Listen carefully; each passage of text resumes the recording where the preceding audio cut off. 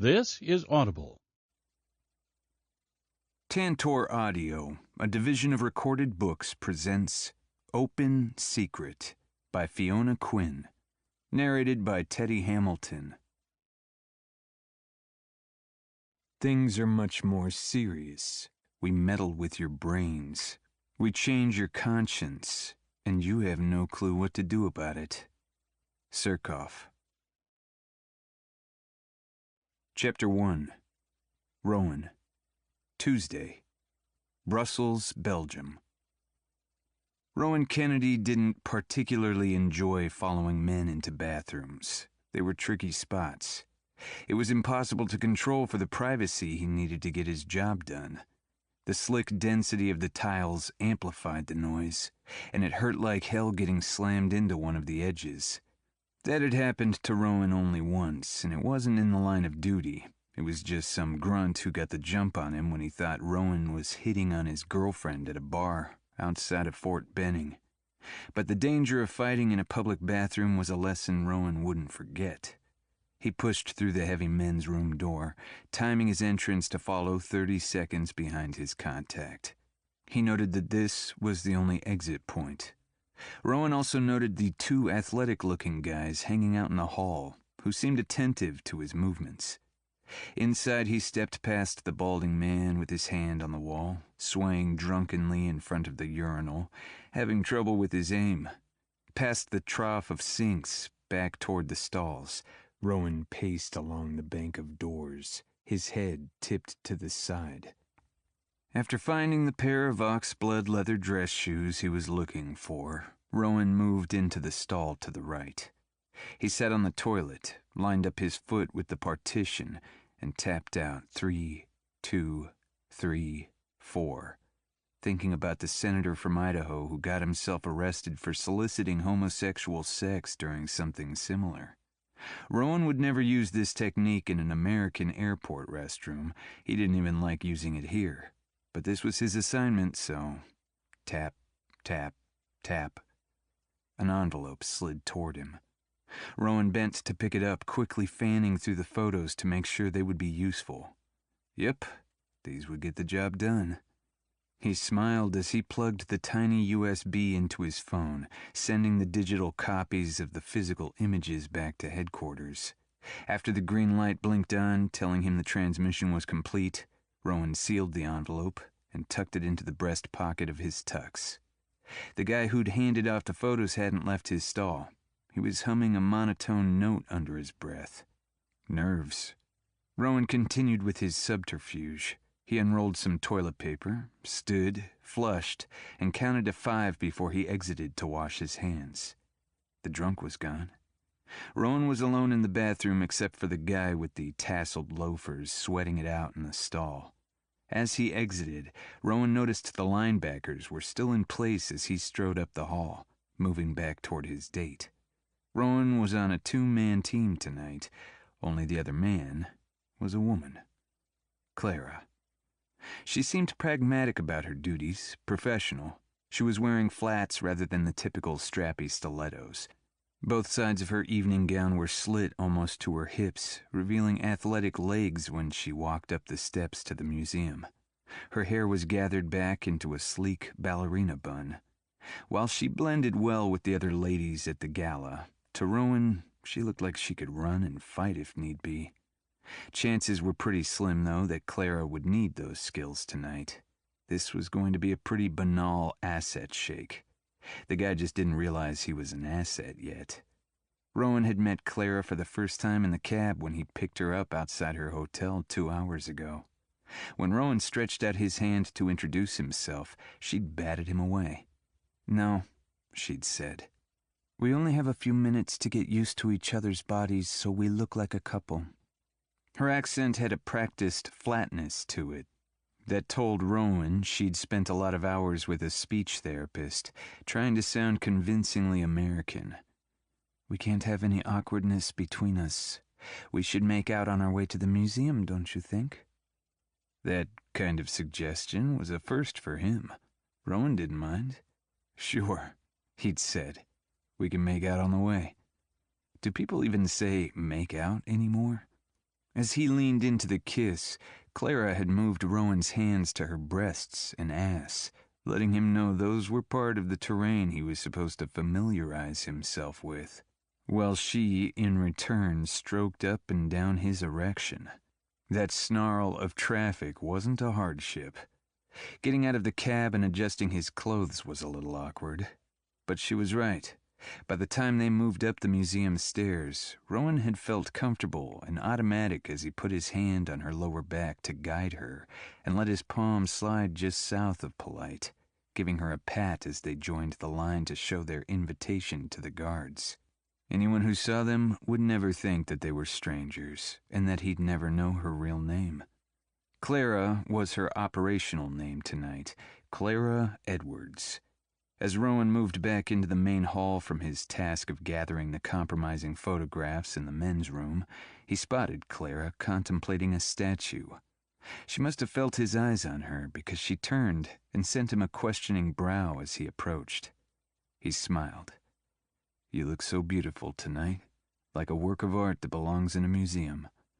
She put her hand on his shoulder. "You don't look so bad yourself." Clara slid her fingers down to his chest, resting them over the envelope in its concealed pocket, assuring herself that Rowan had been successful. "Did you see anyone you know here?"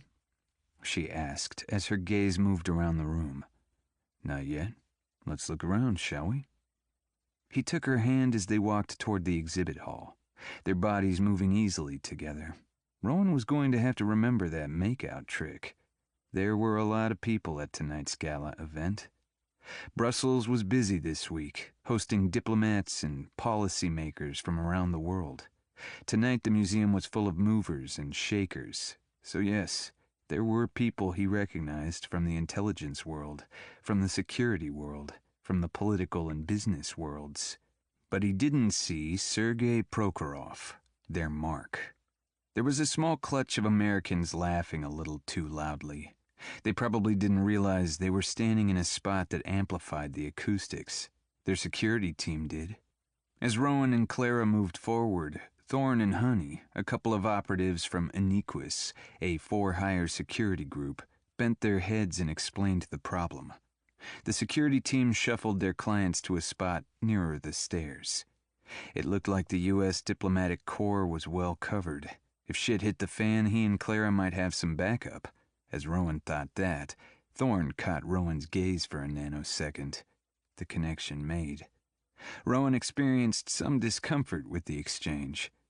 Who else was here that might be able to place him? Who might whisper the wrong thing into the right ear?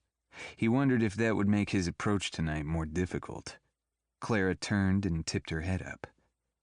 "Sweetheart, look there on the right. Isn't it beautiful? Let's go see the Madonna." Sergei Prokhorov. There he was in the galley to their right, nursing a martini and looking bored with his conversation, standing in front of a Renaissance Madonna. Clara's face brightened with a smile of recognition. "Sergei," she called with delight as she patted Rowan's arm. "Come, let me introduce you." She disentangled her fingers and quick-stepped over to Sergei with her arms extended. Okay. Not the way he would have done this.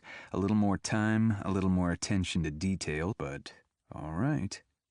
Sergei's mouth formed into a plastic half-smile. He stopped blinking. He must have been combing through his memory banks, trying to figure out who this woman was. The man who was speaking to Sergei saw Clara's approach, lifted his glass in a parting salute, and turned to move away. Clara grasped Sergei's arms and came up on her toes as she planted 3 cheek kisses, right, left, right, as was the custom here in Belgium, while sliding into the Russian language. "I'm so glad to see you. Here, let me introduce you to my date. This is Robert Baker." She sent a radiant smile his way, then turned back to Prokhorov.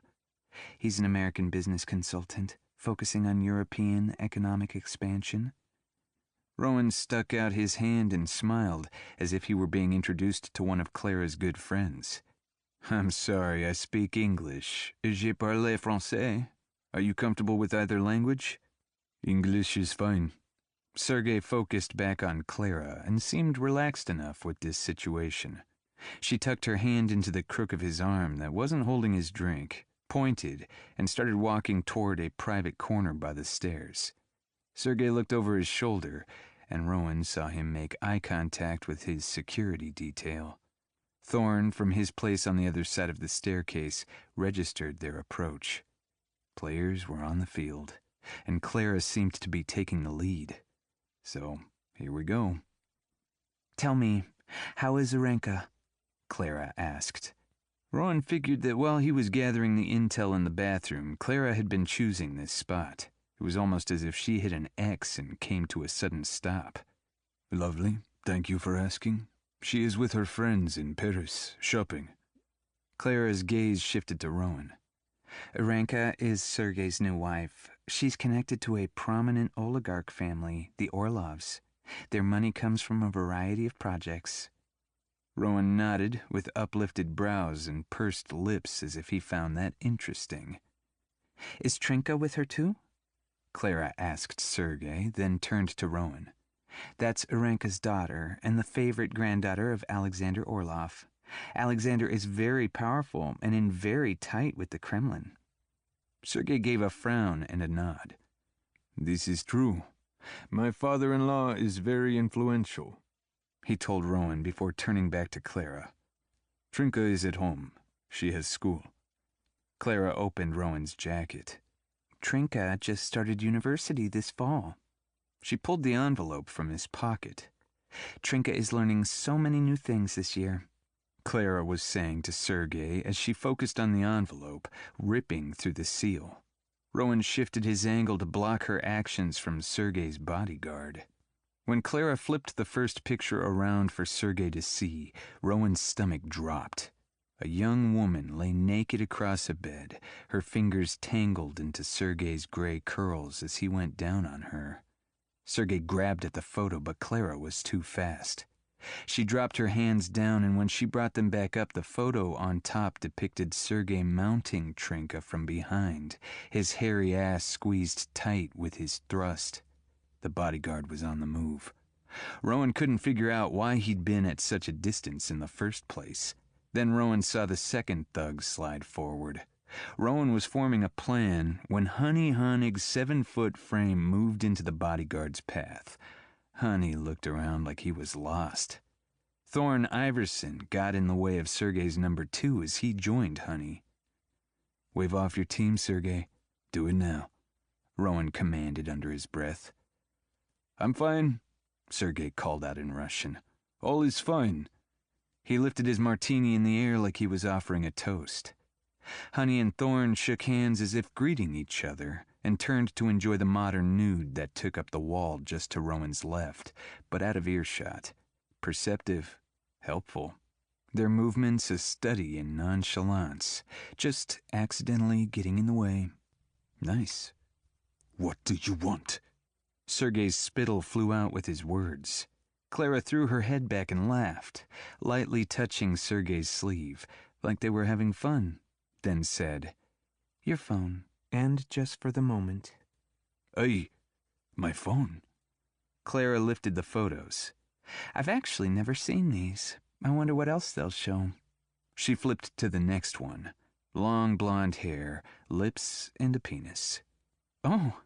She wrinkled her nose as if smelling hot garbage. "Look how thin and scrawny it is. That rat's nest of gray hair." She looked up to catch his gaze. "You have a pathetic dick." "Why do you want my phone?" Sergei asked. "Just for a moment," Rowan said. "Pull it out of your pocket. Open the screen." Clara flipped to the next photo and cocked her head to the side as she examined the image, disdain pulling at her nostrils. Sergei did as Rowan asked.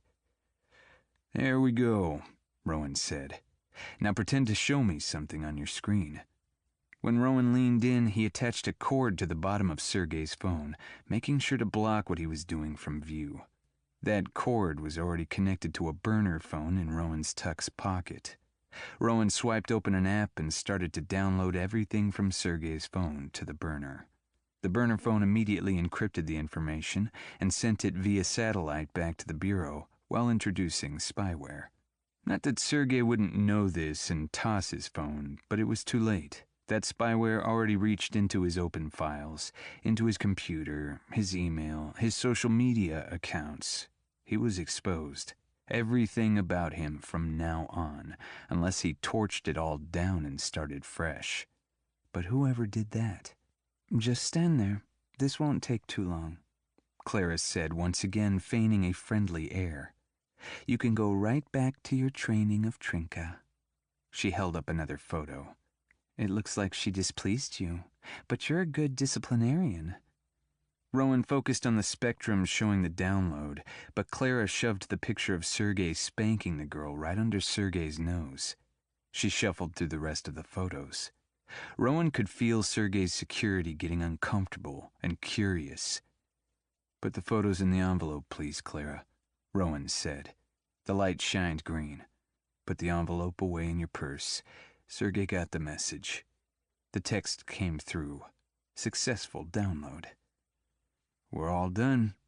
Rowan pulled the cord from the bottom and handed the cell phone back to Sergei. "It was nice to meet you," he said, clapping Sergei on the back. "I'm sure we'll be running into each other again."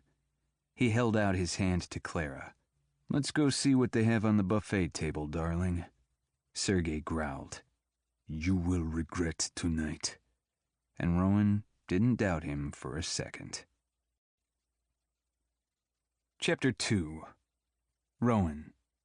Tuesday night. Brussels, Belgium.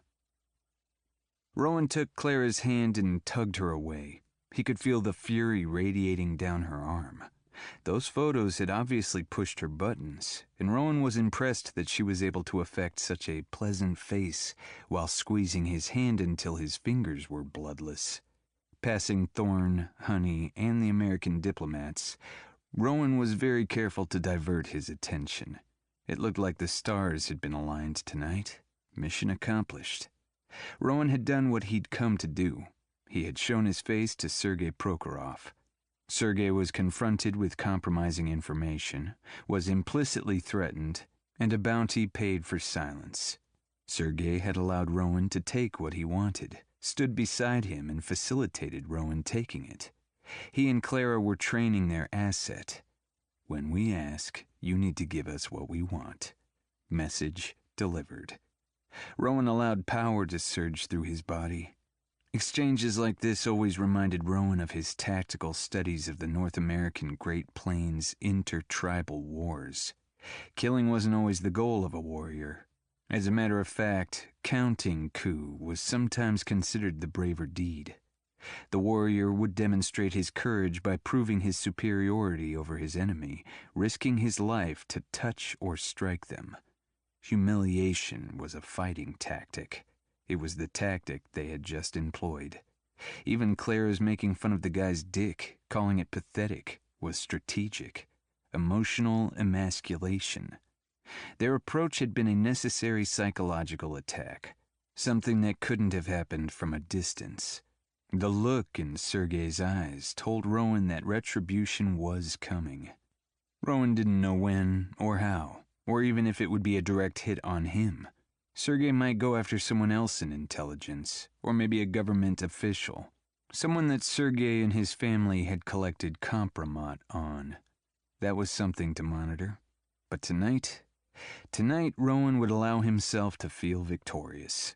Those thoughts swelled Rowan's head as he and Clara hustled down the marble steps toward a queue of taxis, waiting to take the partygoers to their next destinations.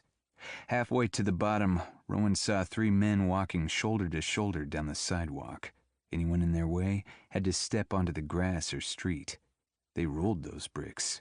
One talked into his phone. All 3 snarled at Clara and him. Rowan pivoted, dragging Clara around with him. As he placed his foot to step upward and scurry back where they could get lost in the gala crowd inside, 4 more goons pushed through the carved wooden doors of the museum. Sergei must have borrowed some enforcers from friends at the party. They were about to get sandwiched between the 2 teams. Rowan twisted again, looking for options. There was a group of about 20 that buzzed together at the far end of the stairs. They laughed loudly and called jokes to each other, their voices amplified by alcohol. Rowan and Clara entered into their swarm just as the group moved off the steps and walked down the sidewalk.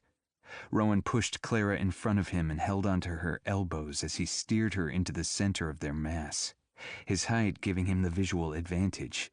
Together, the friends jostled and joked down to the corner of the walkway, turned to walk some more, and then entered into a parking garage. While Rowan disliked doing ops in men's bathrooms, he hated doing them in parking garages. Their cover group stopped to call their goodnights, shake hands, and cheek kiss. Breaking into couples, they headed off to find their cars. Rowan slipped his hand into Clara's lower back and tried to walk them nonchalantly toward the elevator bank. As Rowan swiveled his head and smiled down at her so he could use his peripheral vision, he muttered, "Incoming, 5. Leader's phone to his ear. He's calling shots on a wider op." Poor choice of idioms, Rowan thought. Hopefully there would be no shots, no guns. 5 of them? Clara asked, elongating her stride. 2 unaccounted for? There was an echoing shout. They'd been spotted. Rowan grabbed for Clara's hand and pulled her behind a delivery van. They bent in two, running along, peeking through the car windows, trying to stay off the bad guys' paths. The protection team had found out and were moving systematically, applying their training. Suddenly, Clara scooped the front of her dress up over her arm and raced toward the stairs, leaving him behind. Rowan would have chased after her. The stairs were a good idea, but the gun pointed at his head was a deterrent. He looked down at the red dot on his chest. Yep, lasers and silencers, and a second weapon. Awesome. "Knees," the gun holder said. "Hands." His voice was thickly accented. Rowan tapped his ear. What are you saying? Do you speak English? Anglais je t'en prie?"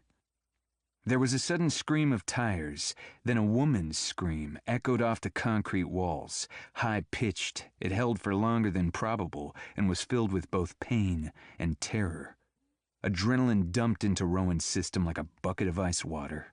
God, Clara, what the hell is happening to you? There was nothing he could do to help her until he helped himself. A third gunman, a fourth. A man from behind him kicked the back of Rowan's knee and he went down hard on the cement. A black hood was dragged over his head. This is gonna suck. Rowan's hands were zip-tied behind him. Then the punches landed. Guts, kidneys. He'd be pissing red tomorrow, if he got it tomorrow. While the bag stopped him from seeing what was happening, the bag also helped the knuckles slide. The punches weren't ineffectual, but the impact was less than if they hit and struck. That last punch to his stomach made puke slick up Rowan's throat. He forced it back down. He'd be damned if he was going to vomit into this bag and have to smell it through the whole ordeal. Suddenly there was an engine roar, and he was caught under either arm and hefted to his feet. A click, a chunk, and a push. Rowan lay backward in what he assumed was a trunk. They pulled off his shoes and rolled him. Rowan found himself in fetal position in a closed trunk, alone. He wondered what had happened to Clara. He wondered if she were dead or captured, or if by some miracle she had escaped. Perhaps that scream earlier hadn't been hers, but some other gala-going socialite who saw the botched operation unfurling and had screamed out her distress.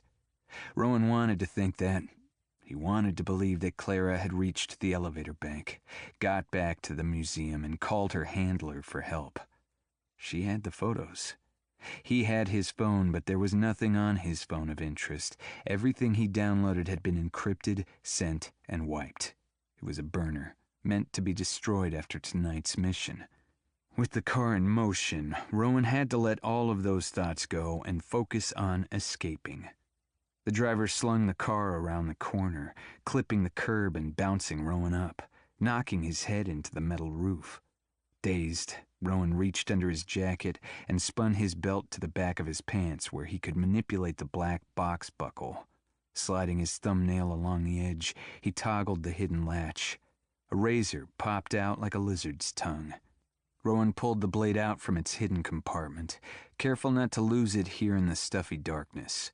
Rowan needed two things: time and opportunity. Okay, 3. He needed some luck. Pressing the blade between the knuckle of his index finger and his thumb, Rowan sawed at the thick, military-style flex cuffs, slicing at his bindings and trying to avoid his artery as the car bounced and popped over the roadway. Patience was key, and Rowan struggled to calm his system. It would help if he knew what kind of clock was ticking. If suddenly the car came to a stop, and he was yanked from the trunk and dragged into some hidey-hole building, yeah, he didn't want to think about that. He needed to focus on the places he had control: his breath, his heart rate, and applying a steady pressure as the blade bit millimeter by millimeter into the plastic. Pop! There, he had it. One hand free, the other still encircled by the tie, Rowan reached up and clawed the bag from his head. The air outside of the bag was only a bit easier to breathe. Slightly more oxygen mixed in with his carbon dioxide exhalant. Maybe a little less dizzying. Rowan slid the razor back in place and swiveled his belt buckle with its helpful gadgets back to the front of his pants. So if the thugs did pull him out of the trunk, he might be able to keep some tools with him. They took his shoes, so they'd guessed he came prepared. Rowan's mind worked on the knot of his situation, while his fingers nimbly worked at the knot of rope that entwined his ankles. Free, he reached out and tugged the glow-in-the-dark pole that hung from the trunk lid. It was there by law, a safety requirement. That no one had sliced this out told Rowan that this event was a surprise to his captors, too. They were probably up front yammering on the phone, trying to pull together a next step. The acoustics changed as they moved into a tunnel. A tunnel might be a good place to jump and run. Rowan let the trunk pop up just far enough that he could see what was behind him. A pair of headlights rode half a meter from their bumper. If he were to suddenly pop out, the car's driver behind him would be startled out of their mind. Their limbic system would do one of two things: press down the gas or press down the brake. Maybe press them both down. If they pressed the gas, he'd get caught between the two vehicles and probably die. If they stomped the brake, there would be a massive pileup behind them. Rowan would have to run forward. Forward meant he'd have whatever goons were up front chasing after him, and they'd have the benefit of shoes. And if the driver stomped both pedals, it was probably the first kill Rowan on impact scenario. Nope, too risky. He'd have to wait. He lowered the trunk until it clicked. No reason to tip off the bad guys that he had use of his limbs. While he waited for the acoustics and speed to change once again, Rowan patted his pockets looking for his cell phone. But of course, it was gone. If someone tried to open it, there was nothing there to find. Not a GPS locator, not a last number called, nothing. The car de-accelerated. Rowan tugged the trunk's catch. When they slowed to a stop, he peeked out the back. A line of cars idled behind them. They must be at a traffic light. Rowan let the trunk lid budge up just enough to get his body through the crack. Still grasping the catch string, he dove out the back. He pulled the trunk shut and crouched between the cars. Rowan rose up just enough to see the driver from the car behind him, wide-eyed, gaping mouth, shock freezing his features in place. As Rowan crouch-walked toward the sidewalk, the guy laid on his horn. Others, too, seemed to take up the chorus. Rowan scrambled to hide between parked vehicles on the side of the road, but the pedestrians stopped, their arms thrown wide as if to protect those around them, and gaped. Okay, this isn't good. Rowan decided that the mob squad probably wouldn't open fire on him in the street, so he stood and took off running. Slowed by his flapping socks. The men had bailed from the car and were closing the distance. Rowan flew down the street, hooked corners, leaped barriers, and still they came. Lungs burning, heart pounding, the stitch in his side wanted to double him over, but Rowan pushed himself hard. If they caught him, they'd kill him. He could feel that decision chasing him up the street. Up ahead, he watched the light turn yellow. Rowan slung himself around the corner and saw an empty cab. He thought he might be enough steps ahead. Rowan pulled the door open and dove in. He jerked the door shut again, plunged to the floor and hit the lock. If he timed it right, their lights should be green. "Hey," the driver called out. €1,000 to get me out of here," Rowan panted. He didn't have a way to pay the guy €1,000. That detail was something that might suck in the future. Rowan reminded himself he had plenty of present time suck to deal with. The cab doors up front clicked as they locked. A fist banged at the window, angry yelling in a foreign language. The cabbie took off, his voice pitched high. "Merde, they have guns!" "Go!" Rowan yelled. "Go, go, go!" The taxi driver floored the pedal, weaving through the traffic at breakneck speed. "Am I heading for the police station?"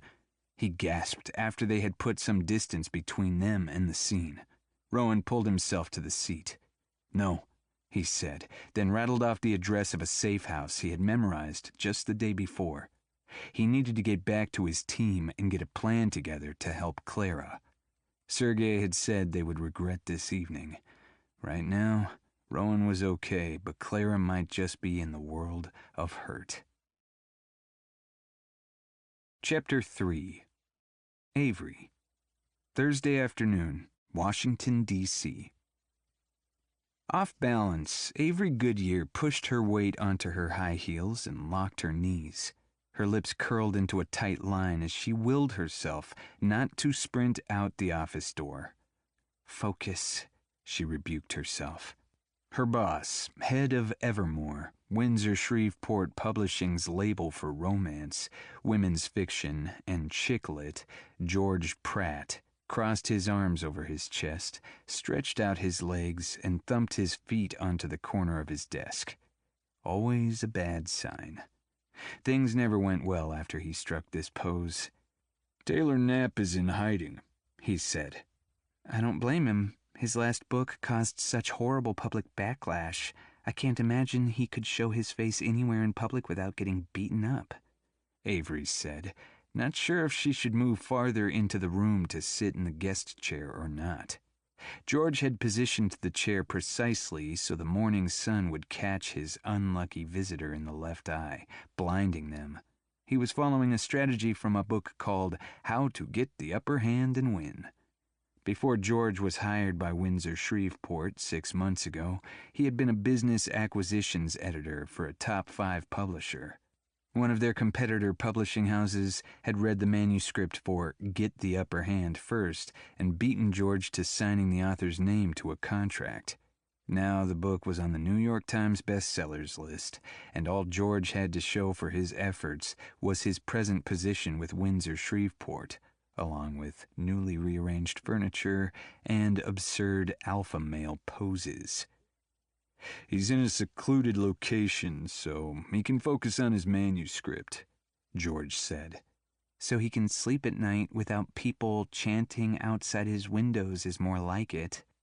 Avery slid her hands into her pockets, but that didn't feel right. She pulled them back out. She stood there, awkward and uncertain. Taylor Knapp wasn't in her author queue, thank God. She had nothing to do with him, wanted nothing to do with him. Why was George bringing him up? "I think it's a good decision," George said. "Finding quiet and anonymity to get this damned sequel done already." "Why push him?" Avery asked, holding the sliver-thin hope that Windsor Shreveport Publishing would tear up the Knapp contract and move on to something more wholesome. Okay, wholesome was too big a stretch. Wholesome didn't sell. Scandal sold. In today's saturated book market, everyone was elbowing for a place. Avery closed her eyes and tried for a deep breath, but her lungs stuck at the halfway point, leaving her breathless. She lifted her gaze and caught George smirking at her. "Money, that's why." George uncrossed his ankles and came upright, resting his elbows on the arms of his chair, steepling his fingers. Power pose number 4. "Controversy makes Windsor Shreveport piles of money, which equals job security. And right now, in this industry, job security is everything." He cocked his head to the side. "Don't you agree?" I mean, what would you do, Avery, if you lost this job? His raised brows folded his skin into 4 straight lines across his forehead. Where would your editorial skills take you? Do you know how many book editors are out there trolling the Twitter sphere, looking for writers who need editing at $2 a page and no benefits? Could you make your life work out on that kind of paycheck? Avery swallowed past a lump in her throat. George was positioning the sword of Damocles over her head. She'd have to say yes to whatever came next.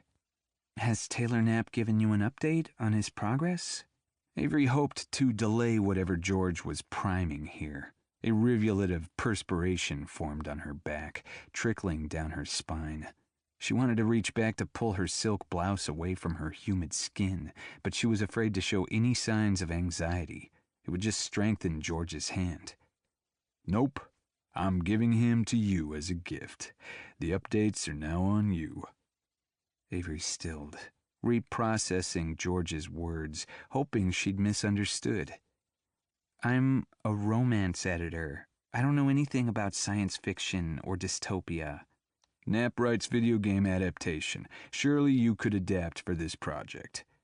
And he winked like he was telling her a good joke. I definitely don't know anything about that. How could I possibly edit something like that? He cocked his head. But you know about romance?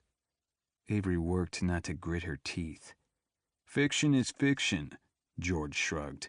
Wheedle something out of him. George picked up his pen and jabbed it toward Avery, punctuating his instructions. An outline, a first chapter, anything you can get. I want something on my desk yesterday. Pen jabbing, power move number 9. Disdain bubbled in Avery's stomach. He's turning himself into a caricature. Her cell phone buzzed against Avery's thigh. She pulled it from her pocket and tapped it off without checking the readout. Me? But Avery moved behind the chair, using it as a shield against all the ramifications of this conversation. Please, I'm really opposed to this whole project. Maybe the intern would like to get this on his resume? Avery threw out the Hail Mary with little hope of success. George looked too smug right now to be generous. You. Knapp insists you're the only person he'll talk to. But I've never met him. He wants to work with a woman. You're all we've got, so you're it. George's PA came over the speaker, announcing George's wife was on line 1. He reached for the receiver and pointed at the guest seat. Avery dragged the chair away from the window and sat down to wait. She checked the number that had called. Lola, shoot. Her best friend wouldn't call her at work unless Avery's mom was acting up again. One crisis at a time. Being thrown into the Taylor Knapp 3-ring circus certainly felt like a crisis. His last book was so inflammatory that Avery had received hundreds of nasty emails from strangers telling her that she'd damned her soul to hell by her involvement with Knapp's novel, and she hadn't been involved at all. What would happen now that she was going to be in charge of this project? Avery needed to stay as anonymous as possible. She'd need to get a new phone number right away, an unlisted one. George banged the receiver onto its cradle. He wasn't wearing his Titan of the literary world mask anymore. Stress constricted the muscles around his eyes, making them seem small and too deeply set. He paused. You should know that my wife found an old photo from back when we dated. Luckily, you were wearing that big floppy hat of yours. She asked if it was you. I said no. She thinks we met here at the office after I signed on with Windsor Shreveport, and she will never know anything different. George paused and considered Avery. If she shows up here with the picture and asks you about it, you will deny it's you. George, we had this discussion. We stopped dating when I graduated from grad school. That was years before you even knew her. I'm not sure why this is an issue. Right, well, I want to be clear. You need to be very careful and stick to our story. If she brings up the conference in London last Christmas when we... He stopped and winked. Became reacquainted? That's okay. But since then, I was married, and I became your boss. You are now my underling, and that's it as far as she's concerned. He stood up, stretching to his full looming height of 5 feet 7 inches. Move number 13, how to get the upper hand and win. Avery would have liked to laugh at the absurdity of his affectations, but this wasn't funny at all.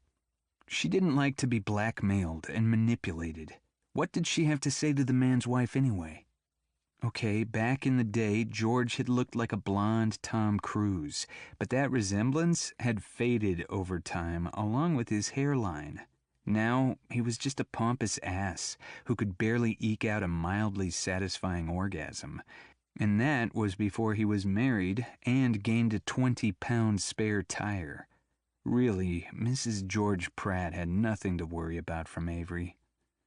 "Obviously, I want you to keep on working here," he continued.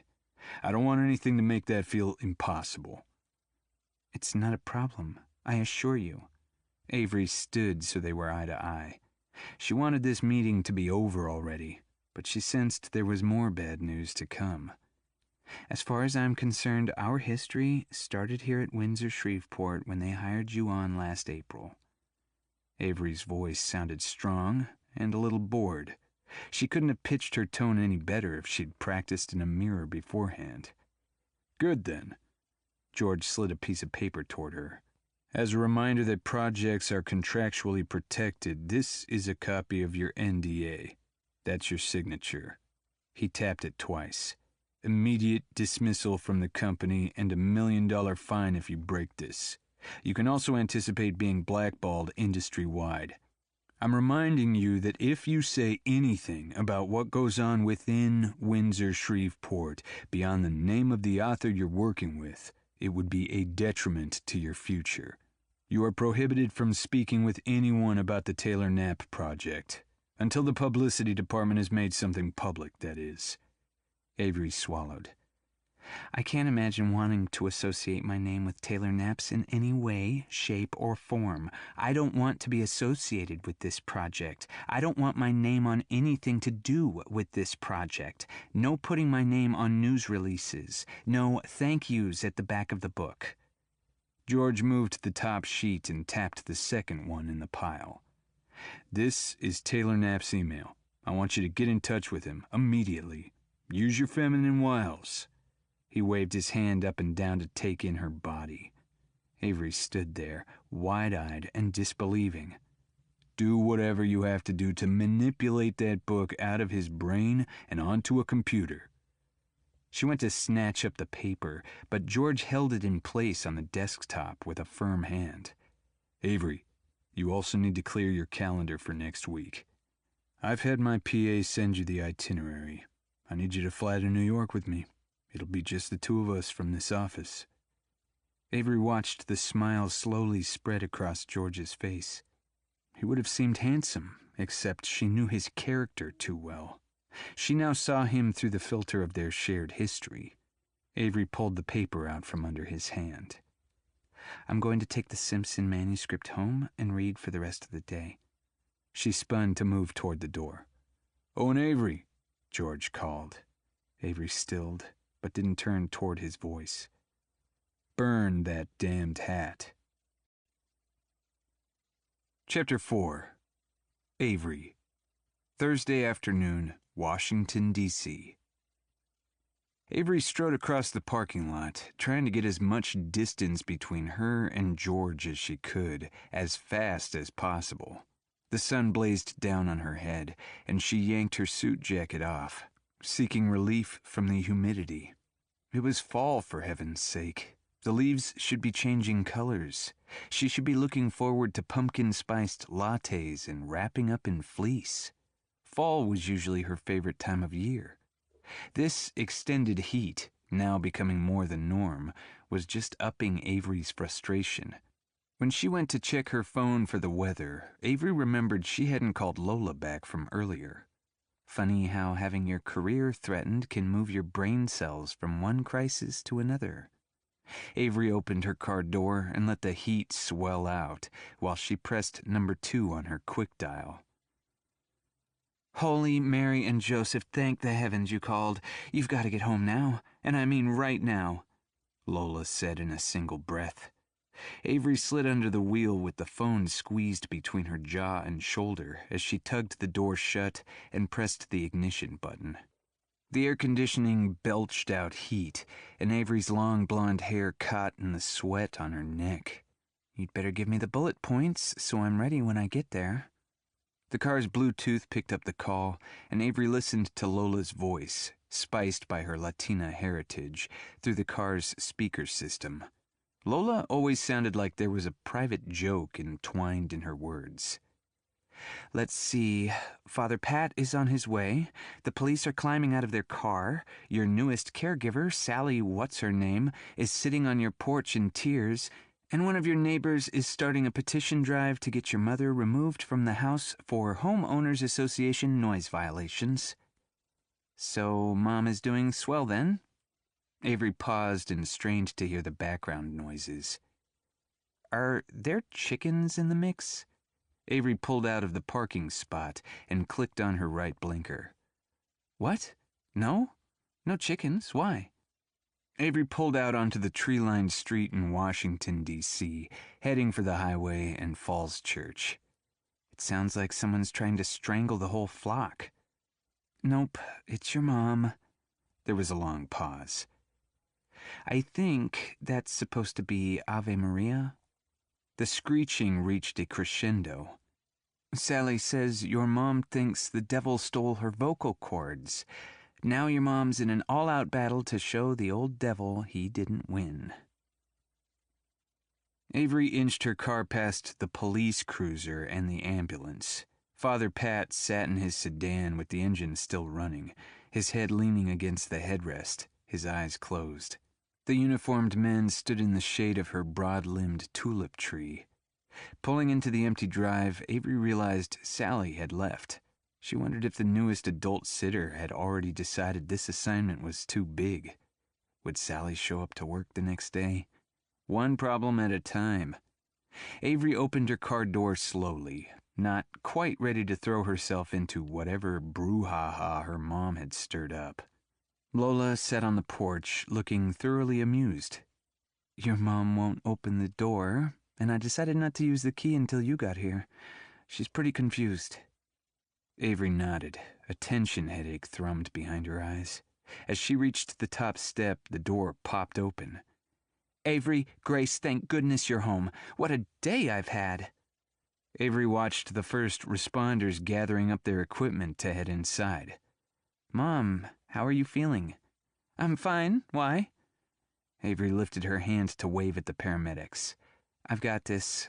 Thank you so much for coming," she called as she watched them striding as a group toward her, their cases in hand. They stopped, seeming uncertain, then nodded and moved to their vehicles, leaving one guy behind to approach and have Avery sign the requisite paperwork. By now, Avery knew the drill. "Mom, Lola came to help you. Why didn't you let her in?" Avery turned her mother around and moved her into the house where the air conditioning provided some relief. "Lola Santiago? She didn't come here." Avery pointed over at Lola, who plopped onto the couch. "This is Lola, Mom."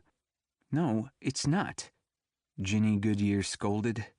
"You are not Lola Santiago. You are an imposter. Did you come with the bad men?" "What bad men, Mom?" "The ones who are watching the house." She turned and pointed a menacing finger at Lola, whose eyes glittered with merriment. "You can't fool me. You are not Lola. You don't even look like her mother. Her mother is beautiful." "Mom." Avery's voice strained to sound patient. "Lola's last name is Zelkova now? Did you get confused when Sally told you Mrs. Zelkova was at the door?" The doorbell chimed, and Avery answered it to find Father Pat standing red-faced on her stoop. He had a gallon jug of holy water in his hand, still in its giant Foods grocery bag. "Your mom called me and said the devil was here. Shall I look around and see if I can find him?" Ginny jumped forward and grabbed the priest's hand. "Would you? I think he went away, but if you could make sure." Father Pat smiled weakly and shuffled toward the back of the house. Ginny's face shifted from grateful parishioner to angry mother who wasn't having the wool pulled over her eyes as she turned on Lola. "This floozy is an imposter, I tell you. She's just wearing a Lola disguise. But I see through you, you floozy. You can't come and take my house from me." Lola's designer dress, her long jet black hair cut into face-framing layers, and her manicured nails gave her the air of a society belle. There was nothing floozy about Lola's alcova. "Mom, look at her. This is Lola. She has her own house. She doesn't need yours. She lives there with her 5 kids. Ginny's gaze narrowed on Lola. 5 children? Do you know who any of the fathers are? Mom! Chapter 5. Rowan. Thursday evening, Alexandria, Virginia. Climbing stiffly from the back of the lift parked at the front of his Alexandria home, Rowan promised himself a scotch and time in front of the TV, just chillin' with some ice packs. The one piece of good news was that he was the only one bumped and bruised from the night at the gala. Clara was fine. She'd gotten away from the man who was chasing her. The scream Rowan had heard in the parking garage when he was taken captive, as it turned out, wasn't a woman's at all. And now Rowan knew what a man sounded like when he was stabbed in the dick. Rowan was sincerely grateful that he and Clara were allies. The Lyft driver had already popped the trunk and was hefting out his suitcases and duffel bag. If only he knew the size of the arsenal I carry in there, he might not have let me in his car. Thanks, man. Rowan reached for the suitcase handles and strap of his bag. I left you a good review and a tip. With a wave, the guy headed on to his next fare. Rowan stood at the end of his drive where Jody's car blocked the sidewalk up to the house. Her being here should make him smile. He should be glad he wasn't coming home to an empty house. But the truth was, Rowan wished she wasn't there. He stopped by the mailbox to give himself a little time to figure out why he felt so indifferent. He and Jody had been dating almost 3 years now. She checked all the boxes for life companion. Well, she had when they first went out. She was still smart and attractive, but over time the charming and funny had kind of slid to the wayside, for both of them, like it was too much effort to maintain. The good conversations part had turned more to grunts of acknowledgement. The caring and nurturing had become canceled plans. Both of them had kind of given up, their relationship more about habit than anything else. And now, things were just in a holding pattern until someone made an exit move. He was going to make the move.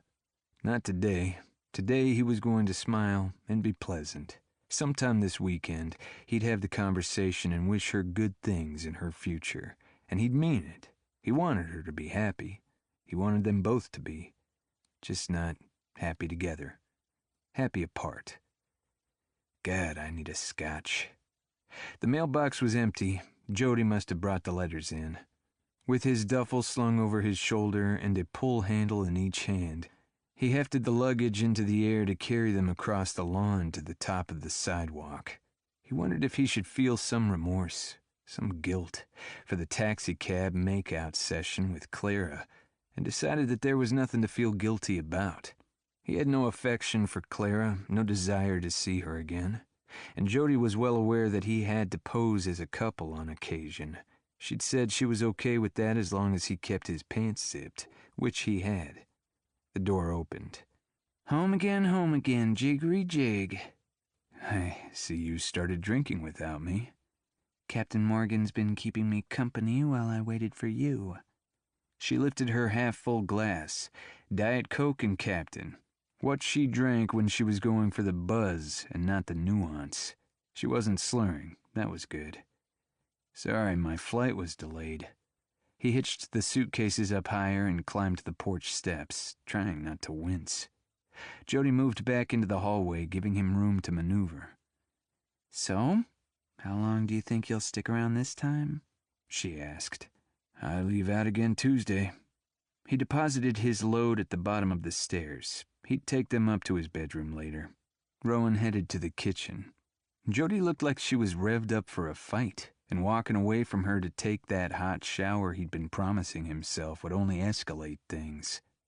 When he ended their relationship, he didn't want it to be with angry words that popped out of an exhausted brain. Jody deserved better than that.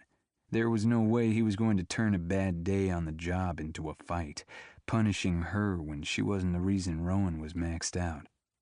"Where'd you go?" Jody asked, following him into the kitchen.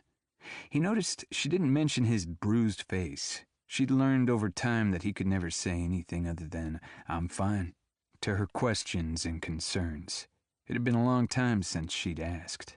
Not that he got beaten up every time he was in the field. Rowan actually tried to avoid such encounters.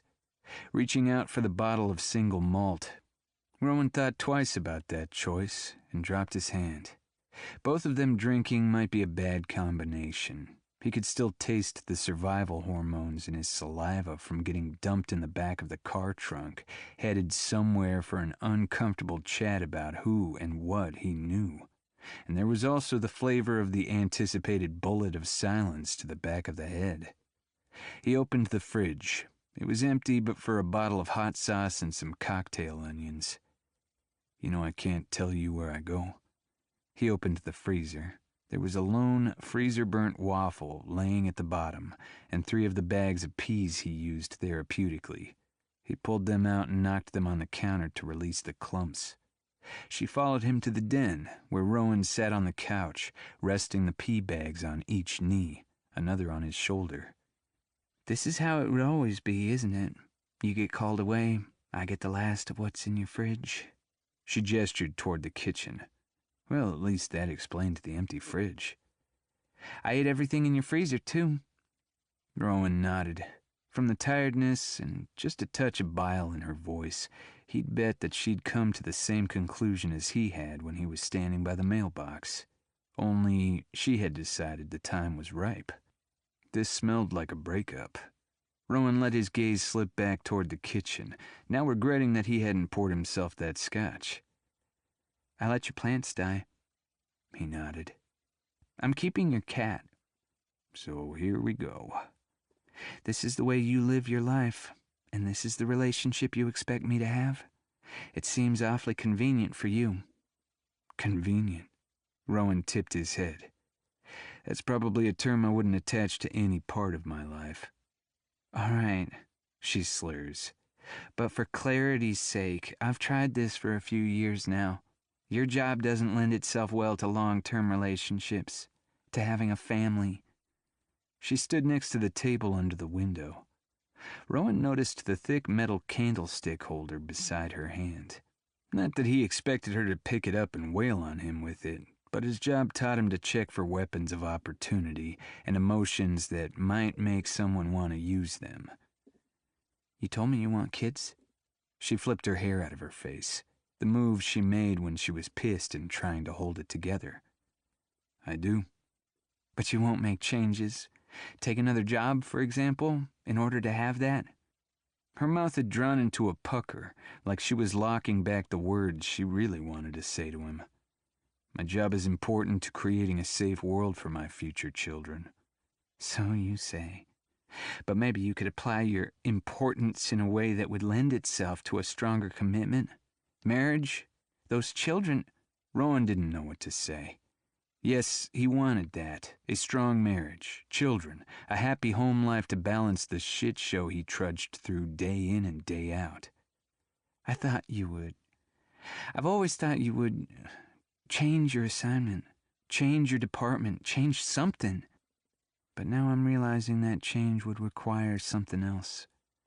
He shifted the peas to the other shoulder. "Someone else." She gave a strange plastic smile that was more like a grimace. "I'm not her. She's not me. I'm not the one." Rowan just sat there. She was right. She simply wasn't the one. That was it in a nutshell. It was so clear, now that she'd spelled it out. No blame or shame, just the wrong size. "Yeah, I thought so." Her finger traced around the top of her half-filled glass that she'd set on the table. So I'm going to make this simple. Like I said, I've taken custody of the cat. He likes me better than you anyway, and always has. And he's used to living at my place. I've gone through your things and taken everything of mine back to my apartment. I thought it was for the sake of ease. Now I realize that I knew this was it. She lifted her glass to her lips and drained it down.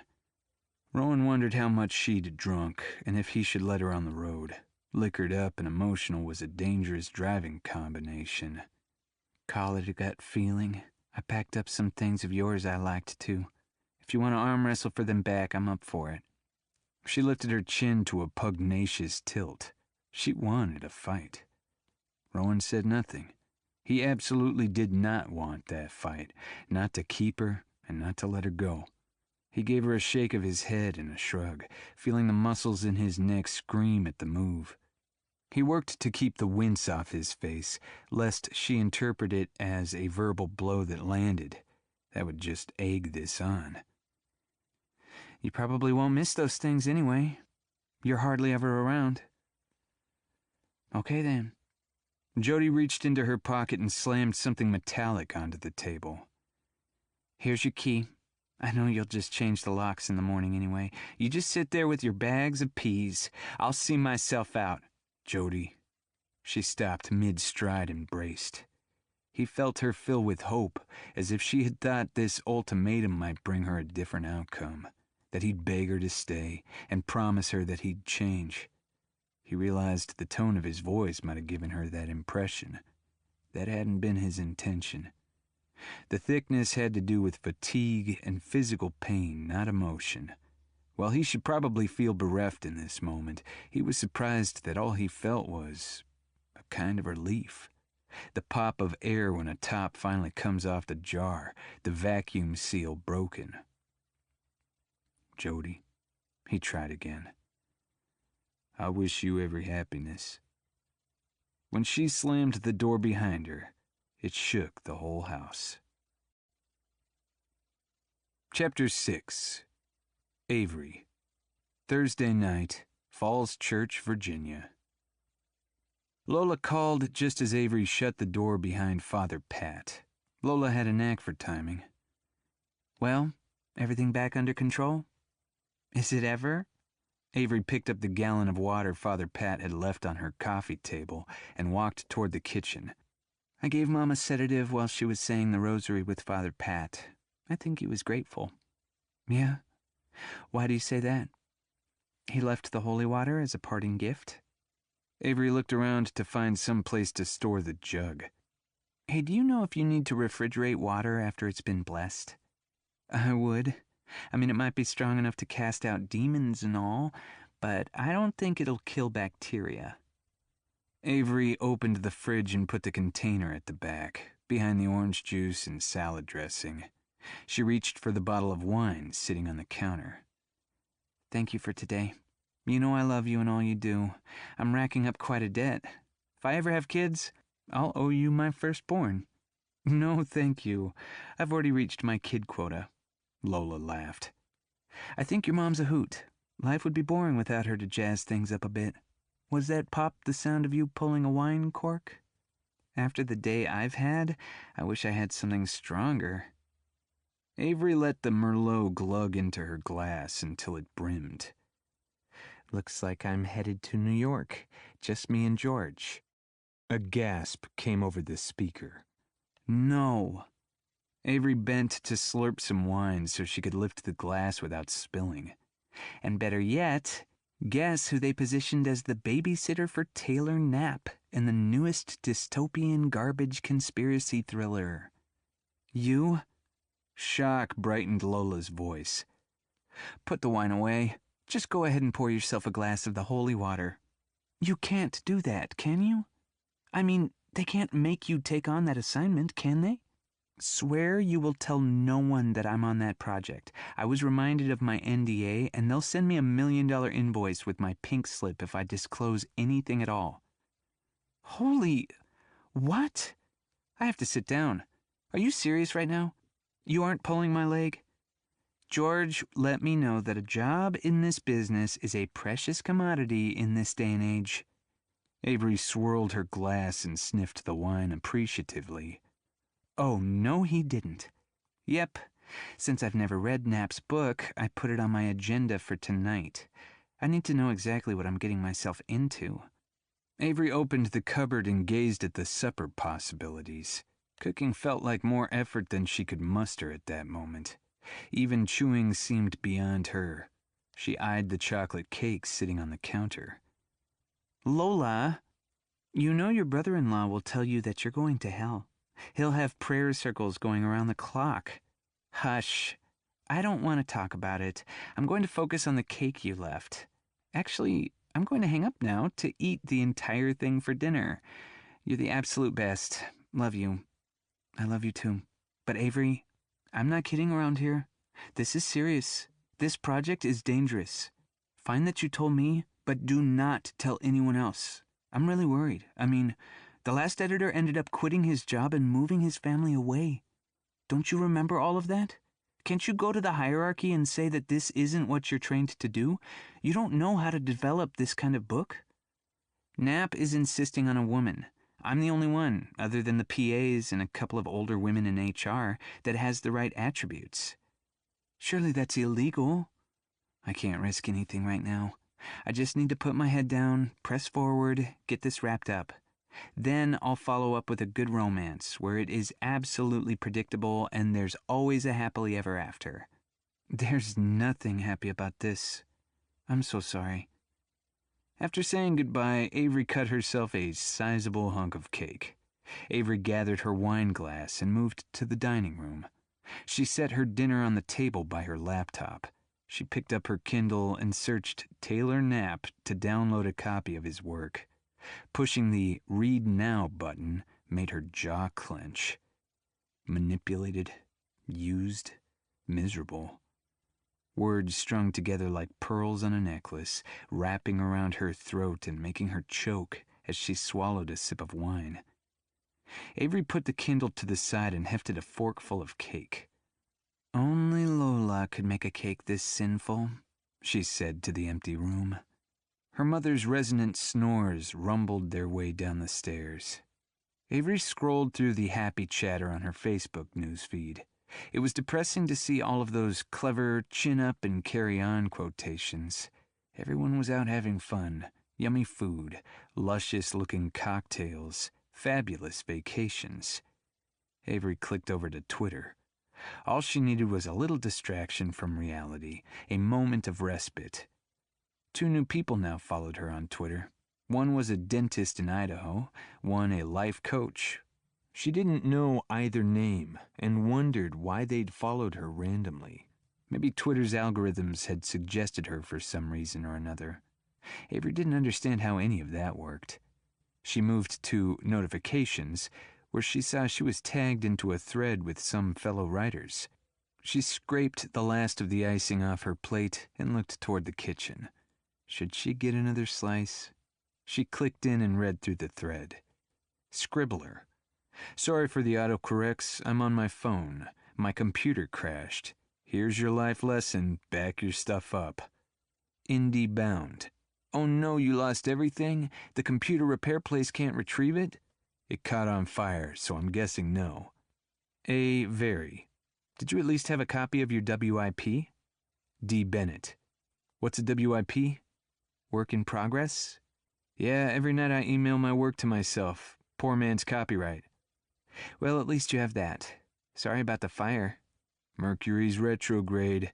The stars just weren't aligned right. Mercury. Good. I can live with that. It'll pass. There was a little old lady throwing curses on the train this morning. I thought maybe some of the evil eyes stuck to me. I've been wearing a garlic necklace ever since. What did you do to deserve getting cursed? Garlic necklaces are for vampires, not the evil eye. Yep, another piece of cake was just what the doctor ordered. And another glass of wine. Avery thanked goodness for her high metabolism and a trainer who kicked her butt, or this slice of cake would probably induce more guilt than it was worth. Avery leaned the wedge of chocolatey decadence onto her plate, sending Lola a silent "bless you." When she sat back in her place at the head of the table, she saw @Roman was online. Roman. For future reference, what do I use in such a circumstance as evil eye curses if not garlic? Avery clicked on Roman's icon and wondered, once again, if the photo was actually his photo or a stock photo he'd bought on one of those websites. In this icon, he had a yummy kind of face that was part movie lead man, part nice guy at the office. His hair was just long enough to wrap her fingers in, messy, like he'd just been having fun in bed. But mostly, Avery liked his eyes. They were kind and intelligent, with maybe a shadow of sadness behind them. Avery wondered what could have happened that seemed to haunt him. This image was definitely worthy of using as main character fodder. And if Avery hadn't taken a hiatus from her own writing, she might just make him into a romance hero. He'd laugh if she told him that. Avery stared at his Twitter handle, Roman, and wondered what his real name was. Something that conjured manly capabilities coupled with a warm, genuine heart. Tristan, maybe? Or Brock. She was objectifying the guy. It's not like I'll ever actually meet him, Avery mumbled against the rim of her wine glass. I can make believe all I want. In the photo, he looked remarkably like a younger Gerard Butler during the time Butler was training for his movie 300. That was assuming this was really him in his banner image, sculling in from the Jefferson Memorial at sunset. Avery took a bite of cake and licked the icing from her lips. Nah, these were probably some online stock photos. Of course, she didn't mind imagining it was really him, and his muscles truly looked like that. Avery decided she'd much rather go to bed tonight with a romance novel, maybe even a romantic suspense, and Roman's image in her mind. Then read the Taylor Knapp book. She could work remotely tomorrow and put skimming the first Knapp book on her agenda, hanging out in a coffee shop or the library. The farther she stayed from the office, the safer she'd be from surprises like today. The cure for evil eye, if not garlic. Maybe some of that holy water she had in her fridge. Roman had been a favorite on Twitter since she'd first joined a few years ago. She'd enjoyed the banter. He was funny and insightful. He wrote, but unlike many people who followed her, he wasn't looking for lubricant to slide into the publishing industry. Not that she advertised where she worked. In her bio, she just listed editor at a major publishing house. He wrote for himself and didn't have any desire to publish. He said it was a way to pass the time waiting in airports, a way to process through things that he was up against in his job. He'd never said what his job was. She'd never asked. She liked to keep Twitter folks securely in the virtual world. But Avery got the sense, from the excerpts of his surprisingly well-written pieces that he'd sent to her over his Share Together app, that he was ex-military and now did something for the government and having to do with security. Riding high on the intoxicating effects of her wine and a wave of dopamine from the chocolate cake, Avery clicked on the action bar beside his name and selected Direct Messages. Avery. So, tell me the truth. Is that your picture in your icon and banner? Roman. Sadly so. He could be lying to her. It's a very handsome picture. Avery blushed hotly as she hit the enter key, but was oddly empowered at the same time. In the real world, she'd never say such a thing to someone she wasn't dating. Well, thank you. I wish I knew what you looked like, unless of course you're actually a cartoon, in which case I apologize. She smiled, feeling flirty. Why didn't I try this before? She asked her empty plate, then pushed it to the side. I'll trade you my selfie with a clock for your selfie with a clock.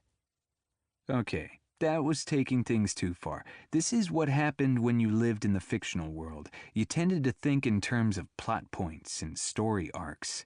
That kind of remark would be the thing Avery would put in a margin for an author to contemplate, not an actual thing someone would do. In a book world, the character would never give up something for nothing, and if she wanted to see what he really looked like, she'd have to do the same. Books don't work like the real world. Ah, What if he said yes? She smoothed both hands over her hair and bit at her lips to bring out their color. Did she have time to run upstairs for a quick freshen up? I'll show you mine if you show me yours. That sounds like the exact indecent proposal I got when I was in grammar school. What happened? I became very aware girls and boys have different plumbing systems, and I got paddled. Well worth it, though. I'd love to see what you look like. But let's hold off on the exchange for now. I was in a car accident Tuesday night, and I'm a little banged up. What? I'm so sorry. Are you okay? What happened? Avery clutched her hand around her neck, wondering why she felt so panicked, especially now that he'd declined to show her in real time what he looked like. He was just some anonymous guy, or gal. She shouldn't feel this concerned, and that concerned her.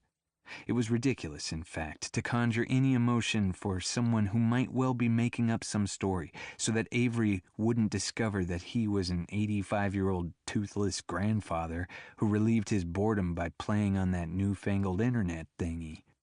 She decided she might ask again someday, and then she'd assume the worst. After all, Twitter was all about the disposability of humanity. Mute, block, move on. Roman. I didn't really see what was going on. I was in a blind spot. I was on foot when I got knocked around a bit. I was in the back of some guy's car where he couldn't see me. Nothing's broken. Not much in the way of blood. I've got some frozen peas on my bruises. I should be ship-shape in a few days. Then we can do the exchange. Or maybe we could even Skype? Avery's eyelids went wide. Skype? Before I ask you to Skype with me, maybe I should introduce myself. I'm Rowan Kennedy. Did Avery want to let go of her own anonymity and tell him her name? It was a pretty unusual name. It would be easy to look her up. That reminded Avery that she needed to take steps to make herself into a ghost. If anyone found out that she was on the Taylor Knapp project, things could get bad, very bad. She'd start by locking her Twitter account. As she opened the settings feature to make the security changes, the snores from upstairs turned into gagging. Avery raced up the stairs and flicked on the light. Mom? Chapter 7. Rowan. Friday morning. Washington, D.C. Rowan showed his badge as he made his way through the checkpoint at FBI headquarters. His friend Lisa stood against the wall. Rowan saw her right away. Anxiety tightened her facial muscles. His own brow furrowed in response. Hey, are you okay? He asked as he approached. I got your text. She squinted as her scrutiny ranged over his face. It's not as bad as it looks, he laughed. As it turns out, black bags do a hell of a job of softening the blows. Don't kid about this shit, she said, crossing her arms over her chest. It's the job. You know what the job is. You knew me when I was a ranger and this was an everyday thing. Now it's only every other month or so. It's a good gig for an old man. What's the I've got to talk to you ASAP text about? Hey, Rowan. Lisa's supervisor, James Miles' voice pulled Rowan's attention around. James? He held out his hand. He gripped Rowan's hand in a shake. Lisa's going to be talking to some folks from the Hill in 10 minutes. These people have the ears of some bigwigs connected to funding. Cyber is their first stop today. I'm hoping for more dinero to focus on our disinformation problem. Would you be willing to give us a few minutes at the beginning of the meeting? I think you can tie this into a bigger picture for them. Lisa's going to be presenting. It would really help her out. Rowan looked over at Lisa to see if she really needed to be helped out. 10 minutes? She cocked her head to the side. You could help me make one of my points about the ever-expanding scope. I'm focusing on Taylor Knapp as my example. She turned her focus on Miles. We need to get him out pretty quickly. He has a fire to douse, so let's call a coffee break right after he freaks them out with what's going on. Miles clapped Rowan on the shoulder with a nod and walked off. Do I really have a fire to put out? Rowan asked, thinking that before he did this, he'd need an Advil and a stronger cup of coffee. First, I'm sorry about you and Jody. She wasn't my favorite, She was a bit of a stick-up-the-ass kind of person, and I never could see how you two worked. But that's not really for me to judge. Rowan stilled. He'd broken up with Jody last night. How in the world could Lisa be mentioning it 12 hours later? Rowan brushed a hand over his face. What did she do? Jody doxed you. She put up a tweet. Lisa lifted her phone to show him a screen capture. Rowan read, "Well, that's 3 years down the toilet. I'm drinking heavily tonight. Tomorrow I burn all the shit that reminds me of my mistakes. Thanks for nothing at Roman, or since you're always at work, at Dark Matters." Rowan stared at it, stunned. Fear shot through his system.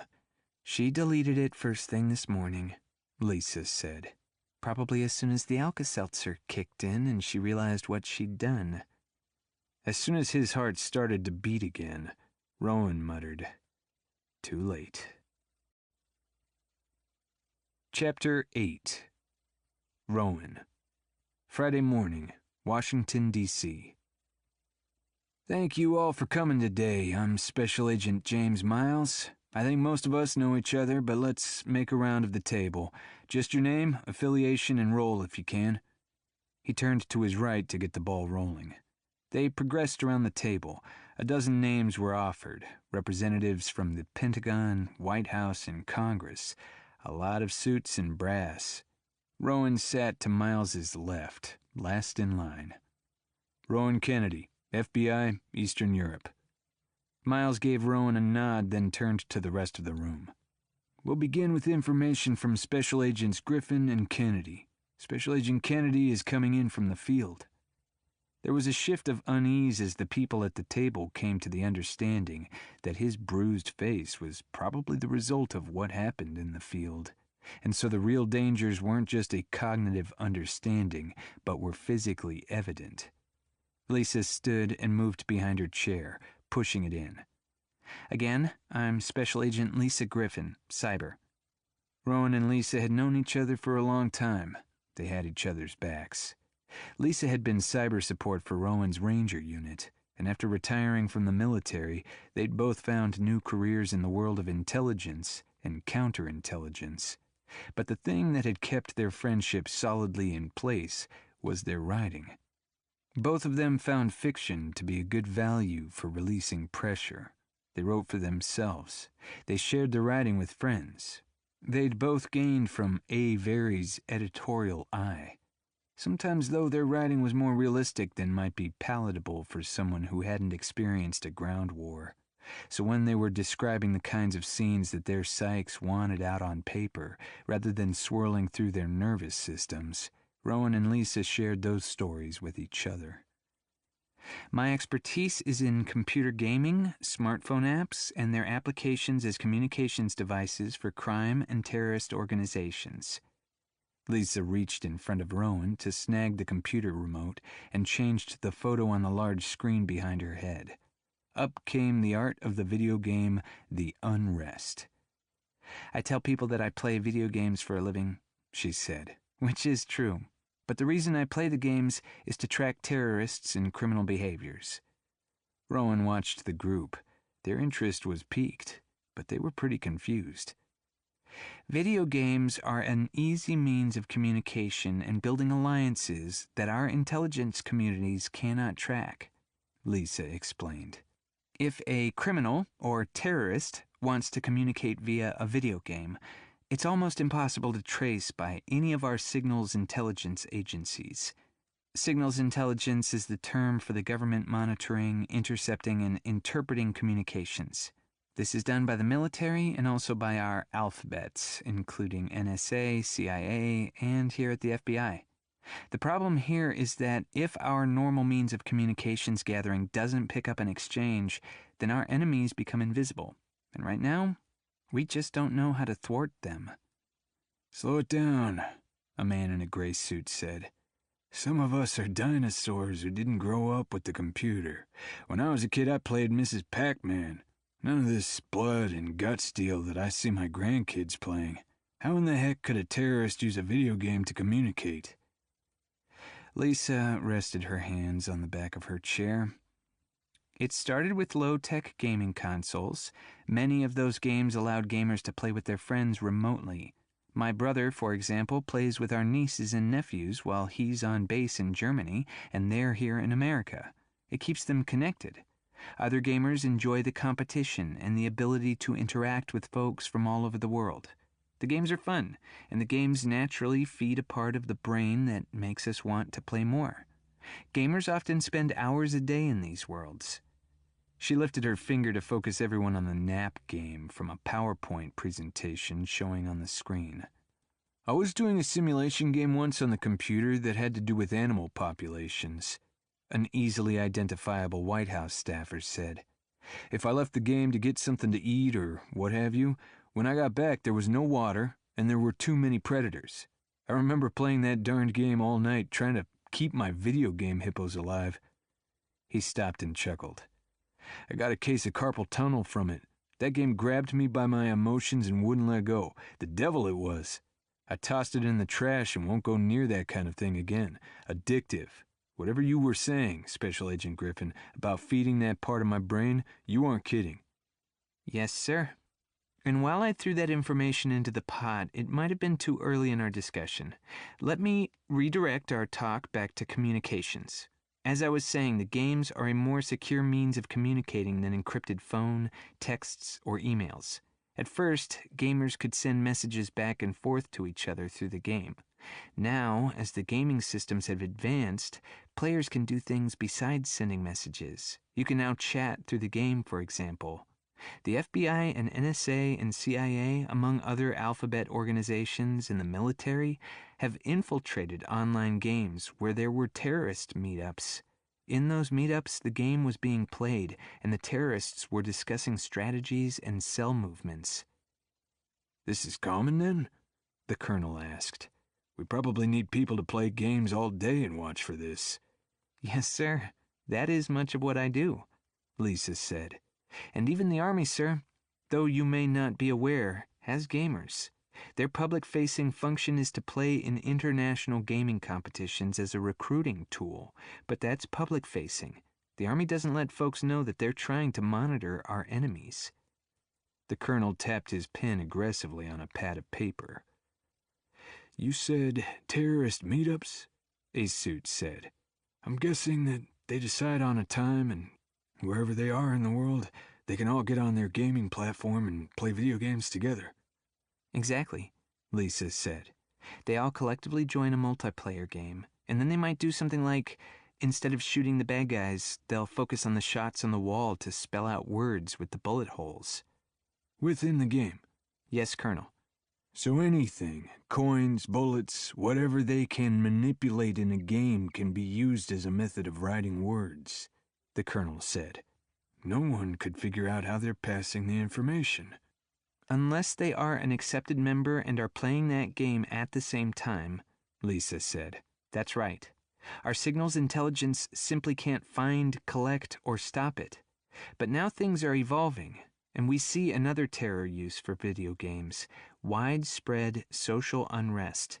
Groups who have anti-American sentiments are now discovering that they can use video games to create cells of violent activists. Backing up a step, a simple definition of terror is when an ideology uses violence to change society. And why are you in this meeting? The colonel turned steely eyes on Rowan.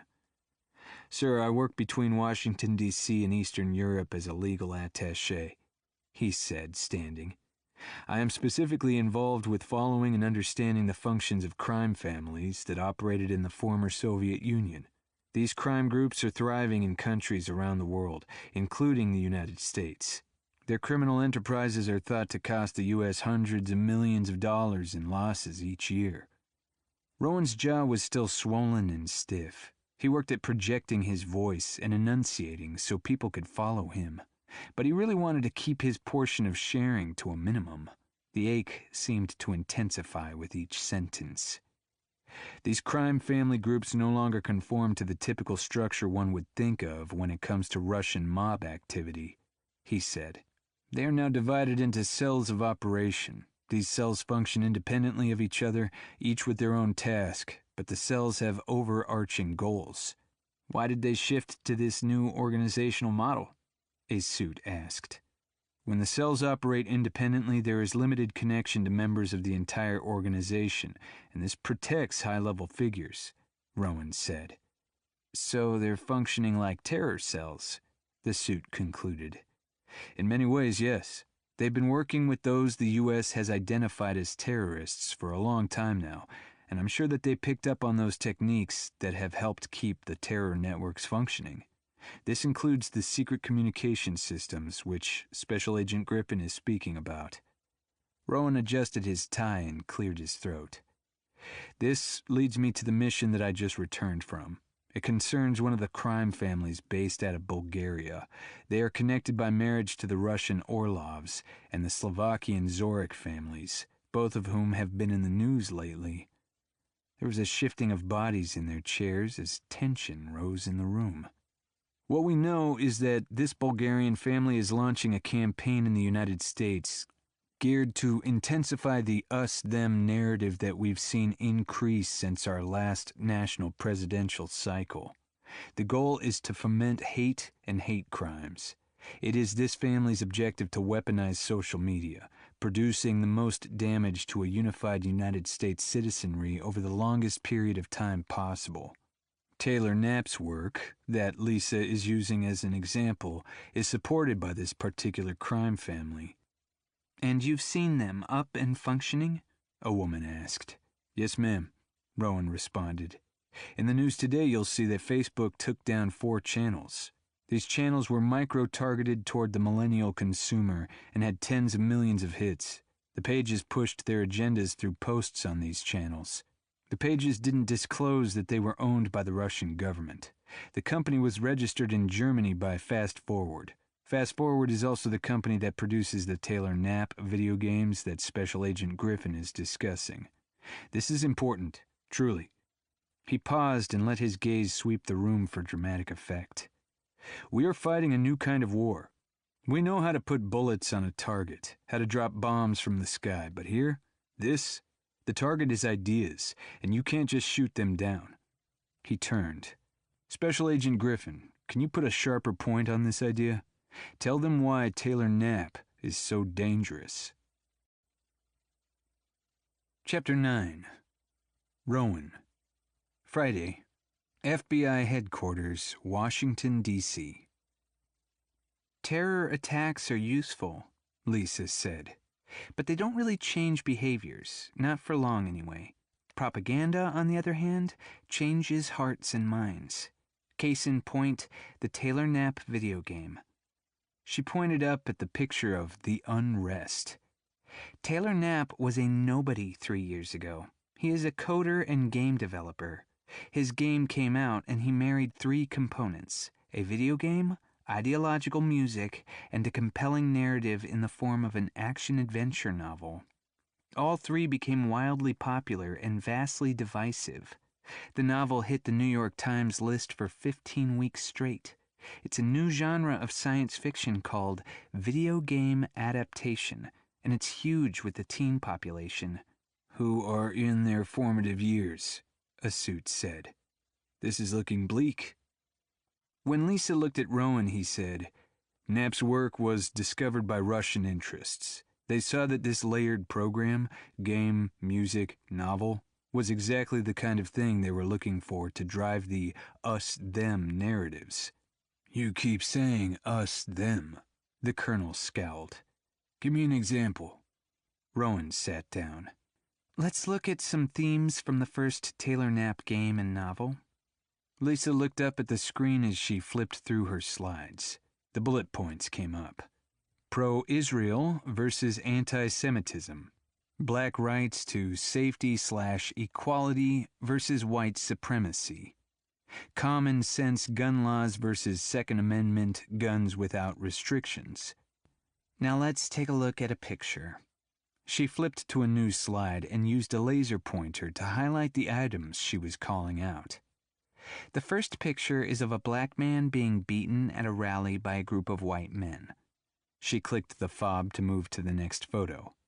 A picture of a man driving through a group of counter-protesters, killing a female. She moved to the next image. This photo is from a recent rally. You all recognize it from the newspapers. There are the tiki torches bought in the outdoor section of their local hardware store. The white males who are marching obviously came up with a unifying dress code. If you look at all of the faces in these photos and the aggressors in the previous two photographs I showed you, every single one of them has been identified by the FBI. Every single one of them plays the Taylor Knapp game. And that's creating this atmosphere of hate violence? A suit asked. The identified individuals don't play the video game a little. They play for hours each day. While there is some psychological literature that supports violent video games leading to violence, this game is a new and potent tactic that we're still trying to understand. In Taylor Knapp's video game, called The Unrest, the more the gamer creates conflict in the population and in the government, the more points they get. You cannot advance in this game without causing unrest. The Uprising, by the way, is the name of the game that's about to be released. Lisa flipped to the cover art for The Uprising. We see that many of these themes from the first book have been debated in the public sphere, and they no longer have the same kind of punch. No pun intended. A hand raised. The developers are trying to create anarchy? The developers are trying to create sales, Miles said. Right. Lisa flipped to another slide of bullet points. Controversy equals free publicity. While that can be leveraged by folks working in a market system, we also have those with Russian interests paying close attention. They want to use issues that are already here, already creating problems. Then they want to blow them up. Again, no pun intended. She grimaced, and her face pinked up a bit. Special Agent Kennedy has been keeping an eye on this in Eastern Europe, Miles said, where bot farms are making pop culture their vehicle for disruption through the us-them narratives. Special Agent Kennedy? Lisa said. Can you go over this next slide? Rowan stood again. The music score for The Uprising is already out and quickly becoming popular. What we anticipate in the themes in The Uprising, the second video in a series based on what is gaining sway on social media, are the following. He turned to the screen and read off, Environment is on the precipice versus climate change is a hoax/scam. Women's equality/respect/safety versus toxic masculinity. Immigration versus populism. Vaxxers versus anti-vaxxers. Okay, good. They didn't dive into pro-life versus choice, came a sarcastic voice behind his back. I'm assuming they have to save some themes for the next game, Lisa said in all seriousness. My guess is that The Uprising will be about doomsday scenarios, Rowan continued. Which player has the resources? How can they keep the distribution to a select few? That kind of thing. Another speculation is that in order to win, you have to amass those resources and allow photoreal video characters to die, taking the us-them equation to the next level. And I believe these photoreal characters will be sympathetic, as in they could be your neighbor or colleagues, and you have to destroy them to advance. I was struck by your using the word photoreal. Is that particularly important here? It helps emotionally train a player for real-life scenario. We use them in our training, the colonel said. We know from brain science that the mind can't distinguish between real and not real, Rowan explained. That's why Special Forces operators, elite athletes, and others are taught to visualize before an important event. As the player moves through the game, a person makes choices. They see their avatar, which is their symbol for themselves, move through a scenario to an outcome. This trains the brain. To have that same outcome in the real world, of course, you'd also have to train your body to be able to function that way. But visualization registers in the brain as real. Photoreal plus the hours a day that Special Agent Griffin mentioned seems very potent then. This woman hadn't stopped clutching her throat since she first asked a question. A body language tell that she felt personally and imminently threatened. The more photoreal the experience, the better the brain can integrate that training, Rowan explained. the more the brain will believe and behave according to the training. And these gamers are training for long periods each day, pulled in and rewarded with the hormone dopamine, among others. It's like a chemical addiction. And there's nothing that can be done with the various social media platforms to shut this down if it's being used as a Russian attack? A congressional aide asked. We're a country of free speech, Miles said. Our enemies use our strengths as well as our weaknesses against us. It might be cheaper just to pay this Knapp guy a significant sum not to produce these games. Has anyone approached him yet? A man in a black suit asked. We don't know who he is, Lisa said. Taylor Knapp isn't the guy's real name. Are you serious right now? The intel community can't figure out who a game designer is? A White House staffer exploded indignantly. There have to be contracts. To get to those contracts, we need warrants, Prescott explained. To get a warrant, we need a crime. This is all legal. Free speech is why this country is great, the colonel said. It's a judo move. Use your adversary's strengths against them. Okay, let me see if I can run this down for you, Lisa said, because it's best that you know just how difficult our situation is. The Russian-affiliated bots have information, both hacked and purchased through conventional means, that targets American consumer audiences, such as those who use various social media platforms. The bots send messages, articles, and memes to United States citizens to solidify their already held belief systems and to make them feel that those beliefs, whatever they are under attack. No one moved. The listeners seemed to be holding their breath. That is what a bot does, Lisa continued. It creates social unrest by pushing people's buttons. She flipped back to the picture of the unrest.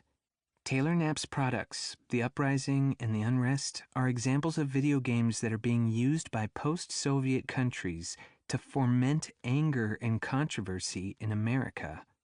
Taylor Knapp's works are prototypes of social engineering that do a number of things. First, she ticked off on her fingers. They help solidify and entrench gamers in their personal ideology and belief systems. Second, they train the player to be angry and afraid. Third, it teaches the player that they will be rewarded for violent action. And fourth, it helps those of like minds communicate completely anonymously. So groups like the ones who stormed through city streets with tiki torches, the colonel growled, chanting that they will not be replaced, have a community of like-minded agitators and a means of communication to plot action in a way that is not discoverable by our intelligence agencies. The room fell into silence as people processed this information. These Taylor Knapp games? The White House staffer asked. What are we doing to stop them from planting seeds of discord in our society? Rowan replied. There's an unusual synergy between Knapp and the troll farms, a natural symbiosis. The colonel's hand formed into a fist. So we nip this in the bud. This is a new kind of warfare, Miles said. We're behind the curve. We're running to catch up. Money, manpower, and a will. We lack all three. We need all three. Miles's gaze traveled around the table, focusing on the stakeholders who weren't already involved in solving this crisis. We need you to go back and work with your people and help them to understand this is getting away from us fast. He let his words hang there until they began to sink in. Chapter 10. Avery. Friday morning, Falls Church, Virginia. Rummaging in the closet, Avery reached in and pulled out a pink shift. Do you like this one, Mom? I don't like clothes at all. Why wear them? They're impractical. Ginny shook an agitated hand, speckled with age spots. The loose skin of her upper arms jiggled with the gesture. You have to put the darned things on, move them out of the way to use the bathroom, clean them, hang them. Just a bother if you ask me. No, I don't like clothes at all. Well, Fanny and her family are coming over, and you can't be naked for that. Moving away from the closet, Avery reached into a drawer and pulled out a pair of underpants and a bra. She turned and stacked them on the bed next to where her mom sat wrapped in a towel. Ginny had combed her damp, shoulder-length hair, now sparse and gray, straight back, and pushed the strands behind her ears. "I don't want her here." Ginny's glare stabbed Avery in the back as Avery was once again digging through the closet, looking for her mom's matching shoes.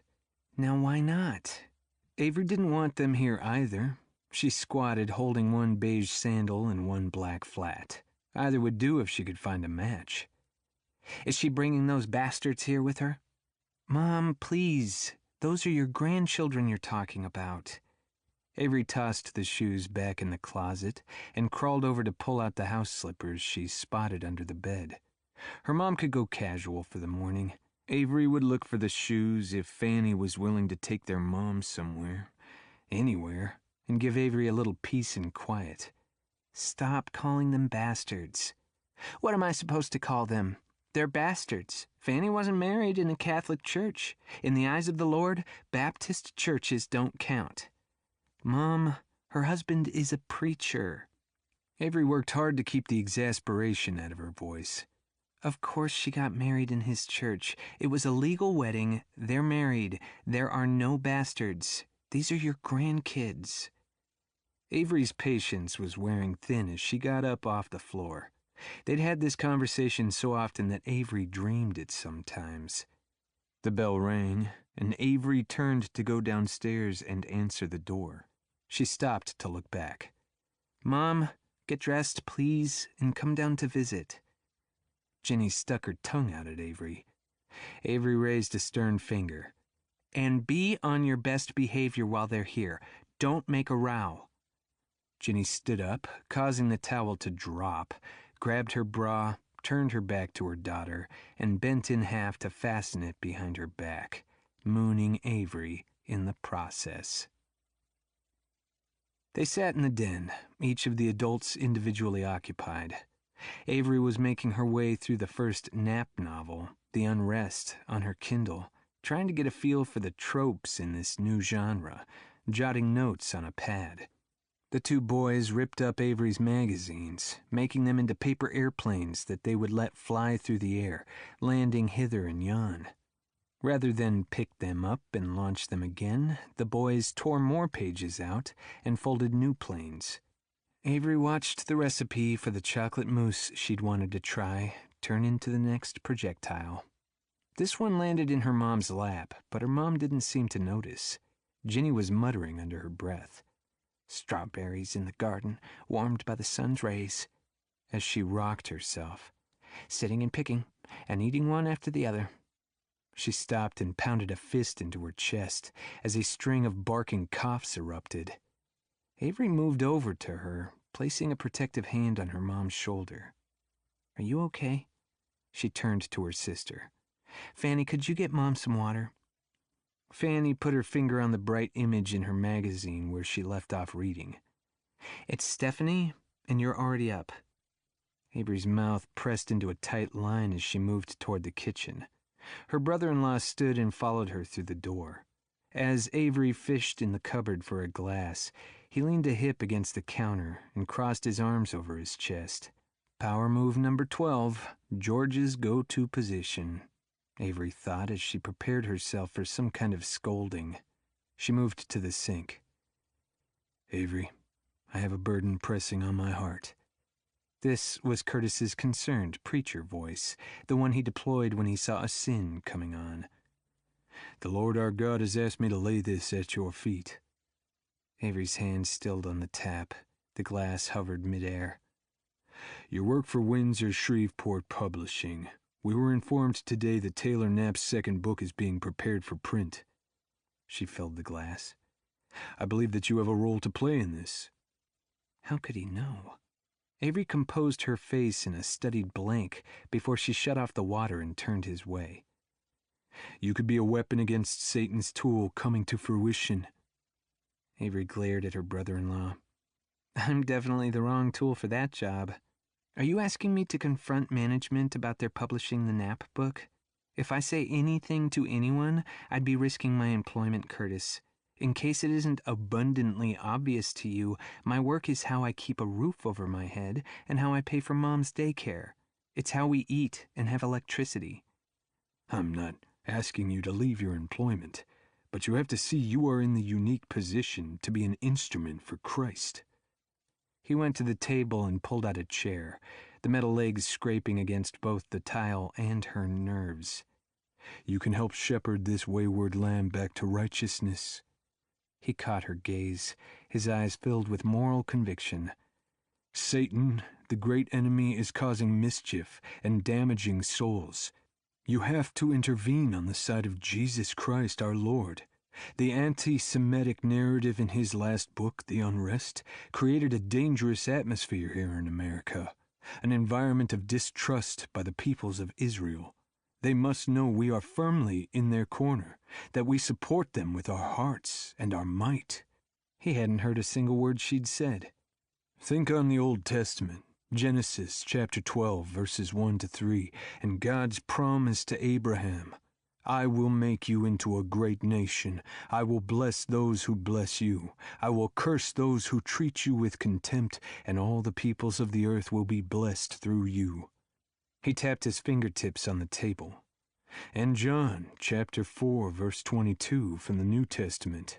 In those words, the salvation of the Jews is affirmed.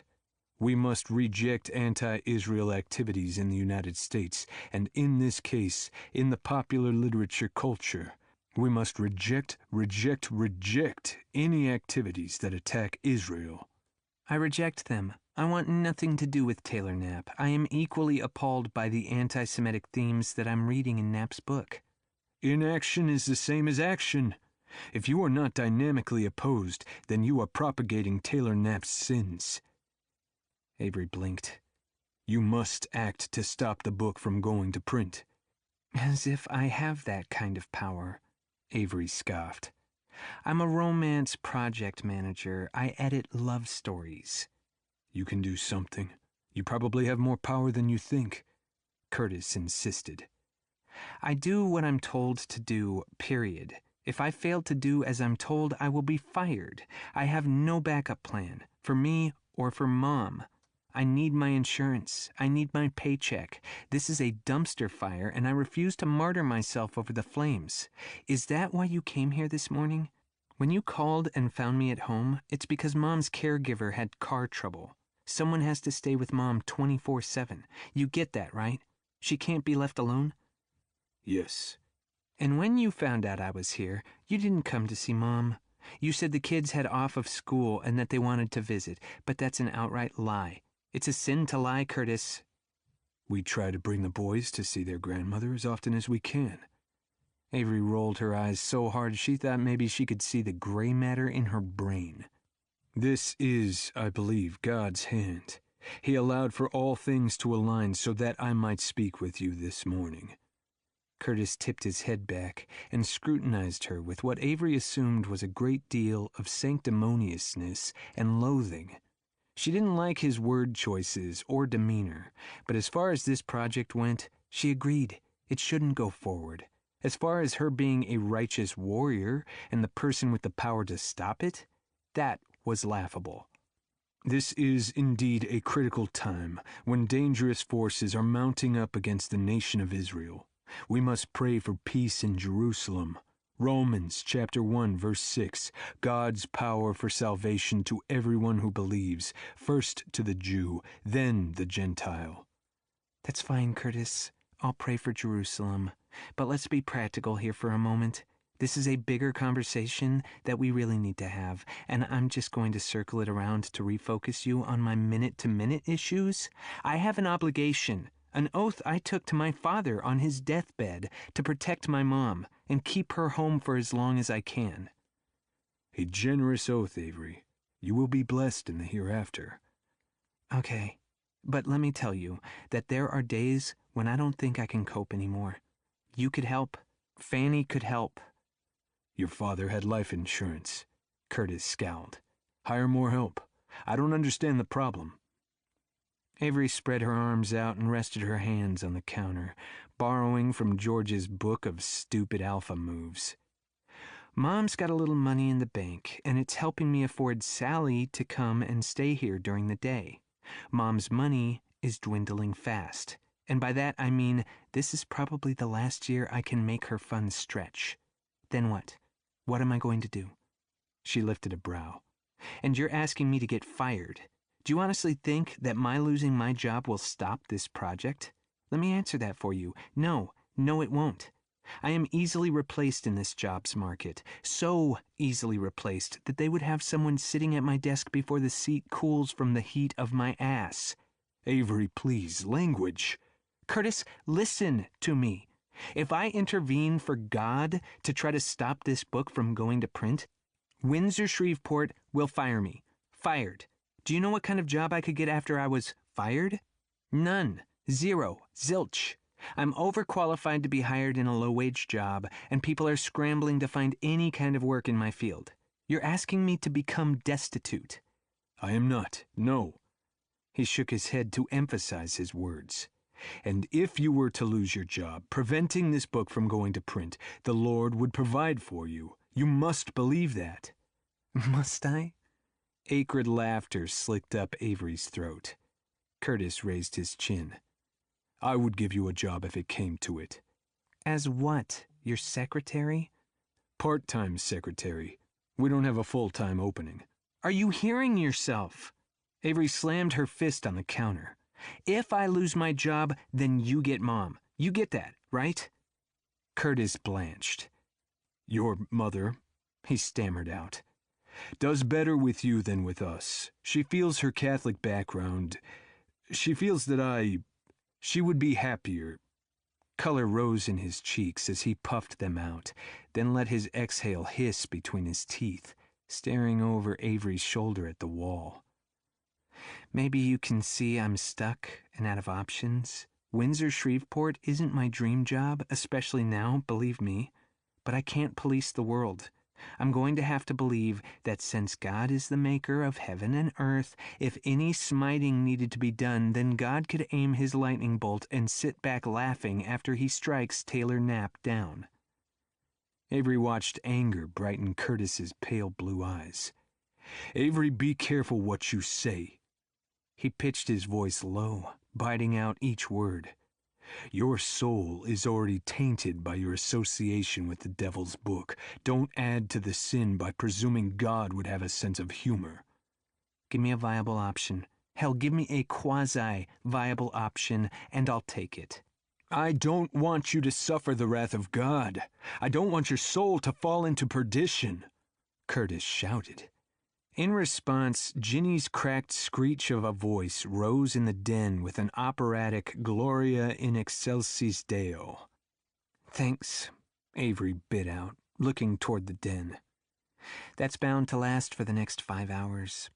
She picked up the kitchen towel and swiped it across the counter. She lifted her chin to read the clock. It's almost lunchtime now, so you're heading home to do as you please. Meanwhile, I'm living my purgatory. The cloth dangled from her clenched fist as Avery pointed to the cacophony in the other room. Don't you think? Curtis stared at the table. An internal argument seemed to churn in his brain. Avery was too tired to deal with him. She grabbed up the glass of water and went to her mom, hoping to distract her with something to drink and nip a singing marathon in the bud. Avery found her sister gathering the boys for their departure. A fake smile spread across Fanny's face. Her eyebrows lifted with nervous energy. Gotta go, she said brightly as she shoved her magazine into her purse and beelined for the door. Avery caught her sister by the sleeve. Listen, Fanny. Stephanie, she hissed. Avery rolled her eyes. Whatever.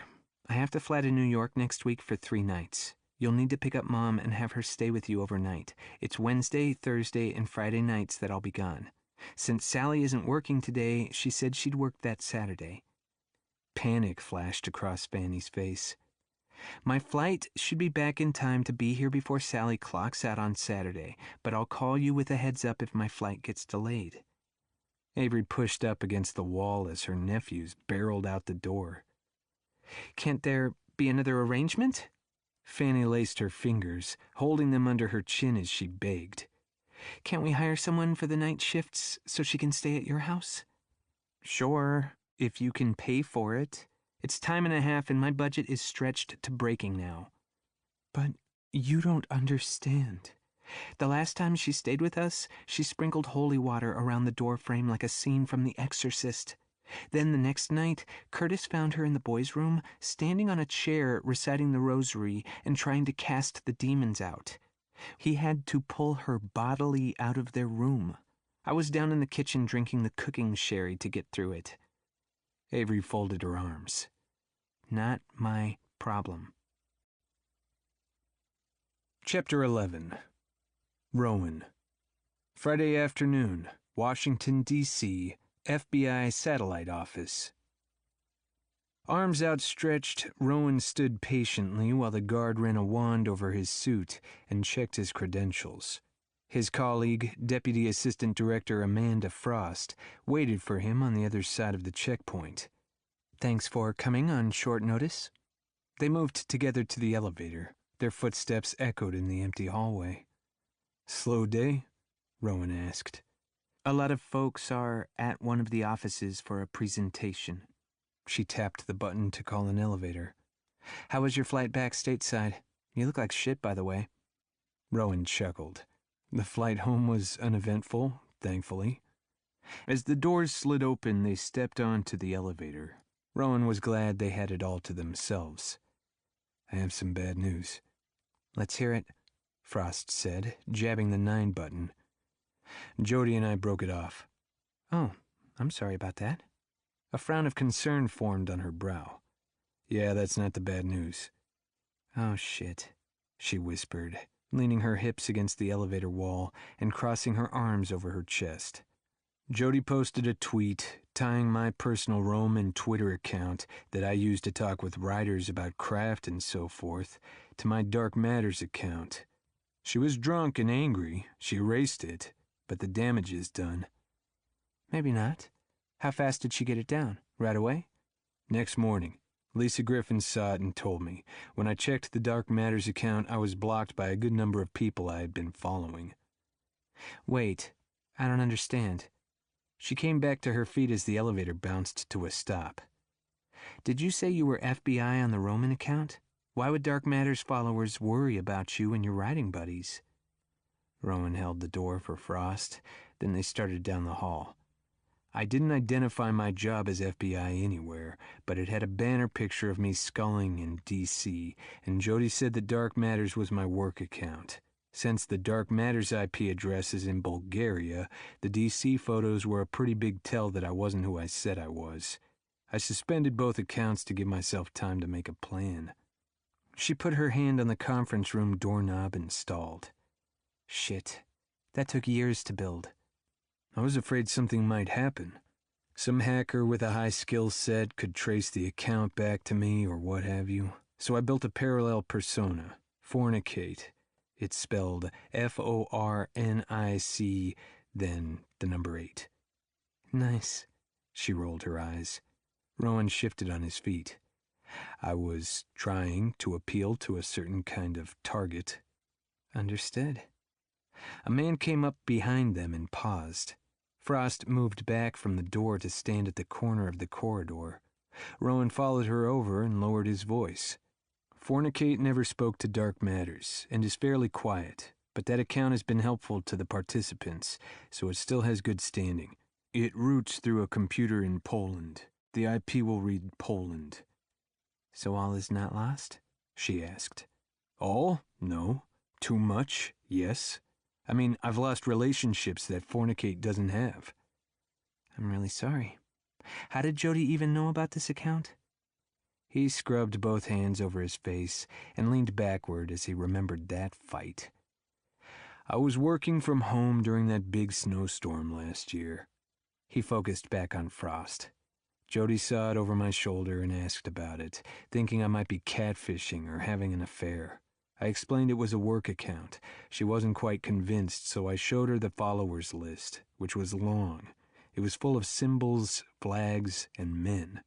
She seemed convinced, and the subject was dropped, and I had hoped, forgotten. I thought it was safer than having her go in and friend folks to spy on me. She'd do that? Who knows? This job makes me suspicious as hell. I always wonder about people's motivations and try to predict possible outcomes. In my personal life, I try to check that to some degree, bring my alert level down to a more reasonable zone.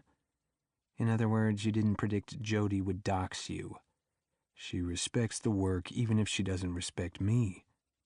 On the train this morning, I read how the El Paso Zoo will name a cockroach after your ex and then feed it to the meerkats. That could have felt satisfying and not destroyed an FBI op. If only Jody knew that was a possibility. He offered what he hoped was a wry smile. It might have saved the account. Truth was, he had a headache brewing. There was nothing funny about this situation. Frost slid her hands into her pockets. And you told everyone who needs to know? Now that I've told you, yes. All right, nothing to be done about that now. Before we just blow it up, though, I'd like us to get some others involved and strategize. It could be that we come up with a cover story. They'd make you jump through hoops to get back into their good graces. It would mean they would have to give up something big to convince them. We'll have to weigh this. She glanced over her shoulder at the meeting room door. The information you got off Sergei's phone is being processed. They're combing through his computer files, all of it. I have nothing to tell you in that regard. I asked you to come here to meet this guy who will be speaking. I think he'll be an interesting person to have in your back pocket. The lecture is going to seem elementary to you. Bear with it. You're here for the connection. Rowan nodded. You won't be called on. You won't be introduced. If someone tries to engage you, wave them off. Got it. Frost pushed through the door and held it wide for him. Rowan wended his way past knees and chairs to the back corner of the room and took a seat without making eye contact on his way. He huddled into the corner, still seething about having to wipe 2 of his Twitter accounts. Not only did it set him back years with his work, but it also ruined what he thought of as a positive in his life, the support of his writing community. He still had Lisa. He didn't want to lose Avery. Rowan was oddly unsettled by how much the possibility of that loss was affecting him. Up until now, when curiosity about Avery filled his thoughts, he'd pushed those thoughts out of his mind. But now that he wasn't in a relationship, he was free to think about her past the anonymity of a Twitter handle. He'd known that Lisa had met Avery in person and had pointedly not asked Lisa a single thing about it, not even Avery's real name. Somehow, he'd felt like asking for information was invading Avery's privacy. It felt like some form of doxing. But now that Rowan was single, he could see. He could test the water. Every few minutes, from the moment he suspended the account, he thought about her. He didn't know who she was or how to contact her other than through Twitter. He had to admit to himself that he'd developed strong feelings about her. A strong connection, which was ridiculous. She was a cartoon avatar on a Twitter account. She could be anyone. She might not like men. She might be too young or too old or too many things. But none of that rang true to Rowan. He believed she was genuine and kind, with a big enough heart to help writers hone their craft. He believed she had a sense of humor and playfulness that he enjoyed. As he sat here in yet another meeting about the evolution and impact of cyber connectivity, he felt the press of what he knew about Sergei Prokhorov and felt genuinely afraid for the future. Rowan had lain awake long nights trying to figure out a way out of the dystopia he thought the world community was headed for. If people didn't get off the computer and into real life with real person-to-person relationships, they were all doomed. Avery and he had a Twitter relationship. That wasn't good enough. He needed to meet her in real life and see if what he experienced on Twitter was his brain filling in the blanks to meet some need he had, or if what he was feeling was the real deal. In the time it took this guy to make his way up to the lectern to stand next to Frost, Rowan had convinced himself that meeting Avery in the flesh was his step toward the exact thing he thought the world needed: face-to-face connectivity and less cyber.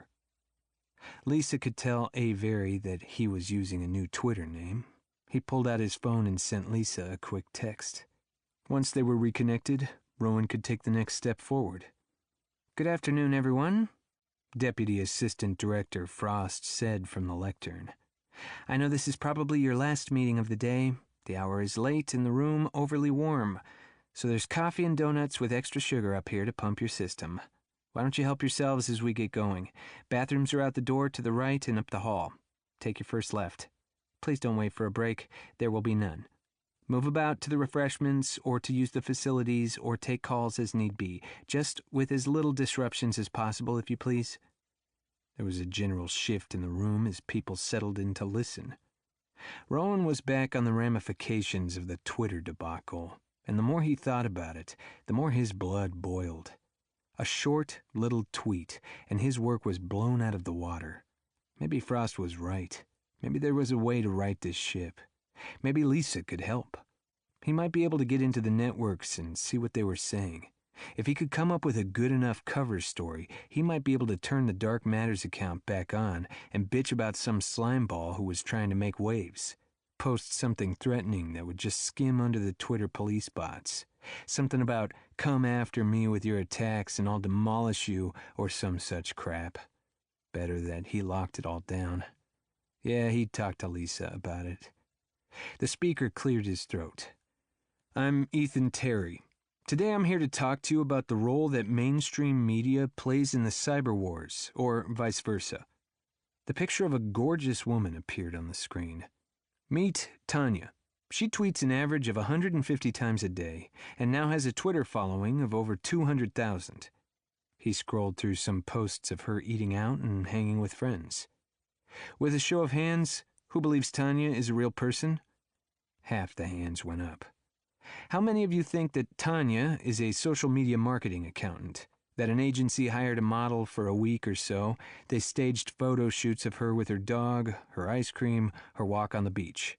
He flipped through the photos. Her being sick, her singing into a hairbrush, jumping on her bed in panties and a man's shirt. Hands? Almost all of the hands went up this time. "Does it matter?" Ethan asked. "That depends on what she does with this account," someone said. Ethan pointed at the person who said that and nodded his head. He changed the image to a screen grab from a computer. Find an influencer. Step 1. Browse through hundreds of accounts in our influencer shop.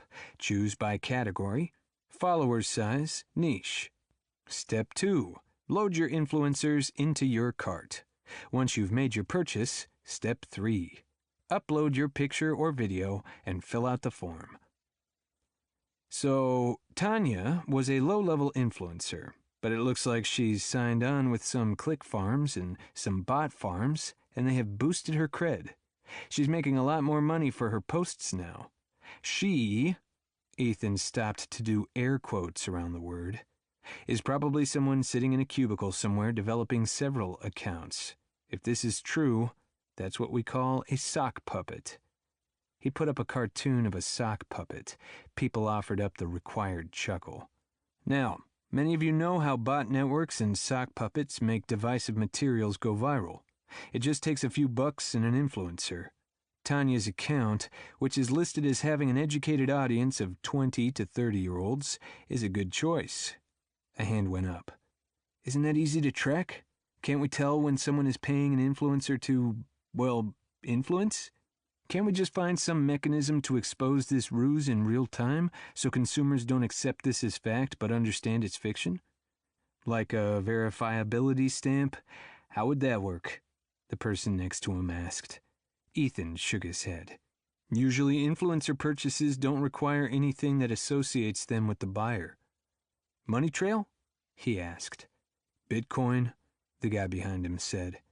Right. So, we have an influencer who is trying to make a story go viral. He flipped to another picture of the woman. When Tanya tweets that photo out, the algorithms at Twitter lift the story up. Twitter gamifies the tweet by rewarding users who share the content. They get extra points for sharing emotionally charged content and for sharing it quickly. When a story goes viral on Twitter, it sets an agenda for journalists, and that's our topic for today. Pseudo-events and mainstream news. He read off his next slide. Emotion is the name of the game. A journalist's job is to present both sides of a story, even when there isn't a both sides to present. In fact, to make a story into a story, it needs two components, something to report on and a debate. Journalists emphasize the us-them of a subject matter. Our studies, and I'm waiting for your coffee to kick in before I pull out my stats and graphs. He paused so a chuckle could run through the room. Our studies demonstrate how journalists are rewarded by provoking the us-them narrative because their articles are picked up and discussed. I'll give you an example. A reporter goes up to a politician and asks them a question. The politician answers. They go up to another politician in the same party, ask the same question, and get a different answer. Now the reporter has something to report, and will make it a debate by saying something like, "A rift is forming in the party." The more emotionally charged they can make that rift sound, the better, even if there is no rift. "Stick to the talking points," someone shouted. "Exactly," Ethan said. That's why they developed talking points, so that the journalists couldn't develop pseudo-events. In the cyber age, reporters need the emotional component to drive the internet algorithms so that their work can be seen. It's built into the structure. Are you going to discuss the algorithms and filter bubbles? How social media filters people so they only hear from and interact with those who are like-minded? The woman directly in front of Rowan asked. Yes, I'll be touching on that, but for now, let's stay here on the concept of artificial newsworthiness. Rowan knew all this. He fought this in his day-to-day work. He knew, for example, that a cart full of influencers had already been purchased, and they'd pushed the first song for Taylor Knapp's The Uprising. As soon as the influencers pushed the videos of the band playing, Sergey's bot farm started to spread its menace. Some of the bots thought this was marvelous. Other bots thought that the new song was terrible racist rhetoric.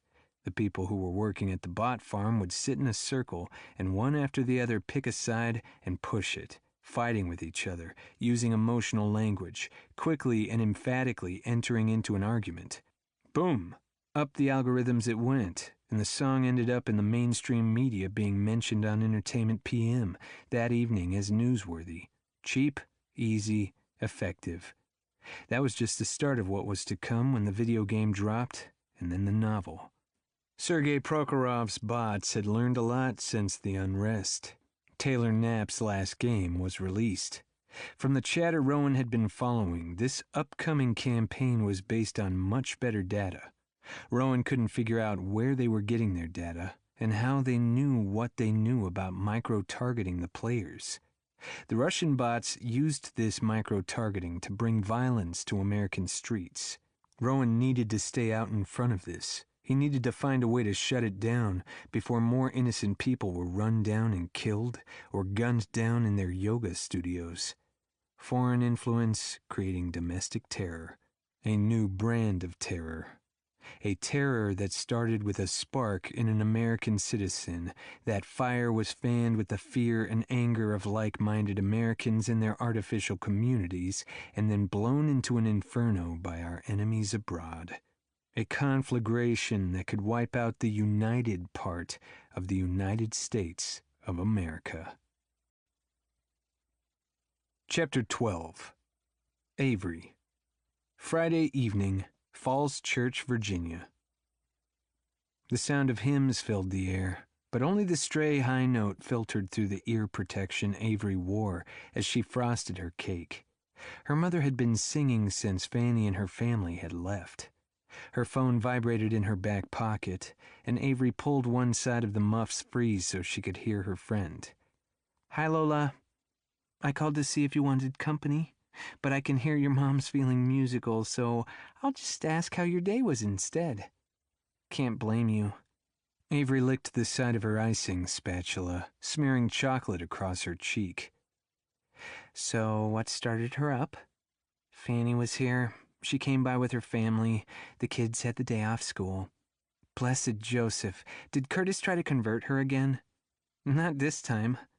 Avery opened the cupboard and pulled out a wine glass and a dessert plate, which were stored side by side for convenience's sake. This time it was my soul on the precipice. Yours. Why? What did you do? Oh, you know, the usual. First, I broke Old Testament law. I wore a cotton polyester blend. I got a tattoo. I served shellfish for lunch. Then I admitted I worked on a Sunday. 4 sins, and I bet your hair is uncovered. Yep. If I'm heading for hell. Avery cut a giant piece of cake and plunked it on her plate, then shoved the cutlery drawer shut with her hip. Might as well go all the way.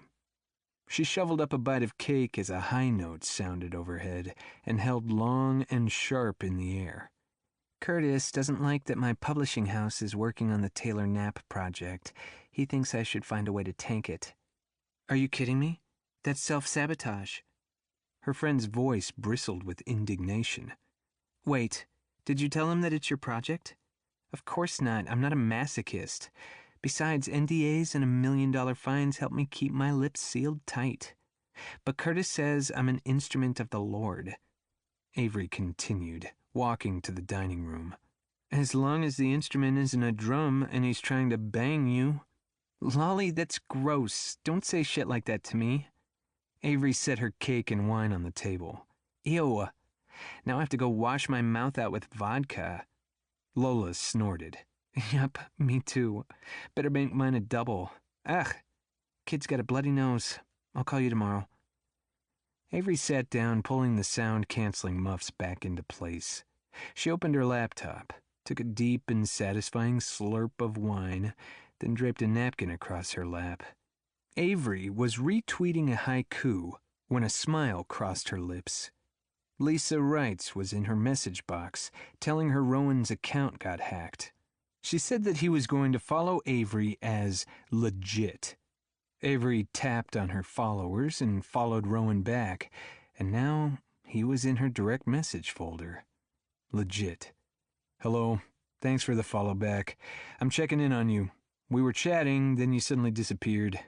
I got your message, sorry about that, live TTYL. It got me worried. Can you let me know you're okay? Avery grinned and drummed her fingers on the table. What should she say? Avery. I'm okay. Thanks for asking. Lame. She sent him a smiley face emoticon. Double lame. I'm glad Lisa told me about your new account. So sorry you got hacked. Yeah, well, I'm sure it will work itself out eventually. Until then, I'll just talk to a couple of people as legit. I was going to pick the dead Kennedys, but that was taken. Avery had noticed that. He followed 2 people, to be precise. Rowan followed her and Lisa. Lisa was in a serious relationship with her longtime girlfriend. Rowan and Lisa had been friends for a lot longer than Avery had known either of them. It must mean something that Lisa had specifically contacted her and told her to follow Rowan. It must mean something that she was the only other person that Rowan even tried to follow with his new account. And he'd said he wanted to Skype.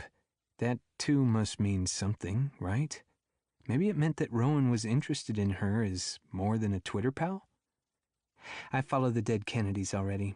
When I'm in the right mood, I like their music. But even so, that's kind of, I don't know, seems like it's giving fate the raspberry. Which I would never do. Besides the hacking, how's your day going? The day was passable. I just got home from the gym. You? How's your day treating you? Better now. Why? Something happened earlier? Oh, my sister was over with her 2 boys. Got a bit rowdy, did they? They are, IMHO, overfed and overindulged. But no, they weren't the problem. It's my sister Fanny. I'm traveling next week for work, and I need her to keep my mother during nights after her caregiver is done for the day. My mother has health issues and can be difficult, so Fanny's not excited to take on the extra duties. Fanny, is that a nickname for Stephanie? Or your polite way of calling her an ass? Ha! Yeah, a bit of both. She hates that I still use her childhood nickname, but I can be passive-aggressive when I don't have any other weapons. Too much information? Too weird to announce? No, that should be okay. This was sister dynamic. But he may not have sisters. or have that kind of dynamic in his family. Forewarned? Very. Is that really Avery? A nickname? A clever Twitter handle from an inside joke that I don't understand? Should she tell him her real name? Why was she worried?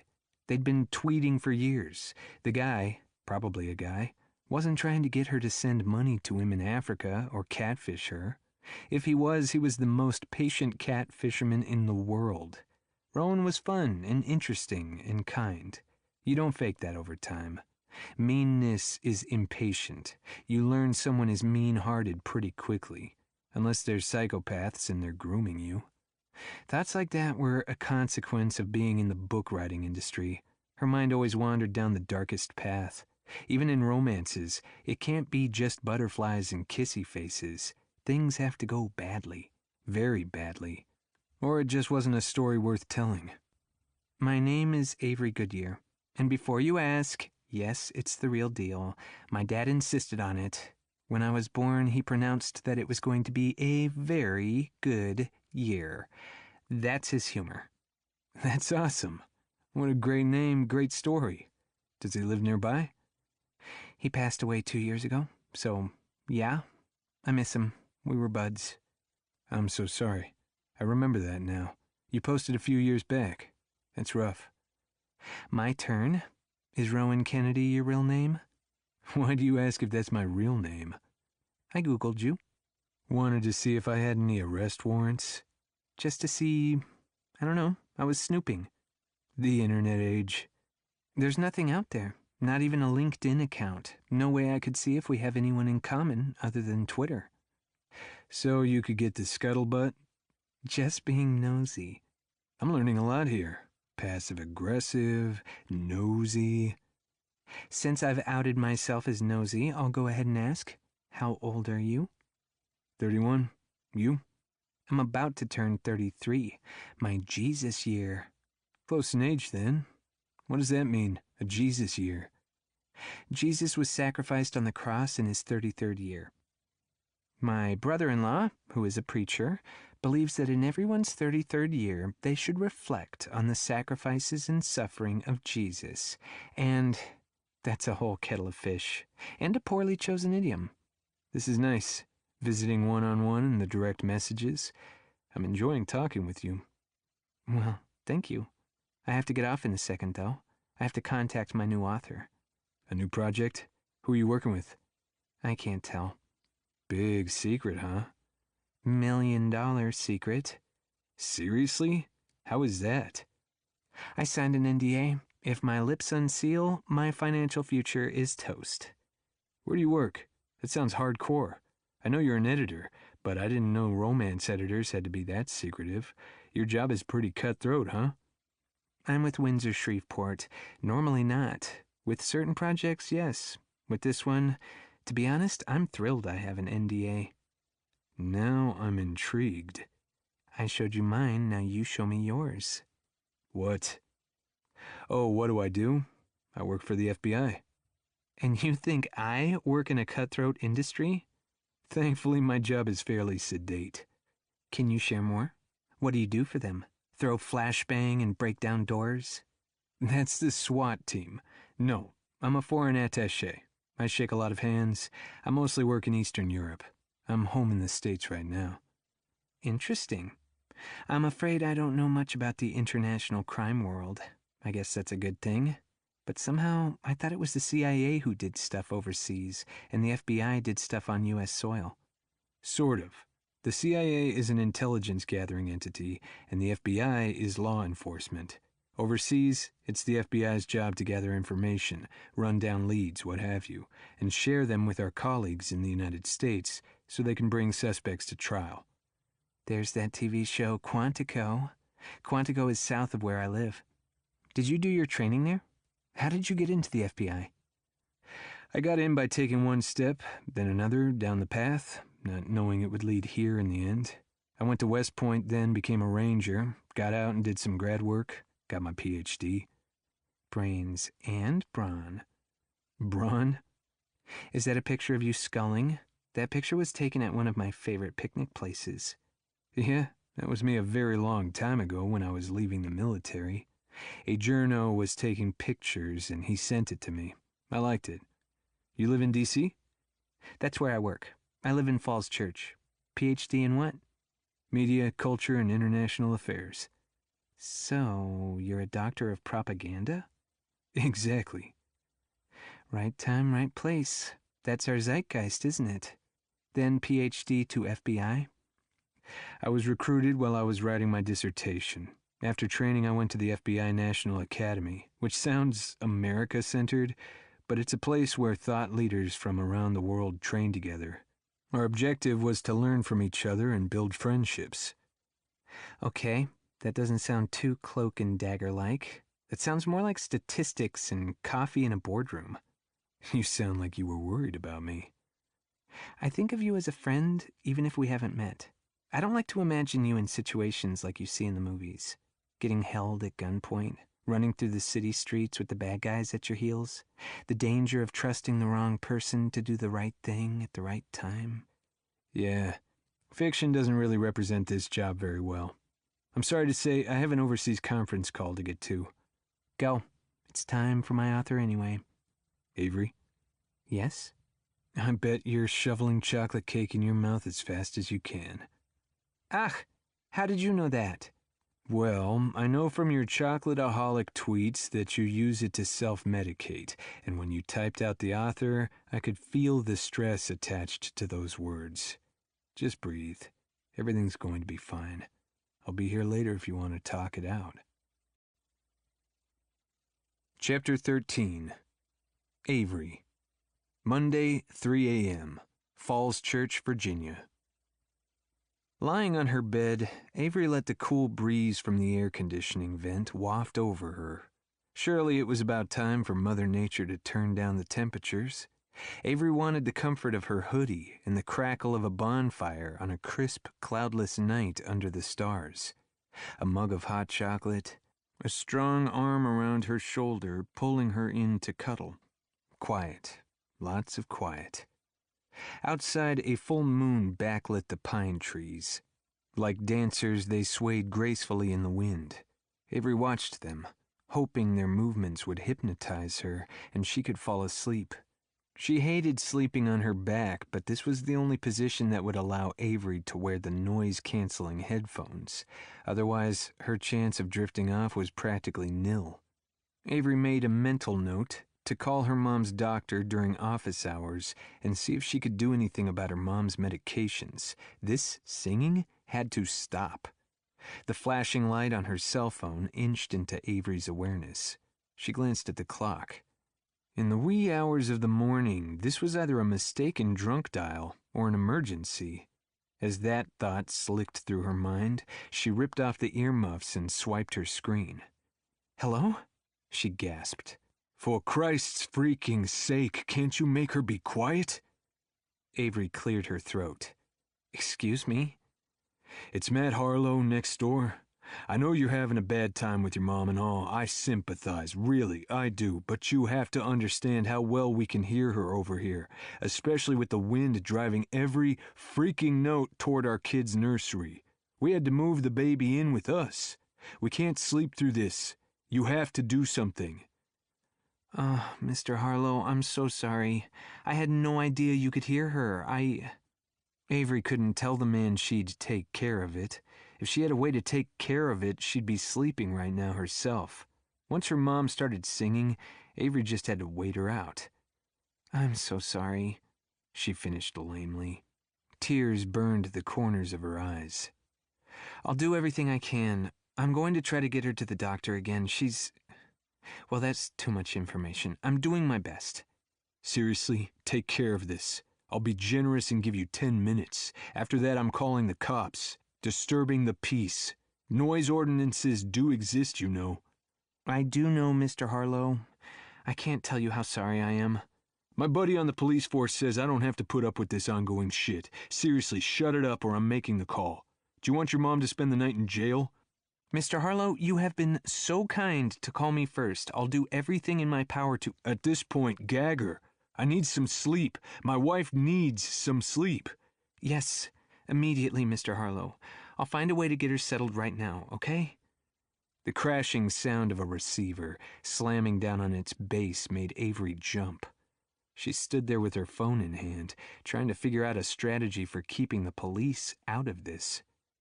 Maybe she could get her mom in the car and drive her around for a while. She had 10 minutes. Avery ran to her mom's room and clicked on the overhead light, laying her phone on the highboy, upright so she could find it quickly if she needed to call an ambulance. The hospital and its costs were preferable to the police coming and the imagined bail and lawyer bills. When Avery cut on the light, it startled them both into wide-eyed stares. The shock of the sudden glare was enough to make Ginny close her mouth. The last note of Adeste Fidelis hung in the air. "Mom, what are you doing? Why aren't you sleeping?" Her mother stared at Avery. Opening her mouth wide, Ginny sucked in a breath. Avery leaped forward, slapping a hand across her mother's mouth. "Don't you dare open your mouth, do you hear me? Stop! Don't you dare sing another note!" Ginny clawed Avery's hand away. "Avery Grace Goodyear, how dare you manhandle me?" Avery released her mother and spun around, looking for a plan, trying to get control of the anxiety and anger pumping through her veins. Her mom was not responsible. It was a disease. Hate the illness, not her mother, Avery tried to reason with herself. "Mom, I'm sorry. Right now, I need you to tell me why you aren't sleeping." Avery moved to the highboy where Ginny kept her medications. She examined the prescription contraption that separated the pills by date and time. When the time came to take the medication, a bell sounded, and the compartment popped open. That way Ginny wouldn't forget how many tablets she'd taken and OD again. All of the open boxes were empty. "Mom, you took your sleeping pills, didn't you?" "Yes." Ginny pulled her sheet in front of her and looked at the floor. Avery watched her mother carefully. "Mom, did you take your sleeping pill tonight?" Ginny cast innocent eyes at Avery. "Yes, I took a shower, dressed in this gown, took my pills with a glass of water, then I said my rosary." Avery expelled an exhausted sigh. "Mom, why didn't you take your pills?" Avery tried to modulate her voice to sound as friendly and supportive as possible. She picked up the wastebasket and searched through the debris. She opened the drawer of Ginny's nightstand. "Mom, we need to find your pills. Where did you put them?" Ginny slid to the end of the bed and put her hands flat on either side of her. "Avery Grace, don't you sass me. I told you I took the pills."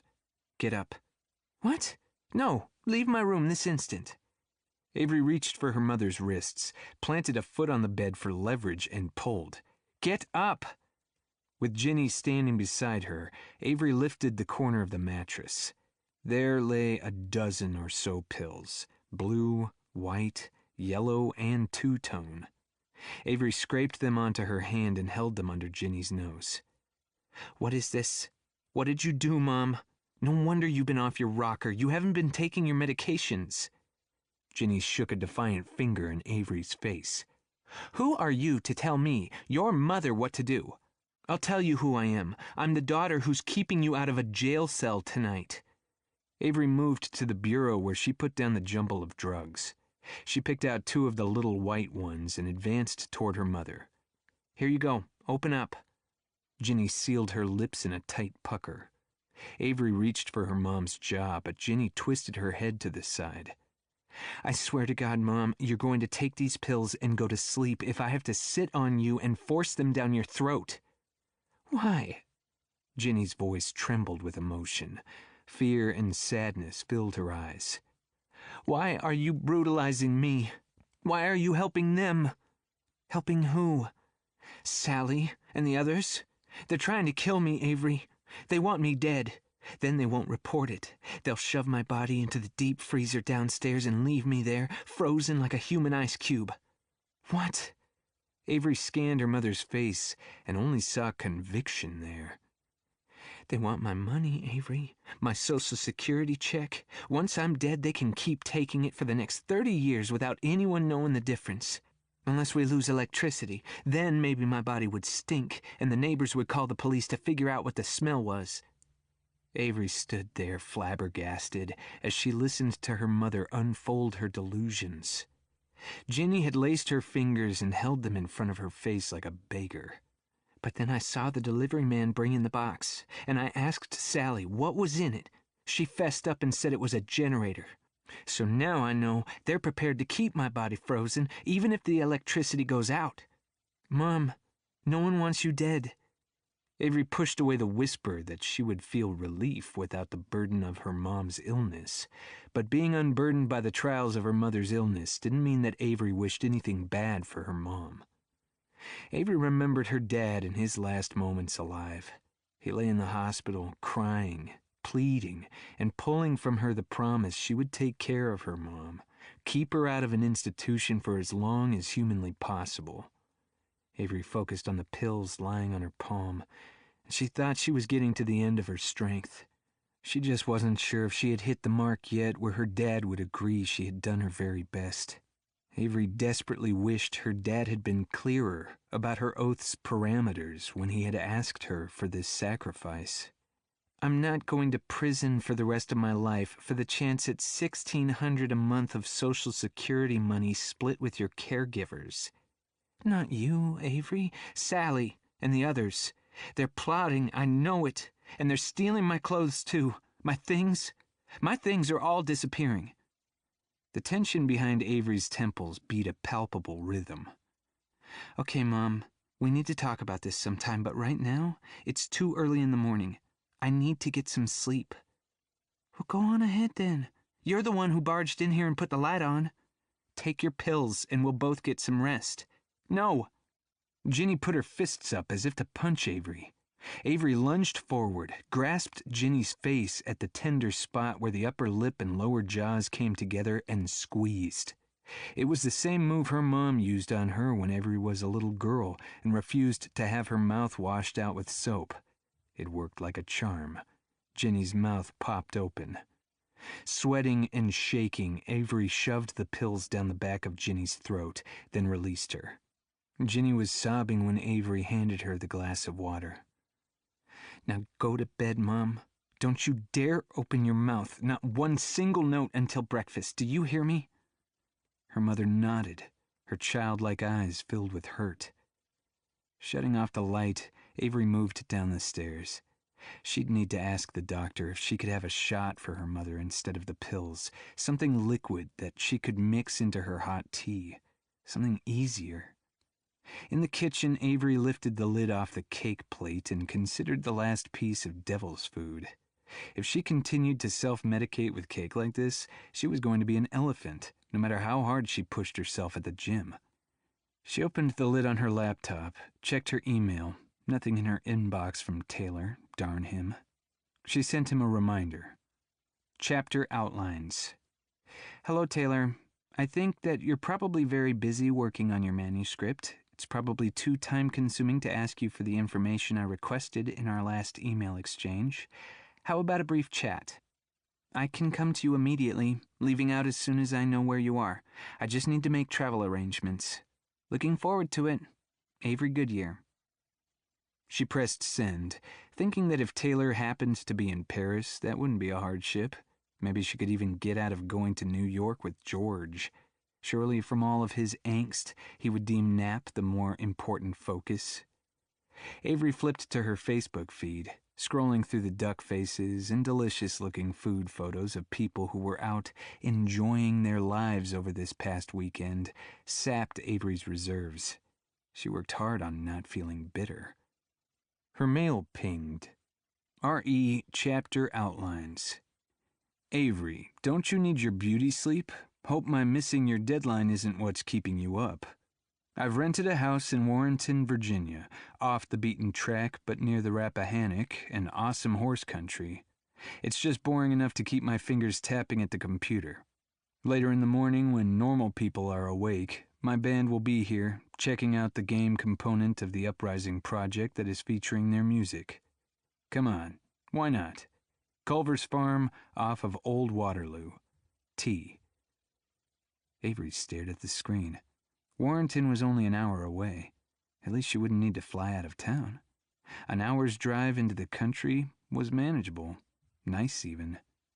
It occurred to Avery that there were only snippets of her day that were bearable. stuck in bumper-to-bumper traffic while listening to music, talking to Lolly, and tweeting with Rowan. She rubbed the heels of her palms into her eyes. What a pitiful excuse for a life. Chapter 14. Avery. Monday, Warrenton, Virginia. The old-fashioned farmhouse had been beautifully refurbished. The high ceilings and intricate crown molding, the polished wooden floors, were backdrops for lush modern furnishings and art. Avery wandered into the house, back toward the kitchen, following behind the woman who had opened the door with a, "Oh, hey, you actually came." She'd turned and headed toward the back of the house, slinging an, "I'm still drinking my first cup of coffee. Want some?" over her shoulder. "Sure," Avery called. After her neighbor had phoned, Avery hadn't been able to fall asleep. The anxiety that sparked her nerves was too bright to allow her to rest. Another cup of coffee might just help. Of course, Avery was already nervous and twitchy, so she wasn't sure about adding caffeine to the mix. What Avery needed was a slice of chocolate cake. She knew she was an addict. She knew that was her mental health crutch. But she'd tried the counseling pharmaceutical path, and that dampened her creativity to a point that she couldn't function at work. That was the time she'd given up her own writing and hadn't picked it back up.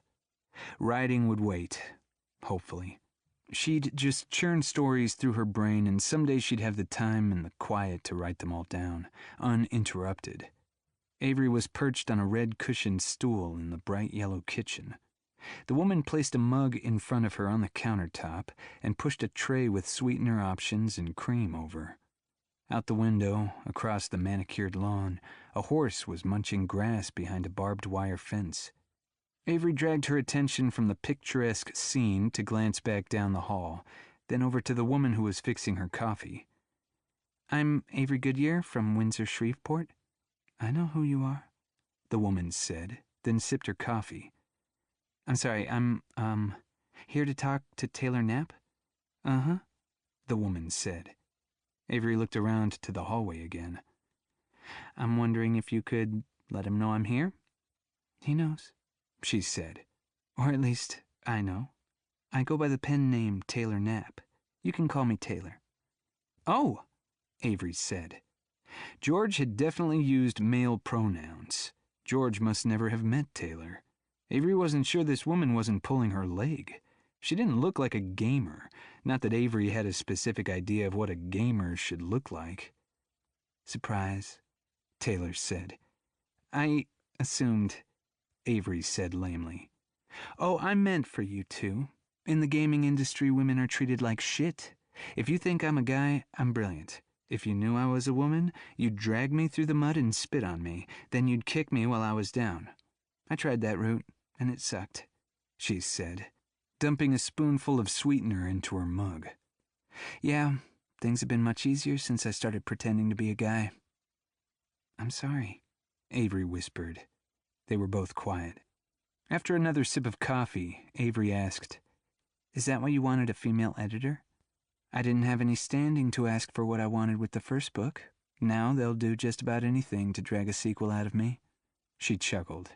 "I figured I could use that power to lift another woman up." Is that what Taylor was doing by getting Avery involved? Lifting her up? "Also, fast forward, my video production company told me to request you." "They told you my name specifically, not just to ask for a woman?" Avery settled her mug on its saucer. "Yeah, your name specifically. Why?" Avery lifted her gaze to meet Taylor's eye. "It's just that you're listed as a science fiction author with video game adaptation. I'm a romance editor. I'll be hard-pressed to help you with your content editing. The voice, the rhythm, the tropes and characters. This project isn't something I should be working on." Taylor shrugged. "Would you like me to help you find a more appropriate editor?"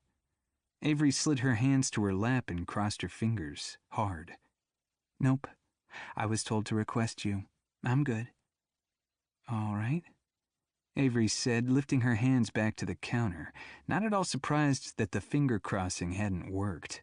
By rule, it never did. But Avery still tried, just in case there was any chance at a change in luck. I'm wondering if you need a sounding board to bounce some ideas off so the project can move forward? Are you familiar with my work? I read The Unrest. I didn't enjoy the themes that you presented. I was surprised by the quality of your writing. The writing is actually incredibly good. Taylor laughed, big, loud guffaws.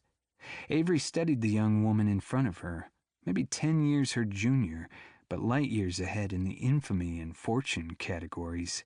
Avery reached her fingers up under her glasses and rubbed her eyes. She hated wearing glasses, but this morning her eyes were too tired to wear her contacts.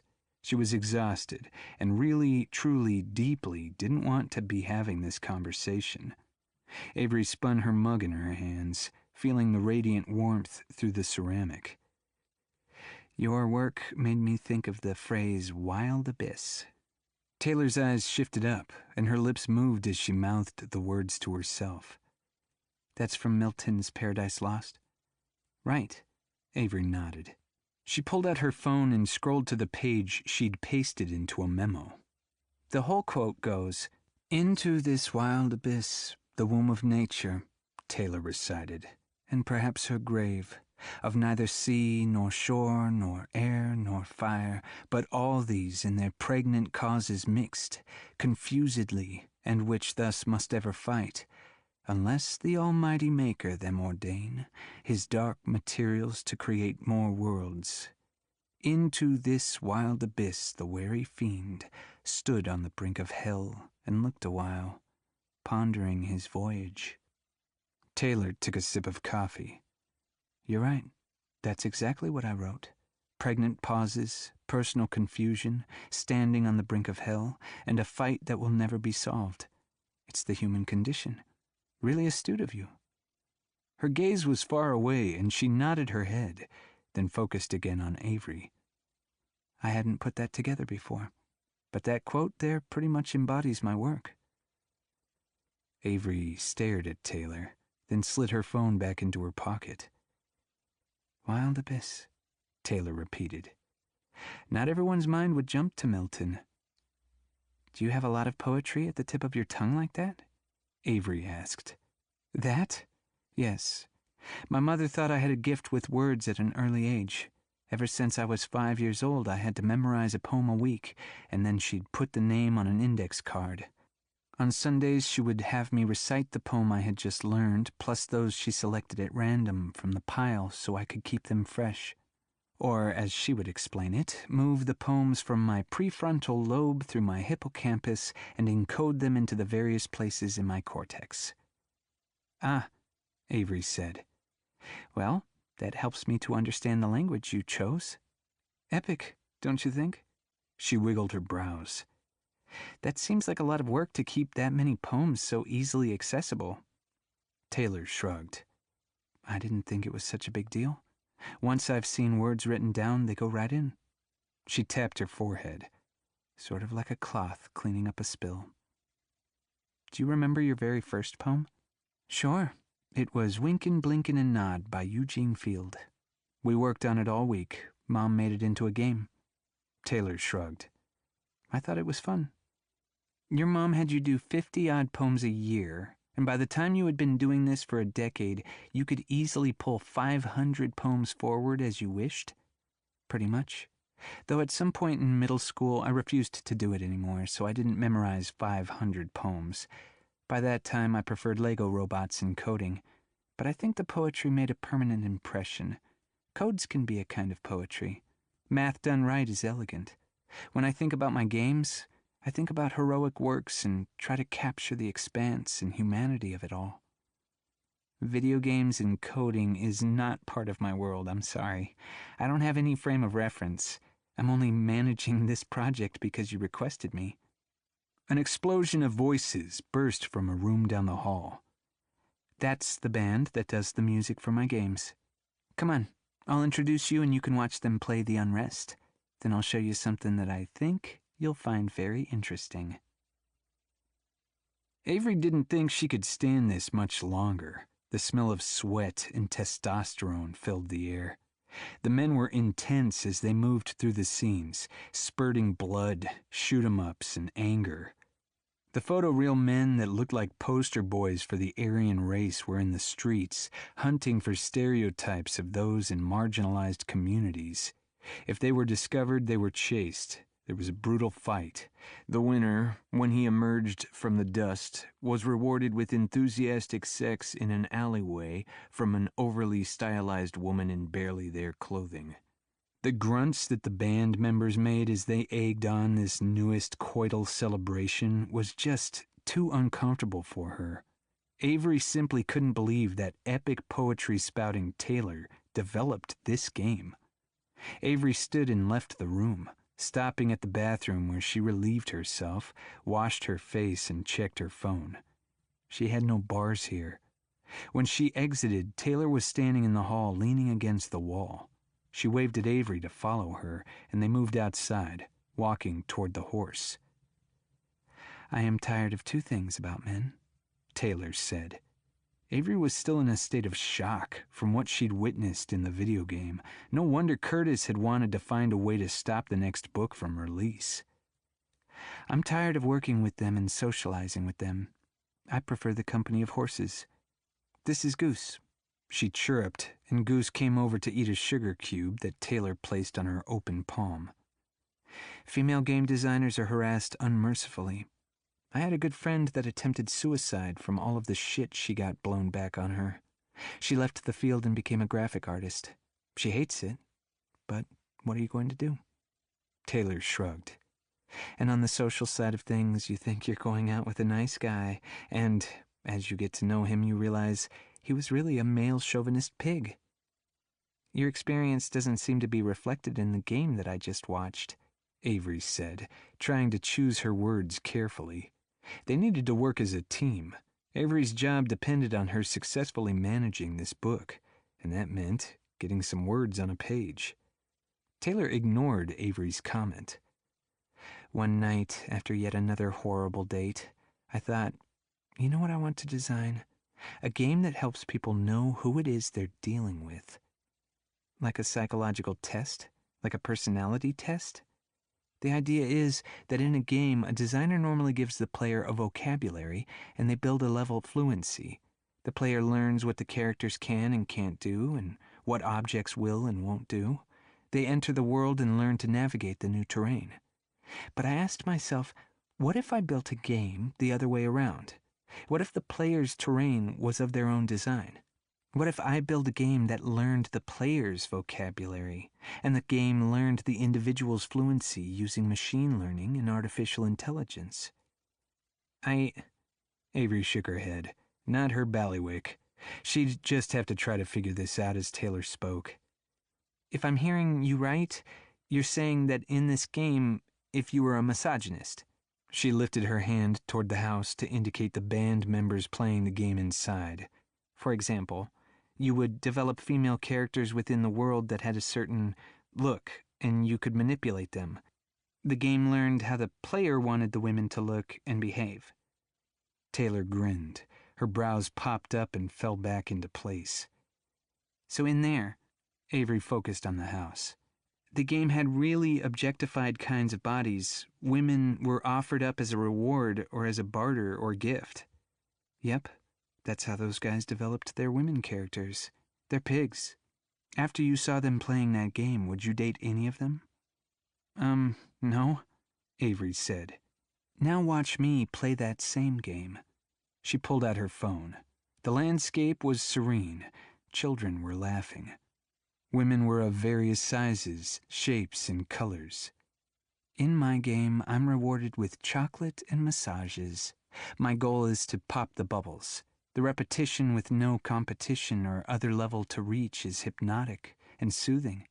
When I get anxious, I play 10 minutes of this and I'm much more centered and comfortable." "Nice!" Avery laughed as she watched. "But these seem like completely separate games. Why don't we hear about this side of your game?" "Simple.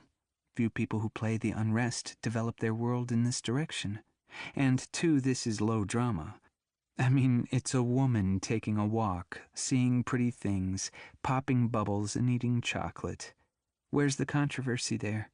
The thing that powers attention is angst. Attention gets sales.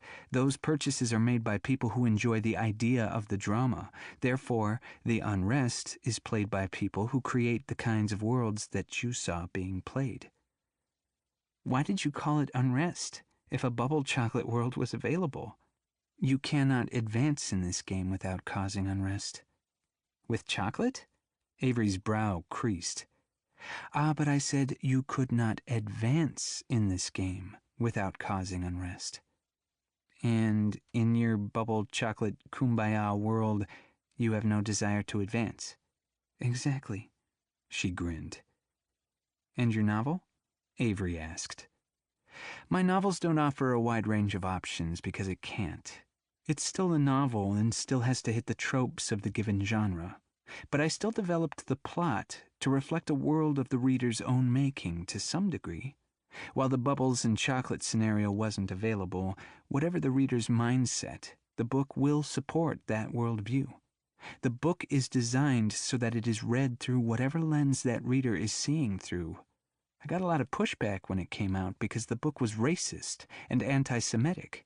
If you are racist or anti-Semitic, you will understand the characters in the book to share your racist point of view. And the reader will come to understand that they live in a world of us versus them. That's where the controversy of my work lies. That's where people's emotions live. It's what feeds their brains. Humans are animals that thrive on conflict. Us them, huh? Avery was unsettled by these concepts, and she had to admit, perhaps they were a little too philosophic for her to grasp, but there was more to this. Avery could feel that she was dipping her hand into a very deep well, and she'd admit that something about what she was learning today frightened her in a way that went beyond clinging to her job. I have another question. Shoot, Taylor said. Or don't shoot. You build your world on your own paradigms. How does the game know? Taylor scratched her brow. Know what? What's going on and how to mirror the player? Easy, and I'm going to remind you of your NDA. Yes, of course. Avery swept her hand through the air. The game is connected to the user's digital platform. All user data in the past, present, and future helps to build the framework of the player's world. Once that frame is in place, then the choices that the players make refines that data. Wait, what data? From internet use. Like search engine histories from your computer? Your phone? Exactly. Taylor paused. Social media? Taylor made an odd kind of bemused tweak of her lips. Ha! I wonder where you've been and what you've done to have your face make that expression. Avery wasn't going to admit that she got a wash of fear like when she read 1984 or The Handmaid's Tale back in high school. Instead, she said, I'm an editor. As I edit books, I have to fact-check my author's work. If they're doing a romantic suspense, for example, I might look up information about hiding bodies and decomposition. I might look up various religious groups or cultures, even stuff about bombs and terrorists. I think that your game would be pretty confused by my online activity. But data is more than that, isn't it? More than the sites you've been on? Sure. The game has one of those permissions that are found on almost all apps. They can access your contacts lists and learn from those. It can look at your photos, your GPS, read your email and texts. When you function on the internet, you are an open book. Big Brother is watching you and compiling your data. This game simply uses that information and artificial intelligence in a new way. Its job is to provide a mirror for the person playing so others can see what they're really like and save themselves some heartache. Avery felt the need to run as far and as fast as she could. She checked her watch. I have to get back to the office. I'm so glad that I was able to meet you in person. Listen, I need something back from you by Saturday, okay? Seriously, my job is on the line if I don't get something from you. And if I get fired, you'll be working with a guy. There are no other female senior editors to manage your project. Okay, I'll get you something. As they walked back toward the house, the trepidation Avery felt run through her body was almost palpable. Chapter 15. Avery. Monday afternoon, Washington, D.C. Avery had thought when she got back to the office and told George she'd had a face-to-face with Taylor that he'd be beaming. She'd thought when she told him she'd gotten a promise from Taylor she'd have something on Saturday, the day Avery was coming home from the conference in New York, would be soon enough. She was wrong. George had called her, commanded her to come to his office, and as soon as she shut the door, George began to unspool. That was a half hour ago. Now Avery sat immobile, poised tight as a spring, ready to eject herself from George's office. Her hands and feet tingled with electricity while her nervous system processed the unfolding scene. George was scaring the bejesus out of her. She couldn't remember the last time her scalp prickled with fear. She had never seen George this unhinged before, despite their history. With unblinking eyes, Avery tracked George as he prowled 5 steps and then retraced his path, back and forth, back and forth. His face fired a brilliant red hue, deepening to a purple across his throat. His arms went from clasped behind his back to fists shaking in the air, the calisthenics of the overwrought. In George's impassioned speech, his words leapfrogged one another, making them incoherent. All Avery could do was wait and hope the blaze would cool. It was taking a long time. Reasonably, George, you just handed me the assignment last week, and Knapp was already contractually 3 months late with the manuscript, Avery said. I reached out electronically, then I went to physically visit. Knapp is clear about my expectations. I anticipate a good amount of work to be handed to me by the time I get back from New York, but I can't realistically imagine the manuscript being complete before Thanksgiving. George stared out the window. He didn't turn his head or respond. I suggest you push the publishing date forward. This timeline is too short given our present situation. What in the hell is wrong with you? George balled his hands into fists and swung, stiff-limbed toward her. Avery shook her head. I need that manuscript. Spittle sprayed the air, leaving a strand dangling from his lips. Avery didn't move. Words failed her. Have you any clue what's at stake here? He batted the phone from his desk. It hit the wall with a deadly thud, leaving a dent behind. Our heads are on the collective chopping block. You get that, right? I'm not sure I know what you want me to do here. The tone of her voice came as a shock to Avery. She sounded composed and reasonable, extremely professional, and not at all like the chewed up and spat out piece of garbage feelings poisoning her insides.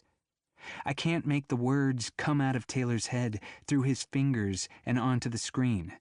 Since, obviously, George had no idea that Taylor was a woman, Avery had decided not to disabuse him of his assumptions. Avery felt somehow that Taylor and she both gained some protection from the subterfuge. There is only so much someone can do from the outside. George stalked around his desk. Avery jumped up and circled to the back of her seat, using it as a barrier between them. He grasped the arms of the chair, put a knee on the seat, leaning within an inch of Avery's nose. I don't care what you have to do. His voice had dropped to a menacing whisper.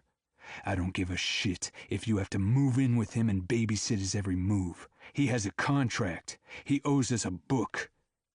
With each staccato word, vehemence ramped up George's volume. And you will hand me that book. George raised himself to standing. Or so help me. He was up on his tiptoes with an arm over his head, pointing a finger like a weapon down at her head. Reflexively, Avery ducked. George, I have my mother, she whispered. Then take your mother with you as you move in next to Knapp and monitor his every move. There are no more jobs open in publishing. No matter what we've accomplished in our careers, if we fail to deliver the Taylor Knapp book and get fired, and make no mistake, we will be fired. Our careers are over. Over. This will not happen. You will hand me the manuscript, and it will be the best manuscript Windsor Shreveport has ever touched. Do I make myself clear? I understand you want me to go babysit Taylor. I'm not in a personal position to pack up and head there for an arbitrary amount of time. Quite frankly, George, I think you've lost your mind. I'm glad to strategize with you, but I will not stand here one more second and have you threaten me. I promise you, if this continues, I'm walking out the door, heading to HR, and filing an abuse report. Avery's mind stood back and watched with awe. She couldn't believe she sounded so solid and strong, when this whole time, all she had wanted was to curl up in the corner and whimper like a beaten dog. She was so tired. But look at her. She was doing great. George stilled. Avery wondered if she had, over the months and years she had known him, by degrees ceded power to him to the point that George thought this kind of behavior was acceptable. Somehow, she held herself responsible for his tirade. You said you were there today. It can't be far away. You figure it out. I want Nap's babysitting to start the moment we get back from New York. I want you to monitor his progress. I want reports. I want a manuscript in the next month ready for your content edits. And you go back again tomorrow. You put him in a chair. You tie him there if you have to. Avery opened her mouth. George's hand came up like a stop sign. Not a single word. Get out. Avery walked from the room with as much poise as she could muster. When she got to her office, she was shaking violently. She yanked her purse from the desk drawer and pulled out her compact to inspect her neck. Splotchy red welts ran all the way down her chest. Avery slung her purse over her shoulder and headed to the pharmacy for an antihistamine, hoping it would calm the hives. Chapter 16. Avery. Monday evening, Falls Church, Virginia. Parked in her driveway, Avery called her sister Fanny. She might as well get this over with out of earshot of her mother. Neither of them was going to be happy with this turn of events. Oh well. When the call connected, all Avery could hear was the background noise. Fanny? Hang on, I'll get my mom. One of her nephews huffed rudely. Avery took another slug of Benadryl, paying no heed to the dosage warning on the label as she resisted scratching. She wanted to peel her skin off and throw it out the window. Avery blasted the air conditioning. It offered her a modicum of relief. Why are you calling? Fanny sounded put out. Avery felt a sudden wave of satisfaction flow through her, knowing she was about to dump her mom burden squarely onto Fanny's lap. I'm just giving you a heads up that the day I get home from New York, I have to turn around and head out of town again. I don't know when I'll be back. It's probably for the rest of the month. Mom will be with you. Wait, what? You don't know when you're coming home? Fanny's voice squeaked out. But Mom, it's your responsibility. Avery tried hard to keep the glee from her voice. She suddenly felt vengeful for having shouldered the cost and the responsibility for the last 2 years almost completely alone.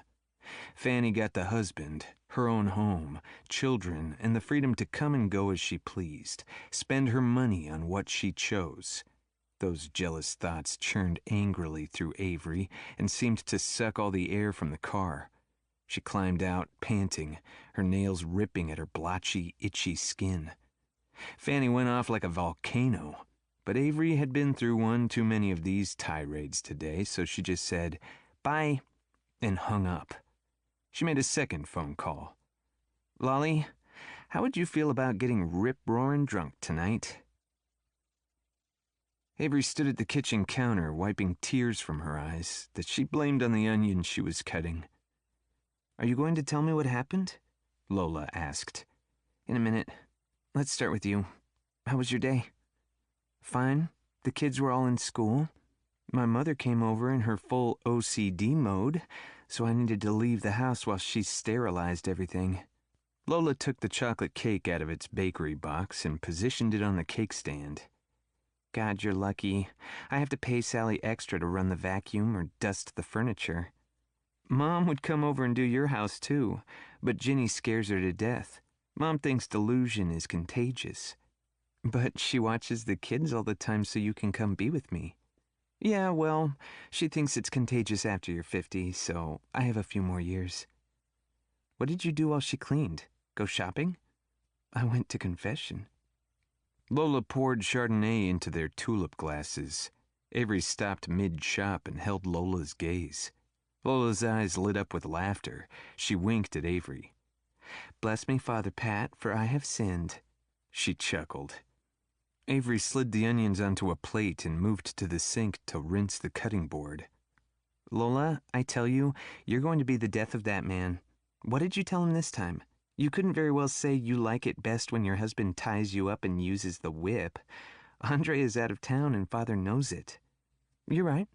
Lola swirled the wine in her glass, then took a long swig. So I took my copy of 50 Shades of Grey with me and read some of the passages. Lolly, you didn't. Stop. Avery lifted her wine, breathed in the crisp, clean scent before taking a sip. I was paraphrasing this bit about vibrating eggs and butt plugs, and Father Pat stops me and says, Wait, my dear, I didn't catch that last part. What exactly is rimming? Avery sputtered as wine went up her nose. She gasped and doubled over laughing. Lolly, you didn't. She crouched down to the floor. Oh, God, you're going to make me pee. I know you're just pulling my leg, but I can actually visualize you doing that. Lola looked at her friend with a grin and wiggled her brows. All right, girlfriend. Now that I've made you laugh, you owe me an explanation for this drunken girls' night in. All levity wiped from her face. I'm thinking it must be pretty bad.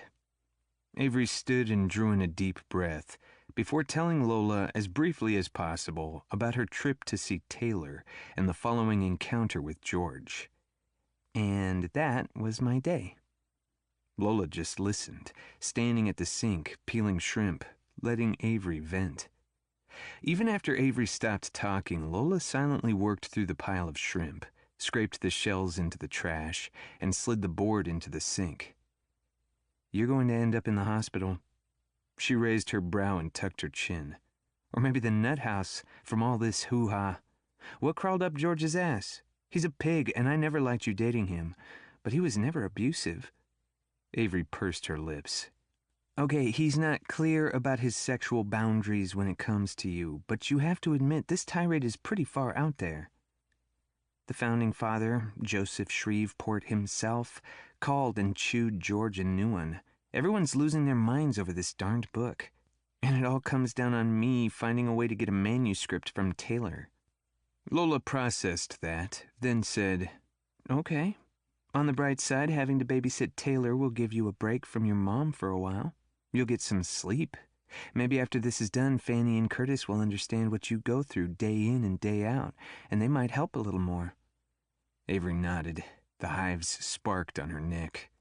Lola moved the shrimp to the frying pan. Okay, let's change the subject. Let's talk about this guy, Rowan Kennedy, FBI. He wants to Skype with you? She paused and laughed. Oh, that's a very pretty shade of pink you're blushing. That's not a blush, that's hives. Avery reached out and grabbed a tomato to cut for the salad. But about Skyping with Rowan, I'm on the fence. I actually don't think I'm going to do that. Lola turned to Avery. Why? Well, his picture looks exactly like Gerard Butler. And that would stop you? I asked him if it was his real picture. And? He said yes. Lola moved the pasta pot to the stove and lit the burner. And? Look at my life, Lola. I'm not that lucky. Aside from you, I only have certifiably crazy people filling my freak show of an existence. Turning to push her hip into the counter, Lola pursed her lips. What are the chances he is who he says he is? If you look at my lifeline, not that good. He could be some grossly overweight Hawaiian shirt-wearing, balding with a comb-over retiree in upstate New York. Or he could live in Australia, Lola offered, trolling the internet for vulnerable women, enticing them into sordid cybersex relationships that they videotape and then sell on amateur porn sites. Avery took another swig from her wine glass. He could be a woman. He could be 92, toothless with a colostomy bag, needing someone to push his wheelchair. Ew! Avery scrunched her nose. Let's find out. Lola switched off the flames and dashed to the living room. See if he's there. Avery shot Lola a dubious look, but it was missed on Lola, who had already made her way to the dining room, sat down, and was pulling up Avery's Twitter account as Avery followed behind. Avery. Rowan, are you around? Why am I doing this, Lolly? We need some proof about who he really is. I'm laying money on the nursing home guy, needing someone to smuggle cigarettes into him so he can suck the smoke in through his trach tube. Suddenly, Avery felt green. Maybe she didn't want to find out the truth. Maybe living in her little fantasy world was just fine, thank you very much. Why rock the boat when she was clinging to the side of it for dear life? She played that thought through her head again. It seemed true. Shit. Avery leaned heavily on Lola as her cornerstone, the person who supported the structure of her existence. If something somehow pulled Lola away from her, everything in her world would collapse. But Rowan was hope. Hope for what? She wondered, and then the trickle of comprehension came to her, and all of the air left her lungs. She hoped Rowan would pull her out of the water onto that metaphorical boat, and they could sail into the sunset.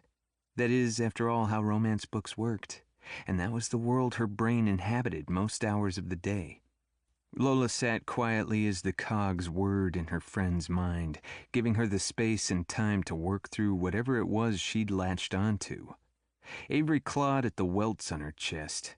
This fantasy about Rowan was not healthy, and she knew it.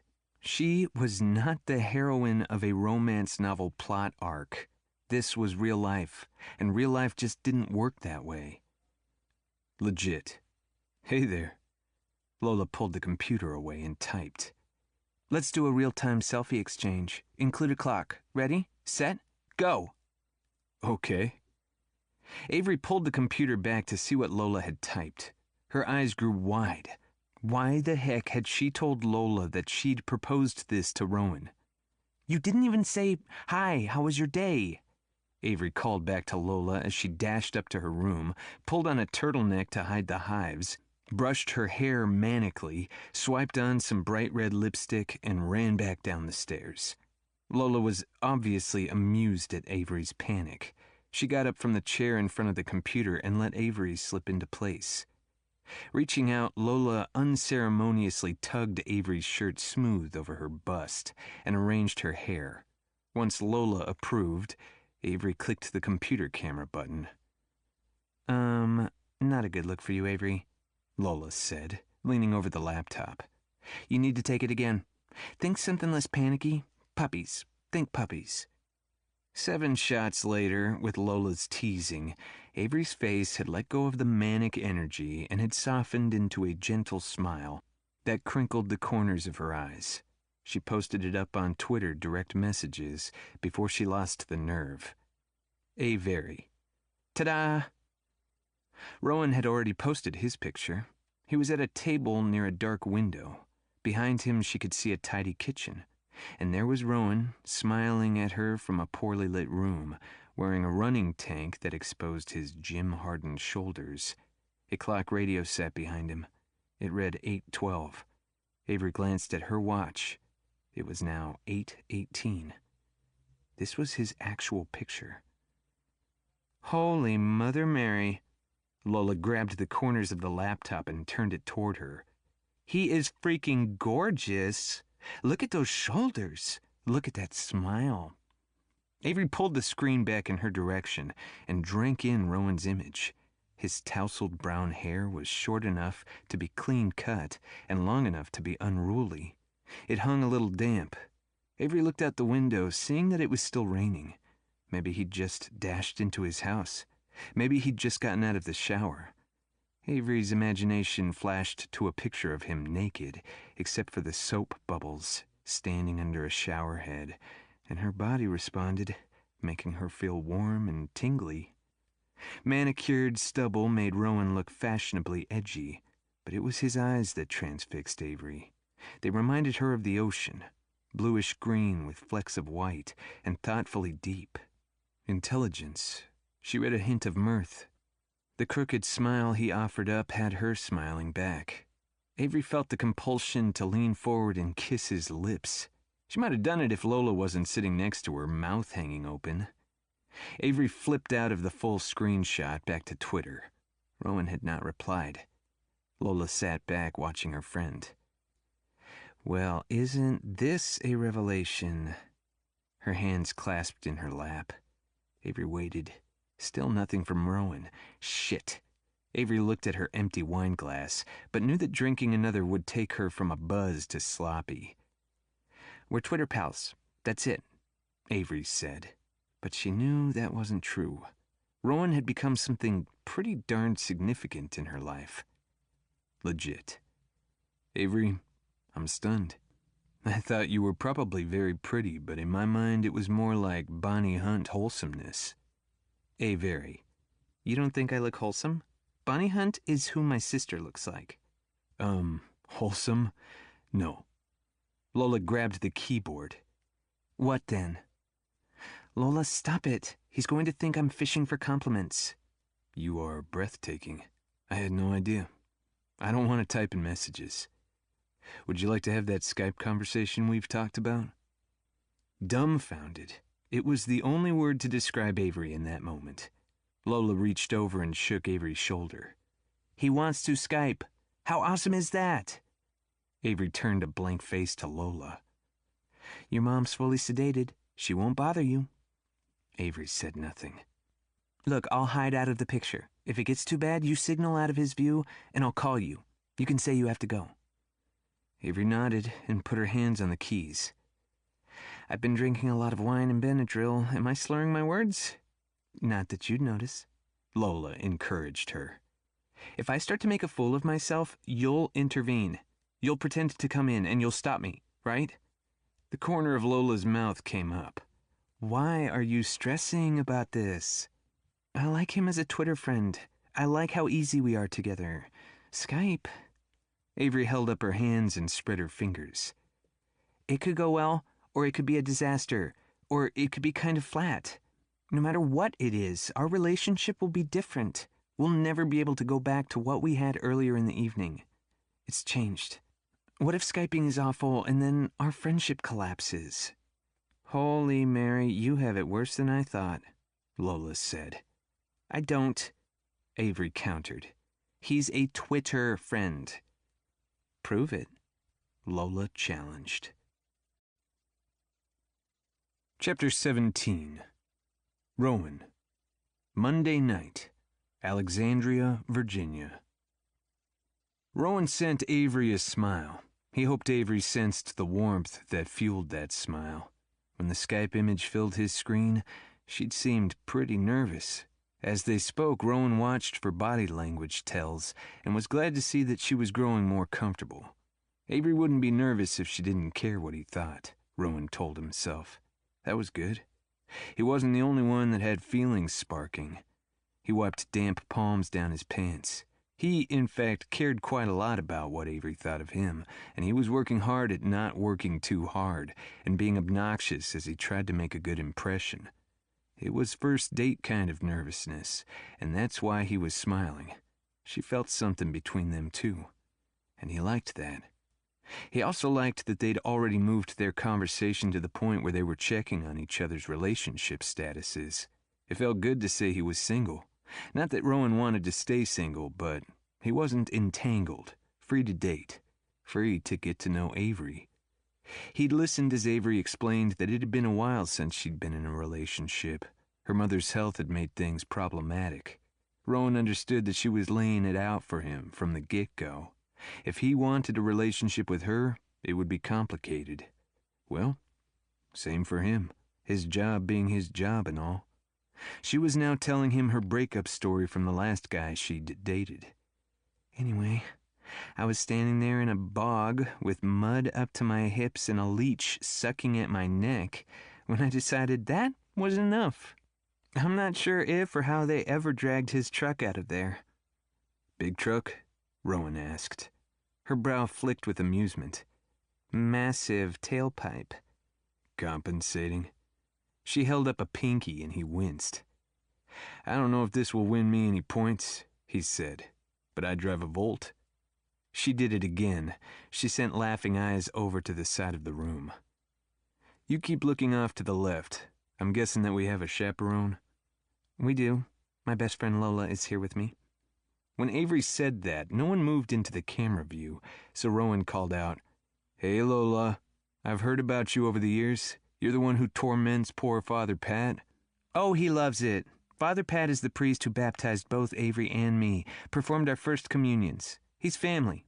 You know, I've heard a lot about you, too, over the years. That meant Avery was talking about him.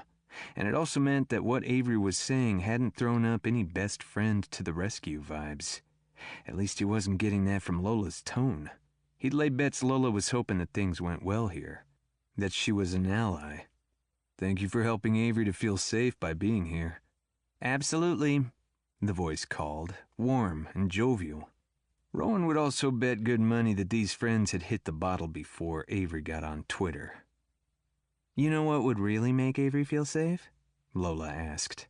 Avery shot a wide-eyed, shut-up look her friend's way. "If you showed her your FBI ID badge. That way she knows you're not just a pretty face making up shit." Rowan blushed. "Pretty face, huh? My ID badge? Okay, sure. It's upstairs. Give me a second." After he stood and left the computer screen, he paused for a moment on the camera's view. He could hear Avery say, "Lola, how could you?" He understands. Here I've given him the chance to prove he's a good guy. You won't have any worries that he's not who he says. No one wants to think they're being catfished. Rowan wanted to call out, "I'm not catfishing you," but he jogged up the stairs instead. Lola was the dragon at the gate that he'd have to go through to have any chance with Avery. If Lola had a hoop that needed jumping, Rowan wanted to jump through it. After all, Lola knew Avery, knew her history, and what she'd need to feel safe. Lola setting up an obstacle course for him to navigate actually was really helpful. It meant that he could prove himself in all the relevant ways he needed to prove himself to be a worthy man for Avery. And with that thought, Rowan realized that was exactly what he wanted to be. First proof required that he was who he said he was, and not some hound dog making up credentials to impress the lady while really working at a box store and living in his mom's basement. He sat back in his seat and opened the badge wallet, holding it up to the camera lens. The top was his picture, albeit taken a few years before, with a clean-shaven chin and a tighter haircut, and his signature. There was a certificate and expiration date, and there was his badge. "Can you read it okay?" he asked. "Yes, thank you." Avery sounded mortified by her friend's antics. He grinned as he closed the wallet and laid it on the table. "That was nice of you," Lola called out. "I'm glad that we could make Avery feel safer." "All right," Lola said. "Now that I know she's in the hands of an upstanding citizen, I'm going to scoot on. I need to make lunches and get them in the fridge for the morning. Avery, I'm going to let myself out." "But you didn't eat dinner." "I'll eat a sandwich at home. Love you." Avery's focus was on her friend. "Love you too. Bye." Rowan had passed the dragon test, and he was elated. Alone, Avery and Rowan sat in silence, looking at each other. It was surprising how comfortable this silence was. Avery tipped her head to the side. "Hey, Mr. FBI man, are you assessing me? Have you been reading my face instead of listening to my words?" "It becomes an innate skill set. I can't say that I turned that off for this conversation." "It seems an unfair advantage." She offered up the sexiest little pout Rowan thought he'd ever seen. His body stirred in response. "Can you use your FBI skills in other ways, too? For example, can you find out things about me on the computer? Did you research me?" Then her face flamed red. "Wow, that sounded egotistical. Like you are interested enough in me that you'd want to do something like that." Her eyes wouldn't land on his. Rowan found her discomfiture charming. He was used to working with hard people, asking hard questions. By his standards, what she'd just asked was a data point that needed to be addressed. Her sensibilities were softer. She felt things and hadn't cornered off her emotions. In his career, Rowan had found emotions inconvenient to getting a job done. The same for most of his friends and colleagues, even for Jody and her job as a business executive. Rowan was rather stunned by Avery's blush, happily so. Looking things up for personal reasons is against bureau policy. Rowan put his hand to his chest. It's also against my personal policy. Her face changed. Some thought, some vulnerability, a fear. This time he absolutely did not like what he saw. "Tell me," he said, his voice sounding too gruff and demanding, but he saw in her look that she felt endangered. And whatever it was that caused that look, Rowan wanted to go after it. He cleared his throat. "Excuse me," he said, and cleared his throat again, taking a swig of water to show her that what she'd just heard was not him turning all alpha on her, as Jody would call it. He noticed that as he thought of Jody right now, it had nothing to do with their past intimate relationship, but more about her finger-wagging and lessons learned. So he took another swig of water before he said, "Just now, that look on your face, would you share the thoughts behind it? You suddenly seem upset." This conversation took me back to... She paused to think. I had an uncomfortable meeting this morning. I was listening to someone talk about data gathering and artificial intelligence. She looked up to her right, remembering. When she looked back, she had rolled her lips in. I'm having an existential crisis. This might not be a good day to talk to me. "I think it's an excellent day to talk to you," Rowan countered. "I've been trained in crisis management." He chuckled to take some of the sharp energy out of the air. He wished he was there with her. His protective instincts revved. Okay. She nodded her hands and rested her chin on them. "What's going on?" Sometimes I feel overwhelmed by technology. Things are changing so fast. It makes me anxious. Just this morning, I was talking about novels I had read in high school, 1984, and The Handmaid's Tale. They frightened me when I read them. Now I feel like they're coming to fruition. Artificial intelligence and the internet and all of this connectivity is helping us move toward things that can be positive, like our meeting and being able to see each other. She offered up a little smile. But I'm becoming aware of how things can turn dystopian very quickly. She paused, but Rowan said nothing. I like things to be quiet and neat, for people to care about each other and to be kind. I would prefer to wear rose-colored glasses as I look at the world. My job, after all, is about hearts and flowers and the power of love. But it feels to me, especially today, that the world is getting dirtier, nastier, more vicious. And very soon, most assuredly, it's going to get worse. Rowan sat quietly, nodding to show he was focused on her words. There are plenty of people like me out there who are pawns getting pushed around the board as if we have no say and no volition of our own. She took a deep breath and swallowed, then tucked her chin down. Circumstances. Rowan waited. Interrogation 101. If someone was talking, shut the hell up and listen. Avery hadn't offered up any clarifying information, and he had no clue what they were talking about. But there were worrisome themes. And because of where she worked, Rowan's mind leapt to Taylor Knapp. "Avery, can I ask where this is stemming from? Is this something that happened with work?" I would say that the chaos in my head is a reflection of my externals, unlike the author that I'm working with who wants the externals to reflect what's in everyone's head. Rowan's brow creased. "I'm not following." And I can't talk about it. I want to, believe me. I think this is so wrong. I think people should know what's happening, but... Again with the shake of her head, the little sigh, the angst tightening the skin around her eyes. "So this is something to do with this specific author." He was taking mental notes. He'd have to parse through this after they were done talking. Rowan recognized he had Knapp on his mind, but this sure sounded like Avery had a connection, and she didn't like it. Or she could be talking about something else, her mother, for example. But no, that couldn't be right. Why wouldn't she be able to talk about that? He decided to throw a thought at the wall and see if it stuck. "If you know of a crime, we can protect you. There are whistleblower statutes." Whistleblower? She stilled her fingers to her lips. What do those statutes cover?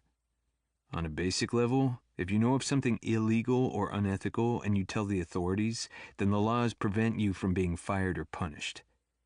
Oh, well, I guess if everyone agrees to what's happening, then it's not unethical or illegal. She caught his eye. She smiled. You're trying to read my expressions. You're in FBI mode, aren't you? He was indeed 100% in FBI mode. Avery knew something about something, and she wasn't going to share. What needed to happen now was for Rowan to stop asking for this to be a one-sided conversation. He needed to put some skin in the game, build mutual trust, expose something private, and that wasn't something Rowan liked to do. As to the face reading, that's not an FBI thing, though, sure, they fine-tuned things for me. But I grew up with an alcoholic father, the mean kind. I learned to read faces as a survival skill from an early age. Her face went slack with sorrow, her eyes glazed with tears. Rowan swallowed past the lump in his throat, trying to force down the unexpected and unfamiliar emotions that Avery conjured with her sympathy. She had enough emotion she was juggling, so he wanted to wipe those tears away. And I'm grateful that I have that skill, even if I'm not grateful for the means by which I learned. It serves me well as I serve my country. She nodded. I'm not sure what you're grappling with, but here it is. There are bad people out there who want to do whatever they want to do, wherever they want to do it. We can't have that. My job is to stop them. I thought you shook hands for a living and made connections. You told me you were safe. Accusatory, worried. It was interesting to be on the other end of someone's genuine concern. He both wanted to rebuff it and revel in it. No matter what your job, there's risk, though probably less risk for someone in your job than someone in mine. He paused. Did he want to march over this bridge? Windsor-Shreveport. He stopped to weigh his words, since he had apparently already made a decision. If Avery knew something about Taylor Knapp, Avery could be in a very dangerous situation, and he needed to know if she was okay. The name of your publishing house came up in a meeting I was in. Our mutual friend Lisa was there. Lisa writes from Twitter? Yeah, she's a special agent for cyber. I've known her from back in my Army days. Small world. We had coffee once, she and I. I like her. Lisa's a good friend to have. She's a big gamer, big science fiction reader. She said that the Uprising video game is about to release and that the book will soon follow. Do you know anything about that project? He held his breath. There was a flash. Something moved across her face. He'd seen that look before. It was the same look that was on Clara's face when they were trapped in the garage and she had the compromising photos in her purse. Avery was in some kind of danger. Avery, you know I work between the United States and Europe, but if you ever felt you needed help, you could tell me. If you felt unsafe, if you knew something about some things and needed a sounding board. Her shoulders shifted as she rubbed her hands up and down her thighs, a self-comforting gesture. Her eyes scanned left, then right, then left. She wasn't focusing on him. He'd hit on something.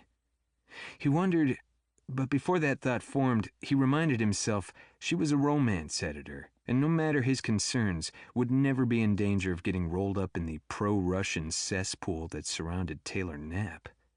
Would she? He sensed Avery pulling herself back from him. The warm bubble that had surrounded them during the Skype session burst. The chill set in. He'd blown it, and he wasn't willing to let that happen. He dove straight in, head first. Avery, I'd like to take you out for dinner. Unfortunately, I'm leaving out of town tomorrow afternoon. He stopped and smiled. He let that smile come from his eyes, not just his mouth, so she'd know it was genuine. You're in Falls Church. I live near you in Arlington. Maybe I could meet you for coffee in the morning? I'm sorry. She glanced down at her lap and back up, a sign of disappointment. I have an early morning meeting with one of my authors. She pursed her lips, a signal that she didn't like this author. Wednesday, I'm heading out of town too. There's a convention up in New York. New York City? She cocked her head. Yes. I'm not trying to stalk you, Rowan chuckled, feeling that fortune was on his side in this. But I happen to have meetings up there this week. I'll be at the FBI headquarters on Broadway, which is walking distance to Little Italy. Do you like Italian food? I don't want to push, but New York is as good a place to meet as Washington. I'd really like to meet you in person, Avery. Chapter 18. Rowan. Monday night, Alexandria, Virginia. The screen went dark. He couldn't believe it. He just couldn't believe his luck. She'd said yes. Whew. He blew out a breath. Ha ha! He sat there and grinned at the blank screen. Slapping his hands on his thighs, he jumped up and ran up the stairs, barely registering the residual pain from the Brussels attack, to pull on his running shoes. Avery had said a lot of things that he wanted to mull over on his run.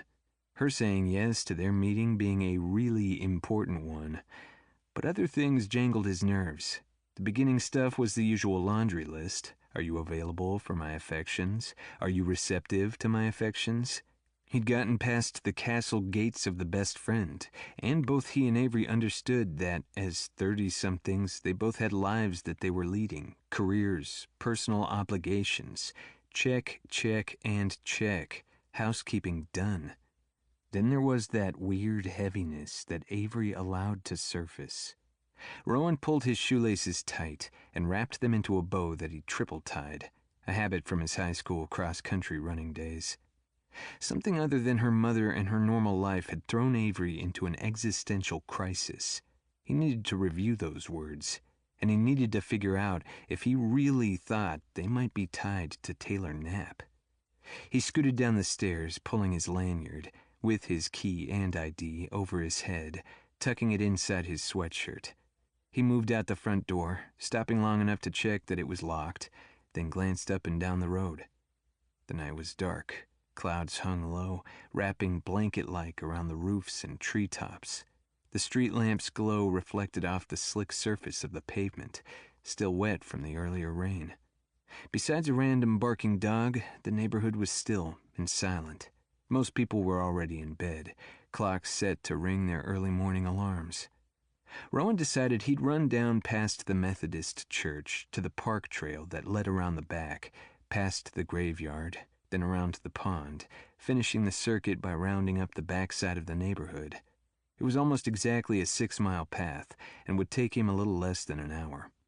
He jogged in place, then used the porch rail to do his stretches. Rowan's body was stiff from the beating. The run would probably help him shake that off. Rowan tugged a beanie in place to keep his head and ears warm and set off at a practiced pace. By the time he left the neighborhood, Rowan's limbs were warm and his stride was comfortable. He didn't try to push any thought agendas. He let his mind churn past the hurly-burly thoughts, the chaotic thoughts, the pick-me thoughts. He watched them pop up and he watched them fade away. The meditation of the road. This was Rowan's way of dealing with stress, getting centered. Or, as his team leader used to say, getting his head on straight. Right now, the thing he needed to get straight, the place that wobbled for him in the conversation with Avery, was this convergence of his job and his personal life. He liked those things in two separate pockets. He had no proof that there was a convergence other than the gnawing in his gut. The reason for Avery's existential crisis was still tucked away. She didn't want to show it to him yet, or ever. It might just be one of those days when things felt bleak, and she'd be okay tomorrow after a good night's sleep. He held that thought through a few strides before he rejected it. Something pretty serious had happened, and it had happened today, this morning. "There are plenty of people like me out there," Avery had said, "who are pawns getting pushed around the board as if they have no say and no volition of their own. Circumstances." A pawn getting pushed on the board because of circumstances. God, she was beautiful and smart and tender. Those lips. Rowan had been talking about Little Italy and having dinner, but what he'd been focused on were her lips, how they'd taste, how they'd feel pressed against his. Rowan's body stirred at the thought. "Down, boy," Rowan said as he left the pavement and the ambient streetlights and moved to the dirt path. It would take his eyes a couple of minutes to adjust, but Rowan had excellent night vision. It had served him well in his career. An owl hooted from the distant trees. The fog hung in streamers off the limbs. Eerie. Rowan was aiming for the massive oak. Just before he got there, the path would dogleg to the left and circle behind the church's graveyard. The sound of his breath and the pounding of his footsteps filled Rowan's ears, and then he thought he heard something else. The moist wind carried a hum of conversation toward him. He slowed his gait. Maybe it was some local teens out late trying to get space and autonomy from their parents. Then there was a flash of a red beam that tapped the ground just ahead of his feet, and Rowan knew it wasn't a group of teens. That was a laser sight seeking a target, or it was someone with a laser cat toy out messing around. Low probability on that one. After being shoved in the trunk of a car and driven around Brussels, Rowan was in no mood to find out who had a laser out and if it was attached to a rifle. He shifted his body to a low combat silhouette, bent knees, balanced on the balls of his feet. He was ready to dive off the X. Rowan tracked the laser as it searched along the air, looking for something solid to illuminate as it passed over the gravestones. When the light swung his way, Rowan threw himself onto the wet grass underneath the beam. "Nothing?" The voice carried his way. "Here, let me see that. I could swear I heard his footsteps. He can't have passed here yet." Not a cat toy. They were looking for someone without sending out a flashlight beam.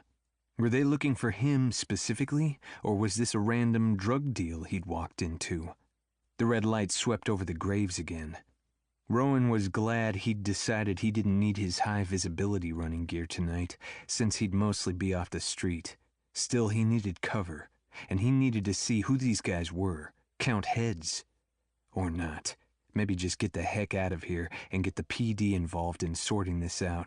He didn't have his badge on him, or a gun. On his elbows, head low, Rowan lizard crawled toward the woods, due south of the voices. "Dan said Kennedy left his house 15 minutes ago. He should be here by now." "Don't use real names. Say Delta 5. Alrighty then. Definitely not random.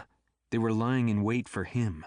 At least they weren't speaking Bulgarian, though having Sergei ID him, gather intel on him, and place a crew on site so quickly seemed a stretch. If Sergei had ID'd him, he'd never be able to go home again. Talk about an existential crisis, Avery. They weren't modulating their voices as low as they had a moment ago. The red light was off. That spoke to the level of their training. If they were the real deal, they would be silent. Of course, you didn't need a whole lot of training when you had numbers on your side. That they were waiting to ambush him outside of his house might be telling. A hit squad would come in the middle of the night like a draft through the cracks of the door. They'd pull a plastic bag over his head until he was done struggling, then melt his body in an acid bath, letting the residue go down the drain. Then they'd bleach everything clean and slip out before the birds began their morning songs. Of course, that they wanted to find Rowan off his property, away from his security system and home court advantage, probably meant they wanted him alive. That they picked his jog when he'd be physically tired and probably without a weapon made sense. Rowan was reticent to let them take him alive. Sometimes dead was just better. He had a knife. He always had a knife. He had a phone, but it would light up and give him away if he tried to call for help. At least he'd put it on airplane mode. No risk of it suddenly buzzing and giving his position away. They thought they had the jump on him, but the surprise belonged to him. That might be his best asset. Rowan pressed silently forward, slow and steady. Hiding was his best advantage. Big, fat, friendly trees were his best advantage. He'd almost dragged himself to the tree line. "He left his property 15 minutes ago." A normal tone of voice came over someone's radio. They needed to turn their volume down, stick an earbud in their ear. 15 minutes, someone whispered. "He should be here." Someone had been watching him and timing him. The 1.5 miles from house to the park that abutted the church property did indeed take him less than 13 minutes.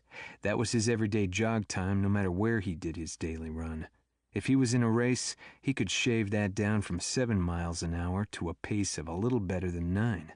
If there was something chasing his ass, then he might even be able to shave a little more off that. But adrenaline can do that for you. Radio static was followed by, "Delta 3, where is he? He must not have his phone. He's not showing up. Delta 2, even so, you should have him by now. Delta 3, I'm telling you, he hasn't come through. Yes, he has. I watched him leave the road. I'm Delta 2. Okay, their radio skills sucked. That was information. Rowan had to acknowledge that his own skills also sucked. He was obviously too predictable. They knew he'd jog, and they knew where. They had placed a crew out here. Of course they could have crews set in each direction coming out of his house, and that felt right to Rowan. He had to plan as if these weren't the only guys laying in wait. These were just the lucky guys who would get action from being posted in the right direction. Maybe build up some points with whoever had an axe to grind. They thought he didn't have his phone. Later, he'd have to figure out what that could mean. He'd have to figure out a lot of things. Delta 8, I'm positioned at the corner of Billings and Turnbull. He's not to me. That must be the guy at the next trailhead where Rowan would hit pavement again on the other side of the pond. If it had been Rowan planning this operation, that pond was where he'd lay the trap. Fewer opportunities to escape. They were tactically weak. That was more information. And so was the number 8. Delta 8? 8 was a lot. Rowan didn't want to take on 8, or 1. He just wanted to finish his jog, pack for New York, go to bed, and with any luck have an excellent dream about Avery. Delta 1, you're sweeping? Delta 3, I'm sweeping. Rowan watched the light move across the gravestones, left to right, right to left. He wanted to catch one of them and make them talk. He needed to understand just when and why he'd been targeted. If he could figure out how to do that and not get dead or rolled up in the process, that would be good. Delta 1, I'm coming up the back. I'll see if he didn't have a heart attack and keel over between here and there. Rowan drew himself up along a thick trunk opposite the guys with poor radio discipline. He focused on the shape of this man striding up the trail. That was the tango he wanted to take down. The head of their spear, Delta 1. If he could trap that guy, Rowan could get answers.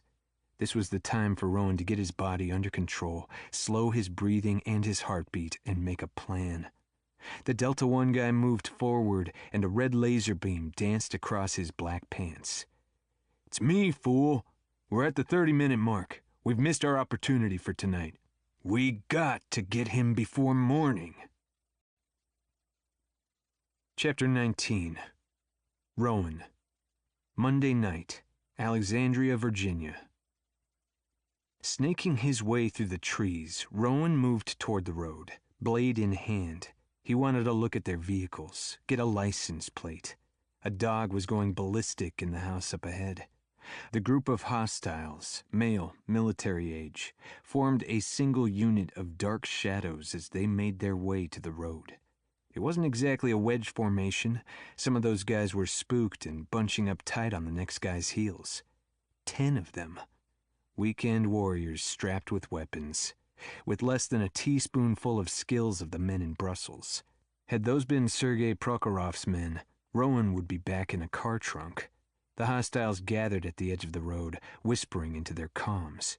Under the parking lot light at the church, Rowan could just make out 3 cars parked nose out over by the shed. When the taillights popped on and they powered down the road, Rowan would take a video. He couldn't get it from this angle, though. Rowan bent in two and sprinted toward the church, then stood at the wall, peering around the corner. Rowan closed his blade and slid the knife clasp onto his waistband, ready to pull and flick open if needed. He reached into his pocket for his phone and got ready to get the pictures. A surprise intake of breath spun Rowan around. A form hovered just there behind him, mouth open. Adrenaline dumps can make you freeze in place like a statue. Freeze sucked. Rowan knew that personally. That moment when the brain stutters. Sandwiched between the hostile's hands was the unmistakable shadow of a gun tricked out with a suppressor and laser. New guy. So now they were up to 11 head.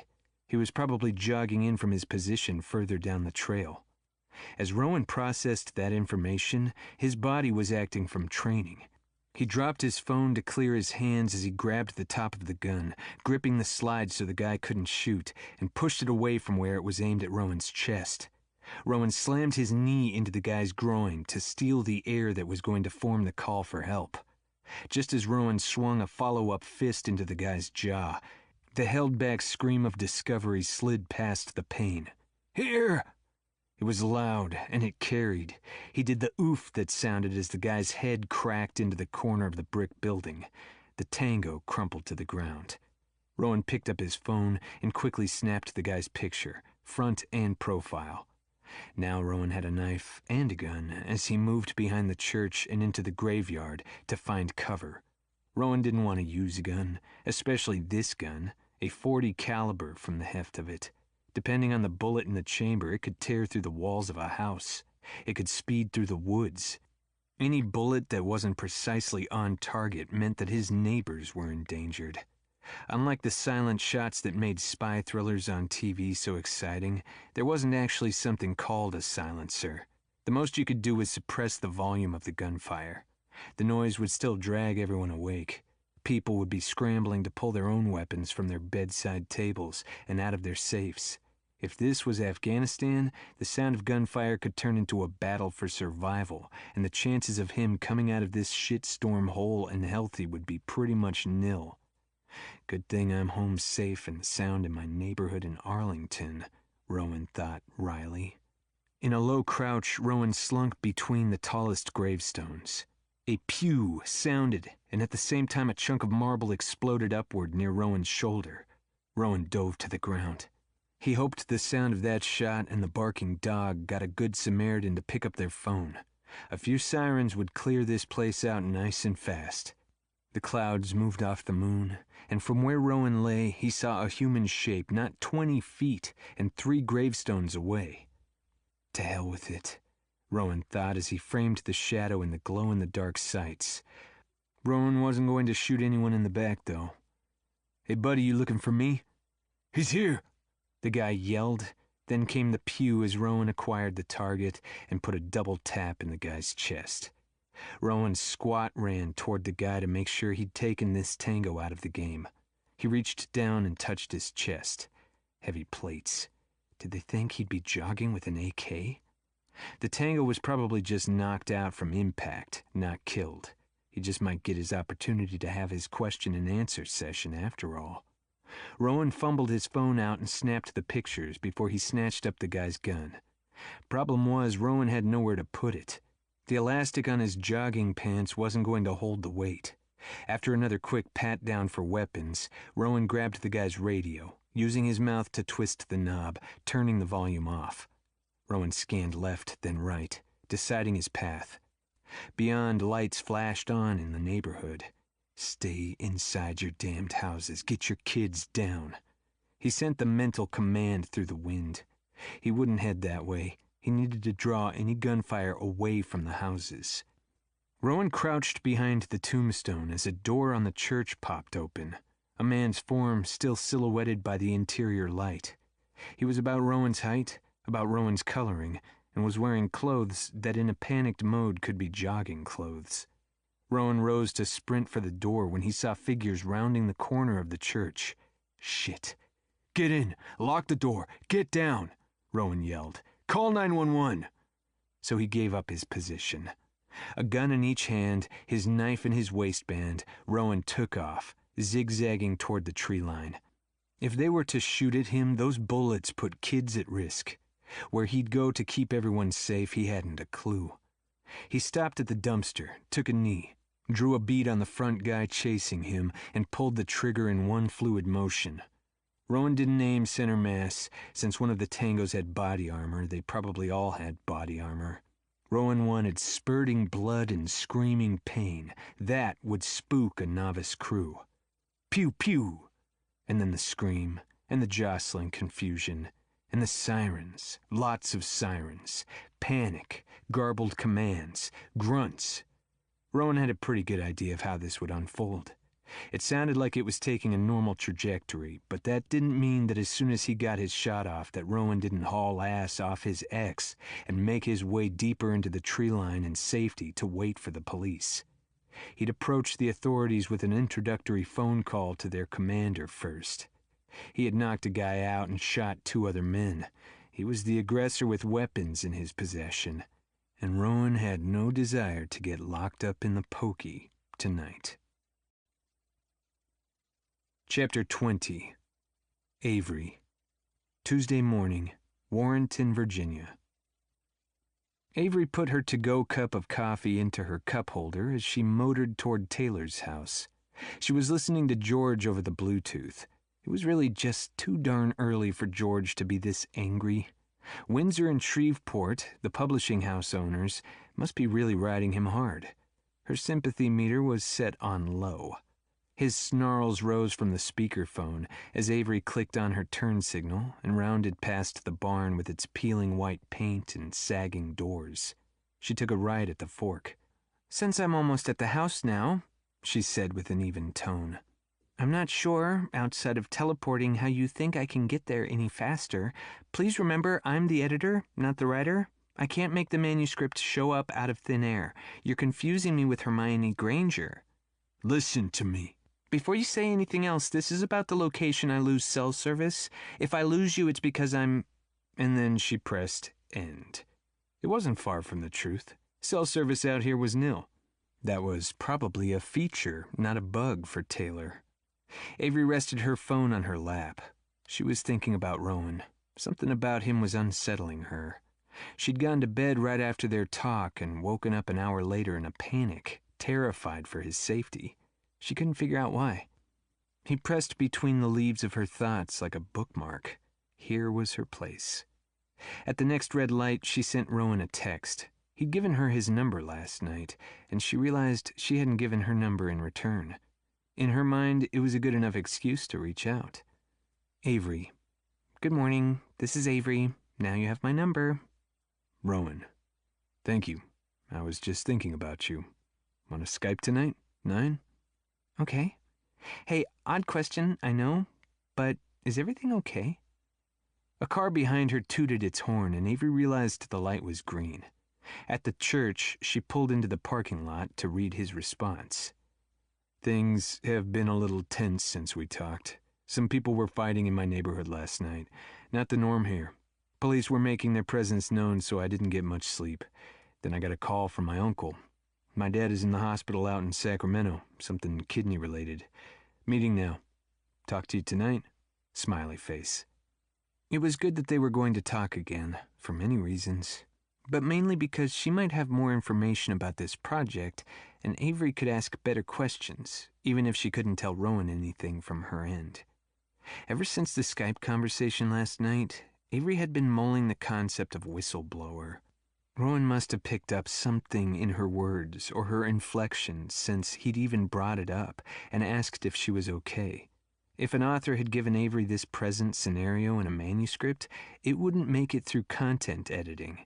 Avery would be leaving comments like, "I need more. This doesn't rise to the level of threat we need here." But Avery felt threatened, like the ground was shifting under her feet, like she didn't understand the rules and invisible hands held the remote. Like she was living in an alternate universe, and the idea of being in control of even one's own thoughts and emotions was an illusion. Maybe this was how things worked now. Or maybe ethics and laws simply hadn't been developed to counter this yet. What was the this? Avery couldn't even define it. She had other things to do besides babysit Taylor Knapp, other projects on her plate.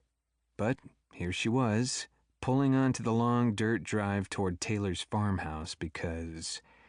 Avery wasn't exactly sure about the because. She wanted to say it was her civic duty, but that was a bizarre thought. The because is that my name is going to be associated with this thing, and as much as I disagree with my brother-in-law on a daily basis, Curtis was right about this. Taylor's project was morally wrong. Even if Taylor herself thought she was some kind of white knight exposing the evil underbelly of the nation. I guess there are worse things than being starving and homeless on the street with your batshit crazy mother. Avery thought as she popped her car door open. She made her way up the front walk. The lights in the house were off. Avery checked her watch. It was the same time as when she arrived yesterday, but who knew? Maybe Taylor had been burning the midnight oil, typing out her story. When she reached the door, Avery mashed her index finger onto the illuminated button to ring the bell. After a long moment, the door opened. Taylor, dressed in oversized pajama bottoms and a ratty t-shirt, pressed her lips together and rolled her eyes, stepping out of the way for Avery to enter. "I don't have anything for you." "Nothing? You did nothing yesterday after I left? Not a single word?" Avery stood momentarily blinded after moving from the bright morning sun into the dark hallway. "I'm still waiting." Taylor brushed past her. "Come on." Dutifully, Avery followed toward the back of the house. "I don't understand." "Which is fine. Look, you said Saturday, right?" They were in the kitchen and Taylor moved to the coffee maker. Avery had probably pulled the woman out of bed. "You said you needed my outline by Saturday, so get off my ass. I'll have it by then." She reached up to grab the bag of coffee grounds. "You'll have something by then." "Perhaps you'd like a sounding board?" Avery climbed onto the same stool she'd sat on just yesterday morning at this same time. "We can talk, and I can type notes. Want a cup of coffee? You've got bags under your eyes." "Yeah, well, work is stressful right now." "Because of me?"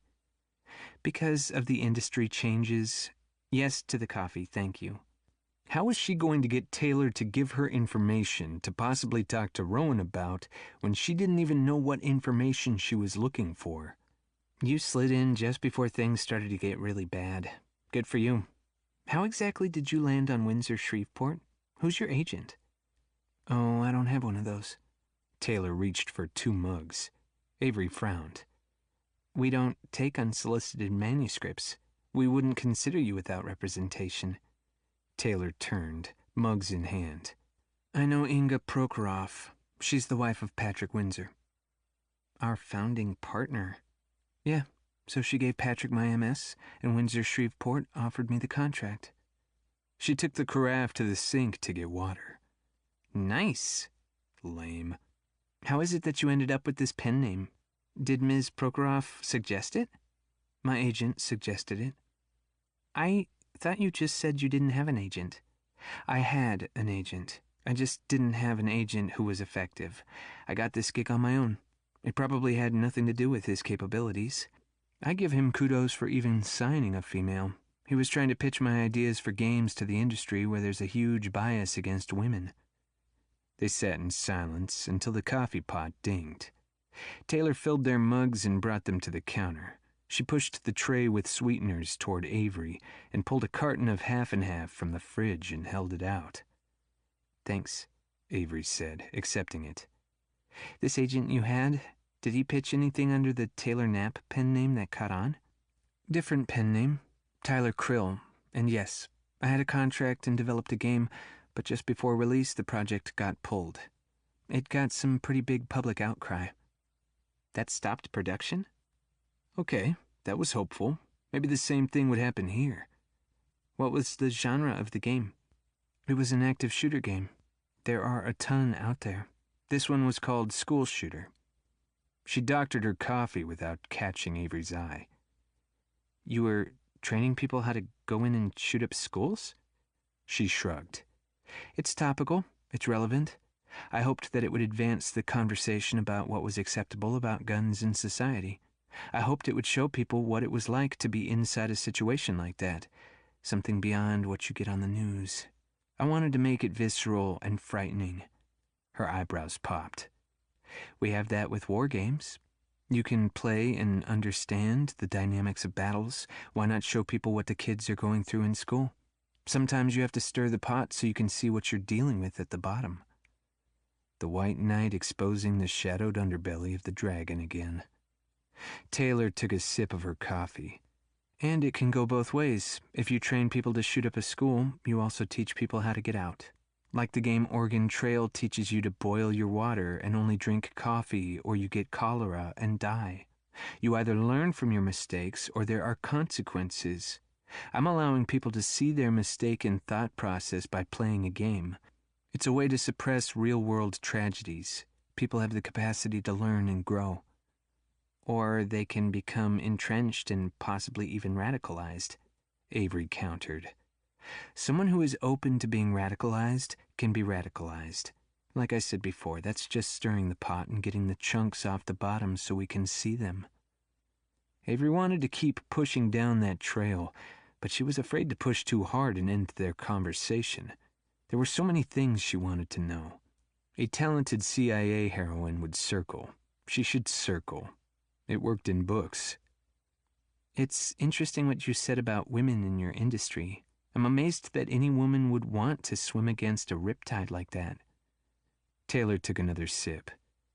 There are, so many reasons a woman like me would try. I could ask you the same. How is it that you're the only female senior editor at Windsor Shreveport? Or editor, for that matter. Inga doesn't like that very much. I'm sure that's why she told me to request you. I thought you said Fast Forward told you to use me. I met Inga through Fast Forward. Fast Forward introduced me to Inga when they suggested adding the book and music. So if you're being precise, as I know editors like to be, Inga said to request you, and Fast Forward agreed you'd be best. Ms. Prokhorov gave you my name? That's interesting. You make really good coffee, by the way. Not at all bitter? Taylor smirked from behind the rim of her mug. Funny. Avery set her cup on the saucer. You were telling me about the connection, how it was that you got your first contract. Connectivity is so fascinating, especially with the international production you have going on. Did you get to travel to Europe? Is that where you met Ms. Prokhorov? She's from Bulgaria, I think. I would so love to travel there. I read once about their roses, the best in the world, and they have a rose celebration that's on my bucket list. I've never traveled. How did you get to work with Fast Forward? She pressed her lips tight and took in a deep breath. A friend. Someone we have in common? Avery smiled. What's your friend's name? I can't tell you that. Avery canted her head. NDA? No, but since you have an NDA, I guess I can tell you this much. She's a friend of mine who's here past her visa. If anyone found out my friend is here, she would be deported. Going home would be very dangerous for her. Wow. Avery leaned forward. I'm so sorry that she found herself in this dilemma. Why is she in danger at home? Couldn't she apply for asylum? Maybe I can get a lawyer's name. I don't know about asylum. I'm guessing that she's too worried that it will be denied, and then she'll have no control over the outcome or next step. She's from Russia. Well, she's Russian by birth. She grew up in the United States from the time she was a baby up until high school. Her dad's job here was done, but when she moved to Russia, she didn't like it at all. She's basically American, after all. She came back for university, hoping to figure out a way to stay here, or maybe move to Canada. One night, she got a call from her mom that her dad was picked up by the police. That was a few years ago, when she and I were living together. No one's seen him since. It's been really hard on her. My friend believes that if she were to go home, she might be used as a tool. Wait, your friend is from Russia? I thought Inga was Bulgarian. Yeah, I don't know how my friend and Inga met. Avery looked at her lap. Poor thing. She sighed, then focused on Taylor again. I can't even imagine being in her position. I can certainly understand the choices she's making. But if anyone had the wherewithal to help, it would be Inga Prokhorov. This must be the best decision under the difficult circumstances. Is your friend a game designer too? No. She's working under the table now, picking up random jobs. She seems to be doing okay. I help her as much as I can. When I was visiting her, I told her my idea for The Unrest. She told me that for $1,000, she would put together the research notes for me. She said she'd need a couple of months. I didn't really have $1,000 laying around at the time, but I borrowed it from my aunt, and so my friend made rent and ate, and it was money well spent. How did she know how to do that? Put together the research notes, I mean. She majored in anthropology and minored in women's studies at the University of Michigan. Ah. Avery got up and walked toward the coffee pot. Do you mind if I help myself to another cup of coffee? That's cool. I'll take some too. My brain still isn't fully awake. She gave you the file and it was helpful? Avery hoped to get the rest of that story. A few months later, I got a file. She's the one who thought that this should be a three-pronged approach: music, game, novel. I came up with the plot for my book based on her notes. While I would expect those to be good, she's really quite brilliant, a straight-A student. I was really elated by the ideas that she had for the game. Avery poured the coffee into Taylor's mug. But she's not a game designer. We were roommates at the university, from my talking through different projects with her. Avery set the pot back on the plate quietly and moved back to her stool while Taylor talked. I guess she was paying closer attention than I thought she was. To be honest, I thought I was boring the stuffing out of her talking about coding and such, but her notes were fantastic. She had even developed the gaming rings. Taylor was becoming more animated now that she was talking about something she enjoyed. She was using more facial expression and miming the information with her hands. In each ring, the player learns a little more. In the first ring, for example, you might learn what capabilities your character has: run, jump, etc. In the next, they might learn to shoot. Then they learn to breach walls. Then they learn to seek out a prize. See? It's all about learning. Each circle, there's a learning component that includes success and failure. Failure is often where the character learns the most and can use those lessons to advance quickly. For the unrest, the player is learning the game, and more importantly, the game is learning from the player. You knew from the get-go that you would harvest data from the players to help the machine learn them better? Or quicker? What I had imagined was much more simplistic than what I was able to achieve with my team at Fast Forward. My friend's boyfriend is working on his artificial intelligence PhD, and she included code in the notes to show me how the game could tap into the massive data that was already out there and available for micro-targeting. Very cool. Where's he working on his PhD? I hear MIT has an excellent program, and Stanford. No. She shook her head. He's not in the United States. He's working out of Germany. I ended up using his connections to get the contract with Fast Forward. They do production out of Berlin. Your university roommate's boyfriend, and it was your roommate who also knew Inga Prokhorov. Your friend is really well connected for someone living under the radar. Chapter 21. Rowan. Tuesday morning, Washington, D.C. And they ambushed you while you were running by a church? Frost's brows were pulled tight. That seems sacrilegious. I've written out the communications that I overheard as close as I could recall. The hostiles were talking about my running pace. Here's the thing. I've been gone for the last month. They had to know I was home. They also had to know my running habits to know my speed. You're FBI. You shouldn't have public-facing habits. Understood. However, there are only two directions I can go out of my house to jog. Granted, I don't jog from my house if I'm able to go elsewhere, but I run every day that I can. If it's late and I'm home, I run in one of the two possible directions. Someone with a pair of cheap binoculars. Anyway, Monday, as you recall, it rained, so it was late when I got my run in. They could probably figure that out by checking a weather app for when the rain could stop. All right. How would they know you were home, and how would they know your routes? I'm pretty sure it's my running app. It's the only app I have on my phone. I use the same one I had in Afghanistan when we got in trouble for the searchable heat map that lit up our base. Someone who hacked my account could see my running history, locations, times, all of it. You were hacked? Did you give the phone over to tech?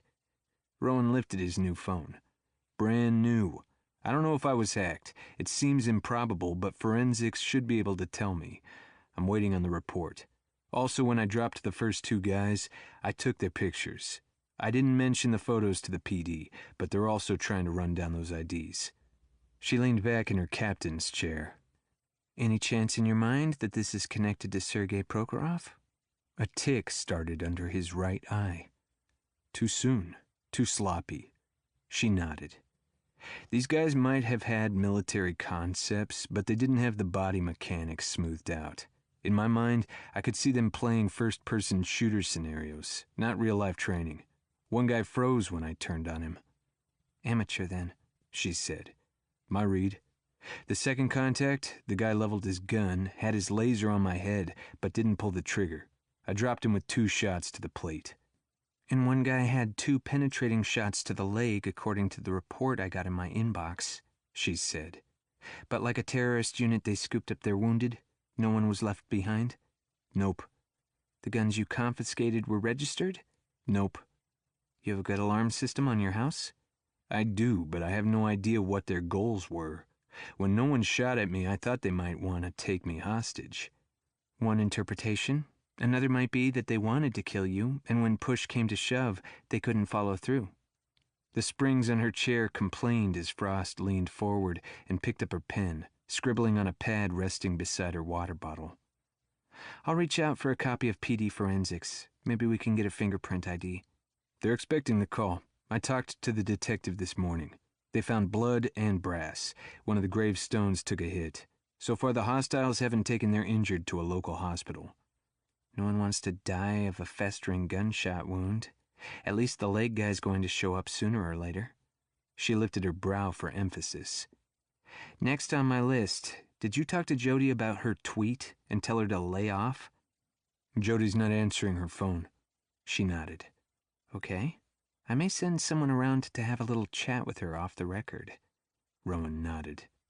We're going to have to pack up and head back out. We have an op spinning up that needs your expertise. And I know it's soon, but we need to twist Sergei Prokhorov's arm again. We've received some sensitive information from our friend John Green in the CIA field station. You're the one that Sergei will talk to. It's going to be harder this time. It's going to be impossible, she conceded. What's the plan? When do you want me to go? I can ditch New York. God, he hoped he didn't need to ditch New York and miss his opportunity to meet Avery. Sergei switched out his electronics devices, but the spyware is doing its job. He's planning to go to Paris to an arts event with his wife. We're getting you tickets and a date. Clara?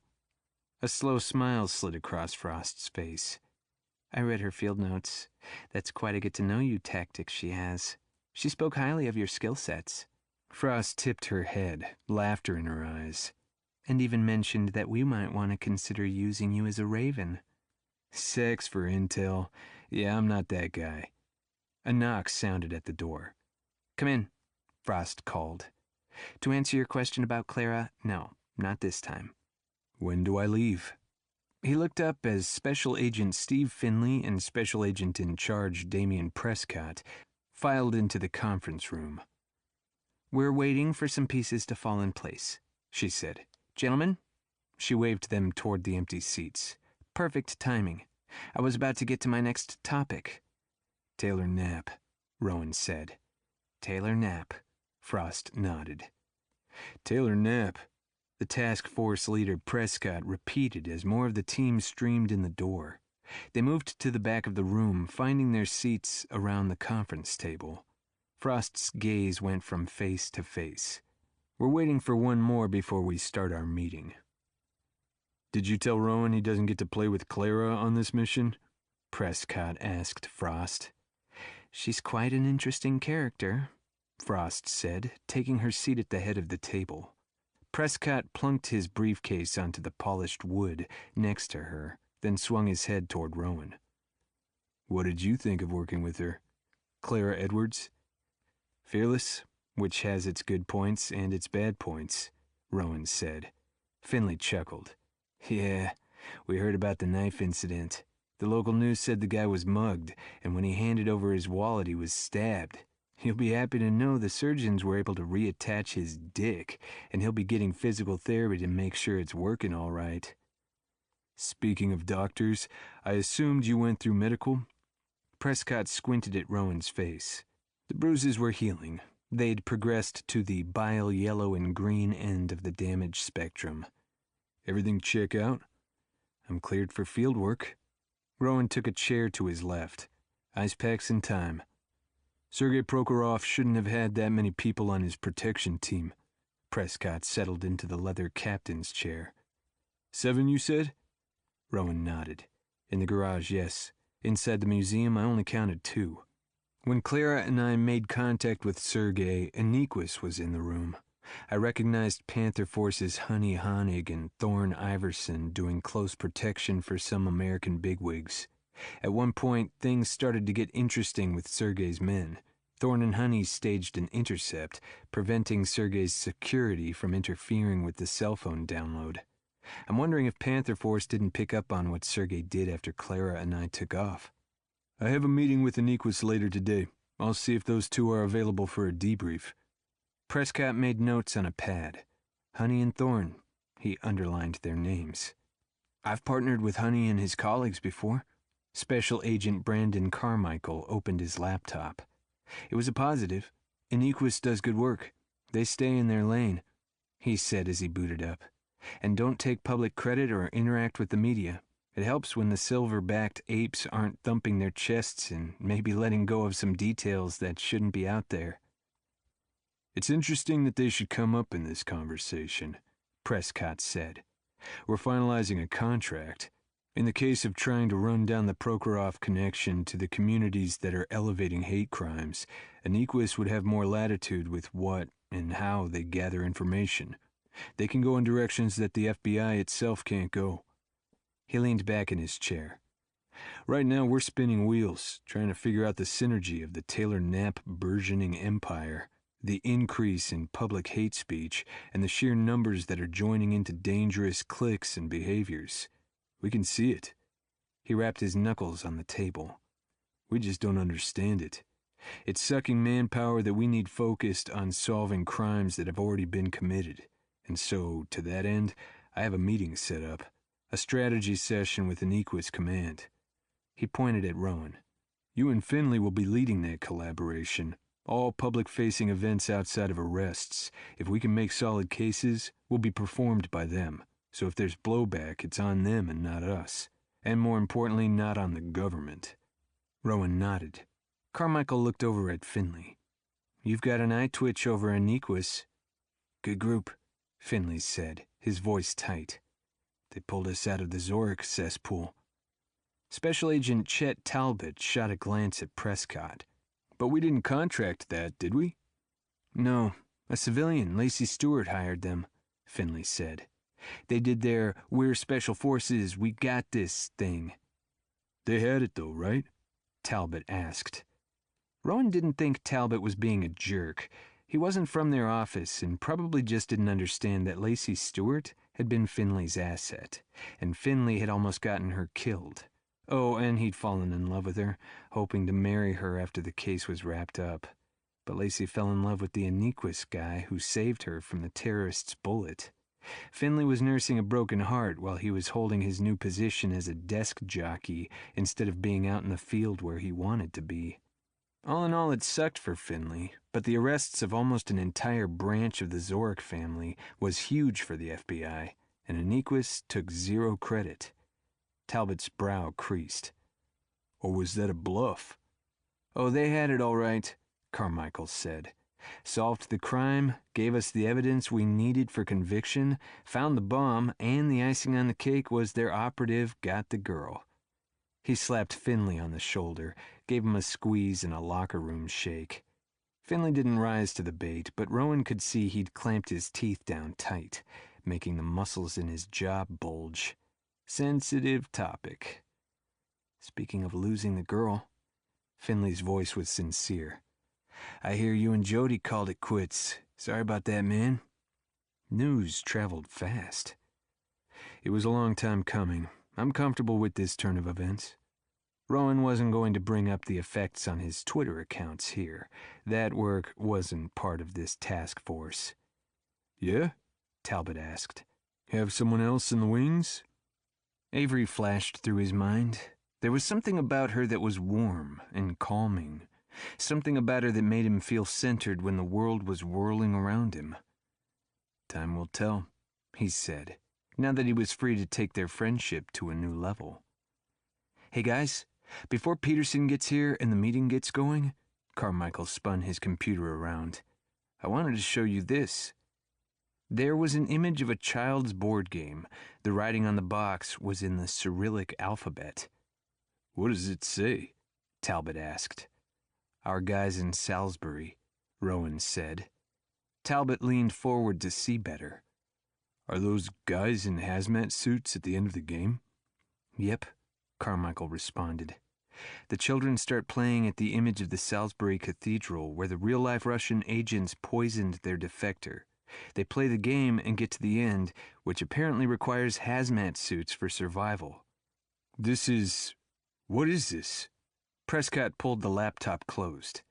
Is it really a game they're selling in Russia? An internet meme? Real deal, Carmichael said. That's messed up. Rowan stretched his legs out under the table to ease the ache in his kneecaps. I brought this in, Carmichael said, because I thought it might be interesting in light of this new tack they're taking in political gamesmanship. As Kennedy's been reporting, the bot farmer in Bulgaria, Sergei Prokhorov, is planting new seeds of discord, hoping to harvest U.S. civil unrest to ingratiate himself with his Russian father-in-law. Yeah, well, if Sergei doesn't become very cooperative very fast, Rowan said, his father-in-law will see some intimate images that put Sergei's health at risk. He might end up with a Salisbury Cathedral incident of his own. Got the goods, huh? Carmichael stretched out his fist for a tap.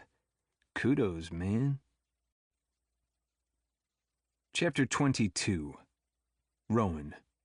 Washington, D.C., Tuesday. Sorry about that, Peterson said as he rushed into the room. My meeting just let out. Okay, gentlemen, enough gab. Frost sat tall in her chair, taking control of the room. We're here to talk about domestic hate speech, Russian-connected bots, and the formation of violence, especially as it pertains to Taylor Knapp. She looked at Finley, who was over at the fridge grabbing a bottle of water. Finley? Finley worked domestic terror. He turned. We're watching insular groups light up about a new video game, The Uprising, that's going to be released next month. We're looking for communications where the participants are taking their chatter from constitutionally protected speech into conspiracy to commit acts of terror. It's big and getting bigger. Finley rounded on a chair and sat down. It's like watching the ocean suck the water off the beaches, so it has enough volume and capacity to crash onto the ground with a destructive power unimaginable. That was rather poetic of you, Finley, Frost said. Data shows that when the unrest launched, there was an uptick in hate crimes by 13% nationwide. In the last 2 years, data says that hate crimes are up 30% after an 8-year period of decline. People have ended up in hospitals, and they've ended up dead. All from Knapp's work? Obviously not. How much impact did Knapp's work have? She tipped her head left, then right, as if weighing the idea. The jury's still out. It's certainly made for an enabling environment. If civil unrest is the guy's goal, surely he learned a hell of a lot in the time between projects, Prescott said. AI has improved. FBI domestic terror funding for domestic terror training and intervention programs has been defunded by our present administration. We're working on fumes. And to switch metaphors, the domestic terror hotspots are bursting into flame, and there are just too many of them. We simply don't have the firefighters or the equipment to put them out. Rowan rubbed his thumb into his chin. Do you all think Knapp's books and games are the brainchild of a single person? To be honest, no. Frost reached for her bottle of water. Hey everyone, Finley's already found his way over there, but if any of you need water, help yourselves. They're in the fridge. She lifted her bottle towards the bar fridge beside the credenza. Rowan stood. I think it's a writing team of social scientists, propagandists, skilled as hell. I could write a dissertation on the first novel. Look at this. He moved to the whiteboard and grabbed up a marker and started scribbling. He tapped the whiteboard where he'd written Christian pro-Israel versus anti-Semitism. Call this I/S. Black rights to safety/equality versus white supremacy. B/W. Common sense gun laws versus Second Amendment guns without restrictions. G/R, okay? The others nodded. 8 basic permutations. I get that I'm simplifying this.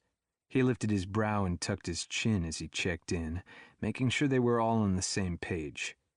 But just as a quick look at the lenses someone could wear as they read this novel, we have... His pen raced down the board, drawing combinations like a Mendel genetics experiment. There are 8 main views. Pro-Israel, anti-racist gun enthusiasts is one permutation, see? Then he tapped another combination. Anti-Semitic racist gun restriction. He rotated his pen in the air. 8 basic points of view. With this information, I read through the book 8 more times. Each time I read it in the character, or mindset, if you will, of one of these permutations. He tapped the board. Each of the 8 times I read the book, my position was supported. If I was an anti-Semitic racist pro-gun guy, my understanding of how the world was ordered was more deeply entrenched. But it was equally validated if I was a pro-Israel racist gun restriction guy. He snapped the top of the marker. And that right there is either mad genius IQ, or it's a dedicated team of social scientists who engineered this platform as a weapon against the United States. I'm laying money on the team approach, Prescott said. And you think this author, team, what have you, is directly connected to Sergei Prokhorov and his propaganda farms? Frost asked. I do. Rowan moved back to the chair. I've been tracing the bot activity for a while now. Bulgaria and the Philippines. The best way to get the dots connected is through the Windsor-Shreveport contract and work backwards to Sergei Prokhorov. Frost took in a deep breath and sighed out. Signals intelligence tells me that they have no information on this. How is that possible? Unless... Finley started. We know that the game is played as a collaboration, and communications devices are embedded within. That means they're untraceable through our normal signals intelligence, Frost said. These groups are getting higher tech every day. Rowan came back to his seat. Special Agent Lisa Griffin was in here last week showing me that there was a game that had a trash can in one of the scenes. You could get your character to pick things out of the trash can. Balled up paper, for example. Some communications device can be laying there in plain sight and no one would know. Griffin happened to figure it out on a lark. In the game, she pulled a ball of paper out of the trash, had her animated character smooth it out, and there was a topo of where our troops were hunkered down in Syria. The unit got moved stat. And things like that make Taylor Knapp and the groups that form through playing his games into ghosts. Frost planted flat hands on the tabletop. We're trying to find informants inside Windsor-Shreveport. They have $1 million guns held to their heads, Finley said. It's going to be hard to find someone who will talk. Rowan doodled on his pad. What happens if we had someone inside? What could we do to protect them? Finley leaned forward, excited. We'd bring them in, talk to them in a safe room, let them know there's no way anyone would find out. Do you know someone? Rowan looked at Frost, their gaze held. I do, he said slowly. We're dating. I'm not turning her into my asset. Certainly not in something as messy and dangerous as this. Rowan looked pointedly at Finley. Finley's girlfriend almost died when he was using her to stop a crime ring. The post-Soviet Union crime ring families don't mess around. When someone gets in their way, that someone gets removed from the picture, sometimes viciously so. Of course, if Avery cooperated, she'd be considered an asset, which gave her some legal cover and had the potential to help her if things took a criminal turn. There was a lot of weight. That's fast, man, Prescott said. You jumped right back on the horse? Jody doxed you just a few days ago when you broke up. Okay, dating is a stretch, Rowan said. We have plans for a first date. I've known her for a few years. I'm not going down the road of making someone I care about into my asset, he repeated.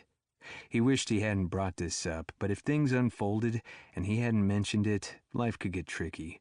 For one thing, if he hadn't been forthright, he might be cut out of the need-to-know loop, and that meant he wouldn't have information that would help him keep Avery safe, should she need to be kept safe.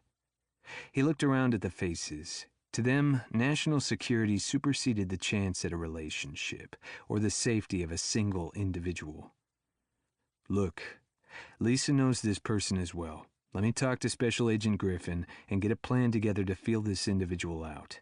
Just see if she doesn't know the general area where the truffles are buried, and we can bring in a pig to sniff them out. And that, metaphor, gentlemen, is what happens when you spend too much time on the other side of the Atlantic, Carmichael chuckled. Frost maintained her focus on Rowan. Do you think this individual knows something that would be helpful? We were talking about work last night, Rowan said. She brought up morality and was asking about whistleblower laws. But we all know what happens to whistleblowers. They are the best of the best, the ones with the straight moral code, and they're the ones that get smashed every time. He sent his gaze around the room to make sure everyone was paying attention when he said this. I don't want that to happen to this woman. She has a lot on the line. Not just her, but she has a dependent mother. We don't know what she might be blowing that whistle about, right? Do you think she might know specifics about Taylor Knapp? Prescott pressed. Maybe she's on that project? She's not in that genre of writing, so I'm just not sure. Maybe she heard industry rumor or could tell us who's on the project team, help us focus on the right targets. All right, Frost said. I need you to make that happen, Kennedy. Team, if this route produces intel, we need to develop a next step so we can act swiftly. Time is of the essence. As you all know, this bomb is ticking. So we can get to Taylor Knapp himself, or the person who is posing as an author with this pen name. How do you think we engage this person to get him talking without him knowing he's talking? Prescott asked. Finlay looked up at the ceiling. What if we made talking to us something elite? Frost focused over on him. Like what? What are you thinking? What if the FBI is developing their own red cell? Chapter 23. Avery. Tuesday night. Falls Church, Virginia. Whatever they put in those shots is a pure miracle, Lola said from the hallway. Mom's asleep? Yep, but since it's early, I just gave her the dosage that's supposed to help her calm down. You'll need to give her the regular dose later so she can sleep tonight. Okay, thank you. Avery was perched on her toilet. Lola had already given her a pedicure and manicure, and now there was a pot of hot wax warming in the sink. Avery was wondering if the little bit of one of her mother's shots wouldn't help this next step in Lola's process of making Avery presentable. As if reading Avery's mind, Lola said, Look, if things are going well with your mom, you might leave a little bit of medication in the syringe, you know? I'll buy them off you. There are some nights at my house when I want to drug the entire Congress of baboons who've taken up residence there. Flying from your chandeliers and eating all the bananas in one sitting? Avery smiled. You've been to my house, you know what they're like. Anyway, think about it. It could mean some extra income. Lola stirred the wax with a wooden stick, testing the consistency. Ready? She asked. Lift your arm. I'll start there. Lola slicked the melted sugar wax onto Avery's underarm, pressed a cotton strip, counted 3, 2, 1, then ripped it off in one quick movement. Avery gasped at the pain, then turned her head to look at her bleeding underarm. Ouch! Holy hell, Lolly, that hurt. How in the world did I let you talk me into this? You must be in love. Lola batted her eyelashes. There is no other reason for a woman to jerk hundreds of hairs out of her skin other than to ensnare a man's heart. Hold up your other arm. Avery reluctantly lifted her hand in the air while Lola smeared on the hot goo. You do this all the time, Lolly, and you've been married forever. Right, well, ensnared is one thing. Keeping them entangled is another. Entangled in what? My bed sheets, Lola winked. Deep breath in. God, are we done? Mustache and eyebrows next. I don't have a mustache. Oh, yeah? What do you call that? Lola held up a hand mirror.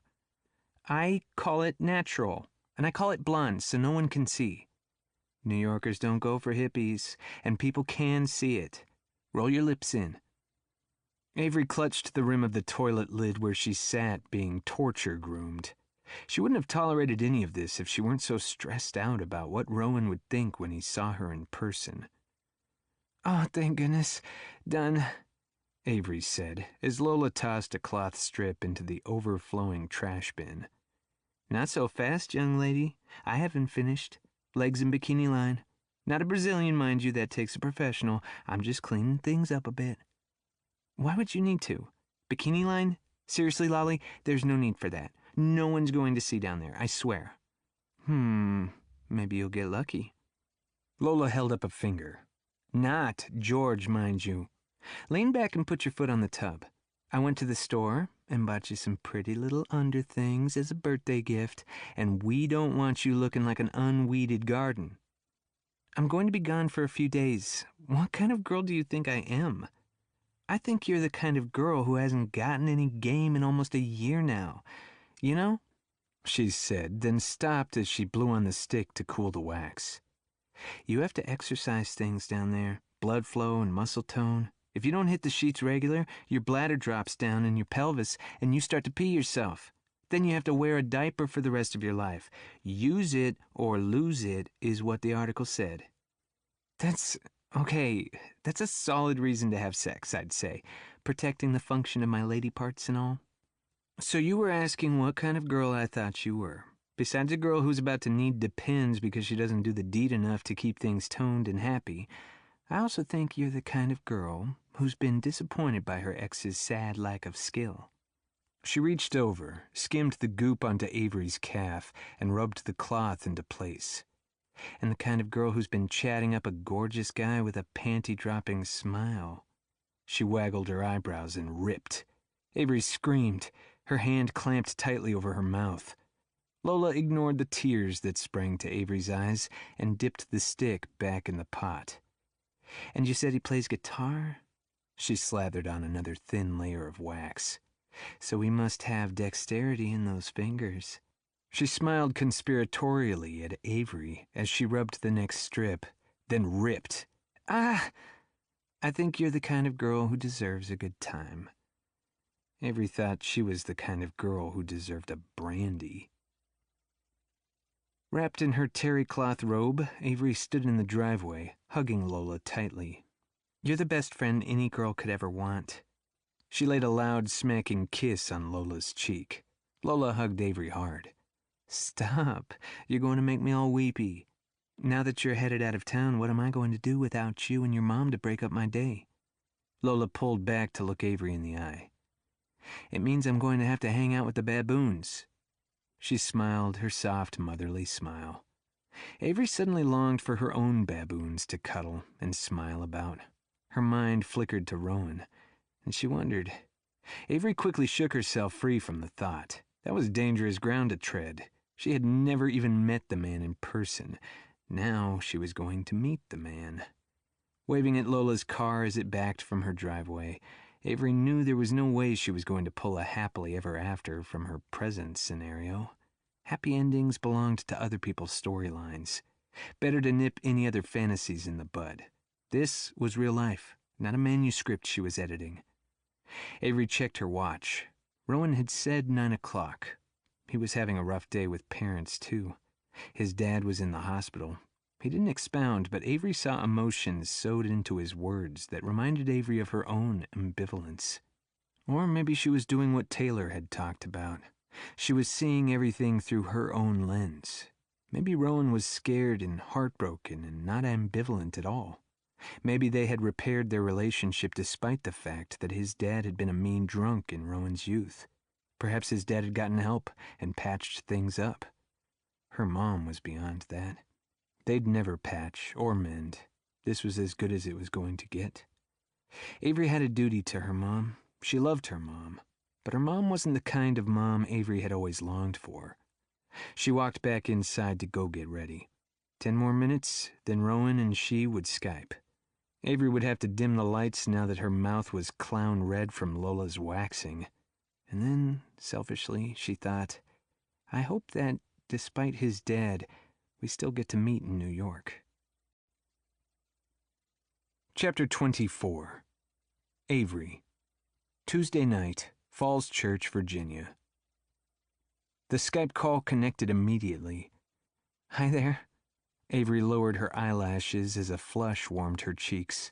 Suddenly shy, she fidgeted, her hands in her lap. "Hey." Rowan's smile was more a greeting than happiness. He looked worried, but that made sense, his dad and all. Avery raised her gaze to take in his image. A long silence followed. "You look tired. Was your flight to New York okay? Is that where you are now?" Yeah, I'm at my hotel. He held up the computer and rotated it around for her to see. "Swanky." I'm not sure how this worked out. Usually the Bureau pays for rooms you share with the cockroaches, but I'm happy to take it. He sat back down at the table and adjusted the computer screen. "How are you?" Concern infused her voice. I'm a little off balance, to be honest. "If you're not up to a conversation right now, I understand." Avery leaned forward. "Though I hope this is okay. I'd like to be here for you." This is good, thank you. He jostled his chair around and positioned his elbows on the tabletop. "I don't want to pry, but would you like to talk about what happened? How is your father?" No news is good news on the dad front. If he calls me, I'll know things are getting bad. He smiled, and it took any sting out of the words. He's private by nature. Avery tipped her head thoughtfully. "Like father, like son?" Oh, no, Rowan chuckled. No, this apple fell far from the tree. I am nothing like my father, and he would enthusiastically concur with me saying that.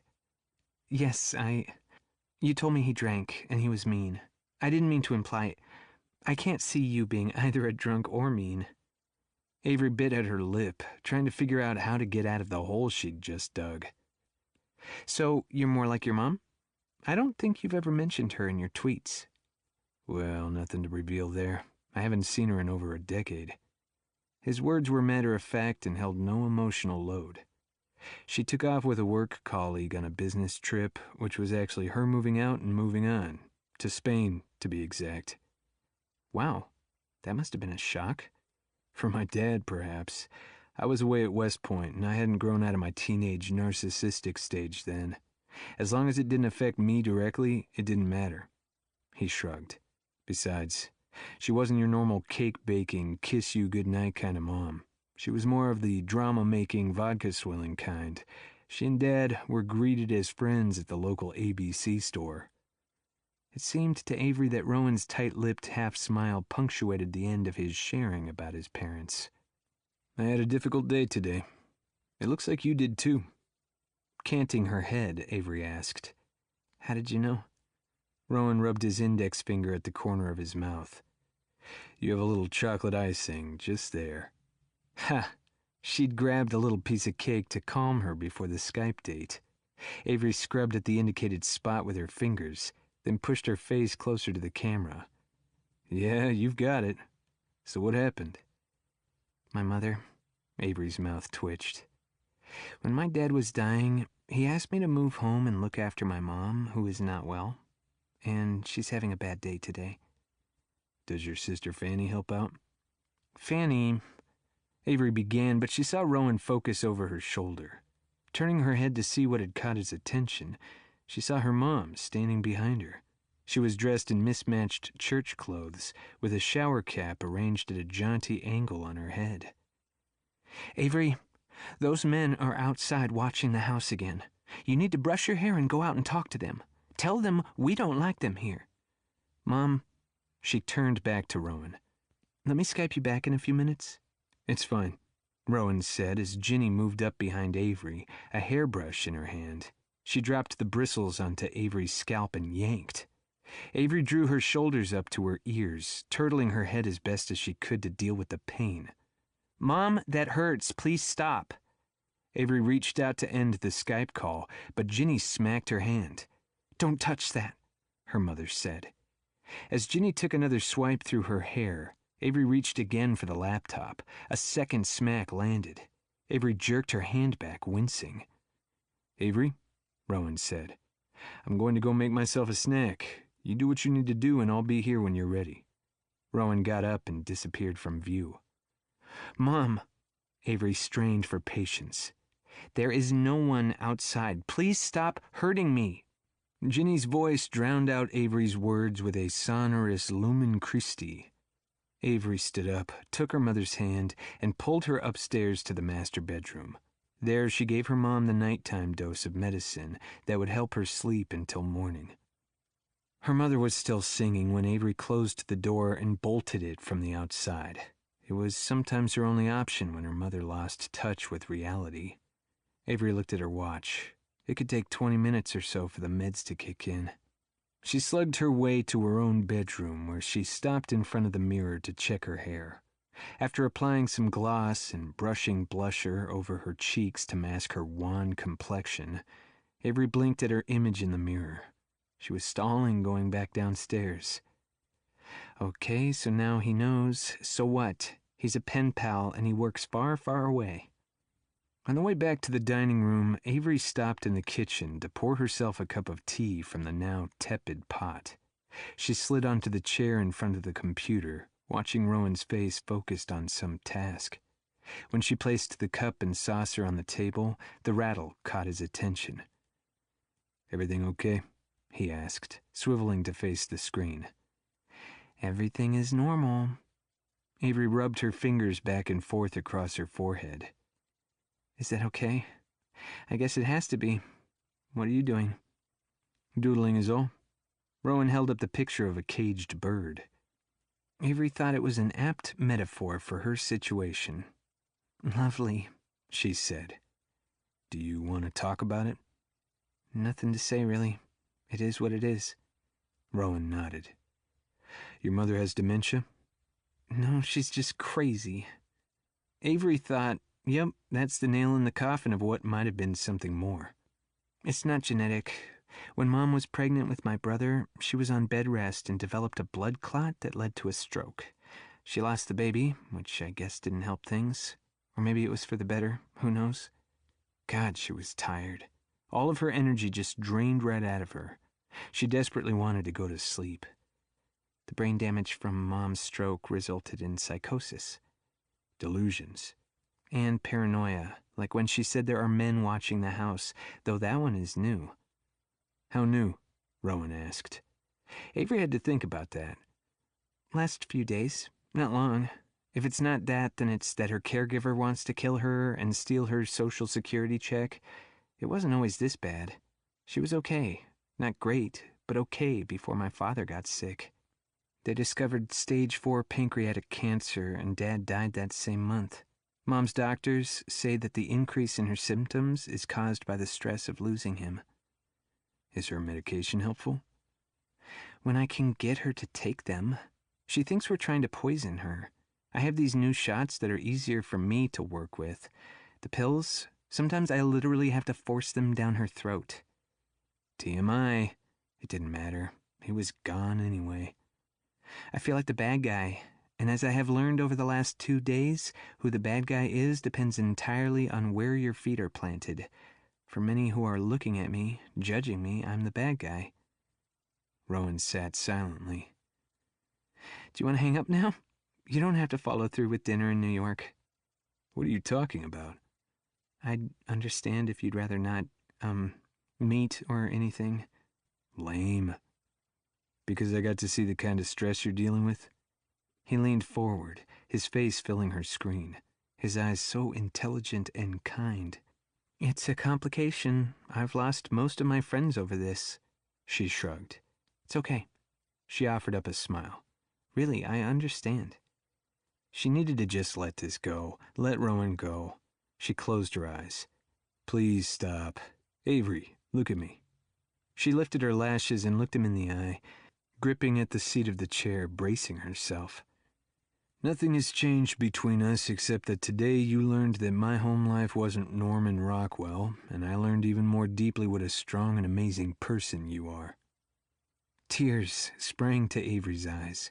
She looked away and batted her lids to quell them. The singing stopped. Does that mean your mom's asleep? The medication kicked in. Yes, asleep. Then take a deep breath, he said. Let that all go. I wanted to ask you about something.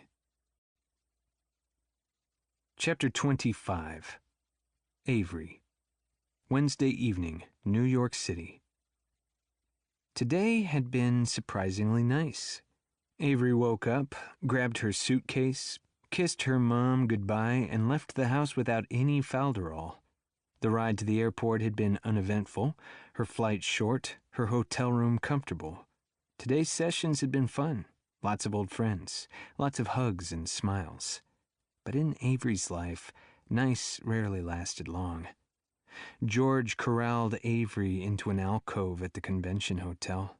They had just finished up listening to pitch sessions, followed by an open bar meet and greet. Avery wished he wasn't standing so close. I'm getting pushback from the production departments. Shreveport is hell-bent on bringing out the Knapp book on schedule. He's rabid about it.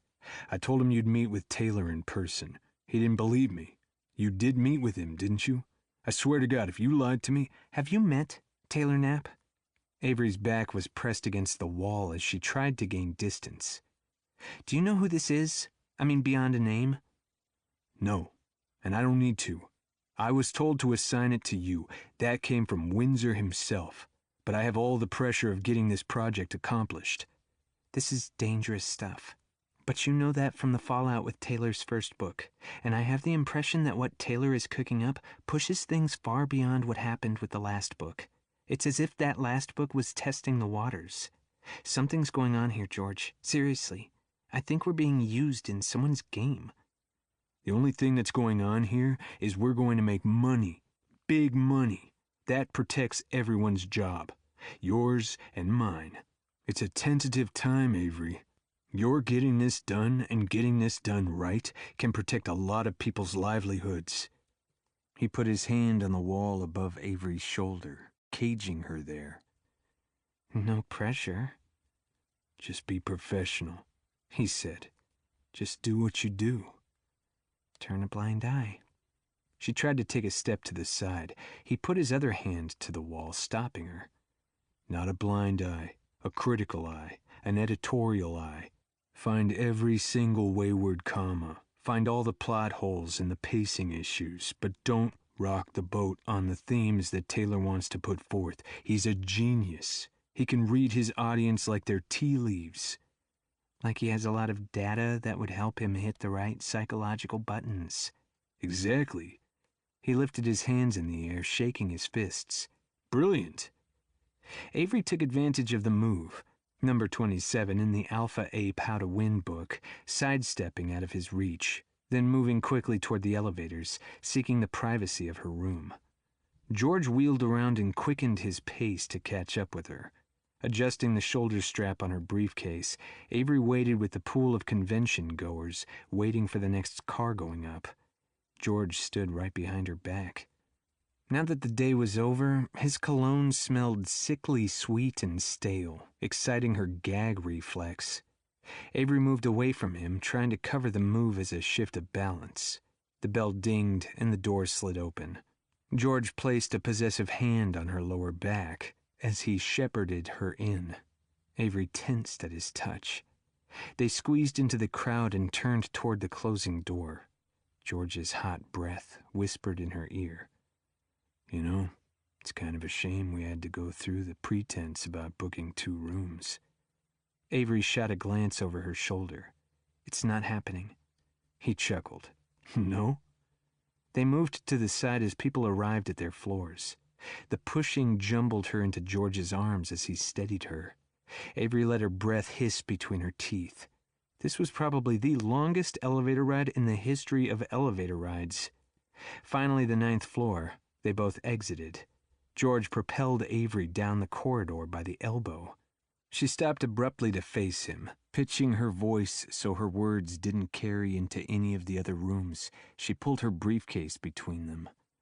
I'm serious. It's not happening ever again. Clear? Sure. But then again, I've heard that from you before, haven't I? He sent her an audacious wink, and Ava wanted to smack the smugness right off his face. She glared disdain at him and moved up the hallway, George's laughter following after her. In her room, finally alone, Avery kicked off her high heels and stripped off her suit pants. She headed straight to the shower where she let the pulse of hot water loosen her muscles. Her thoughts trailed back to the time before her old boss moved on to greener pastures. Avery had liked her job, traveling to other cities, meeting famous authors, and those still in the fingers crossed stage of the publishing game. It had always felt more like a party than work. But the industry had changed. There was unrest, a feeling of endangerment, as if the publishing dinosaurs were going extinct. Everyone, it seemed, was clinging to their jobs by their fingernails. People were scared. At the cocktail reception, it made them talk too loud and drink too much. It was all the more apparent to Avery since she'd abstained. The pervasive undercurrent of stress was not Avery's alone, but it added to Avery's tension headache. She stepped out of the shower, wrapped a towel around herself, and wandered into her room. At least she would sleep this week. That was worth the trip right there. She wondered if she should give Fanny a call to check and see how things were going. Just as she was talking herself out of making that call, her phone played Barry Manilow's Copacabana. "Hi, Lolly." "Hey there. I need to talk to an adult right now or my head's going to explode." "Rough day with the kids?" "I have them each in a corner. They've been there long enough. The little ones have curled into balls and fallen asleep. But they're alive." "Good to know." Avery picked up the room service card that encouraged her to circle what she wanted, brought up for breakfast, and to be hung on her outer doorknob by midnight. She glanced down the offerings of oatmeal and Greek yogurt with fruit, then tossed it onto the bed beside her. "Sounds like your day was no better than mine. I think maybe Mercury's retrograde or something." "Something." Avery stretched out her legs and took a long swig from her bottle of water. "No good manuscripts being pushed under your nose?" "Nothing new. Everything is same old, same old. Rename the characters and tell the identical story." Well, since you have nothing interesting to say about your day, let's get right to it. George is not playing nice?" "Too nice and too hovering. He wants me to sleep with him." "I've met his wife. I'd bet you anything he's not getting any. And he's remembering how you rocked his world when you did have that one-for-the-road one-night stand just before he walked to the altar. It was a mistake. A great, big, depressing, I lost my damned sanity mistake. Still, you weren't married when you two boinked, so Jesus says you're a slut." "Gosh, thanks." Avery laughed, feeling the tension start to ebb. "Now listen, if you start to fall prey to George in New York, remember, the Bible didn't make any stipulations about using the back door." "Lolly!" Avery gasped in mock horror. "And I know for sure because I asked Father Pat. You know that man is going to have an aneurysm and die, and it will all be on your conscience. Oh, he loves it. I'm not sure he understands all of it, but he schedules extra time for me at the confessional. Well, that's one sin I won't have to confess. No worries about me ever sleeping with George again, ever. No matter what the Bible allows for." "Good, because I didn't listen to you scream in my ear yesterday to get you all sexified for George. I'm Team Rowan. I so hope everything's going to work out tonight with you two. You deserve a nice guy, someone who treats you like you should be treated. Do you have a condom in your purse?" "Right now, there's no way I could have a relationship. I have Mom, and no, of course I don't have a condom in my purse." "Someone who loves you would help you with that burden." Lola's voice had just a touch of pity in it. If it came from anyone else, Avery would have been offended, but she knew her best friend was speaking from their long history and mutual devotion. "Yeah, well, if he loved me, and then this situation happened, I might agree. But who in his right mind would wade into my pool of crazy?" Avery cleared her throat. "When does Rowan pick you up?" "We're having a late dinner. He's still in meetings." She stopped to check the clock. "I have a half hour to get myself ready. I told one of my romance writers I'd meet her for a drink at her hotel. It's just up the street from the FBI headquarters, and I thought it would be better if I met Rowan over there." "That's cautious of you." "I'm an editor. I live in a world of plot twists." "Be open to the possibility that those twists could be good ones. I liked Rowan's reactions on Skype the other day. His voice is all warm and sexy. You're going to go. Relax and enjoy. This is about having some fun. Can you use this half hour to lighten up a little? Eat some chocolate. When you get home, I want details. Chapter 26. Rowan. Wednesday night, New York City. He'd arrived earlier than intended. His Lyft driver was damned aggressive. Rowan wouldn't mind, except he knew that Avery was having drinks with one of her authors, and he didn't want to interrupt her work. Mixing her private life with her career life might be uncomfortable, and meeting Avery in person for the first time was bound to feel a bit awkward. Rowan didn't like that he was empty-handed. He'd considered bringing her flowers, but with nowhere to put them, she'd be dragging around a wilting bouquet all night. Maybe he could send some flowers to her room tomorrow.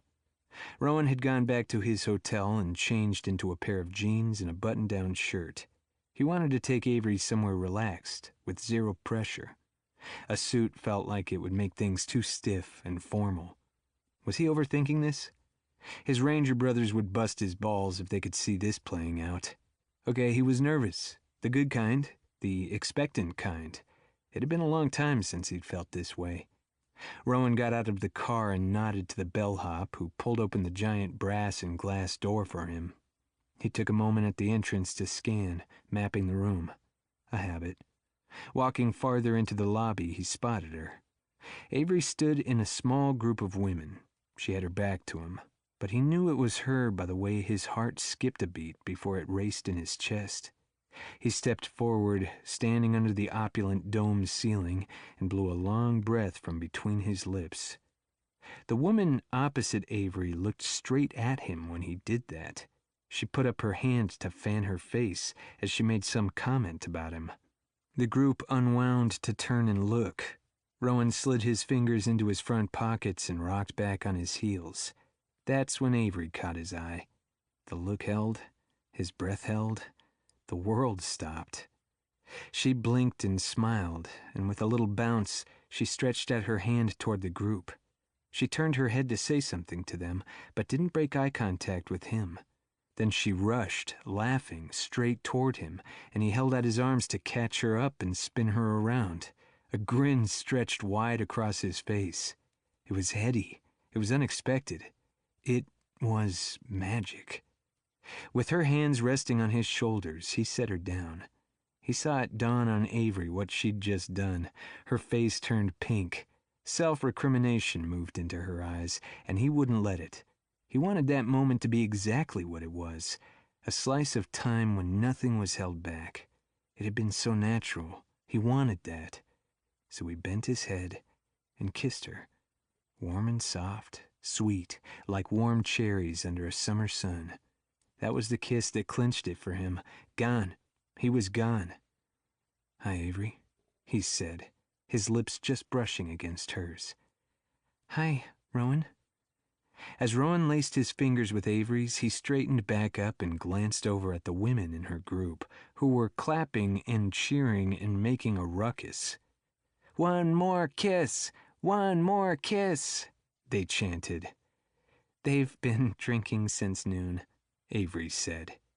Rowan wrapped his free arm around her waist and, dipping her back, kissed her again, long and satisfying, her arms tight around him, her body melting against his.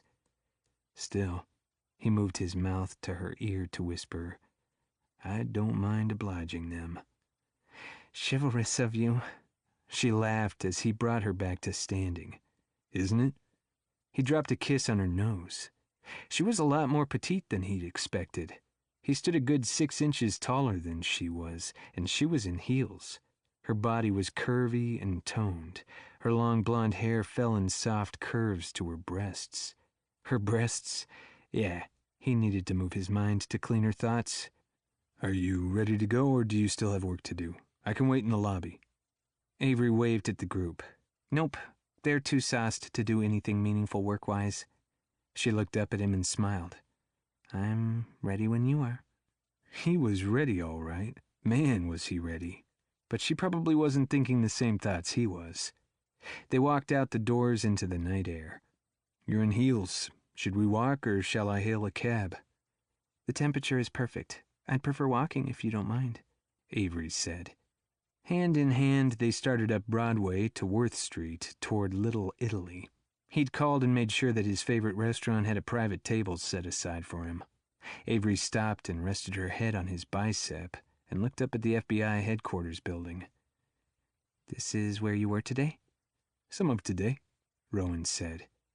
I've been in there before. I have a t-shirt to prove it. They set off walking again. I can't imagine a circumstance that would put you in that building. Propaganda, Dr. Kennedy. Okay, you've got my attention. They paused, then crossed the street. The FBI likes to help writers write stories that shine the Bureau in their best possible light. To that end, the FBI wants to influence writers to put out books with a positive spin. Every year, there's this big writers' convention here in New York City. The day before, the FBI hosts an all-day class full of shock and awe. She used her free hand to waggle spirit fingers.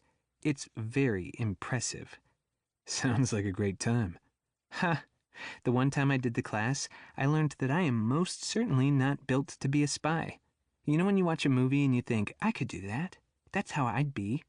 Well, she reached across to lay her hand on Rowan's chest. Not you. You do that kind of thing in reality. She dropped her hand again, and Rowan wanted it back, the warmth of her hand on his heart. What happened?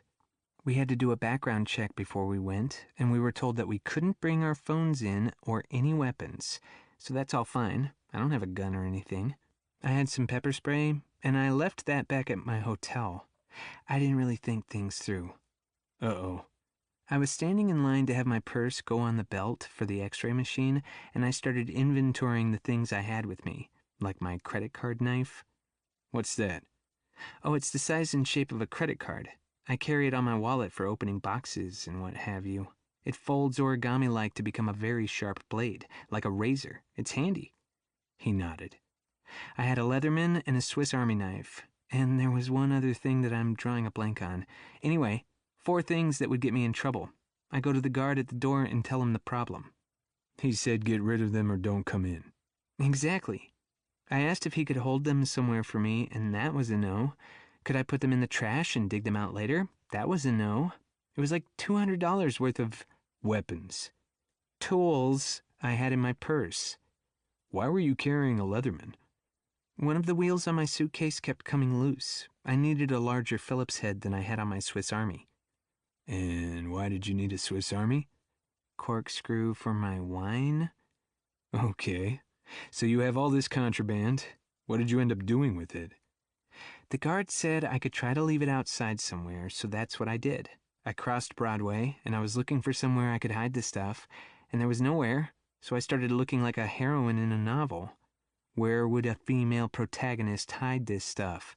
If I was a spy and had to leave something for someone else in one of those dead drop thingies, how would I do it? He was grinning hard. How did you do it? Badly. Avery grimaced. I saw a bin. You know the bins, the kind where they leave rental property newspapers? Like those? Rowan pointed over at the 3 periodical boxes lined up next to the public mail drop. Exactly. There weren't enough papers in there that I felt confident that they wouldn't all be picked up, then someone would get my tools. So I went around behind it. I was concealed from view from the street by the UPS truck, and I thought I was pretty slick as I squatted down behind the thing. It wasn't all that heavy. I pushed it with my shoulder just enough that I could slide everything under, then I stood back up. There's this ring of New Yorkers staring at me. I brushed off my hands and walked on as if nothing had happened. Rowan had stopped in place and turned to listen to Avery, chuckling under his breath. I went back into the FBI headquarters. The guard looks at me. I give him a thumbs up, get in line, go through the check, get escorted up to the class, sit down, and that's when I started to sweat. What? Why? You thought one of those people just went up behind you and stole your tools? No. I thought they'd go look, see the weapons, and call the police. The police would come, the bystanders would point to the FBI headquarters, and at any minute the NYPD would swarm into the conference room and arrest me in front of all my colleagues. Why? I don't know. Maybe it's against the law for someone to leave knives in the streets. And then it got worse. I thought, oh no. There I was, hiding something under an object in front of FBI headquarters. They might think it was a bomb. They might have watched me on their security cameras and think that I was a terrorist. They might even cordon off the room and evacuate the block and have a robot out there looking to see what was planted on the street corner. And I'd never know to go explain because there were no phones and no windows in our room. The FBI agents were going to arrest me. For what? Making them worried and using precious taxpayer dollars on a bomb robot. Snarling traffic and inconveniencing the citizens by hiding weapons on the street. Rowan was laughing so hard he could hardly stand up. Avery didn't seem to mind. She was smiling back at him. He lifted her hand to his lips and kissed it, then held her hand to his heart until he stopped laughing. You are so right. You should never try to be a spy. You're just too tender for that life. He pulled her hand and got them walking again. Are you hungry? We're not far now. Avery looked up the road, then focused back on Rowan. Can I be honest? Always. I'm not really in the mood to be in a restaurant right now. I'm an introvert by nature, and I've been around a lot of people today. But you still have to eat. She stood still. Her gaze held his, and he thought maybe the hunger in her eyes could be his imagination, or a reflection of his own emotions. Rowan looked up the road again. Should he? My hotel is just past where I was taking you for dinner. We could go there and order room service. Would you rather do that? Chapter 27. Avery. Wednesday night, New York City. He said, what now? Rowan had his arm around Avery and was mostly holding her up as she leaned into him, laughing. They had been laughing from the point where she told him her ridiculous FBI story all the way up the road. It was hard to walk and laugh at the same time. Their progress was measured in inches and feet. People along the way picked up on their mood, grinning and chuckling along with them as they passed. It was so cathartic to laugh this way. A stranger in a busy city, Avery couldn't care less what folks thought of her, so she threw her head back and laughed loud and hard when Rowan told her about the time he had to steal a camel and ride it out into the desert with no idea what he was doing, his legs wrapped tightly around the camel hump and holding on for dear life. By the time he'd finished the story, she was gripping at the stitch in her side. They'd made it, drunk on hilarity, to his hotel and into the elevator. He had asked her about what kinds of pickup lines men had used on her, so she was telling him about her trip to Cancun and the guy in the tiki hut. He said, "Do you want to pet my lizard?" She affected a deep-voiced foreign accent. The elevator door slid open, and they stumbled into the hallway.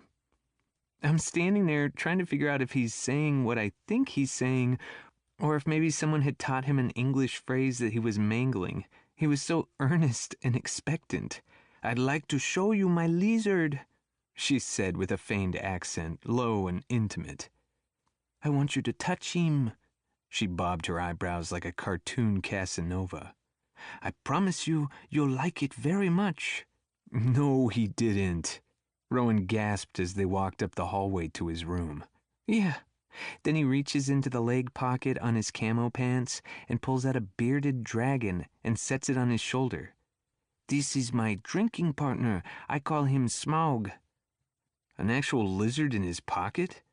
Rowan swiped his card across the lock and got a green light. He pushed the door wide for Avery to go in first. Not a really bad pickup line? She stepped inside, then turned, her eyes crinkled with mirth. An actual lizard.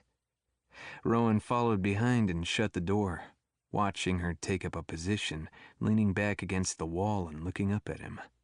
The mood shifted. Both together, like a well-choreographed dance, their laughter fell away to a quiet intensity that an author would write something like, "She looked at him with longing." No, she looked at him with hunger in her eyes. More, She looked at him and tried to telegraph, "Rip my clothes off me, take me to your bed and make me cross-eyed with orgasms." Avery chuckled. Yeah, well, the truth was the truth, she thought. I wouldn't mind that at all. Rowan stepped forward and brushed the hair from her cheek. She focused on the warmth in his eyes and drank him in. Avery wanted this picture to stay with her forever. The way he looked at her, she was beautiful. The way he looked at her, she was respected. Avery had never experienced this level of trust and freedom with someone in her life. This picture, this moment, she wanted to put it in a bottle and hang it on a golden chain around her neck, under her blouse against her heart, so she could lift it up and breathe it in like a heady perfume when she needed joy. Rowan moved his gaze from her eyes to her mouth. He grasped her chin and stroked his thumb over her lips. His breath caught, then released. He looked back in her eyes again. "You're astonishing." One side of her mouth quirked into a smiling question.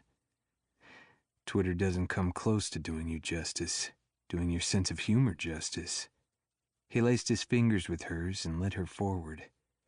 "Twitter funny is nothing like real-life Avery funny." Avery got the sense that he was trying to wrangle his thoughts to something gentlemanly. She couldn't say she appreciated it. There was a time for being a gentleman, and there was a time to drop a girl's panties. Right now, she would rather he rip her clothes off. She was warm and tingling. She had a desperate need to feel his weight between her legs, to have him sliding in and out of her, bringing her relief. Avery stepped farther into the room. A king-sized bed, a table with 2 chairs to sit by the window, a low boy with its coffee pot sitting opposite the bed. He stood there behind her, their fingers laced. He seemed to be waiting for a signal, maybe to see where she wanted to settle in. Avery turned and reached for his other hand and laced those fingers too.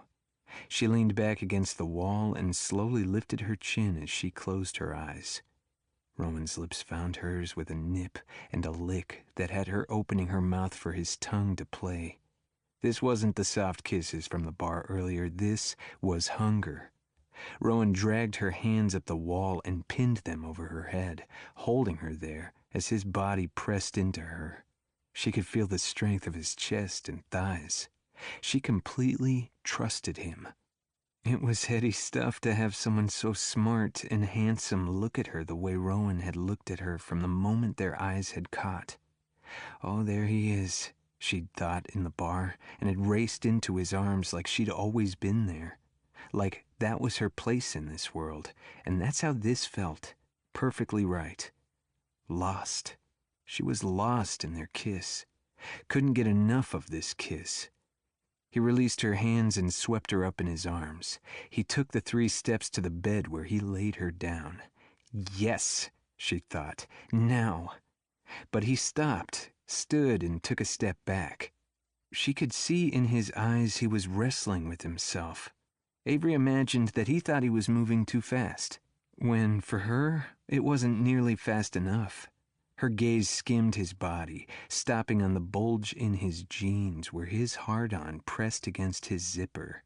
A flood of hormones swirled through her veins. Avery curled her legs under her as she came to kneeling on the bed. There was nothing coy about the look she was sending him. She had tucked her chin and looked at him with smoldering eyes. She reached down and slowly unbuttoned her blouse. Rowan's body tensed as he watched her. He stepped to the end of the bed, settling his hips against the lowboy, slipping her silk blouse from one shoulder, then the other. Her breasts rounded out a frame of violet lace. She let the blouse fall to the side, then swept her hands under her breasts, lifting them and pressing them together, stroking her thumbs along the tops, down around her hardened nipples. Rowan curled his fingers into the edge of the lowboy and licked his lips. Avery reached behind her as she unbuttoned her skirt, unzipped the zipper, and pulled it over her head. She was wearing silky panties in the same deep purple and stockings held in place around her legs by lacy elastic.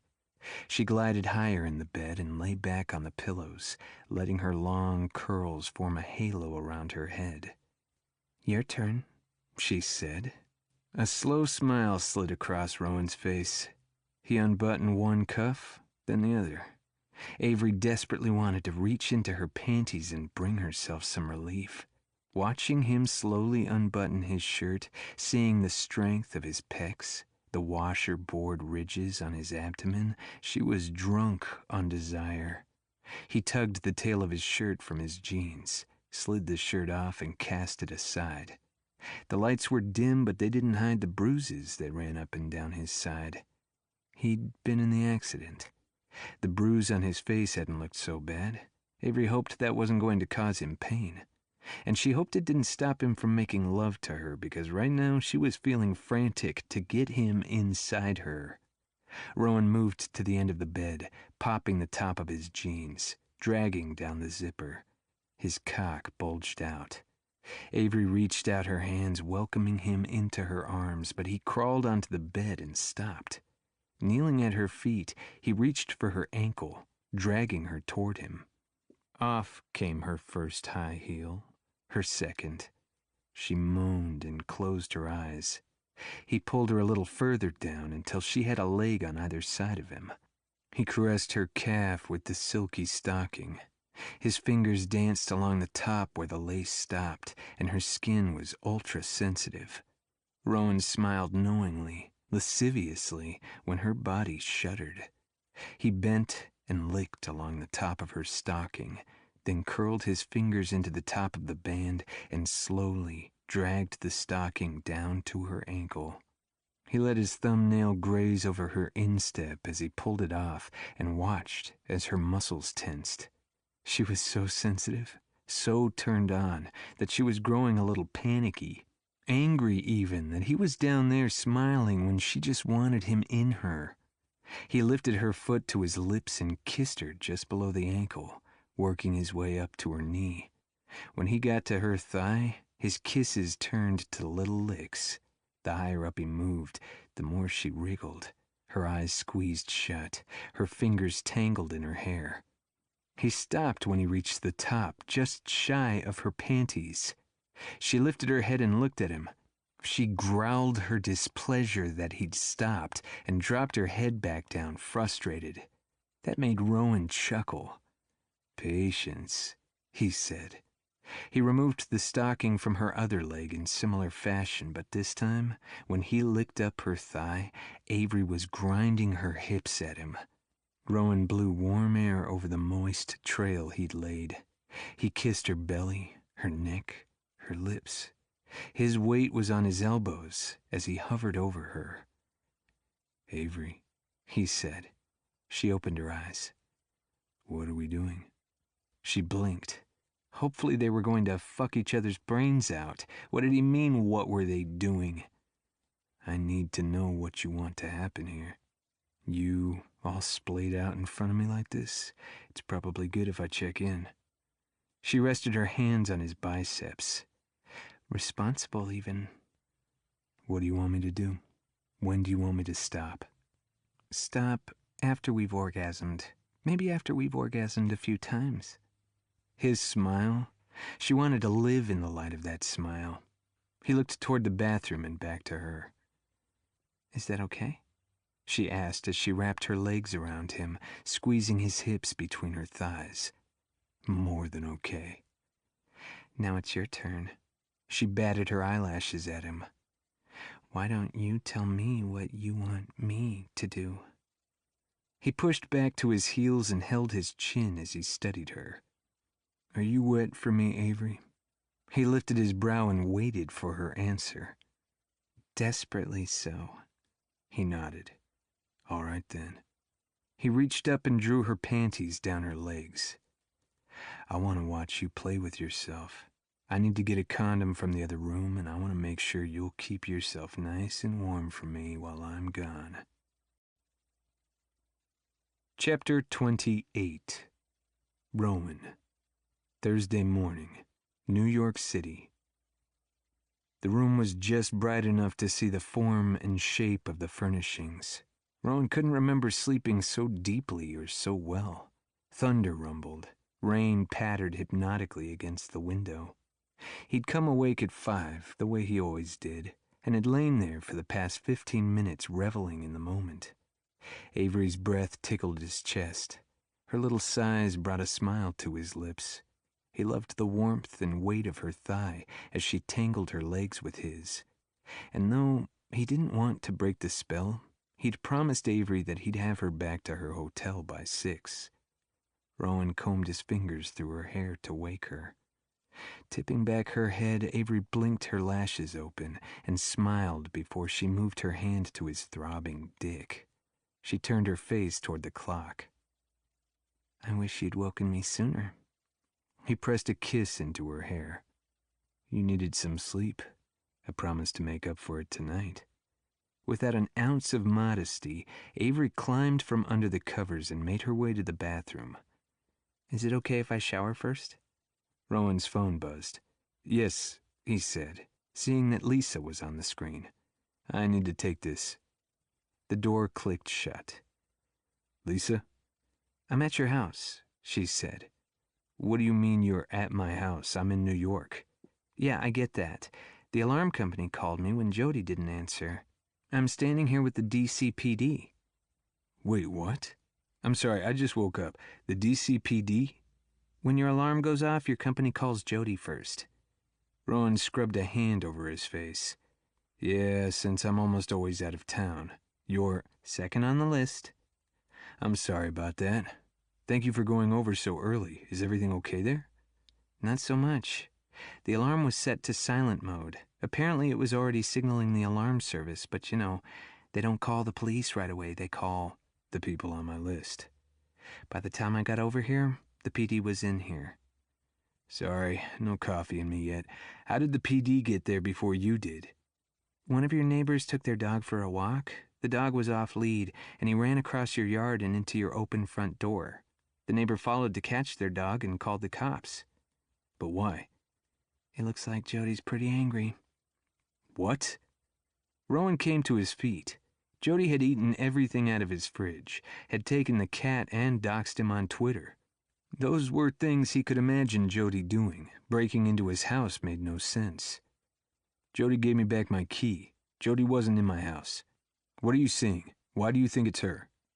Your drawers are emptied out, your cushions slashed. It looks like someone was looking for something and they were shaking your house hard. Or they were trying to make a point of how pissed off they were. But Jody? I'm going to send you some photos. After a moment, Rowan heard some pings as his texts dropped. He opened them and couldn't wrap his brain around what he was seeing. Along the walls in his hall, blue spray paint spelled out a bunch of cuss words. Well, Dr. Kennedy, you know the human brain pretty well. Is it at all possible it was Jody? I suppose. She cusses like a sailor, but this is a stretch of my imagination. I'd never imagine her doing something like this. It is kind of a coincidence that you had some squad of idiots trying to ambush you and then have this happen. Your car's not here, so I guess even the lowest common denominator could tell you weren't home. I told Jody I was going out of town on Tuesday. Look, I can't come home right now. As a matter of fact, I'm going to call you later today and ask you to come up here. I need you to talk to Avery. About what? About Windsor Shreveport? About Taylor Knapp? Well, damn. Is there a reason why this can't wait for her to come back to D.C.? A few.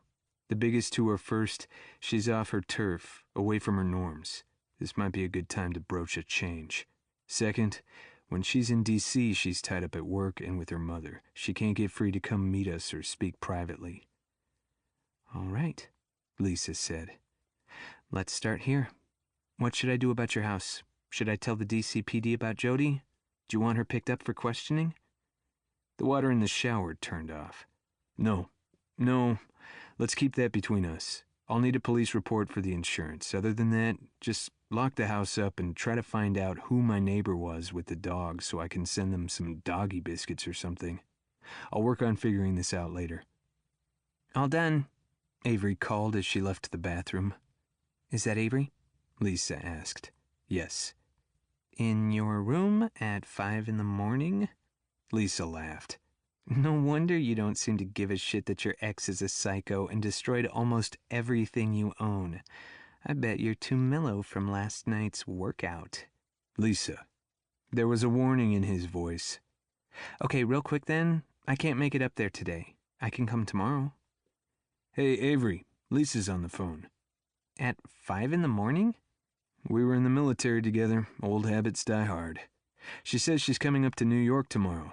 Is there time in your schedule that we can meet her for drinks or something? That's my last night in town. She paused. Sure.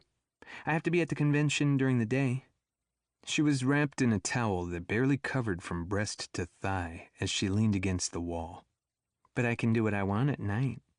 When she winked at him, Rowan's mind went blank as his blood rushed southward and his dick stiffened with a raging hard-on. There he stood, naked in his hotel room, with work Lisa on the phone at his ear as she stood in his house that was probably wrecked by his ex Jody, all while sexy as hell Avery stood licking her lips as she looked at his dick. It was one of the more bizarre moments of his life. Chapter 29. Avery. Thursday, noon, New York City. When she checked her phone, she had 4 calls from Lola. Lola was probably frantic because Avery hadn't called to give her any details about Rowan, and more importantly, assure her that Rowan wasn't some serial killer who had her tied up in a slum warehouse outside the city. Avery read romance, and Lola read Stephen King. She moved to the corner to call and relieve her friend's anxiety, and maybe dish a few of the delicious details about just how amazing Rowan was, how they seemed to fit together like a hand in a glove. She quick-dialed. Hi, Lolly. I had my phone in airplane mode while I was lecturing. Sorry I didn't call earlier. It's fine. Well, it's almost fine. It'll be fine soon. I'm heading over to the Giant Foods grocery store now. A frown crossed Avery's forehead. Okay. I don't think I need anything. Sally didn't call you? Darn it. Avery made her way toward the next ballroom for her talk. What's Mom done now? Ginny went missing for about an hour. The police found her, though. Avery pulled her convention schedule out of her pocket and checked. She needed ballroom C. Sally called the police, but didn't call me? No, the police found Ginny all on their own. Avery leaned against the wall. Her hand came up to cover her ears. Is Mom under arrest? She whispered into the phone. What did she do? Not under arrest, no. Giant Foods doesn't want that kind of publicity. Laughter danced through Lola's reply. Avery felt the blood drain from her face. What did she do, Lolly? Avery's hand moved to her throat. She sank onto a nearby chair. Well, the best I can tell from what the very lovely Officer Thibodeau said is that your mom thinks her babysitters are trying to poison her. She says she hasn't eaten for days because they're all trying to kill her, freeze her, and take her Social Security check. Oh, God. Avery got up and moved with the press of convention goers swarming through the hall. Apparently they are also stealing all of your mom's clothes because she... Lola broke off talking. She was laughing too hard to make her words understood. Lolly, please, please, Lolly, stop. What about Mom's clothes? Well, she isn't wearing any. She walked into Giant Foods stark naked except for her bedroom slippers and was strolling up and down the aisles putting things in her cart. Avery lapsed into stunned silence. She pulled the phone away from her ear and stared at it. Are you there? Are you all right? Avery put the phone back to her ear. Fine. Go on. The manager called the police called an ambulance, your mom called me. I tried to call Sally. This is sounding a lot like the "There Was a Crooked Man" nursery rhyme. Sally didn't answer, so I went to your house and let her out of the basement. What? You let Sally out of the basement? She went down to do a load of clothes, and your mom put a chair under the knob. Sally couldn't get back out. Anyway, after I freed Sally, I gathered up some clothes for your mom, and I'm heading to the store now. Avery imagined the grin on Lolly's face. I'm glad you're having fun. Oh, Avery, lighten up. It is what it is. This is what's going on for your mom. There's no changing it, so you have to reframe. She's not upset, so why are you upset? I'll get her dressed and take her back to your place. Completely naked? No, she had her slippers, remember? But, yes, otherwise she was sporting her birthday suit. I have no words, Avery stammered out. What am I going to do with her? Look, I'm pulling into the parking lot now. I'm taking her back to Sally and making sure your mom's okay. I just wanted to ease your mind if you'd gotten any other calls. Lolly, thank you. Thank you for doing this for me. I truly appreciate you. Are you kidding? This is a good time. Now, if you asked me to change your mom's diapers at some point, yeah, then you'd owe me. No, really, this is beyond the pale. It's one thing to have this happening in my house, but it's affecting my neighbors. It's affecting people who are just trying to go get their bread and toilet paper unmolested at the store. It's affecting you and your family. Avery raised her hand and dropped it. Even Father Pat. And Sally, can you imagine having her job? I don't pay her enough. I can't pay her enough. I'm done. She shook her head, feeling the full weight of the defeat. My dad had no idea it was going to be like this. Okay, I don't disagree with you. I've actually thought this almost from the point when you made your promise, but it wasn't for me to make that call. You needed to come to this decision on your own. Yeah, I'm sorry it took so long. Sometimes I feel like a garbage friend to you. Okay, you're going to stop the self-flagellation right now. The church hasn't condoned that for centuries. What's your next step? She walked into the ballroom and stood next to the back wall. I guess while Mom's staying with Curtis and Fanny, I'll have to find someplace to take her where she'll get the constant care she needs. Someplace that can do a better job of keeping her safe. She locked Sally in the basement? Dear God. Please welcome our speaker, Avery Goodyear, senior romance editor with Windsor Shreveport. They announced me. Lolly, bless you. I'll talk to you tonight. Avery put her phone back on airplane mode, affected a semblance of a smile, and walked up to the lectern. Chapter 30. Rowan. Thursday afternoon. FBI headquarters, New York City. Thank you, Rowan said and stood. This is supposed to be rather informal. We wanted to bring some dynamics to your attention. These might be new concepts, and we want to make sure you understand, so please ask questions as Special Agent Gonzalez and I proceed. I am Special Agent Rowan Kennedy. My job is to help the FBI gather information from Eastern Europe that we need to stop international criminal activity. My colleague, Special Agent Miguel Gonzalez, works on cybersecurity and data collection. Frowns all around. Angst it was. People who didn't play with technology on a daily basis often got this look before a talk. The vocabulary was difficult. The technology advanced quickly. If you had a handle on things yesterday, you'd have lost your grasp by today. Rowan got it, but anxious people couldn't absorb information. On the screen was the Share Together app logo.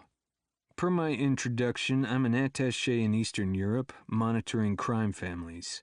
One of the ways that the crime families have been communicating under the radar is through the Share Together app. The way this app operates makes it extremely difficult to track communications by the NSA and other signals intelligence, both foreign and domestic. That's the first danger I wanted to tell you about. Second, the Share Together app is now contacting its users. By the way, he paused and looked around the room so his point would get the focus it needed. There are approximately 900 million people who use that app. The Share Together app is now contacting their users and letting them know that their personal information and communications, while encrypted, are still hackable unless they turn on their security key. Lisa and Rowan both used the Share Together app for their writing files. Lisa had given him the heads up right away about the security breach, and Rowan had already checked his security key. Though hacking into his account would only show writing files badly in need of editing, so he hadn't been worried about it. A suit leaned forward, a deep frown making a wedge between his brows. Our office uses the Share Together app. We were told that the information we were sending was encrypted end to end. And now you're saying it's hackable?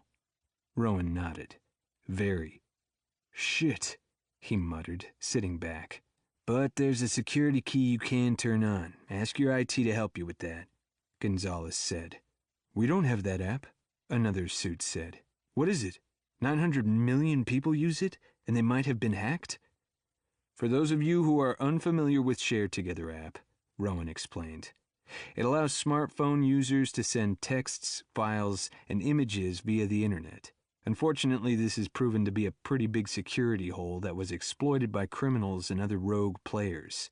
The most concerning part of this, for the purposes of this roundtable, is not the criminal hacking piece, but that the Share Together app accumulated their users' data through this app and sold this data on the open market.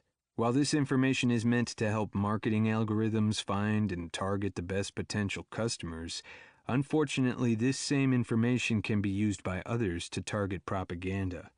The Share Together app doesn't discern end of use of the data. They only care about the sale. In plain speak, a woman said, everyone who uses this app had data about them hacked and or collected, and it was sold to the highest bidder. Is that right?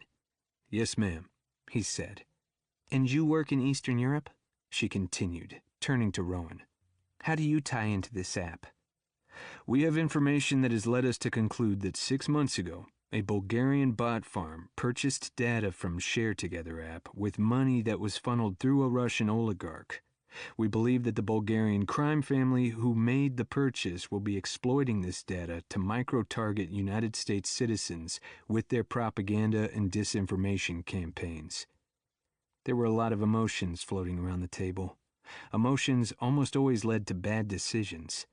The more they could keep this to fact-finding and dissemination, the better the chance that the Monday morning quarterbacks would let the professionals do their jobs unimpeded, or better yet, fully funded.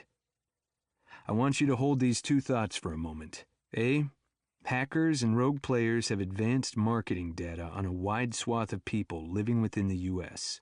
And B, rogue players can communicate without our intelligence knowing about it. Wait, a suit said. If we can't track it, then we don't know about it. If we don't know about it, we can't thwart it. That danger is catastrophic. Rowan looked the man in the eye. Exactly. Chapter 31. Avery. Thursday evening, New York City. Pacing back and forth across her hotel room floor, dressed in her bra and panties, Avery had her phone pressed to her ear. I called to thank you again. It's all good, Lola said. Your sister showed up and took your mom back to her house. Sally said she'd had enough for one day. I don't blame her one iota. How did Sally get locked in the basement? There's no lock on that door. I think I missed that part of the story, or I blocked it out. Your mom shoved a chair under the doorknob? That's not something I've seen Mom do before. Is Sally okay? She's fine. Sally said she'll keep her phone on her at all times from here on. Why did Mom do that to Sally? Ginny said she didn't. She said it was the bad men that snuck in who did it. Then they were looking in your drawers. After they left, your mom got hungry and went to the store. Oh. Okay, enough about your mom. Everything's fine. Fine-ish. Let's talk about you. I want you to jump right to the end of the night with Rowan, because that's always the point that is the most telling. The clatter of pans and water running in a sink was the backdrop behind Lola's voice. Rowan insisted that he see me back to my hotel safely this morning, and he asked to see me again tonight. He texted that there's a gallery exhibit he thinks I'll like, and they're doing a wine reception with classical guitar. I'm looking into my magic mirror and foresee lots of fingers strumming in your near future. Avery sighed. I heard that. Don't you like him in person? Why do you sound stressed? I thought he would have worked that out of your system with your bedsheet aerobics. He told me he's heading back overseas soon. If you could see me right now, you'd see that I'm freaking out. He's going to be in harm's way. I know he said he shakes hands for a living, but his body is all bruised up. He was in that car accident, right? That might be part of the story. It isn't the whole story. A car accident doesn't leave bruises like that. Fists leave bruises like that. Avery wrapped her hand around her throat. I'm so afraid for him. Holy Mary and Joseph. You're in love, Lola shrieked. You're in love. Oh, I'm so happy for you. This is wonderful. Well, not wonderful that he works on the other side of the Atlantic. And yeah, the whole harm's way thing is pretty bad, but you love him. I think I might. Avery sank onto the bed. Oh, God. I need to breathe. I need to not pass out. She stuck her head between her legs. It's been a while since you fell in love with a guy. Senior year in college, in fact. This is supposed to feel like butterflies and rainbows. Feels more like angina and an asthma attack, to be honest. So maybe as we age, we interpret things differently. What am I going to do, Lola? This has disaster written all over it. He told me that he just broke up with his long-term girlfriend. Lie down on your bed, close your eyes, and without thinking, tell me what you want right now. Avery fell back across the bed, her lids squeezed tight. To be back in Rowan's arms, where everything is safe and good? See? Not so hard. What time are you seeing him tonight? I have a half hour. I was trying to decide on a dress to wear. I have that cream-colored silk with the flowers at the hem. I have that green dress with the low neckline. Do red. I saw in an article the other day about psych studies that show when a man sees a woman wearing the color red, his mind goes straight to thinking about sex. What do they think when they see green? Sex? Lola's laughter bubbled through the receiver. I can't imagine a man who isn't constantly thinking about sex. I honestly don't think it matters what you wear. Avery had decided on the cream dress with the flowers at the hem. It had a retro romantic feel to it. She had planned to wear it to the romance award dinner tonight, but real-life romance was so much better than book romance. Even if it did mean that the butterflies in her stomach were high on crack and making her nauseated with the violence of their fluttering wings. It would be better once she saw Rowan. Once she was touching him, everything would be okay. She was supposed to meet him at the FBI building. The gallery was within walking distance. She took the elevator to the lobby. George stood there, drink in hand. He was making his way through the crowd to her when she turned and walked straight out the front doors, a smile on her lips. Outside, the city air was pregnant with moisture. It hung thick and heavy. She looked up at the gray clouds swirling between the skyscrapers. The doorman asked her if she wanted a taxi, then stepped out in the street to hail one for her. Avery waited next to the wall, the wind whipping at her skirt, and that made her feel heroine-like, feminine, pretty even. The doorman was successful and popped open the taxi door for her, held out his hand, and assisted her as she slid in. He bowed and shut the door. Avery gave the Broadway address, and off they motored. Avery. En route. See you in 10 minutes or so. Traffic is moving apace. Rowan. My meeting should wrap up here soon. Can I meet you in the lobby? Smiley face. No weapons allowed past security. I imagine you'd get stopped. I'm the only one who gets to frisk you. Chapter 32. Rowan. Thursday, New York City. They started up the street. Rowan was shifting gears from the doomsday briefing he'd just given to a pleasant evening with a gorgeous woman. He hoped the walk would help him get his head clear. The only problem was that, from what Avery had been saying lately about her assignment at work, she, very innocently and probably naively, might be one of the cogs driving the disinformation machine that was ripening hatred in America. Date Avery and endangered Avery was hard to separate out. If she had anything to do with Taylor Knapp, things could turn ugly. He was afraid for her. She absolutely didn't need any more shit piled on her plate. Lisa was coming in tomorrow, and maybe this could all get cleared up. There she had stood, heads turned her way as his fellow special agents made their way through the lobby. She looked like a movie heroine in her simple retro dress.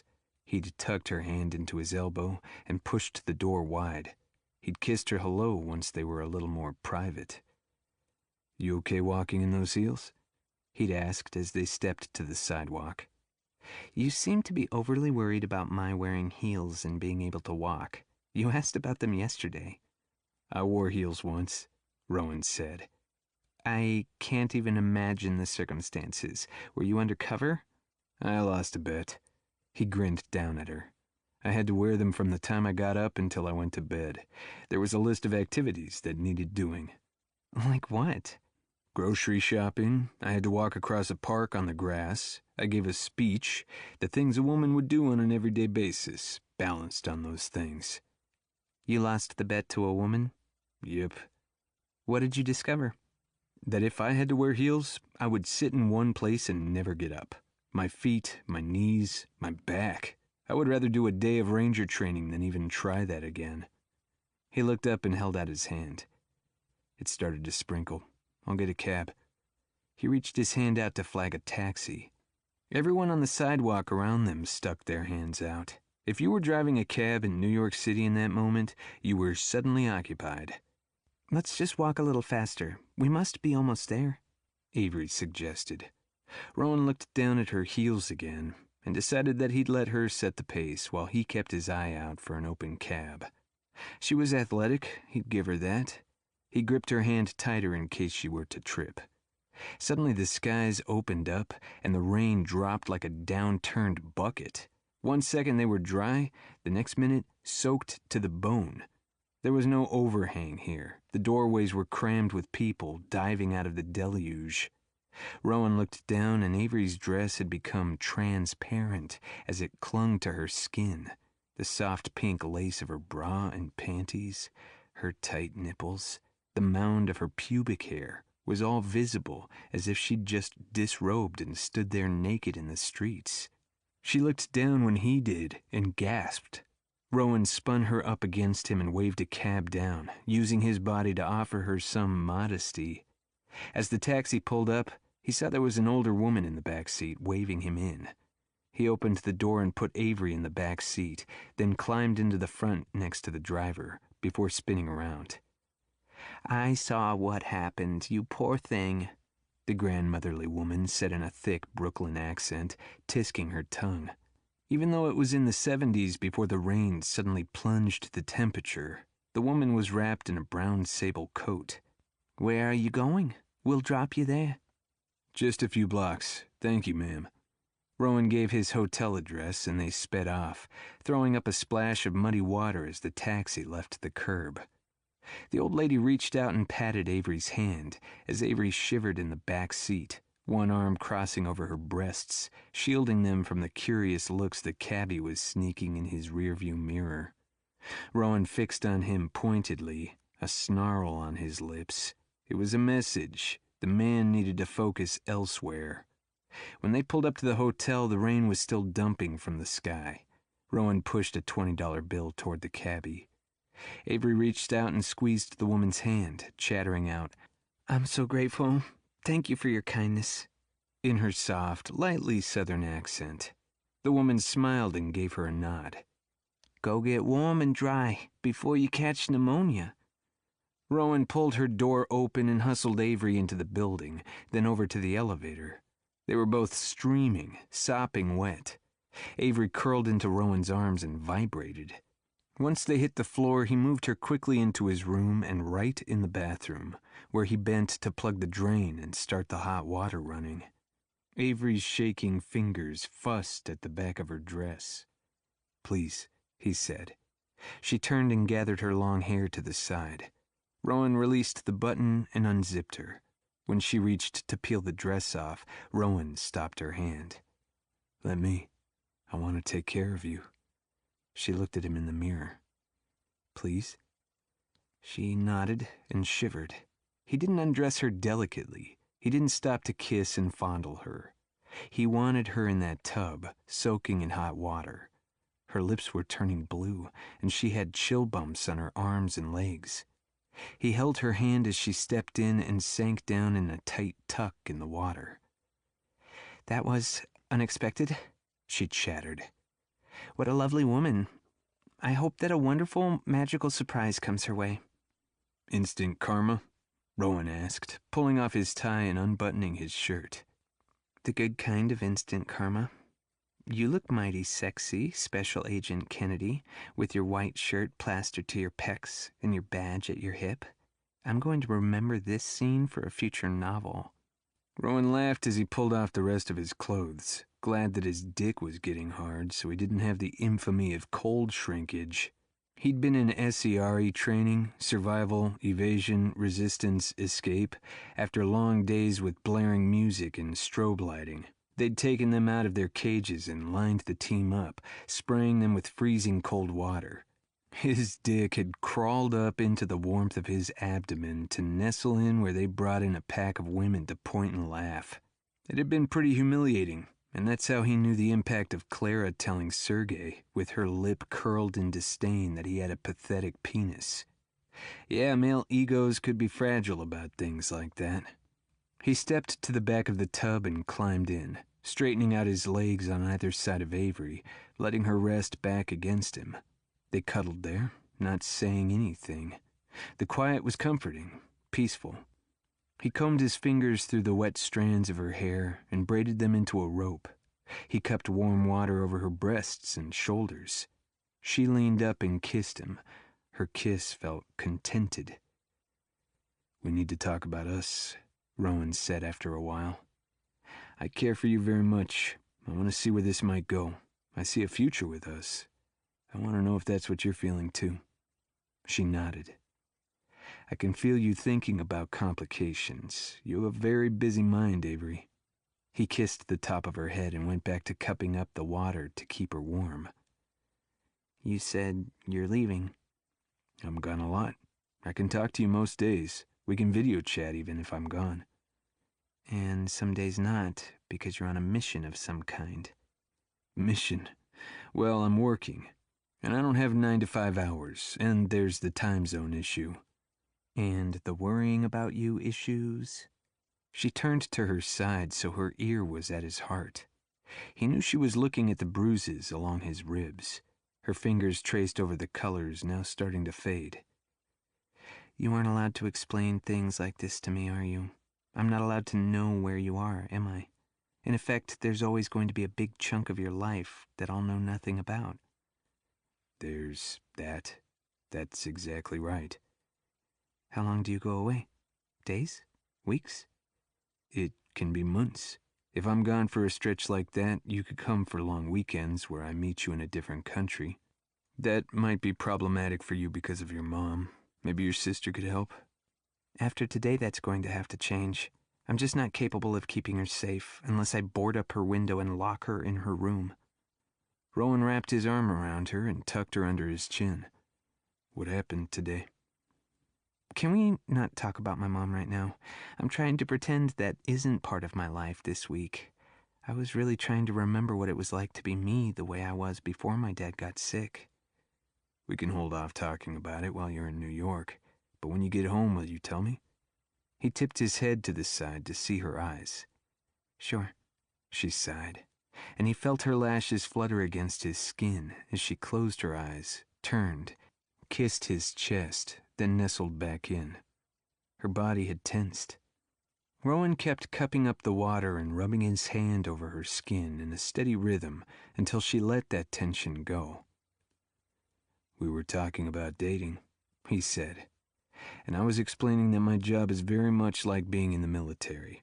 I get sent overseas. I get called in when there's a matter that needs my attention, which sometimes interrupts plans. Often those are important plans. I miss things that shouldn't be missed, like birthdays and special events. As you pointed out, like special ops for the military, I can't tell you anything about anything. That part of my life is a closed book."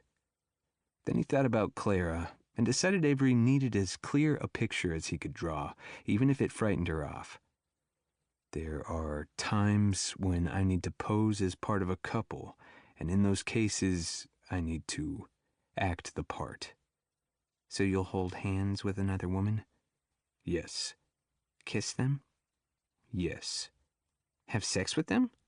Her voice tightened, and Rowan knew that was her line in the sand. Up until now, she'd weighed and accepted. So far, no, and I can't imagine that. I really can't. If it ever did happen, I would tell you. I might not be able to tell you why, but for your health's sake, and because I feel it's the moral thing to do, I would tell you. You'd never have to wonder. She said nothing, but I've never even come close. How close? Petting. She sucked in some air, held it, pressed it out through pursed lips. Rarely, and I'd tell you that too. She said nothing. All the issues with my job have proven unsupportable in my past relationships. I want to be fair to you and tell you. It's been hard on me and on the women I've dated. Did you love these women? Did they love you? Rowan considered that. That was certainly an interesting question. Love might have helped, I think, if I were to be honest. I dated women who had the qualities that I thought were important in a life partner.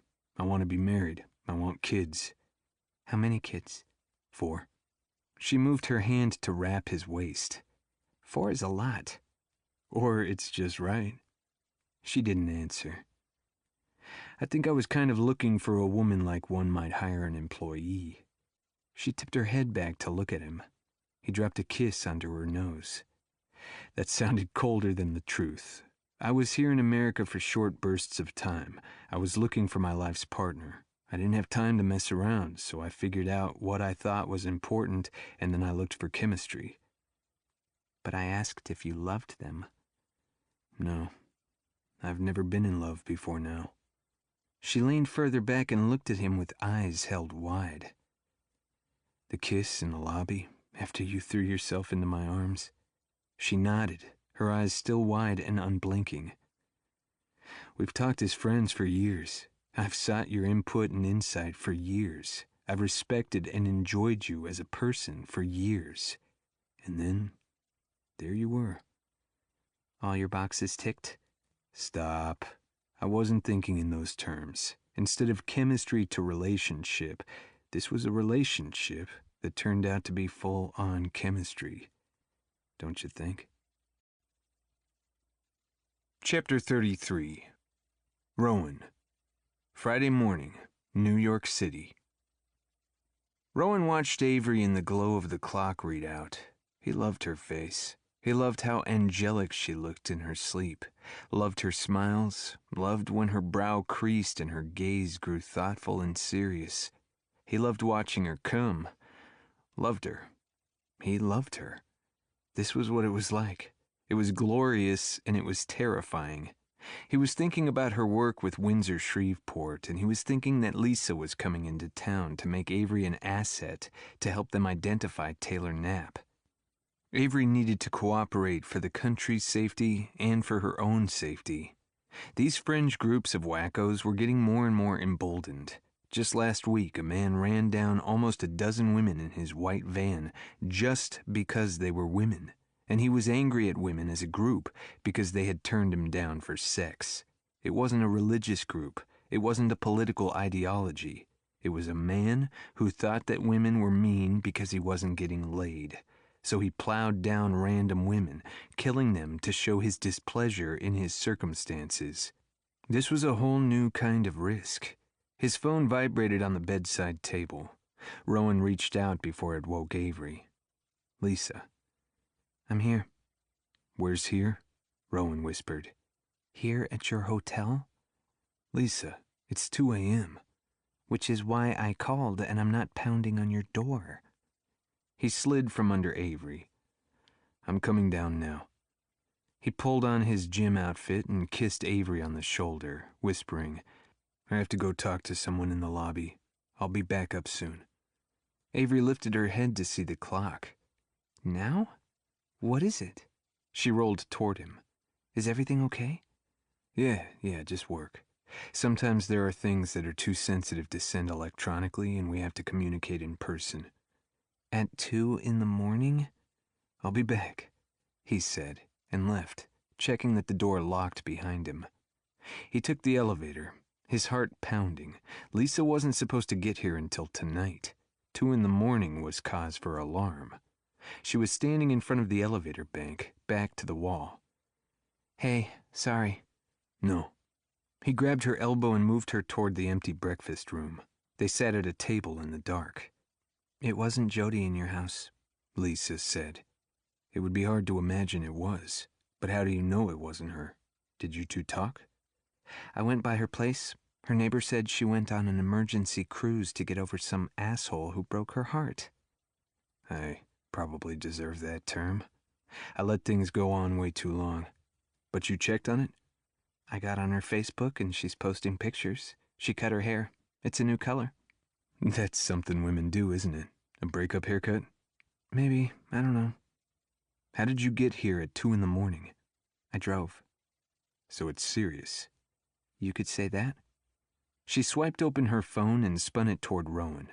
He flipped through her gallery. Lisa's house was trashed, just like the pictures Lisa had sent earlier from her phone of his own place. They were looking for something? "I doubt it. If they were serious about finding something, they would have cut my wall safe out and taken it with them. Both of our safes were intact and unmolested." You called the cops? "No, I handed it over to the FBI.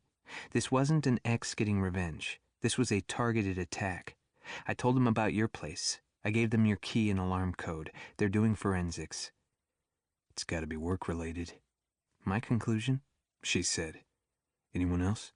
Rowan asked as he opened a photo wider to see the details better. "Just us as far as I can tell." When you went to my place, do you think they followed you home? Is that how they found you?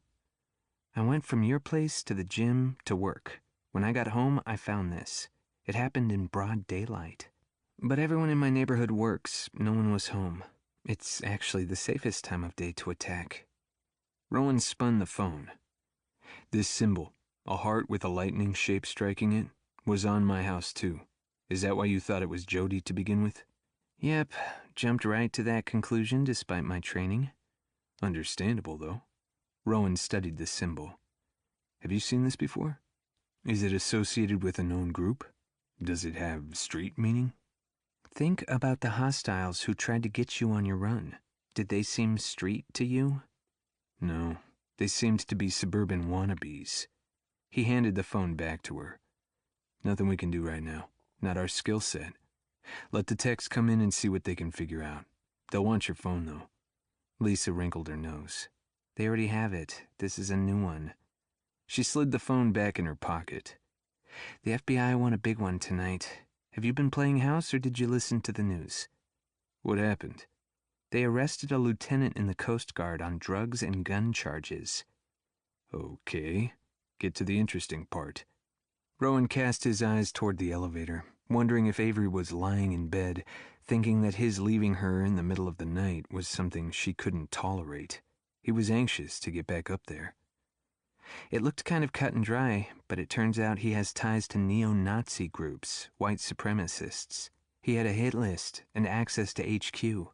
He was planning to check out and make it memorable. He planned to take the whole place down with him." Shit.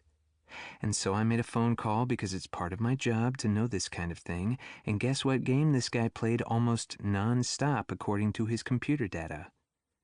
The unrest. Rowan planted his hands on his knees and exhaled hard. She nodded.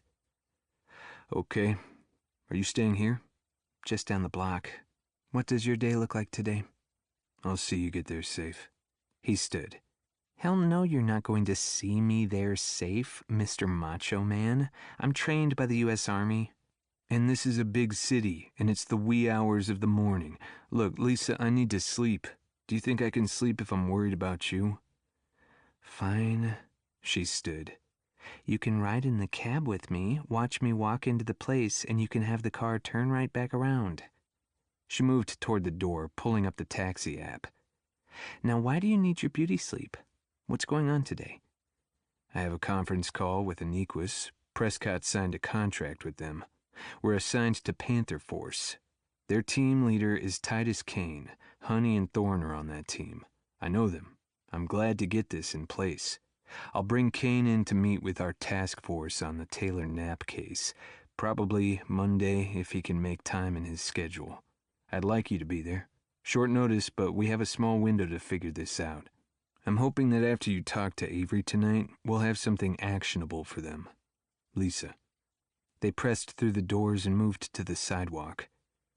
Tonight, when we're with Avery, keep me out of the FBI talking points. I'm not your wingman on this. I'm Avery's boyfriend. That was fast. 0 to 60 in 3.5 seconds. Not really. They stood against the wall out of the rain.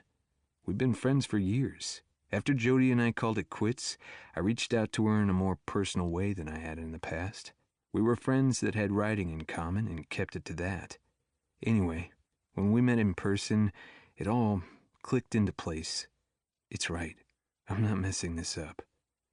He lifted his chin toward the cab that was heading their way. And I'm not letting anything that's going on with Taylor Knapp bring crap into her life. Okay, Valentino, Lisa grinned. I'll wear the FBI hat and we'll see if there's danger on her horizon. We'll play it cool. Well, I'll play it cool, Stud Muffin. You play it hot. Lisa cackled. Chapter 34. Rowan. Friday night, New York City. Do you remember the time when you were trying to explain to the Twitter sphere that stories were a survival technique? Rowan asked Avery. They had a cozy corner of the Salty Nomad Lounge, reserved and paid for. It was a place that was designed for people who needed to meet casually and publicly, but who wanted their conversations to be private. The walls were padded and covered in velvet to absorb sound. The waitstaff would only approach when you pushed the candle to the edge of the table. Unless you knew, you'd never know that this was a place that was built to hold secrets. It was a subtle but lucrative business plan. Rowan was glad he'd been able to get the space. Avery should feel relaxed here. They sat on the comfy chairs. On the table in front of them, a sampler platter of hors d'oeuvres steamed with delicious spices. Their drinks sat untouched. What's this? Lisa asked, per their strategy. I don't remember reading that. Survival strategies on Twitter? Oh, it's just that one of the best ways people learn how to survive is through stories that are told to them, Avery explained. For example, I know that I shouldn't hitchhike, let's say, because I've heard horror stories of what happens to people who do. Some of those stories don't bear out, Rowan said. I never ate an apple from my Halloween bag for fear that there was a razor blade in it, but that whole thing's an urban myth, so I missed out on nutrition all because I listened to some story. Lisa scowled at Rowan. Where did you grow up that people were putting apples in your Halloween bag? Lamesville? And what's more, Avery said, our brains love stories, love them. The brain wants us to read stories and learn from them, so it dumps feel-good reward hormones into our systems, so we seek out stories, get tangled up in them, live them in our heads as if they are real, so we can assimilate the lessons as our own. That seems really dangerous, depending on the story you're reading, a kind of indoctrination, Rowan said, sending a look toward Lisa. Can be, I guess, Avery said. I like to know what folks read. It gives me a lot of insight, though it's not always a good indicator. My best friend Lola, Avery stopped and nodded at Rowan to make the connection for him, reads horror, but she is the kindest, most generous person I've ever known. If people already had something going in their lives, would they seek it out in stories? Like, do people in the military choose military thrillers to read? Lisa asked. Avery blushed. Well, I edit romance. I don't know how that lines up psychologically. I've never seen a study.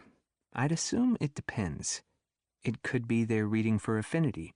Could be that someone is trying to safely explore their shadow side. Or maybe they're filling a void with the books they choose. Yeah, that's an interesting question. I'll see if I can't find some studies that speak to that. That's actually an important question. Thank you for asking it. Does your industry use a lot of psychology? Lisa asked. Absolutely. It's important to engage the reader and keep them turning the page. I just read that Taylor Knapp book, Lisa said. That was his cue. Rowan leaned back in his seat in the corner, moving deeper into the shadows and letting Lisa take over. I hate that book, Avery said vehemently. Your company published it. Avery spun her glass in place and looked toward the door. I thought it was interesting. Lisa continued. I was talking to a friend about the themes. They had a completely different take on the book than I did. We had a long discussion about it, and we decided that the author was pretty darned smart and put in little dog whistles for different groups. You wouldn't hear the whistles unless your ears were tuned to those notes. Lisa smiled. From the way Avery's body was moving, she must have one leg crossed over the other under the table and be kicking it rhythmically. She said nothing, and Lisa plowed on as if she didn't see Avery's tension mounting. Bubbles, Lisa laughed. They say social media is making things worse. I read an article recently about people getting into their bubbles and having trouble reaching out to others when their different beliefs make them feel endangered. It really has been a huge issue for the world, leading to crazy, unexpected outcomes. Lisa had taken a step back. She was a professional. She knew what she was doing. Rowan hated that she was doing it with Avery. But Avery, Rowan was now convinced, was up to her neck in this Taylor Knapp shit stream. Bubbles? Avery lifted her glass and took a sip. She spun to check on Rowan. She looked back at Lisa. How so? Well, take anti-vaxxers, for example. There was a group of people who started spreading the rumor, well, the propaganda, really, that immunization was dangerous because it gave you AIDS. Autism, Avery said. In this case, it was a group that thought it was preferred that African babies died. This group didn't want the babies in Africa to be immunized, so they told the story that the USA was trying to infect the world with AIDS. Avery laughed. Lisa looked at her, dead serious. I'm not kidding. And people believed them? Look it up. Put polio vaccines and AIDS link into the search engine. Avery pulled out her phone. To this day, it makes giving vaccinations in Africa very difficult. They have a lot of international organizations instead of American organizations doing the meds for just this reason. No one trusts that the U.S. is there helping. They think we're trying to kill their children. Lisa was quiet as Avery read. Once Avery put her phone back down, Lisa said, Propaganda has long tentacles. It has unknowable outcomes. It can be deadly. Lisa waited a beat. You know Taylor Knapp, don't you? Avery stilled. You can't tell me because you have an NDA and you're afraid. Avery said nothing. Rowan knew she'd deny it if this were deniable. Has this been difficult for you? Lisa asked. Avery furrowed her brow. Having an NDA, wanting to talk about the projects at your publishing house? No one cares about my comma placements in Saving Gloria, a sealed fate romance? She spun around to look at Rowan. Rowan pretended to be texting. He could feel her anxiety. He was watching her body language tells, and now he was sure. Avery was on the team for this book. She didn't want to be. She had been threatened. He thought of all the ways they could do that. It wasn't a hard stretch. It didn't take FBI training. Rowan had been on Twitter with writers for a long time and had always been grateful that he had no aspirations for publishing his work. It was a hard industry that was constantly changing. The biggest change was that, with self-publishing, authors were finding that they could get their work in front of readers quickly instead of waiting the year for publication. Plus the time trying to find an agent, plus the time for that agent to develop a publication contract. It could be 2 years or more from the point where someone typed "the end" to the point where they saw a check from a traditional publisher. That was too long for most. The journey too daunting. The publishing industry was devolving, descending into obscurity, ancient and quaint. If they had threatened Avery's job, she wouldn't have many options when it came to finding a new one in the industry. If they told her they'd blackball her, she'd have no chance at all. And Avery wouldn't just be thinking about herself, she'd be weighing her promise to her dying father in that equation. Without a job, how could she keep her mother safe? It was a very potent threat. It would feel life-threatening. Rowan thought about Finley, how easy it would be to fall into that trap of thinking he could be both protector, lover, and information gatherer. In this moment, Rowan wanted nothing more than to reach out and hold Avery. But that was the worst thing he could do right now. Lisa needed to be the one who forged this new relationship. Did you sign an NDA with your initial contract? Lisa asked. Her voice was calm and encouraging. No? Avery focused back on Lisa. We were given the NDA 2 years ago. We were told to sign them or be fired. And what do you think precipitated this change? Lisa asked. The industry is in trouble. Authors are finding that it's more profitable and easier all around to publish themselves. We're grasping at survival. I imagine that the NDAs had to be company-wide, so no one felt targeted. But I think the management wanted to protect our internal numbers, so that if we founder, we don't look like a sinking ship. If we look like we're going down, we couldn't get prestigious authors. We'd be done if that happened. Lisa offered a hint of a smile. What else happened around that time? She asked gently. Avery shook her head. I read the Taylor Knapp book that your company published, not for pleasure, but as part of my assignment as an FBI special agent. Avery's shoulders came up to her ears. I have some pointed questions, Avery, and I need you to answer them. I'm speaking to you as a special agent for the FBI. Avery looked back at Rowan, and Rowan struggled to keep his head down, typing at a text, seeming to be unaware. I have an NDA, Avery whispered. Lisa leaned in.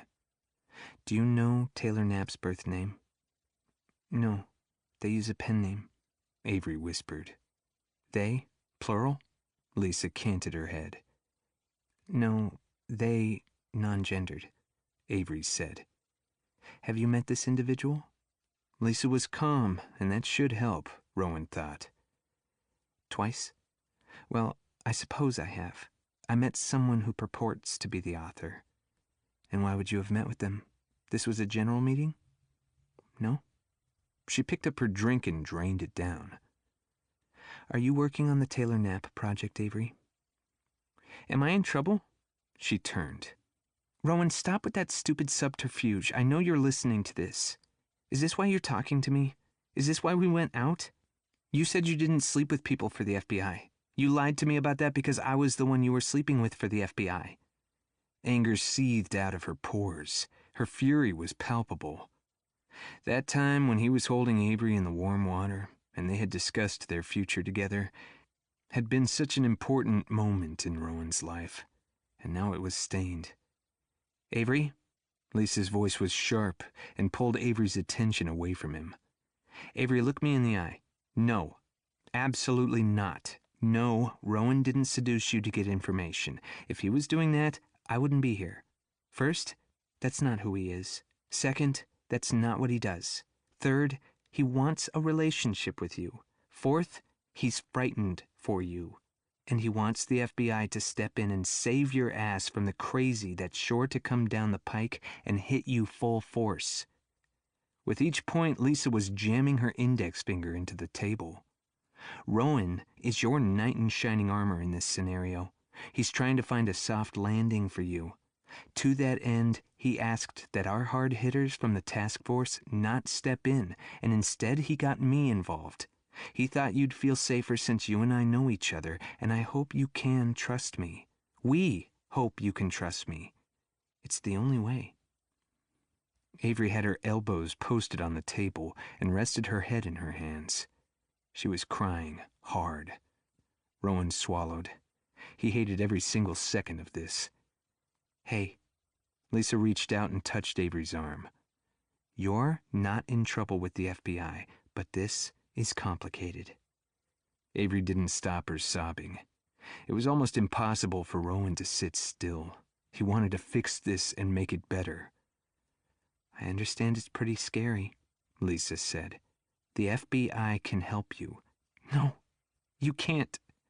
Avery moved her empty glass off the cocktail napkin, then used the napkin to swipe at her eyes. I have a contract, an NDA. I have a future, which sounds unpatriotic to put first, but I have to put it first. I read the newspaper. I see what happens to whistleblowers and informants. Their lives are destroyed. It's not just my life on the line here. Lisa nodded. We can help protect you. No, you can't. She shook her head at Lisa. With all the things I've been learning about social media and manipulation in the last week, I'm even more terrified than ever. If my name goes on someone's Get Avery list, I will never find peace. I will be trolled and botted and God knows what else. She flung her hand in the air. Doxed.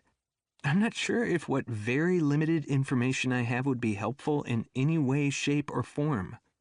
Right now, the biggest help would be figuring out who this person is who is calling themselves Taylor Knapp. I don't know their legal name, but you know how we could find them? Lisa lifted her brow. You have an email, a phone number, an address? Because I have a plan. Chapter 35. Rowan. Friday night, New York City. Avery, how good are you at lying? Lisa asked. I suck at it, to be honest. I get so anxious I turn bright red. Please don't ask me to lie. Lisa looked up at the ceiling, thinking, then focused back on Avery. Okay, let me ask it this way. Avery, I hear that you tell wonderful stories. Are you a good storyteller? Have you ever acted? I can tell stories. I've never tried acting. Lisa nodded, storing that away, then seemed to change tack. I wrote a story once, and you sent me editing notes. Well, I've sent you lots of stories, and you've sent me lots of editing notes over the years. I just looked over the notes you sent me on my new short story. You were right about all of that. It was as plain as day, the holes I left, once you pointed them out to me, so thank you. Avery nodded. But I'm thinking of a specific story. It was the story about the woman in prison. Do you remember that? I'm sorry, I don't. It was a pretty long time ago. I remember it vividly because it made a lot of sense to me. You told me to walk through the scene with my body, bend over the way my character did. And when I tried it out on my own, I could see it was impossible. The reader, you said, might not know why they didn't buy into a scene, but the scene wouldn't make sense to their brains. I followed your advice. I walked through the scene, and I learned a lot. Avery shrugged and shook her head. She didn't see the relevance. Lisa was trying to slow spin this, and Avery's mind moved too fast for the long drag-out. Rowan didn't know how to signal Lisa. He had to sit there and hope she had a plan. Pretend this is part of a novel. Pretend you're walking through the scene to see how things play out. You're not lying. You're watching characters in an unraveling plot. This is a thriller. The timeline for this is really short. We need to push the pedal down and try to get ahead of this before the new video game drops. As soon as the video game is released, the good guys lose a lot of control. Are you trying to stop the release? Avery asked. I can't comment on our goals. Lisa was matter-of-fact. Avery breathed in, sighed out. I don't know what to do. She looked back at Rowan. What should I do? She whispered. Rowan couldn't answer her. There was no right way to answer her. She needed to trust Lisa, and she needed to make up her mind on her own. This was her life, and Avery seemed to understand things could unroll very quickly and very badly. Again, Avery nodded, acknowledging his silence as his answer. I need to go to the ladies' room and blow my nose. She got up and left. We could put a tail on her and see where she goes, Lisa said. Rowan drummed his thumb on the table. You heard her using the they form of pronoun? But the way she used it didn't sound like someone from the LGBTQ community using the non-specific gender pronoun. It sounded like she was using it to hide Taylor's identity, which, on the other hand, used the masculine pronoun. That leads me to believe Taylor Knapp is a woman. You could be right. Which means if a team tailed Avery, they wouldn't even know what gender subject we're looking for. They're an adult human and breathing, and that's all we've got. They sat in silence until Avery came back and found her seat, looking composed and very businesslike. Rowan would say she'd gone off to get her head on straight. Could be a good thing, might just as well be a bad one. It depended entirely on how Lisa played this. I'm not here to scare you. I'm not here to twist your arm. I'm here because we need Taylor Knapp's help. That's why we need to get in touch. Avery reached over to Rowan's scotch, took a sip, and coughed hard. In the aftermath of the 9/11 terror attacks, Lisa said, once Avery was breathing again, the CIA came to understand that their thinking might be homogenous. They needed a way to anticipate attacks that they couldn't see coming. We've been looking through our intelligence agency lenses. Sometimes those lenses can make us myopic. Sometimes they can be blinders. If a threat hasn't occurred to you, how could you possibly be prepared to thwart it? She asked. The intel community was blindsided by the airplanes being hijacked. Rowan moved his chair close to Avery's, and she shifted around, pressing up against him until he wrapped his arm around her. She snuggled in, resting her head back against his shoulder, listening. Now that this problem was exposed, Lisa continued, the CIA decided to form a group of people who could and would challenge the intelligence agencies. They hired out-of-the-box thinkers, people willing and even delighted to freak out the higher-ups by shining a light on ideas that might piss off the senior officials. Okay, I'm hearing this as a romance editor, and that makes perfect sense to me. This is the frame I've put that in. One of the genres that I edit is military romance. One of the tropes is that the men in these novels are the best of the best, superhuman, if you will. The problem for my authors is how to make them unique and show their individual personalities. In this set of people, they are homogenized by their professions, and their personality differences become more nuanced and less obvious. Avery shot a sorry glance toward Rowan, knowing that he had been one of these elite soldiers.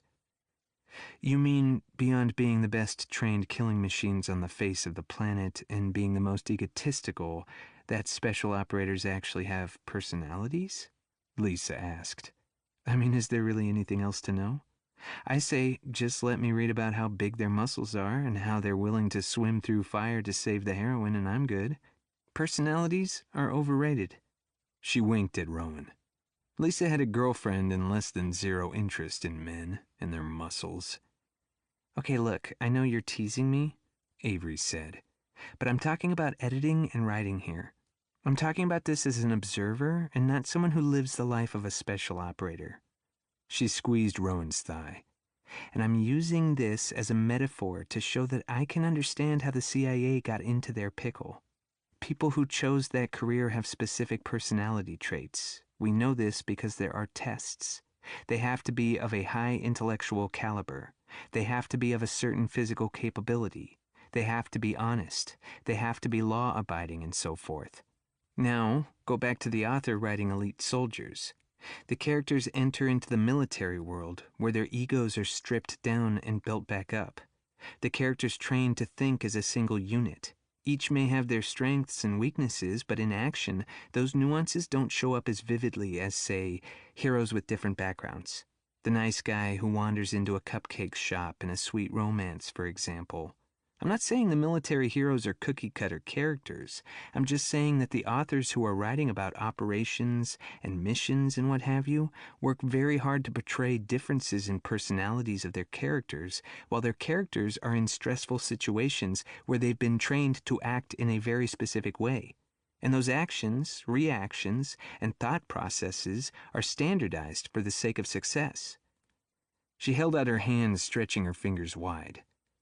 Now, I'm imagining the CIA, people who get to the level that would be calling the shots, would be trained to think and institutionalized to behave in a monochromatic way. It would be far better. She stopped and lifted her brows for emphasis as she looked up at Rowan. To bring in creative thinkers. For example, you could give me any scenario, and without batting an eyelash, I could tell you 15 plausible ways that this could all go to hell in a handbasket. Why? Because the stories that put characters in life or death situations are the stories that trigger the brain to pay attention, and brains, hearing danger stories, get that dopamine reward we were talking about earlier. If I get a manuscript in, I'm looking for places where the author got lazy and let the story be too bright and happy, too predictable. Bright, happy, predictable books are put on bedside tables.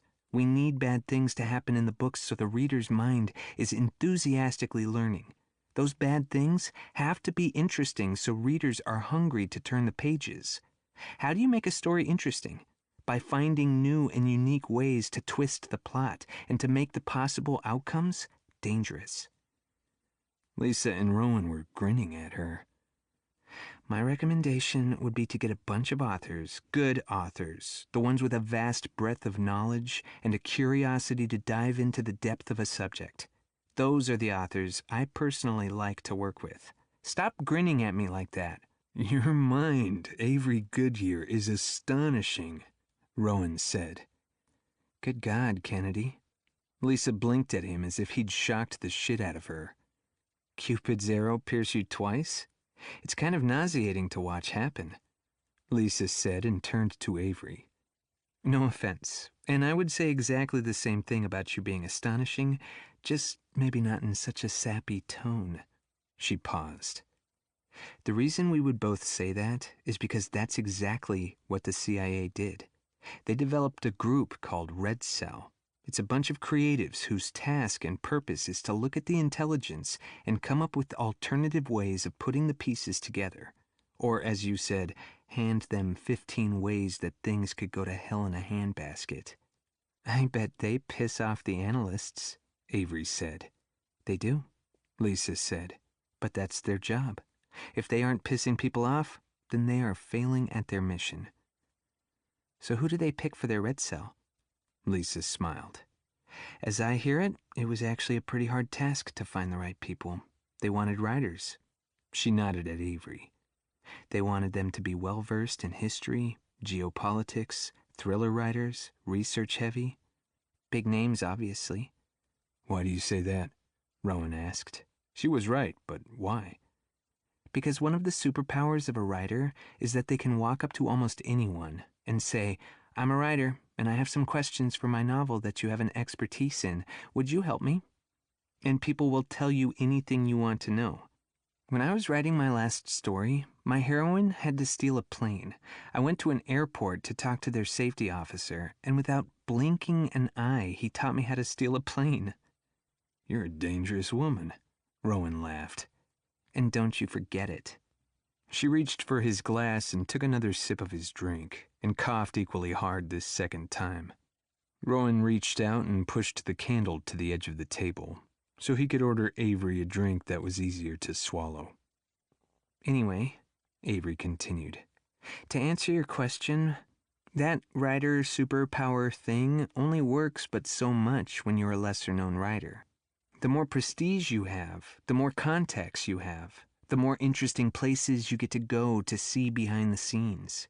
If you wanted someone who really knew what they were talking about, you'd need an international political or military thriller writer who was top of the charts, has all kinds of behind-the-scenes access, and has talked to all kinds of people.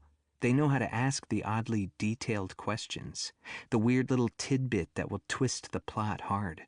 It's those odd details that creates the interest, because it's the little things that are known to few that are the cracks where things can go so wrong. She wrinkled her nose. But, Avery said, there would be a problem with egos, just like with special operators. The only problem is writers have strong egos, individualized egos, and are not team players. Right again. Avery gets all the gold stars, Lisa said, wiggling the candle around to catch the server's attention. They start the folks on short rotations so they can see if they play well in the sandbox with the others. She turned to the waiter. Another round, please? When the waiter left, Avery leaned her elbows on the table. What's this got to do with me? Lisa grinned. The FBI would like to start their own Red Cell. She raised her brows and dropped them to show her excitement about the project. And you want me to suggest some authors? I do romance. Lisa mimicked Avery's posture by crossing her arms on the table and leaning forward, closing the space between her and Avery, and whispered, We want a specific author. Taylor Knapp. Avery stilled. Rowan's muscles banded with tension. You want me to deliver Taylor Knapp to you? You want to convince Taylor Knapp to work on some newly formed FBI creative team?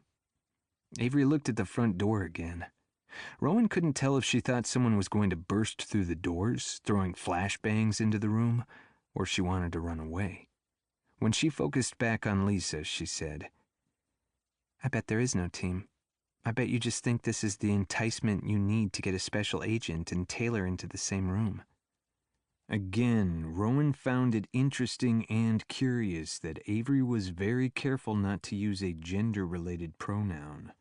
He doubted sincerely that it was her being PC, or that Taylor went by a non-gendered pronoun by choice. Avery wasn't smooth enough with it. Rowan could see Avery editing her words before they exited her mouth. He was almost 100% sure that Taylor Knapp was a woman. Did that change anything about their approach? He'd have Lisa take that back to the team. If that were true, then we need an FBI agent in the same room with Taylor, Lisa asked. Would you help us? Chapter 36. Avery. Saturday morning, New York. The plastic seat was hard and uncomfortable. The sun had hit an angle where it glared directly into her eyes, and there was a tantrum-throwing toddler screaming at her feet. Yet Avery felt only relief. The ticket agent overbooked the return flight, and Avery was one of 10 bounced passengers. All right, she volunteered. She couldn't catch another plane until 1:30. She'd already called Fanny with the heads up that she'd be delayed getting home, and Fanny was going to pick up their mom at the end of Sally's shift. Maybe Avery could finagle it so she could go home and have some peace and quiet to process before she let Fanny know that she was home. As a matter of fact, Avery just didn't think it was wise to try to handle Taylor and the FBI on zero sleep. She dialed the bed and breakfast in Warrenton, where she had her reservation, and changed her arrival date to this evening. It was on the Windsor-Shreveport bill.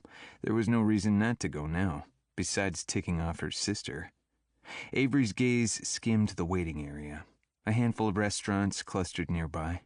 She checked her watch. 11:20. Lunch would be nice. But every place looked crowded, and Avery was loath to give up her seat. As awful as it was, at least she wasn't sitting on the floor like many of those around her, and she had the good luck of being positioned next to a wall socket. Avery plugged in her laptop and booted it up, using her hotspot. Scanning through her emails, Avery saw nothing urgent. Thank you letters from the authors she'd met over the last 3 days comprised most of them. She'd asked for the first 2 chapters from most of the writers. It was hard not to. They were so earnest about their work. The truth was, not a single plotline interested her. What they needed at Windsor-Shreveport was something exceptional, a standout, something bound to hit the New York Times bestseller list. If only she could find it, then George might take her off the Taylor Knapp book. That would be a miracle. The uprising was nonsense, horrible, and now the FBI was involved. Avery brushed her hair from her face, twisting it up into a knot and sticking a pencil in the bun to hold it secure. Avery wished Taylor would get finished writing the manuscript so Avery could do her job, then move on. Like swallowing down cod liver oil, she'd pinch her nose and do what had to be done. Staring past the luggage carts on the runway, where men and women in their fluorescent green jumpsuits scurried about, Avery focused on the horizon and sighed deeply. She seemed to do that a lot. Lolly thought it was a sign of depression, but Avery didn't feel depressed, just overwhelmed. An Arctic blast from the air conditioning system swept through the room. Pulling her suit jacket closer, Avery leaned her forehead against the window and closed her eyes. The uprising. Can you imagine? Why was the FBI involved? That's the part that Avery couldn't fathom. Her phone beeped. Avery looked at the screen. George. Booking issues didn't affect his seat. He'd probably already landed in D.C. That's what happens when the boss flies business class, and she was relegated to the back of the plane, flying coach. George had no idea what a favor he'd done for her by leaving her behind. Avery smiled and turned the ringer to vibrate. Then she thought about Rowan and his toe-curling, breath-stealing kiss goodbye. He was going to take her to brunch Sunday, and they were going to go for a walk along the river if the weather was nice. She pulled up Twitter. Her hand hovered tentatively over her laptop keys. Her inbox dinged, and Avery saw it was a file from Taylor. With a sigh, she opened it. It was long, 50,000 words long, half the word count for the contract. Too long, too soon. There's no way in this world that Taylor could have typed these many words in the last few days, even if she snorted a noseful of cocaine and dictated this into a voice-to-text app. Avery changed the zoom level to 30% and scrolled through the 170 pages. These were notes, not prose. This information wasn't dictated. This was carefully thought through and arranged under chapter headings, lists. On this page, the goal is, this character sends message X, this character sends message Y, this character contradicts the X and adds Z. In the world of writing, there were three basic ways that authors figured out their plots. Pantsers sat at the keyboard to see what came to them. They were as surprised as the reader at how things unfolded. Planters were writers who had a good feel for the story and a basic trajectory, but they let the characters develop and unfold as the story took shape. And plotters knew exactly how the story would transpire. They might put their story on sticky notes or on whiteboards or Excel spreadsheets. It didn't matter. There were tons of ways to plan, and they could be excruciatingly detailed plans. But Avery had never seen anything like this. This level of plotting was absurd. And then Avery remembered Taylor's old college roommate who, for $1,000, sent her notes for The Unrest. A Russian here in America illegally. A PhD candidate in Germany who wrote code to help Taylor harvest personal data about the players. Patrick Windsor's wife, Inga Prokhorov, from Bulgaria. And the FBI. Avery was assigned to help Taylor put out that book. Chill bumps raised on Avery's arms, and she felt sweat form on her brow. She looked through the notes. She looked at the descriptors. While the English was very good, Avery knew these weren't written by a native English speaker. But what was it that Taylor had said about her Russian roommate? She'd been here since she was a baby. She'd lived here until high school. The roommate would speak English like a native. These notes were from someone else. And Avery could show the FBI how she could tell that Taylor Knapp, or whoever she was getting the basis of her work from somewhere else. All Taylor was doing was turning bullet points into prose, using the vast wealth of language that she'd developed as a child memorizing poems, pulling up Milton with ease. Avery's mind went to the CIA Red Cell, and she juxtaposed that with a conversation she'd had with Rowan about Russia. Rowan had told her that Russia knew it couldn't beat the West with typical military warfare. Long ago, they had taken their military financing and had rerouted it away from bullets and armor and toward psychological operations, or as Rowan called them, psyops.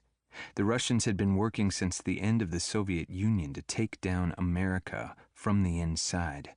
While America had been dancing and patting itself on the back for the victory after the fall of the Soviet Union, getting drunk on the U.S.'s superiority, Russia plotted. The background had shifted, that was all. Rowan had a PhD in propaganda. Surely the same kinds of men and women did the same kinds of jobs in Russia. Each country was trying to increase the power and safety for their citizens. Disinformation. Tech wars was what Rowan said. If we had a red cell, why couldn't they?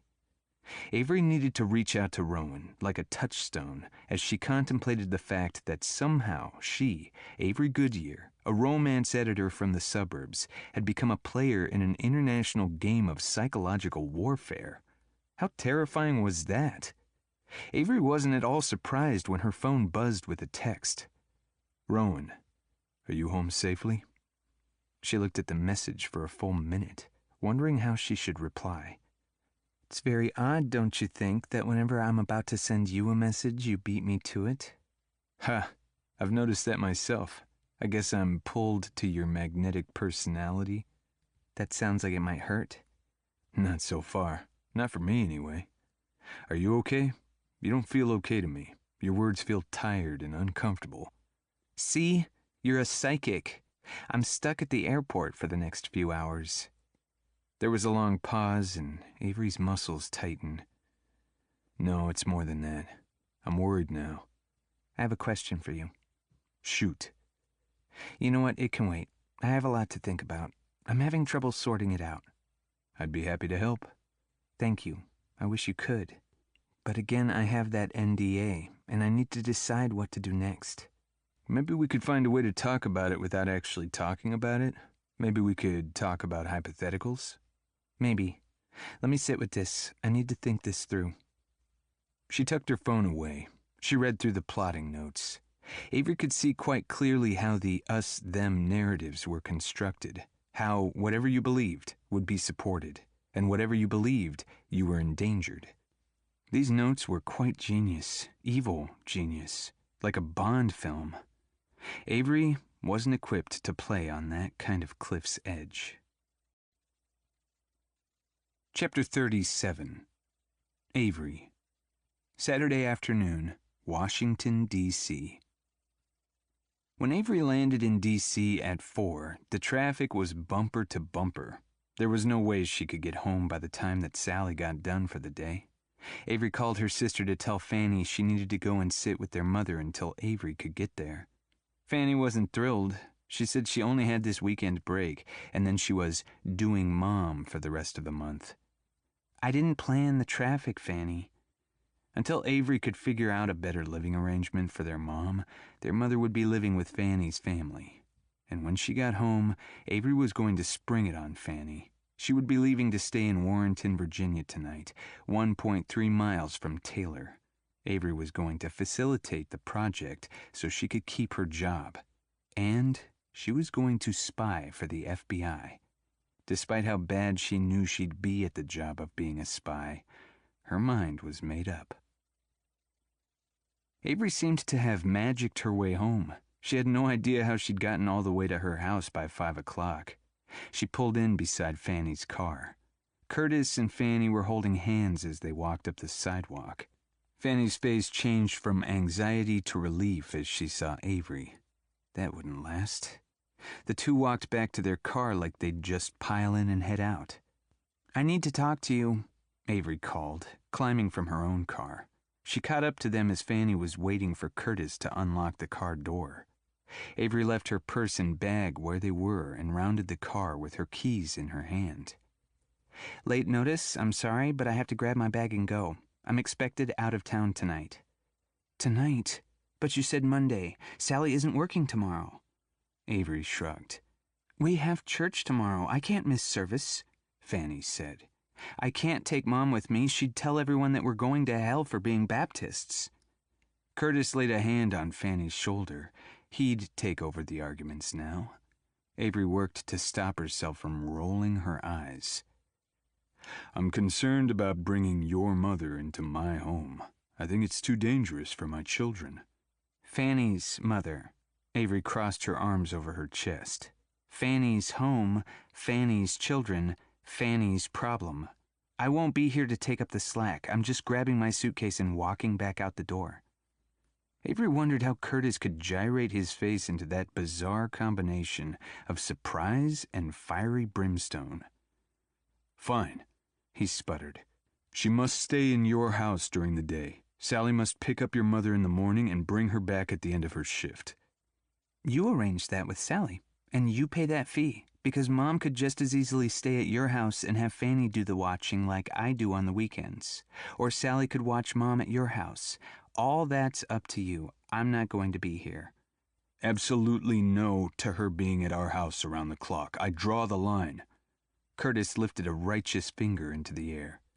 Can you blame me for not wanting her at my house during the day? Whatever. Avery looked at him like he was out of his mind. I'm just saying that I'm not paying Sally while I'm away. If you're using Sally, you're paying Sally. I pay Sally because I have to go to work during the day to support Mom and me. Fanny, on the other hand, is at home. I am rarely at home, Fanny countered. You're at home when you're not having your pedicure done and lunching with your friends. How you spend your time is your choice. You could choose to spend it with Mom. If not, Avery shrugged. It's your dime, not mine. When I get home, different arrangements need to be made. I can't do this anymore. I'm done. And until then, I have to do all the work? You're off to wherever, doing as you please, and you're shackling me to Mom? This is not a vacation. This is a pain in my ass. Curtis sucked in a sudden breath and turned a shocked pink. Language! And those provisions will not do. I will not allow my wife to persist under such stress. I will not allow my home to become a shambles. But it's all well and good for me? Avery asked, spiking a single brow. She was done with this. What needed saying had been said. Avery stalked to the front door and was confused that it stood slightly ajar. Cold washed through her system as Avery remembered that her mom had escaped just the other day, heading naked to the grocery store. She pushed the door open, then stood with her hand on the doorknob and her heart in her throat. She looked in on the chaotic scene. The cushions were off the furniture, slashed. The down stuffing was like snow across the carpeting. Drawers upended. The lamp lay on its side. It took Avery an agonizing minute to process the mess. Then slowly her brain thawed. Blue spray paint graffitied the walls, cuss words spelled out, and hearts with lightning bolts. What had her mother done? Why would she destroy everything like this? Where was she? Where was Sally? Fear dried her mouth as she lifted her cell phone to call 911. Before Avery tapped the send button, she heard pounding on the basement door. "Help me!" Chapter 38. Rowan. Alexandria, Virginia, Saturday evening. Avery had texted, "My mother's lost her mind. It's serious. She destroyed everything in the house. There's spray paint all over the walls. I can't see you tomorrow." Rowan had tried to call, but Avery wasn't answering. He'd tried texting. What color spray paint? Avery. Question mark, question mark, question mark. Blue. Rowan, I need to talk to you. Answer your phone now. He watched as the text said delivered. He waited for it to indicate read, but it didn't. He called and went immediately to voicemail. She was probably talking to someone else. Rowan called Lisa. "Missed me already?" "I just got a text from Avery. Her house was destroyed and there's blue spray paint on her walls." There was a long pause, then, "Well, shit. I'm on my way there now. I texted you the address. Can you meet me?" "Yeah, sure. And you might want to call Aniquis to come too. I got a report that might shine a light on some of this." "But they're tasked to the Taylor Knapp case. We can't just bring them in on something because of Avery." "Really?" Rowan could hear Lisa's fob beep and the door click as she got into her car. "Thanks for explaining that to me." "Stop." Rowan was on speakerphone as he wound through the weekend traffic, aimed for Avery's house. "I'm sorry I didn't couch that as a question. Let me try that again. If you're telling me to pull in Aniquis, that means that you have a link between the vandalism and the Taylor Knapp case, right?" "That's better. And bingo. And no, before you even ask for a single detail, I'm not going to talk about it on the phone. My GPS is saying I'm 10 minutes out from Avery's. So much for my hot yoga class. What's your ETA?" 20. I'll call Panther Force now. When Rowan arrived, people were hovering outside. Lisa probably pulled them away from the crime scene that they hadn't realized was a crime scene. Lisa was standing there, her foot resting on the first brick step of a typical 1970s-style split level, a pad out and pen poised. A couple stood apart, over by their car, looking for any opportunity to jet out of there. Avery was rubbing the back of a 50-something-year-old woman with fire-engine-red spiky hair. The woman was dressed in scrubs. That must be Mrs. Goodyear's caretaker. Mrs. Goodyear was wearing what looked like a pair of her husband's old jogging pants, pushed up to her thighs, and maybe one of his tank tops. Her legs were white with blue marbling. Her breasts skipped and swung untethered as she moved about. On her feet she wore a pair of bedroom slippers. "You don't know who put the chair in front of the basement door?" Lisa asked. The red-haired woman shook her head. Lisa turned his way. "This is Sally." Rowan held up a hand as he headed over. "Hi, Sally. Rough day. I'm sorry." "I already told Miss Avery that I quit. I can't do this anymore."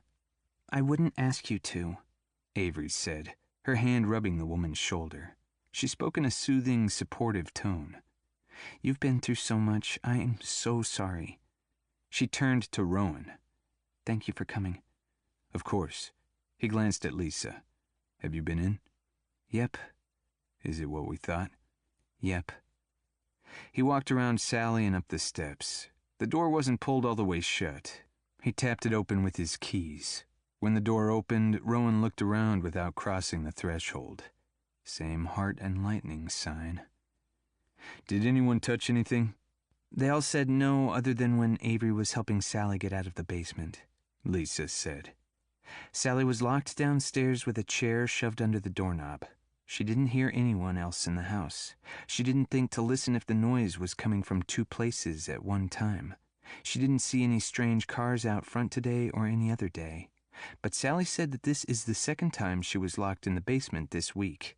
She had her phone with her this time, but it had run out of battery." He focused on Sally.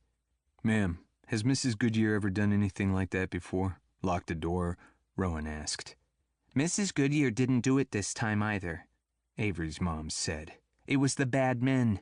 Hey, I know you. You were talking on the computer with Avery the other night." "Yes, ma'am, that's right. Did you watch the bad men lock the door on Sally?" "No?" "Did you see the bad men spray paint the wall?" "Yes. What else was I going to do besides watch?" Mrs. Goodyear asked. "They told me to sit in the chair, and I did what they asked me to do. I'm just an old woman, and they were young and big." "How many did you see?" Lisa asked. The woman standing to the side sighed loudly, crossing her arms and tapping her toe.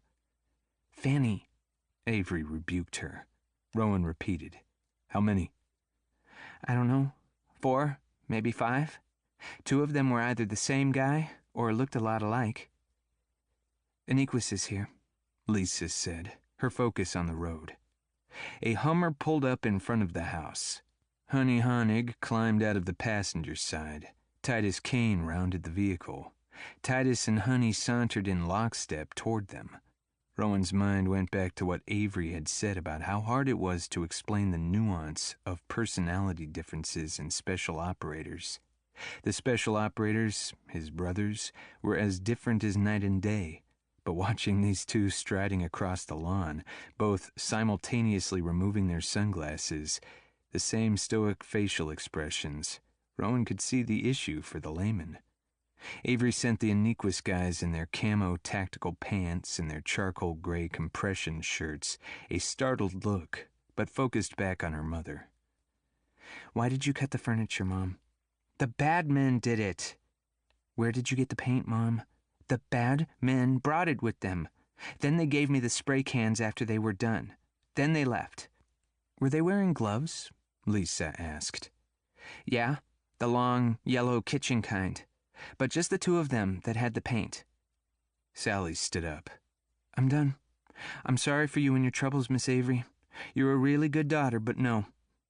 She turned and made her way toward an ancient turd-brown Buick. As Sally passed the couple, the man turned to Avery. "I won't bring your mother to my house. This is just too dangerous." "Fanny's mother," Avery said, turning back to Mrs. Goodyear. "Mom, please tell me, where did you get spray paint?" Chapter 39. Avery. Saturday evening, Falls Church, Virginia. "Avery, stop, please," Rowan said. "Your mom didn't do this. She's telling the truth. Those symbols on your wall have meaning." He looked at Lisa and she gave a nod. He focused back on Avery. "Do you think your mother needs medical care?" Avery swept her gaze over her mom. "No, she seems fine." "All right." Rowan looked over to the man, glaring down his nose at the scene. "Avery and I will go in and get Mrs. Goodyear's medications and things for the night." He shifted his gaze to Fanny. It would probably be best if you go ahead and take your mom to your house and settle her in. Best for whom? Curtis stormed. Not best for me, that's for sure. Avery watched as Rowan's stance changed, his gaze. He transformed from nice guy to what Avery would imagine Rowan would look like when he was on a mission with the Rangers. Hard-minded, hard-bodied, a force to be contended with. As Rowan's gaze bore into Curtis, Avery felt sure that Curtis saw it too, and he crumbled into a beta character, swallowing hard and ducking his chin subserviently. Fanny smacked him in the chest. "Tell him no," she said. "We can't take her. I don't want this responsibility." Rowan sent Lisa a look and tipped his head toward Fanny's car. "Can you get Mrs. Goodyear settled in the back seat of their car? Avery and I will be down in just a minute with Mrs. Goodyear's things." Lisa had morphed too. She didn't look like the computer geek girl that Avery had known. Now she had the body language of a woman who would be assigned with the Rangers and support their missions, focused, muscled, unswerving. Avery tucked that into her memory bank for a future plot point. It was very interesting to see it unfold in real life. Rowan pointed at Fanny and Curtis, shooting them a look that said, "Behave," then put his hand under Avery's elbow to steer her through the front door. Rowan probably thought Curtis and Fanny would jump in the car and roar off into the sunset, never to be seen again if Lisa wasn't on guard. And they probably would have. But they were intimidated, and Avery reveled in the moment of schadenfreude until she moved farther into her house. "Are you sure Mom didn't do this?" She was bewildered by this information. "Look at the furniture. Do you think your mother has the strength to flip things over like that?" "I don't know. She can be surprisingly strong." "She didn't have any scratches, no bumps or bruises." "Okay, you've got me there. These symbols have meaning?" She reached out to touch the blue heart with the lightning bolt, and Rowan tapped her hand to keep her fingers off. "Yeah, if this were a crime scene, then she shouldn't be messing anything up." "Lisa and I had the same thing happen at our houses."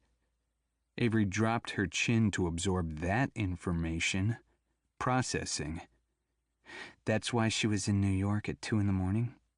"Exactly," Rowan said as he reached the top of the stairs and waited for Avery to show him to her mom's room. Calm. That helped. "You didn't tell me," Avery whispered. "We had no idea it would touch you. Lisa says she has some information." "And the huge men that got out of the Hummer? The ones that look like Rambo's best friends? I don't even know they made human beings that big." "Stuff of novels?" "Apparently not, since they're standing flesh and blood in my living room." "They're going to help us figure this all out and make sure you're safe." Avery opened the door to her mom's room. It had gone untouched. Everything was where it should be. It took Avery no time at all to scoop up what was needed and head down the stairs. She handed the things to the big guy with the outstretched hand. "Thank you, ma'am. My name's Honey. My team leader is Titus Kane." He lifted his chin to his partner, who was walking around the corner of the house toward the backyard. Honey took the suitcase to Curtis, who had to tip his head straight back to look Honey in the eye. Curtis didn't say a thing, simply took the bag, climbed in the car, and they left. Now what? Chapter 40. Avery. Saturday night. Avery's not quite sure where. She sat in the back of the Hummer, sandwiched between Lisa and Rowan. Titus was driving, Honey beside him. Avery assumed they were listening to someone talking to them with some communications device in their ears, because why else would they randomly be saying, "Good, copy," and "That's a go. Take care of it." Honey had said Titus was the commander. Why wouldn't they send an underling to come pick them up from a vandalized house? Understanding this might come in handy for the next military romance she edited, and understanding her own situation. Rowan and Lisa sat still and contemplative. Their houses had been vandalized. Her house had been vandalized. What a crazy set of circumstances. Avery almost preferred, she much preferred, thinking this had been her mother. Lisa, Rowan, and she had left their cars behind, their keys under the front seats. Rowan hadn't been trying to be funny their first Skype talk. He actually drove a Volt. That really didn't fit in with the endangered hero trope. Someone who thought they might depend on their vehicle to save their lives would drive something more muscular, like this Hummer, or maybe something with a lot of horsepower for flying down the road out of the bad guy's grasp. A Volt didn't say lethal and prepared. A Volt said responsible and suburban. Avery would give a beta hero a Volt, but Rowan was anything but a beta. He was pure alpha male. So she'd have to rethink character assumptions. Titus had asked the three of them to leave their vehicles behind. He said someone would move them. Avery's editorial mind tried to figure out why that would be a plotting point. The only thing she could think of was that they were afraid the GPS trackers were attached to their cars. These Aniquus people didn't want anyone to know that the three vandalism victims were headed toward Aniquus headquarters. It was really strange that vandalism would get any attention, let alone this level of attention. Why didn't Honey and Titus want anyone to know the three of them were going to their headquarters? Maybe they didn't want to give up their location? Maybe they didn't want someone to know they were using Aniquus for whatever it was that they were using Aniquus for. Keeping her safe, Rowan had said. That could mean a bunch of things. They could be a close protection team. They could be trying to figure out if there were bad people in contact with her. Okay, there were obviously bad people in contact with her. Taylor, and now the group that vandalized her home. This couldn't be about the vandalism, she decided. It must be about Taylor. Rowan squeezed her hand. You're thinking so hard you have smoke coming out of your ears. One step and then another, okay? Okay, she said, then went right back to speculating as they pulled up at a gatehouse. It hadn't been far. Avery thought they were still in Virginia, but close to Washington, D.C. Titus Kane lowered his window. After the guard looked around the interior, they were allowed to pass. They motored up to an enormous building with wide verandas that looked like a country club, one that was exclusive enough to require imposing gates and a security guard with a dog who had run around the vehicle sniffing. They parked in a visitor's spot. Honey and Titus escaped their group into the atrium. Men in uniforms, like Honey and Titus wore, walked through the halls with an air of focused action. The atmosphere had a military quality to it, though Avery knew this wasn't part of the U.S. military. She didn't think so, anyway. Avery wanted to cower against Rowan as they walked the long corridor, but decided it would shine her in a bad light. So she tried to look calm, cool, and composed. She remembered her day at the top of the FBI building in New York, the day when she was sure she was going to end up in handcuffs, charged with some obscure law. That was the feeling she was experiencing now, creeping doom. A man walked up to them and asked Avery for her phone. Avery turned to Rowan. "Diagnostics," he said. She handed it over, not fully understanding what that meant. She wondered what they were looking for. She noticed they didn't ask for either Lisa's or Rowan's phones. On the elevator, Rowan looked down at her with a half smile and sent her a wink. He was obviously distracted, though. His cogs almost audibly whirring. His mind was as busy as hers was. Now, here they were in a plush conference room. A woman named Margaret gestured them in with an open hand. The guy tapping at his computer was introduced as Nutsby.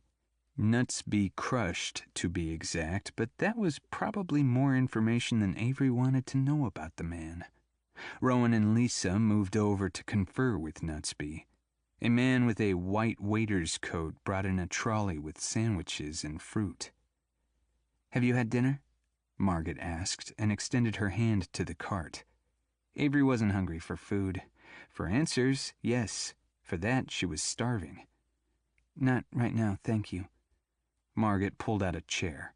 "Why don't you have a seat? They just need to put their oars in the water." Lisa lifted her head from Nutsby's computer screen. "I know you're anxious, Avery. One step at a time, okay?" Avery nodded and sat in the seat Margaret had indicated. Something upsetting was on Nutsby's computer screen. Avery could see it plainly on both Lisa and Rowan's faces. Rowan tucked in and was now scanning through something on Nutsby's screen. The three were talking in tones designed not to carry. Avery had no idea what was going on. Someone had broken into her house, locked Sally in the basement, destroyed her belongings, and spray-painted cuss words all over the walls. Someone had done that to Lisa and to Rowan. How would anyone put the three of them together? Why would they be targeted for such an attack? First Rowan and Lisa, then her. Significant? 2 FBI agents and an editor. Significant? "Is this about Taylor Knapp?" she asked. It was the only conclusion that drew straight lines for her. Everyone stilled and turned to her. "If it is, I have some things I want to share." Lisa, who was hunkered over the computer, slowly stood. "Okay, thank you." "Taylor Knapp is a pen name, as you know, but she's working with someone who speaks English as a second language. Some of the things I have learned have led me to believe that this isn't a book. This is a plot." Avery closed her eyes, centered herself. "This is not a book plot. This is a something dangerous plot." "Okay." Lisa sounded a bit too much like this was light and fluffy girl talk when her body conveyed danger, her eyes hard and focused. Rowan sat out of Avery's view. "Let's start with the English as a second language part," Lisa said. Avery looked over to the white board on the side wall. "May I write on there?"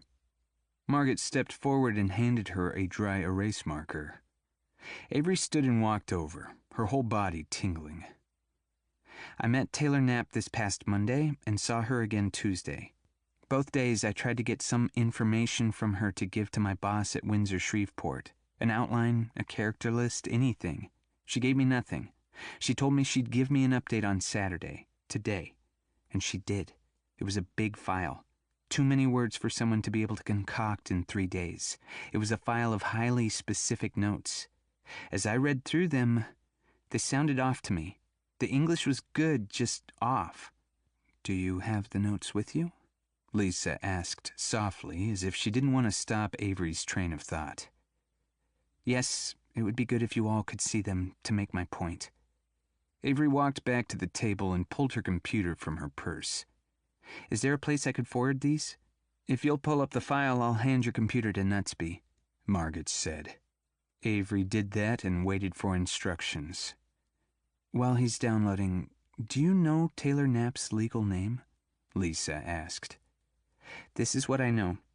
Avery moved back to the whiteboard and pulled the cap off the marker. "She said that she went to the University of Michigan. She had a Russian roommate who majored in anthropology and minored in women's studies." Avery made a list just like she did when she was working on a book, and she needed to make sure the details all lined up. "That roommate is living in America under the radar because she is afraid to go home to Russia and her visa has run out. The roommate's name started with the sound ka, or ka sound." Avery noted this, then turned to the room. "Taylor would start to call her by name and stop herself. I don't know what year, but Taylor looks like she's in her mid to late 20s. Taylor is the second pen name that this woman has used. Well, I only know of one other." Avery turned back to the board. "She also used the pen name Tyler Krill. She used it when she developed a school shooter video game that was about to go to market but got pulled after there was public backlash." Nutsby was grinning hard as he tapped on his computer. "Those are some good details, Avery," Lisa encouraged. "I'm an editor. I have to remember tiny details. Which leads me to 2 things that made me particularly worried. One, our publishing house is Windsor Shreveport. Windsor is Patrick Windsor. He's married to Inga Prokhorov, who is Bulgarian. Inga helped Taylor Knapp get her book contract with our publishing company without going through the normal channels in the regular way, which means having a manuscript submitted by an agent. Also, even though I'm a romance editor, Inga Prokhorov told Taylor to insist that I be her editor, and Taylor should stipulate she wouldn't work with anyone but me. There must be a reason." Avery sought out Rowan's eyes. "Don't you think?"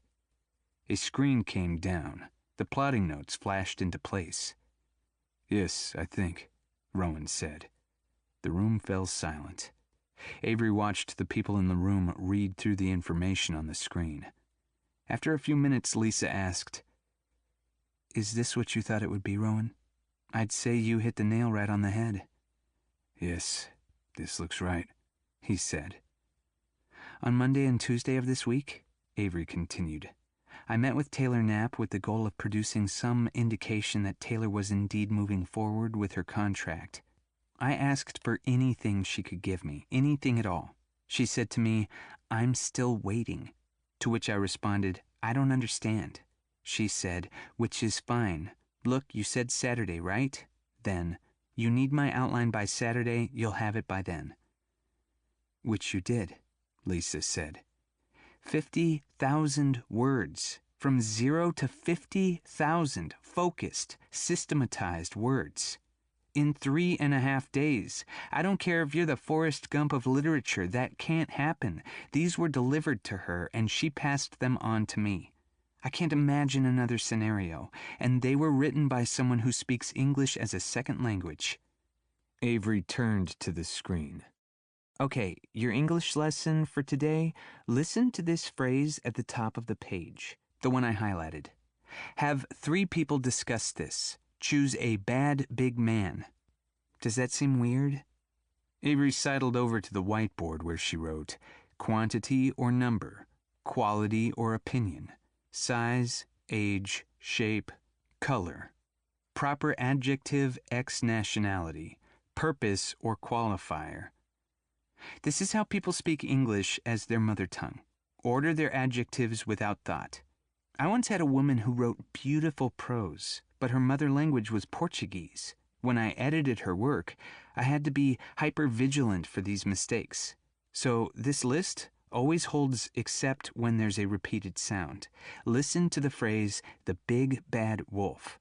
According to this chart, the quality of the wolf that he is bad should come first, but he would never say the bad big wolf, like the bad big man in the notes, because it's just weird. In words that repeat a sound, I typically comes before A or O. Zigzag, hippity-hop. The person who wrote these notes is not the person you know as Taylor Knapp, Lisa said. That's my point. Yes. Good thing you're an editor. I never would have figured that out, Lisa said. Here are some other pieces that I've learned. She turned to write on the board. It's one of the ways she could see a story unfold, and, quite frankly, the intensity of the people in this room was overwhelming. Taylor said the Russian roommate had charged her $1,000 to write notes for her original concept, the Unrest video game, using her anthropology background. These notes were not made by that woman. Well, no, I don't have those notes to look at. These notes were not made by that Russian roommate, but she's still significant. I'll get to that in a minute. How do you know it wasn't the Russian roommate? Lisa asked. The Russian roommate grew up in America, and so we should suppose that she speaks like a native. She'd never make the mistake of bad big. Taylor told me that her ex-roommate not only gave her the notes for The Unrest, but software code that was developed by the roommate. This is too hard. I'm just going to call her Katya to have a name. She wrote the name and drew an arrow to Taylor. Katya told Taylor that she had a PhD boyfriend from Germany.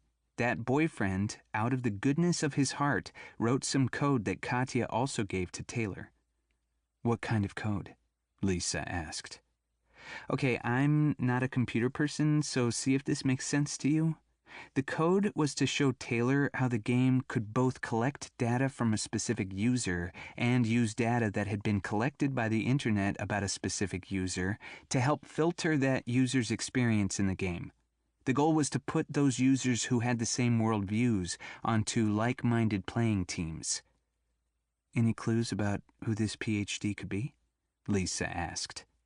Taylor said he lived in Munich and worked for or was somehow associated with Fast Forward, the producers of Taylor's video games.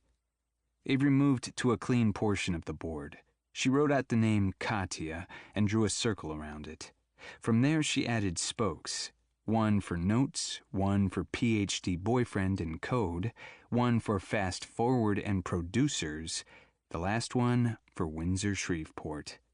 Katya also told Taylor she should present this as a three-pronged campaign of book, music, and video game. To that end, she introduced Taylor to Patrick Windsor. She tapped the board on the name of her publishing house. Well, no, she introduced Taylor to Patrick Windsor's wife, Inga Prokhorov. Inga Prokhorov took Taylor's manuscript to her husband, Patrick Windsor. Patrick Windsor then gave her a contract. That had meaning. Everyone in the room leaned forward and the intensity went up another 3 notches. Oh, one more.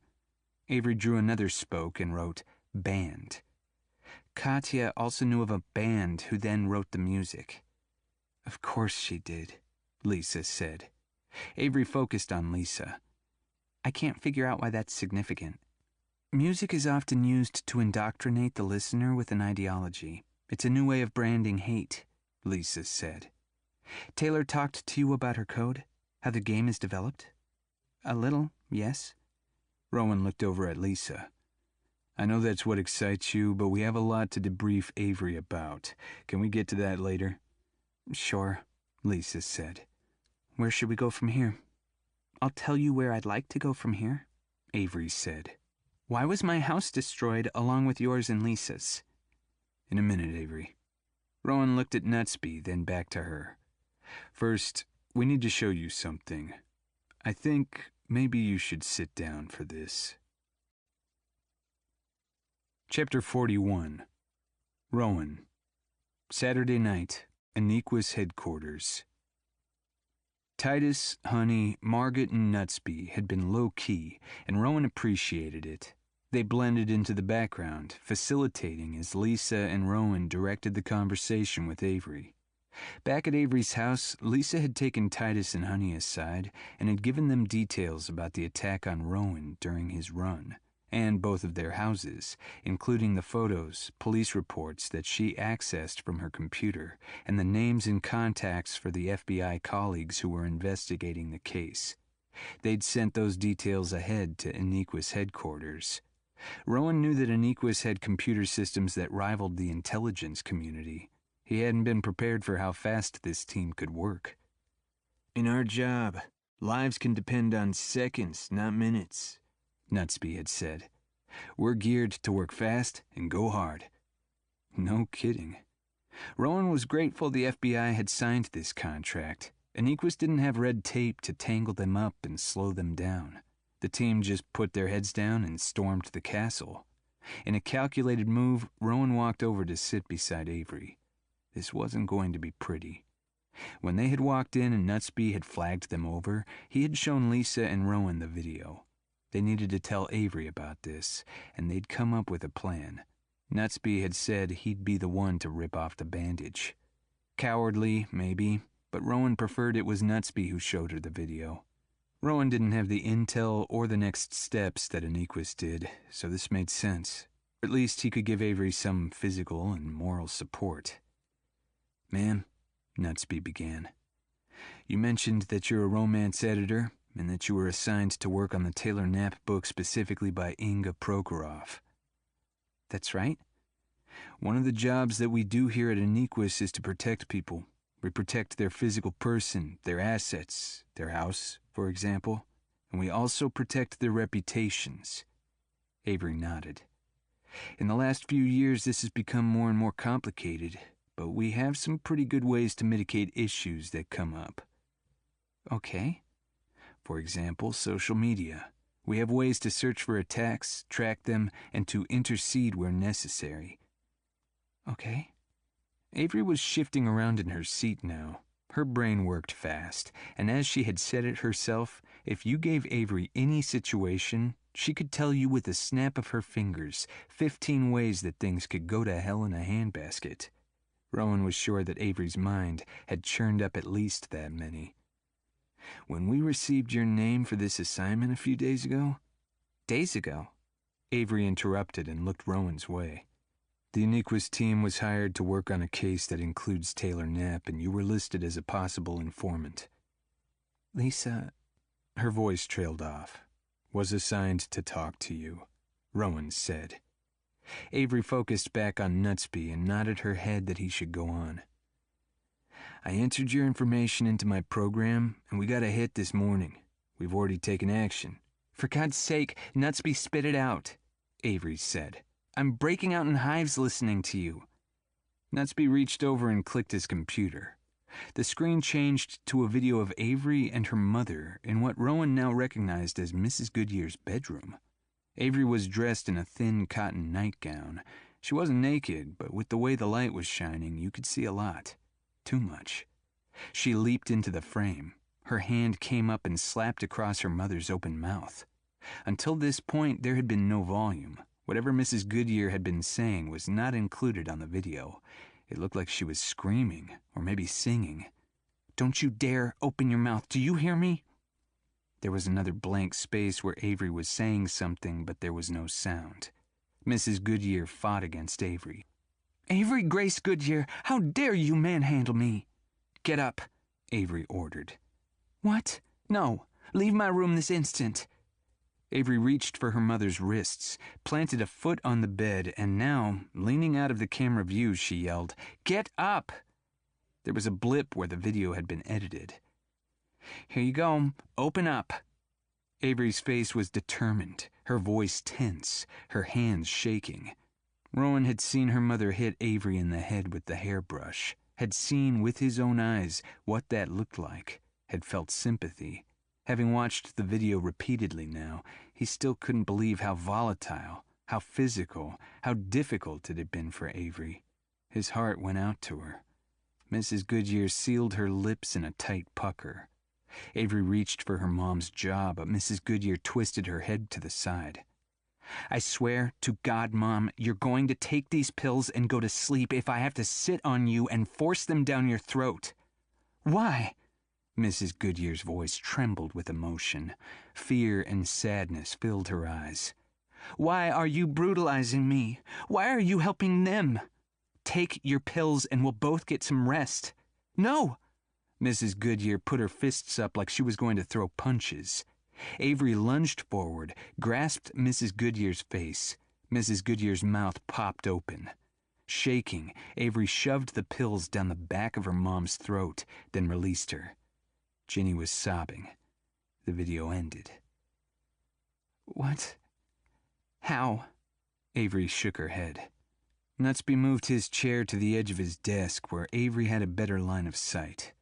My analytics suggest that this video was taken from your phone when control of your phone was accessed remotely. Did you have your phone in the room that night? Do you remember? That's why you took my phone from me? For diagnostics? She asked under her breath, then louder. Well, yes. I always take my phone into Mom's room with me in case I can't handle my mother and I have to call 911. I always set it in the same place, and I always put it upright so I can see it and grab it if things go to hell. She held up her hand toward the screen where the video had played. As you can clearly see, they can. Is the video shot from the location where you set your phone? She looked from the still frame back to Nutsby. Yes, but how did you... Without waiting for Avery to finish, Nutsby said, "This is posted on different social media sites and is going viral." Viral? Avery shook her head. She looked over at Rowan. Rowan recognized that look. It was called freeze. And it was the moment when the brain felt so shocked and endangered that it failed to function. Avery couldn't process. Nutsby must have seen it too. His voice became louder, slower, so the words could go in, calm. That should help lower Avery's adrenaline. It made more sense to me when you mentioned that you were selected specifically as the editor when this isn't the type of book you normally edit, Nutsby said. That probably meant that they thought you were the most vulnerable to attack. Sex appeal is a major component in making a video go viral, Rowan said. There's nothing sexy about that video, Avery protested.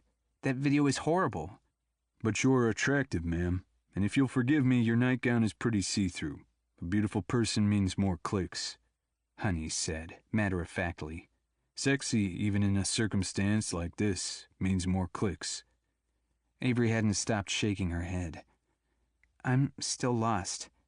They're getting ready to release the Taylor Knapp video game next week, Lisa said. The way to make sales is publicity. The way to get publicity is through controversy. They want to brew controversy. Nutsby's been tracking it. Rowan said, I'd imagine that between the first Taylor Knapp book and the second, they did research on all of the potential editors that could be assigned. You were most likely tapped as the editor for 2 reasons. You're attractive, and like Honey explained, that gets social media clicks, and you're in a vulnerable place with your mother. Without further proof, Inga Prokhorov had her husband assign me to Taylor to set me up for a fall? They got this video, obviously it's been edited to meet their needs, and now the time is ripe to start the controversy? How is this controversial? Avery looked over to Lisa. They show this video to the world, and the world will see that you're an elder-abusing monster. Lisa did the air quotes. Hopefully Avery wouldn't feel judged by the people in this room. They have people up in arms, then others who pretend to have family members with mental health disorders get on and say, that's life, you do what you have to do. They start attacking each other. The bot farms push both narratives. Exactly, Nutsby said. The bots are clearly involved. Influencers have been purchased to weigh in. I don't know what that means, Avery said. And did you actually tie this to Taylor Knapp? Which it would have to be, right? Or you wouldn't care? Paid professionals were involved in making this go viral, Nutsby said. In all of the posts, they've specified that you're Taylor Knapp's editor. And they're trying to push sales by destroying me? Chapter 42. Rowan. Saturday night, Aniquis headquarters. Avery took in a deep breath and let it out. She was shifting gears, and that was a good thing. Putting both feet on the ground and leaning forward, her fingers laced, thumbs pointing upward, she obviously was shifting from an emotional state of mind to her analytical mind, and her body language suggested that there she felt some level of power. Okay, they're going after my reputation. She looked at Nutsby. This is associated with me being Taylor's editor. Fine, I'll quit.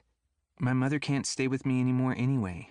I can get a job as a ghostwriter or something. I'm not going to live this way, trashed in the media.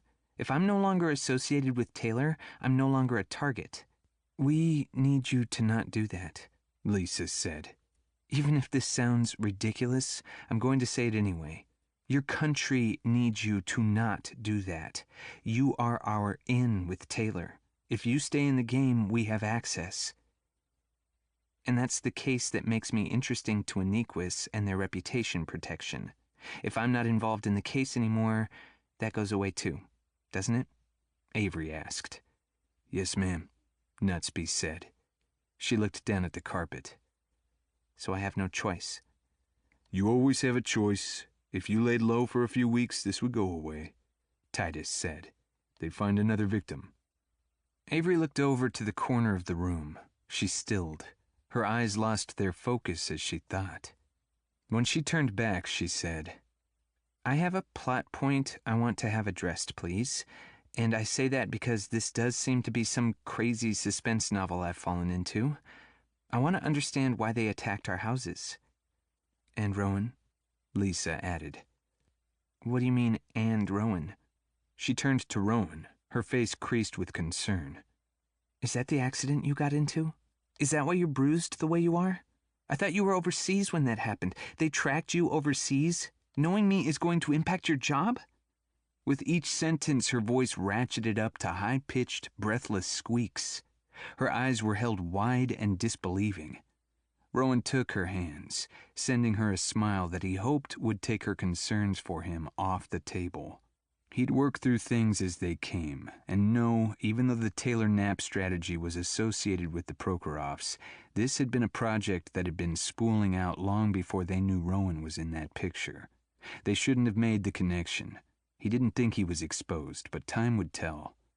If they look for me on Twitter, I followed you as Roman, and I followed Lisa. Is that how they associated us? She gasped. Your picture. If they know who you are on Twitter, Lisa and I had avatars, but it was your picture. Man, her mind was sharp. She could wiggle around and find all the twists and connections. No wonder the red cell at the CIA was so effective. Rowan was definitely going to broach this subject to his task force leader and see if they couldn't get something like that set up for the FBI. Avery, stop. I'm fine. No one can search that photo. Avery's lips drooped. Her frown had a ferocity to it. You searched, didn't you? Rowan reminded her. You said you were trying to find me on the internet and found nothing, even with my correct name? Yes, I searched your photo. I thought it might be a stock photo. Neither the banner photo nor your icon came up. The banner photo doesn't appear anywhere else in the internet. It was a gift from a photojournalist I know. Those pictures were encoded so they can't be traced. Lisa did them. They're both safe images, and that Twitter account was closed last week before this happened. So no, that didn't compromise me either. Next, he waited for her to move her gaze from the floor to his eyes. Next, I told you there was a disturbance in my neighborhood Monday night. Remember? Yes, she exhaled. A group of men were trying to ambush me on my jog. They were armed, but I was a ranger and had plenty of rotations under my belt. They didn't find me. Well, a couple of them found me, and they were incapacitated. Out of the corner of his eye, he saw Nutsby lift his chin. Rowan would ask in a minute. These men were talking about my running pace, Avery. Other than staking me out for months on end, the only way they might have known what they knew was through the running app on my phone. So the pieces of the puzzle are starting to fall into place. Rowan turned to Nutsby.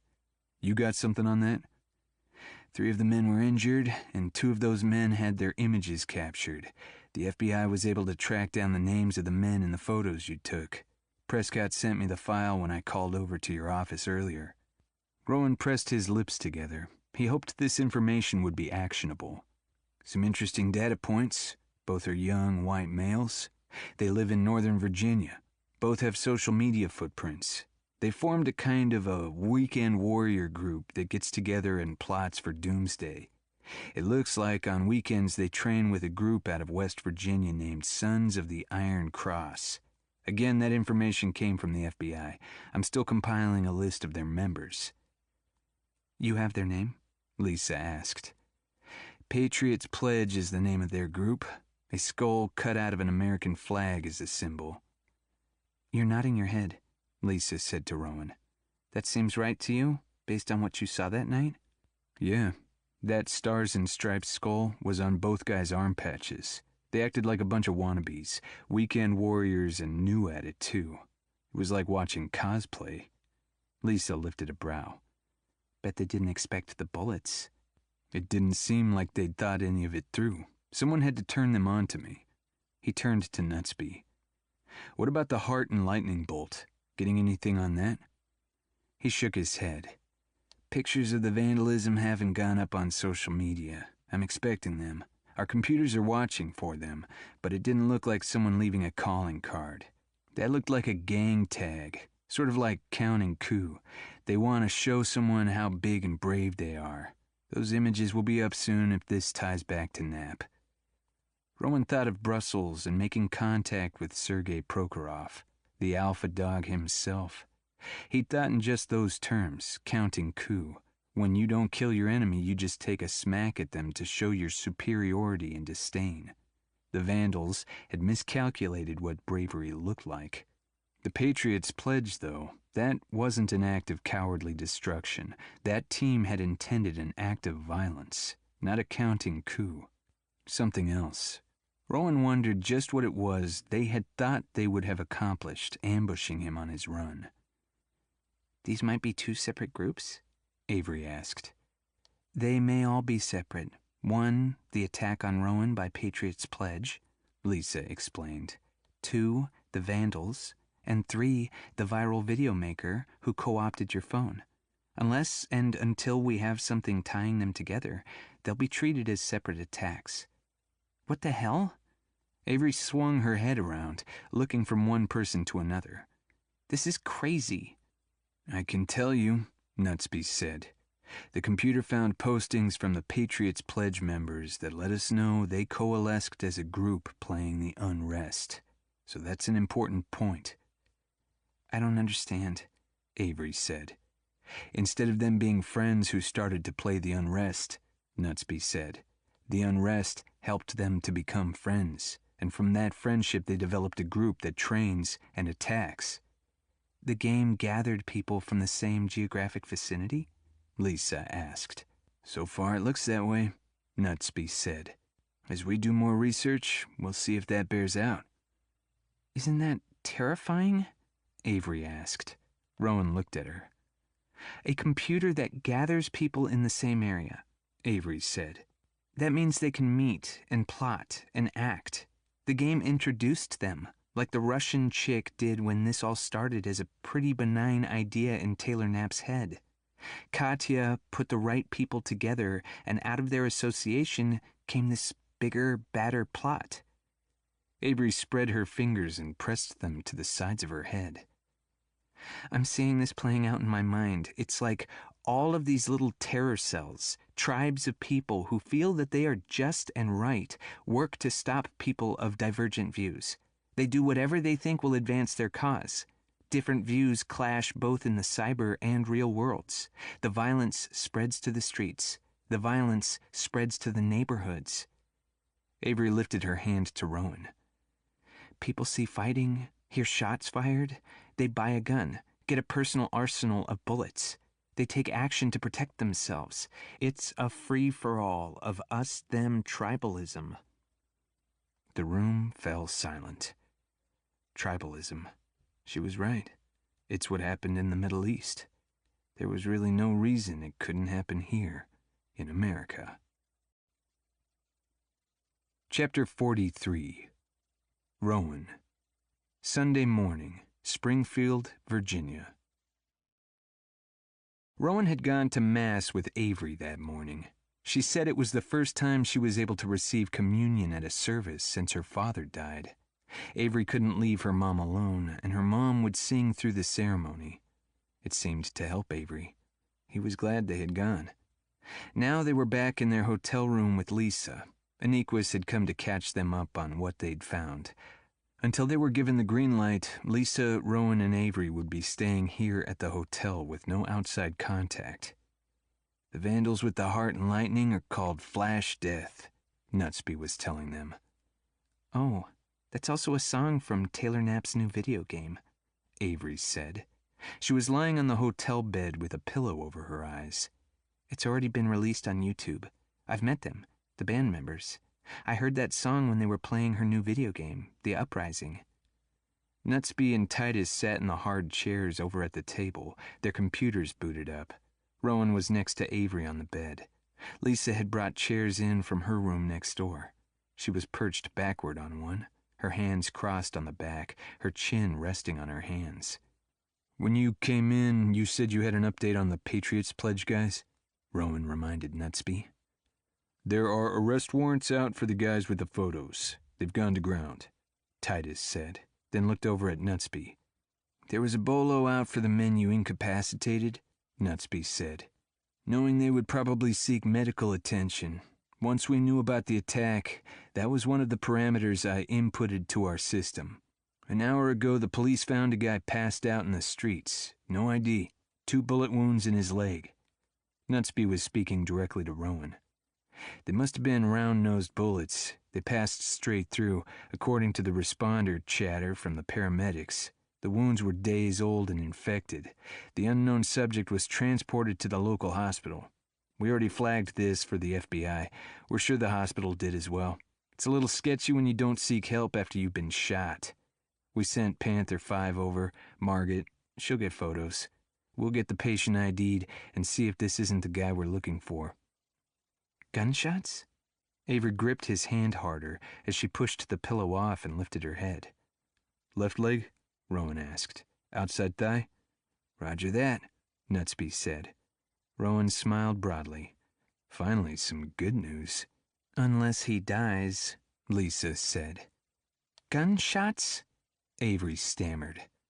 Rowan leaned to the side and kissed her forehead. I'm fine. Nothing happened to me. I just got some aerobic exercise in a way I hadn't planned, that's all. More good news, Nutsby said. We're pretty sure that we know how the vandals linked the three of you. Have there been police reports of similar incidences? Lisa asked. No, ma'am, Nutsby said. And I'm not expecting them based on this data. He turned from the desk to look at Avery. Thank you for letting us check on your phone. We're going to keep it a little longer if that's okay with you. I brought you another one. He reached into the pocket of his tactical pants and pulled out a phone. Same brand. This one was black. I input all of your contacts. This one should be safer. Your phone number didn't change. He laid it on the table. Safer, Avery repeated. Avery, what day did you get assigned to Taylor Knapp? Nutsby asked. Last Thursday afternoon. Nutsby gave a thumbs up. And last Thursday, did you happen to read something from a Share Together app after the time when you accepted that assignment? Avery looked around as Rowan and Lisa groaned. They hadn't warned Avery to turn on the security key. It wasn't an option to accept or not to accept the Taylor Knapp assignment, but yes, after, she said as she spun back to look at Nutsby. An author from Twitter asked me to read her first 100 words in her WIP, and I said I would. Someone you know? He pressed. Not really. Just a young English major who recently followed me on Twitter. Twitter? What's that name? Nutsby asked as he faced his computer and started typing. Mary Turner, and then a string of numbers. Rowan and Lisa groaned again. Anytime there was a string of numbers after a name, it was almost 100% guarantee that was a Russian-connected bot. Rowan climbed from beside Avery and moved to the extra chair by the computer where Nutsby was searching. Got her, Nutsby said. Look at this, Kennedy. She's following Avery and 200 bots. And look at her join date. This sock puppet was set up just for Avery, he said quietly. He changed the screen as he pulled up a schedule of events, put a finger on a line, then turned back to Avery. When you opened a Share Together app file on Thursday at 11:37 p.m., malware was placed on your phone that allowed for the person on the other end to access your phone's microphone, your video camera, and your keystrokes. Oh. Avery was sitting with her back to the headboard, hugging a pillow, her legs pulled up to her chest. They could read my texts? And any passwords you typed in. She shook her head. I don't like to use my phone for anything beyond phone calls and the occasional text. I've been so busy this week with my mother, Taylor, and the convention, I haven't been on my phone much at all. She looked at Rowan. The text when I gave you my phone number and we arranged a Skype, then the airport. I think that's it for texts. And Taylor, there's no cell phone service out her way. We email to communicate, or I bang on her door. That's an important piece of information, Titus said. Thank you. Right. I can see you didn't have a lot of communications through your phone during that time. You looked at Twitter on Friday. Lisa private messaged you that Roman was now going as legit. Oh, yes, that's right. And that's Rowan on Twitter, she said. Can I take a look at Mary Turner? Rowan asked. Nutsby spun the computer toward Rowan as he said, It was a good thing you opened the Share Together app on your phone and not your laptop. It had a virus? Malware. It could look around, and it could gain access to anything you linked by sending a file and opening it. I believe they found Lisa, not because of Twitter, because she was in your phone contacts. I opened Taylor's notes on my computer. Yes, ma'am, Nutsby said. When we were at headquarters, I was putting that on the big screen. My security program scanned the file and it was clean. So was your computer. That's a relief, Avery said. But about my contacts, I don't have Lisa's address, just her phone number. And Rowan isn't in there, Avery said. Oh, wait. You know I texted him, but how would someone who sent me malware know where either Lisa or Rowan lived? I don't even know that. Rowan had been looking into Mary Turner 578293401. He pushed the computer toward Nutsby so he could see. This bot was out of Bulgaria. They identify each other through this little symbol at the bottom left corner of their banners. If Sergei Prokhorov had any idea that Rowan was the guy who approached him at the gala, Rowan would be dead. Or worse, captured. Chapter 44. Rowan. Sunday morning, Springfield, Virginia. To answer your question about how they knew where we lived, one way would be through my contacts. Rowan's not only in my contacts, he's also my ICE, in case of emergency. And I'm his ICE, Lisa said. The malware could have spread when you sent back the file with the short story I had you read. That was a Word document, not a share-together app, like Mary Turner's was, Avery pointed out.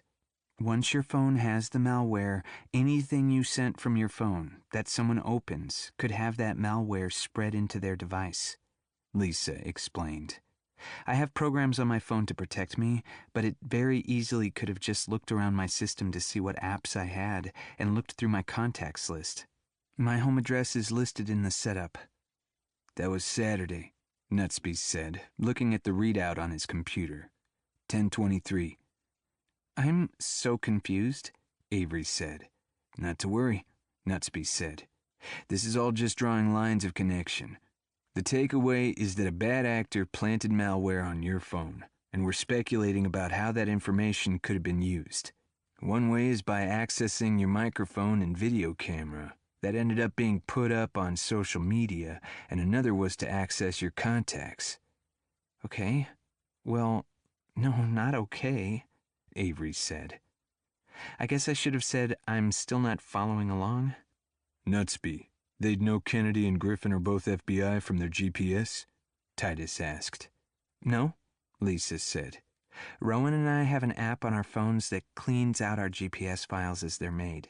They can't be tracked back to FBI headquarters. My phone has been with FBI forensics since the Patriots Pledge, before the Vandals. I haven't heard word back about malware, but I don't access files on my phone as a rule, Rowan said, looking at Nutsby. I have only one app, he shrugged. Yeah, I know its vulnerabilities, and yet I still use it. It's used by most of the military community. It's sentimental, I guess. It's for, let me guess, running app? Nutsby asked. Bingo, Rowan said. That explains Monday night then. It's starting to line up, Rowan agreed. If someone was good with computers and knew I was a runner. But man, this is bizarre.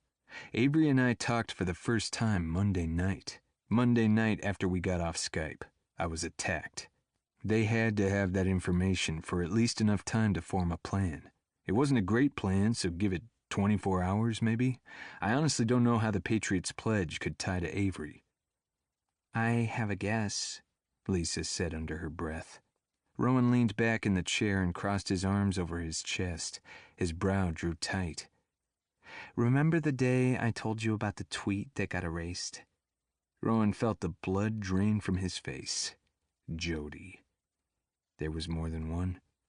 Lisa looked over at Avery, then back at Rowan. She tipped her head toward the bathroom and moved that way. Rowan pointed at Nutsby, and they both followed Lisa. After Nutsby shut the bathroom door, Lisa turned on the water in the sink. There were 2 other tweets that Jody posted before she linked Roman to Dark Matters. They were spaced with a bunch of rambling nonsense tweets, over 2 hours' time, between the earlier ones and the one that doxed your work account. One was something like, "Girls, make sure you know your fella's passwords. You'll find out what lying cheats they are in their DMs. You want him at Avery? You'll see how much that relationship sucks." She erased it? Rowan asked. Yep, same time she erased the other. Chances are slim to none that Avery saw it. Knowing Avery, she wouldn't get messed up in anyone else's crap. She has enough of her own. Agreed. And the third? That tied him to Avery, but it didn't put Patriots Pledge on his heels. She said, "If you're seeing this at Roman, make sure you take me off the Stride app. I'm not your running partner anymore. I'm your nothing partner anymore. Maybe at Avery wants my empty place." If someone put Avery into the search bar, you'd see those tweets up until they were removed, Nutsby said. Yep. So Friday morning they see that. Someone who is watching knows that Avery and Roman are now an item. Nutsby turned to Lisa. Is that Twitter handle in your contacts, Lisa? Yes, it is. Was. I changed it to his new one, legit, a few days ago. It's easy to set up a computer search to flag any time that Avery is mentioned on the internet. They find out that she has a new love interest via the ex's tweet. They also have access to Avery's phone. Saturday, they get access to your phone, Lisa. The phone searches your contacts for Lisa and Roman, and up pops two addresses, yours and Rowan's. That person, or organization, we label them Mary Turner, knows that Rowan uses the Stride app. That's easily hackable. Nutsby focused on Rowan. You have that under your name? Rowan Kennedy, yes. Okay, they pull that up and see your running history. The heat ring probably goes in 2 directions out of your house. Yes. So your house is easy to pinpoint, and they can see the address in Lisa's contacts. And they see the ring from Lisa's house. We sometimes run together. Bingo. Okay. It's looking like Mary Turner handed 2 groups the information, one over the weekend, one after the attack failed. This data leads to more questions. Let's get out of the bathroom. It's too small in here, and I think we can debate this with Avery present. They moved back to the bedroom. Nutsby walked over to a portable whiteboard that Aniquis had brought in. He wrote, Avery to Twitter to malware to Mary Turner, circled the name, and drew 2 spokes, one for Patriots Pledge and the other for Vandals. Avery was hugging 2 pillows now, tears in her eyes, a big frown on her face. Sorry about that, Avery. Lisa was sharing information she thought might be sensitive. I told you that I recently broke up. The night we called it quits, she got drunk on Twitter and doxed me. We now understand the running app. Rowan couldn't tell Avery everything about his life, but he was darn sure going to be straightforward with everything he could be. Rowan pointed toward the whiteboard. We were able to draw these conclusions from what my ex, Jody, had posted on Twitter. Now we're asking what makes sense if Mary Turner is involved with both groups. My guess is that they had a plan for the Patriots Pledge to accomplish something. They failed. Mary Turner sent the B team, these flash death vandals. To what end? Titus said. Nutsby held up a finger as he tapped on the computer. Avery turned to Rowan. Titus said GPS earlier. Is that why you asked everyone to put their phones on airplane mode at my house? Avery asked. They couldn't listen to us or film us?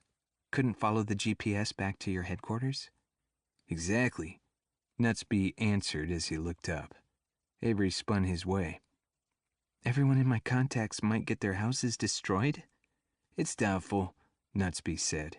The perpetrators would want more information than a phone number and address, and they probably got what they needed from Lisa and Rowan. Which was what? Avery frowned. Why attack our houses? I hypothesized that they just needed pictures and a salacious story to drive the social media algorithms with your name. Avery and a connection to Taylor Knapp. If they hit too many houses, the chances of them being caught go up exponentially, Nutsby said. He paused for a moment and clicked at his keyboard. Okay, that ping was a computer report landing in my inbox. I have an answer. In the case of Flash Death and their vandalism in your 3 houses, he read, a new internet topic was detected this morning. Again, bots and influencers are involved. He had his focus on the computer screen. This social media campaign is targeting anti-LGBTQA groups. They are specifically identifying religious groups that promote marriage between a man and a woman. He turned toward Rowan and Avery. They're saying that you, Avery, along with Rowan and Lisa, are a triangle marriage. You, Avery, are advocating for marriages like those allowed in the Middle East, where a man can take many wives. You want to take down the whole concept of one man and one woman marriages. That's one prong of the attack. Another prong is that now that same-sex couples can marry, your relationship of multiple partners is the next step in the slippery slope to the destruction of the traditional family. A group, which is not being named, set out to punish the three of you. There are pictures of your houses and their tags, so we know this is Flash Death. The vandals are being lauded as heroes. It's only a few hours old. They're building steam with their bots, and I'm sure that if the Iniquus computers weren't intervening, we'd see the clash later today. Clash? That's the counter-narrative? Avery asked. Exactly. And the vehemence of the clash is what drives the social media algorithms to make these things go viral. So far, they aren't naming Lisa or Rowan, just Avery and her connection with Taylor Knapp. But you're mitigating it? Avery asked. Yes, ma'am, Nutsby said. We have our computers searching and scrubbing the internet. We should be able to keep the numbers down so the social media sites don't push it out, like we've done for your video with your mother. This is because of me. Your house is destroyed. Rowan attacked. She dropped her head. I am so sorry. I will make it up to you. She looked up, catching Rowan's gaze. I don't know how, but I'll fix it. She turned to Lisa. I'm sorry. Shh. Rowan pulled her into his arms and tucked her under his chin, stroking his hand over her hair. He couldn't imagine what this must be like for her, to watch her life blow up in a week and to feel like you're dragging people you cared for down with you, especially for someone with Avery's sensibilities. You're not responsible for anyone's actions. We'll find them. They'll be punished. They already found you. What if they dox you? Avery asked. Wouldn't that mess you and Lisa up in the field? Wouldn't that put you in danger? She spun around to look at Lisa. Me? No, I'm not out in the field, said Lisa. I mean, I'd have to lay low, live somewhere else for a while, but this will blow over. The news cycles are fast-moving these days. Avery spun back to Rowan. Rowan? Yeah, it could be a problem, but my house is pretty secure. As a rule, we've trained to be no profile. They couldn't have gotten to anything telling at my house, but I'll have to wait and see how this unrolls. Iniquus does this all the time. If there's something out there that I don't want out there, they'll find it. He waited until she had a moment to process that before he added, Our priority is getting the guys who did this in a room and asking them some questions. Okay. I can sit here and feel sorry for myself, or I can help make this stop. Tell me what you need from me. How can I best make sure that Taylor doesn't get to win? Taylor is probably a pawn too. Less so than you, but used. She surely can't be naive enough to think that what she told you about showing the shadow side of people is what's happening, Nutsby said. It is exposing their shadow sides, Lisa countered. And the manipulation of those shadows is the 21st century version of a nuclear warhead aimed straight at American hearts and minds. Chapter 45. Avery. Monday afternoon, Springfield, Virginia. It'll be a chess game, Honey said, and it has to come off as natural. Avery was in the hotel room where she and Rowan had spent the last 2 nights. Yesterday, on her new Iniquus-provided phone, Avery had emailed Taylor to let her know that she was moving to the bed and breakfast and that she'd be there later that day. No can do, I'm in writing mode. Come Monday evening and I'll hand you the first 10 chapters. That should make you happy. That seemed like a reasonable amount of writing to have done from Saturday until Monday evening, assuming Taylor started writing after she emailed Avery the outline, especially since each chapter was laid out so explicitly. Avery had looked over at Titus. He'd given her a thumbs up, and Avery had said, 10 chapters would make me very happy. I'll eat an early dinner and come Monday evening then. Now, Monday had arrived. Nutsby and Honey were here today, going over details. We'll be able to hear you at all times. Honey held up a wire. We'll be able to see in the direction you focused your head. He pulled a pair of glasses from a case. Try them on and I'll adjust them. Is this why Margaret asked me if I had my glasses with me the other night? Avery slid the glasses on. So she could get the prescription? Exactly. Honey looked left, then right on her head, and gently pulled them from her face. I want these to be comfortable and fit well. If not, you'll keep fussing with them, pushing them up. It's best if you leave them alone, okay? She nodded. If you're looking at something you want us to be able to read, it's best if you lay it on a flat surface so your hand isn't shaking. Try to remain very still and take a full breath cycle before you change your focus. When we scroll through your video, we can capture a stop frame easier that way. I'm going to put the wire into the seam of your blouse along your side. If anyone were to pat you down, they would think it was the stitching. Someone would think to pat me down? No, Honey chuckled. Just part of the spiel. I'm giving you information in case you're editing something like this in one of your books. You can make it more authentic. Honey was a good name for this guy. He must be 7 feet tall. His voice was husky and rumbly like a bear, but he was as sweet as could be. Avery noticed he had a gold band on his left ring finger. Whoever Mrs. Honey was, she'd picked herself a really nice guy. While Honey was fussing with her, Avery was trying to listen to Rowan on speakerphone. The gist of what she got was that the guy with the gunshot wounds had woken up at the hospital. They hadn't been allowed access yet. It wasn't confirmed that it was the guy Rowan shot. Rowan had shot a man in his neighborhood, shot him twice with someone else's gun. How crazy was that? They'd also run down the names and addresses of the men attached to Flash Death. The FBI had search warrants in hand. Lisa leaned into the speaker. When you go into their houses with your search warrants, I want their electronics, including their televisions and their gaming consoles, and check their places for blue spray paint. That feels fine, Honey. Avery worked at not batting Honey's hand away. They're fine like that, thank you. Avery's anxiety was starting to climb. She could feel the welts from hives starting to make her skin prickle. Avery was right back to the feeling from that horrible day at the New York FBI headquarters. What a poor excuse of a spy she was. She was just darned bad at subterfuge. They'd given her a thumb drive to keep in her pocket. If she could get to Taylor's computer while it was booted up, she was supposed to insert it into the port and wait for the green light before she pulled it back out. Doing that would give the team access to Taylor's computer, just like someone had access to her old phone. Not the same end use, Avery reminded herself. Good guys versus bad guys. A friend introduced me to a woman while I was in New York. Avery practiced. She worked for the FBI, and she asked for my help. Have you ever heard of the CIA Red Cell? Avery cleared her voice. The CIA Red? She coughed, sniffed, and tried again. Have you ever heard of the CIA Red Cell? It's pretty darned cool. They asked for recommendations, and you popped immediately to mind.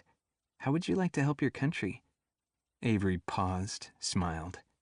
The way it was explained to me is that they give you top secret information, you look it over, and then tell them different story plots that you would develop from the information they gave you.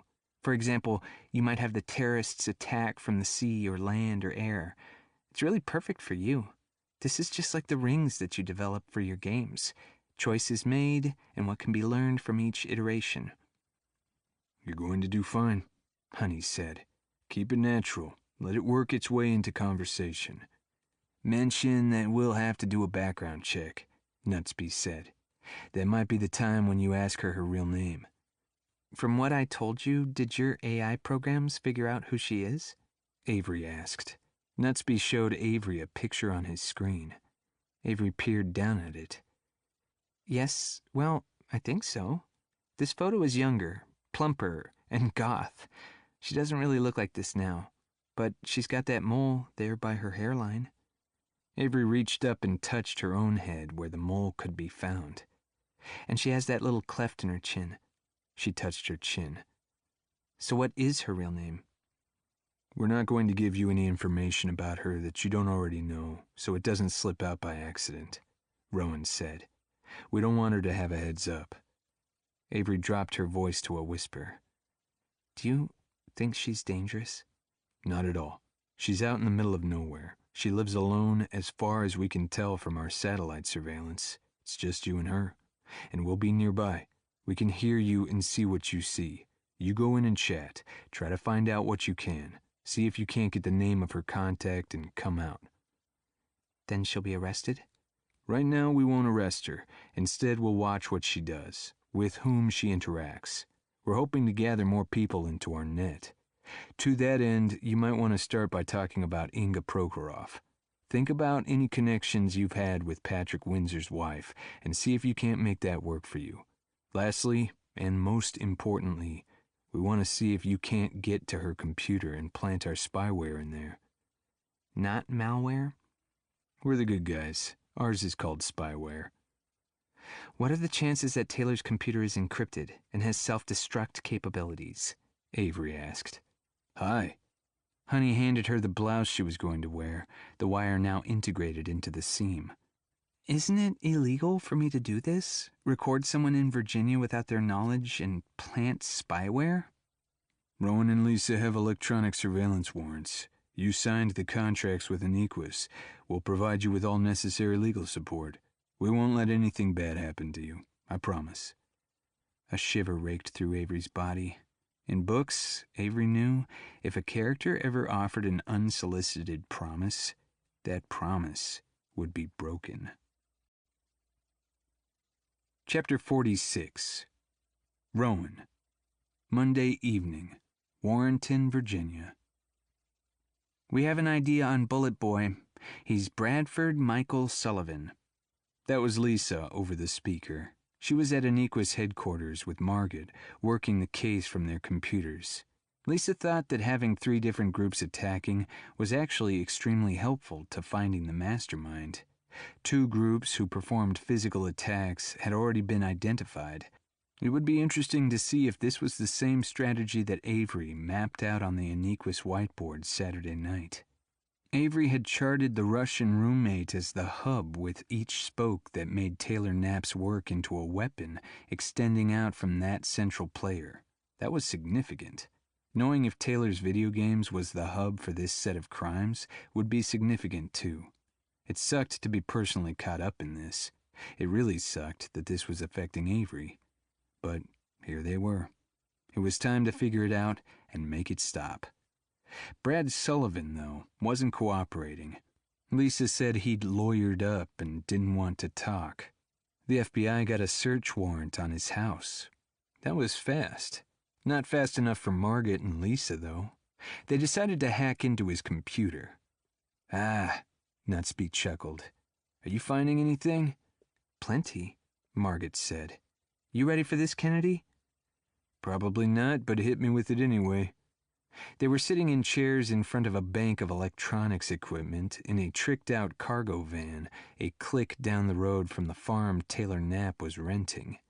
From here, they could provide Avery with a hotspot for her phone and monitor her feeds. They were there early to make sure that everything was set up and functioning properly. Avery would follow in her own car.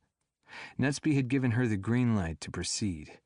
Sorry about that. Lisa just handed me some new data, and I was looking it over.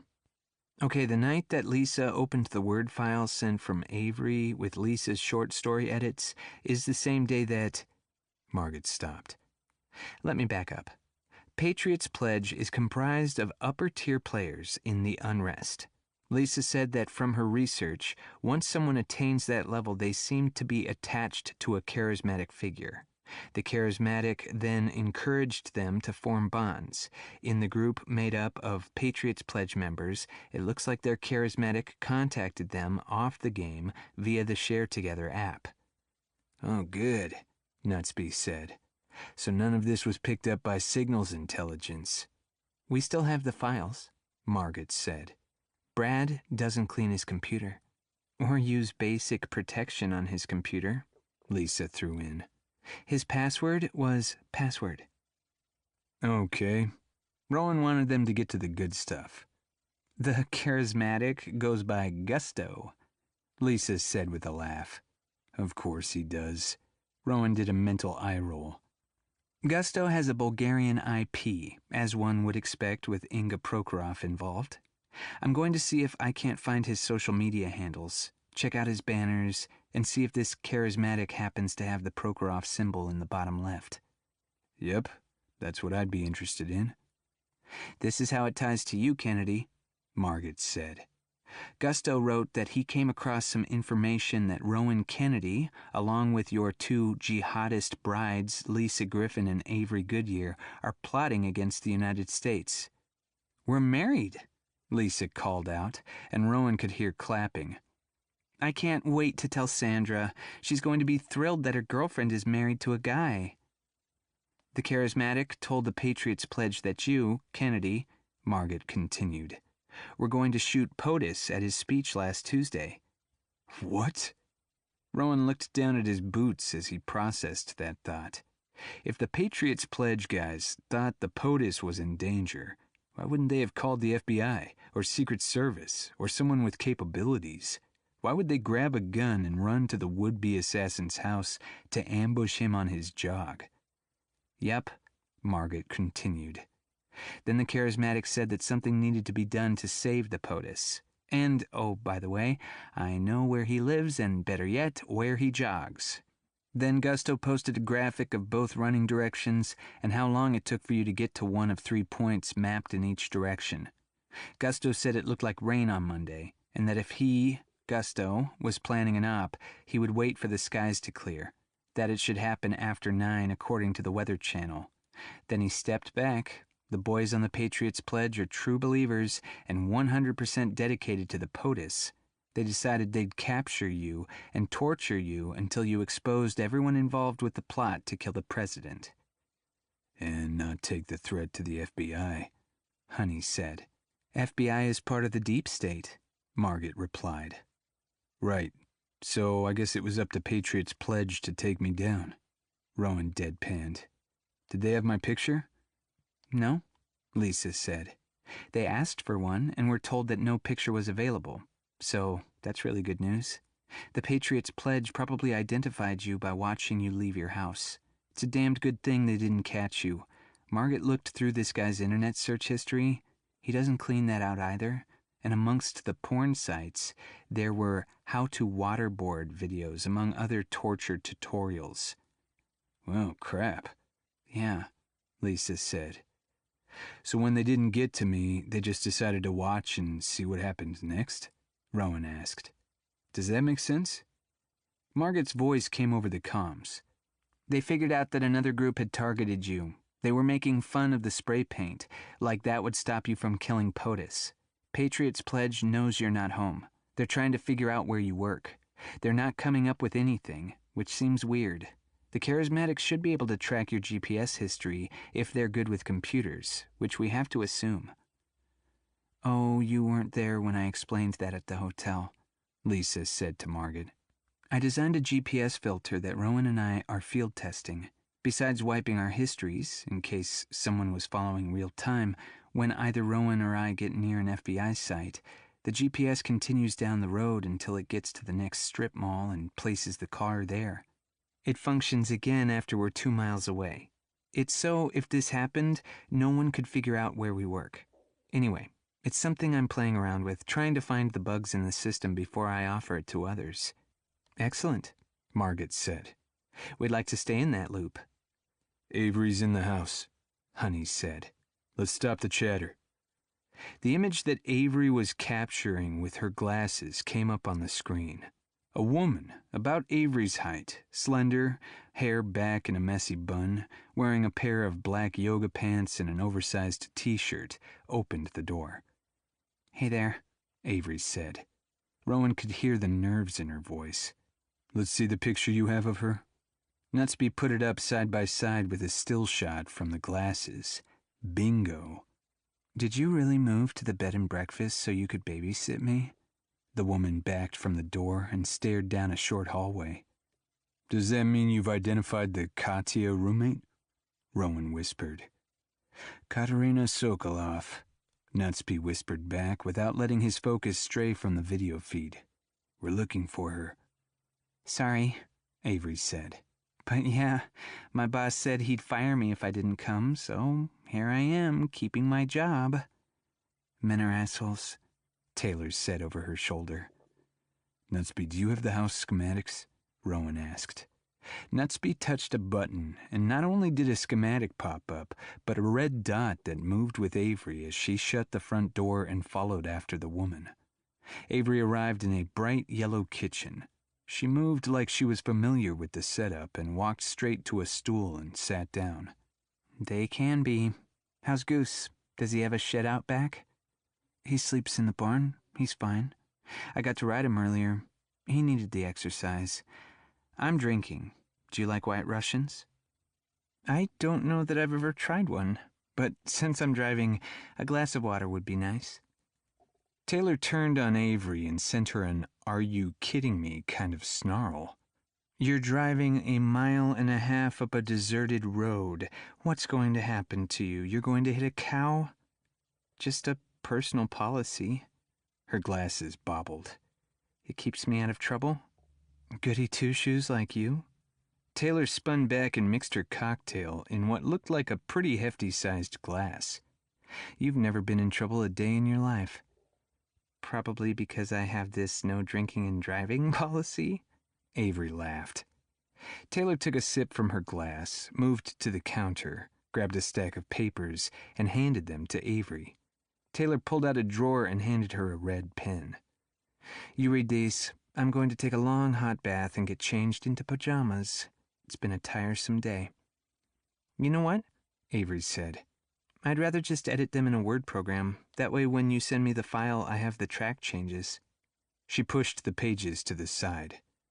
Good job, Nutsby said under his breath. Taylor took a long sip from her glass, eyeing her. The goody two-shoes comment probably meant that she didn't suspect Avery of anything. Fine. Taylor reached over to her desk for a laptop.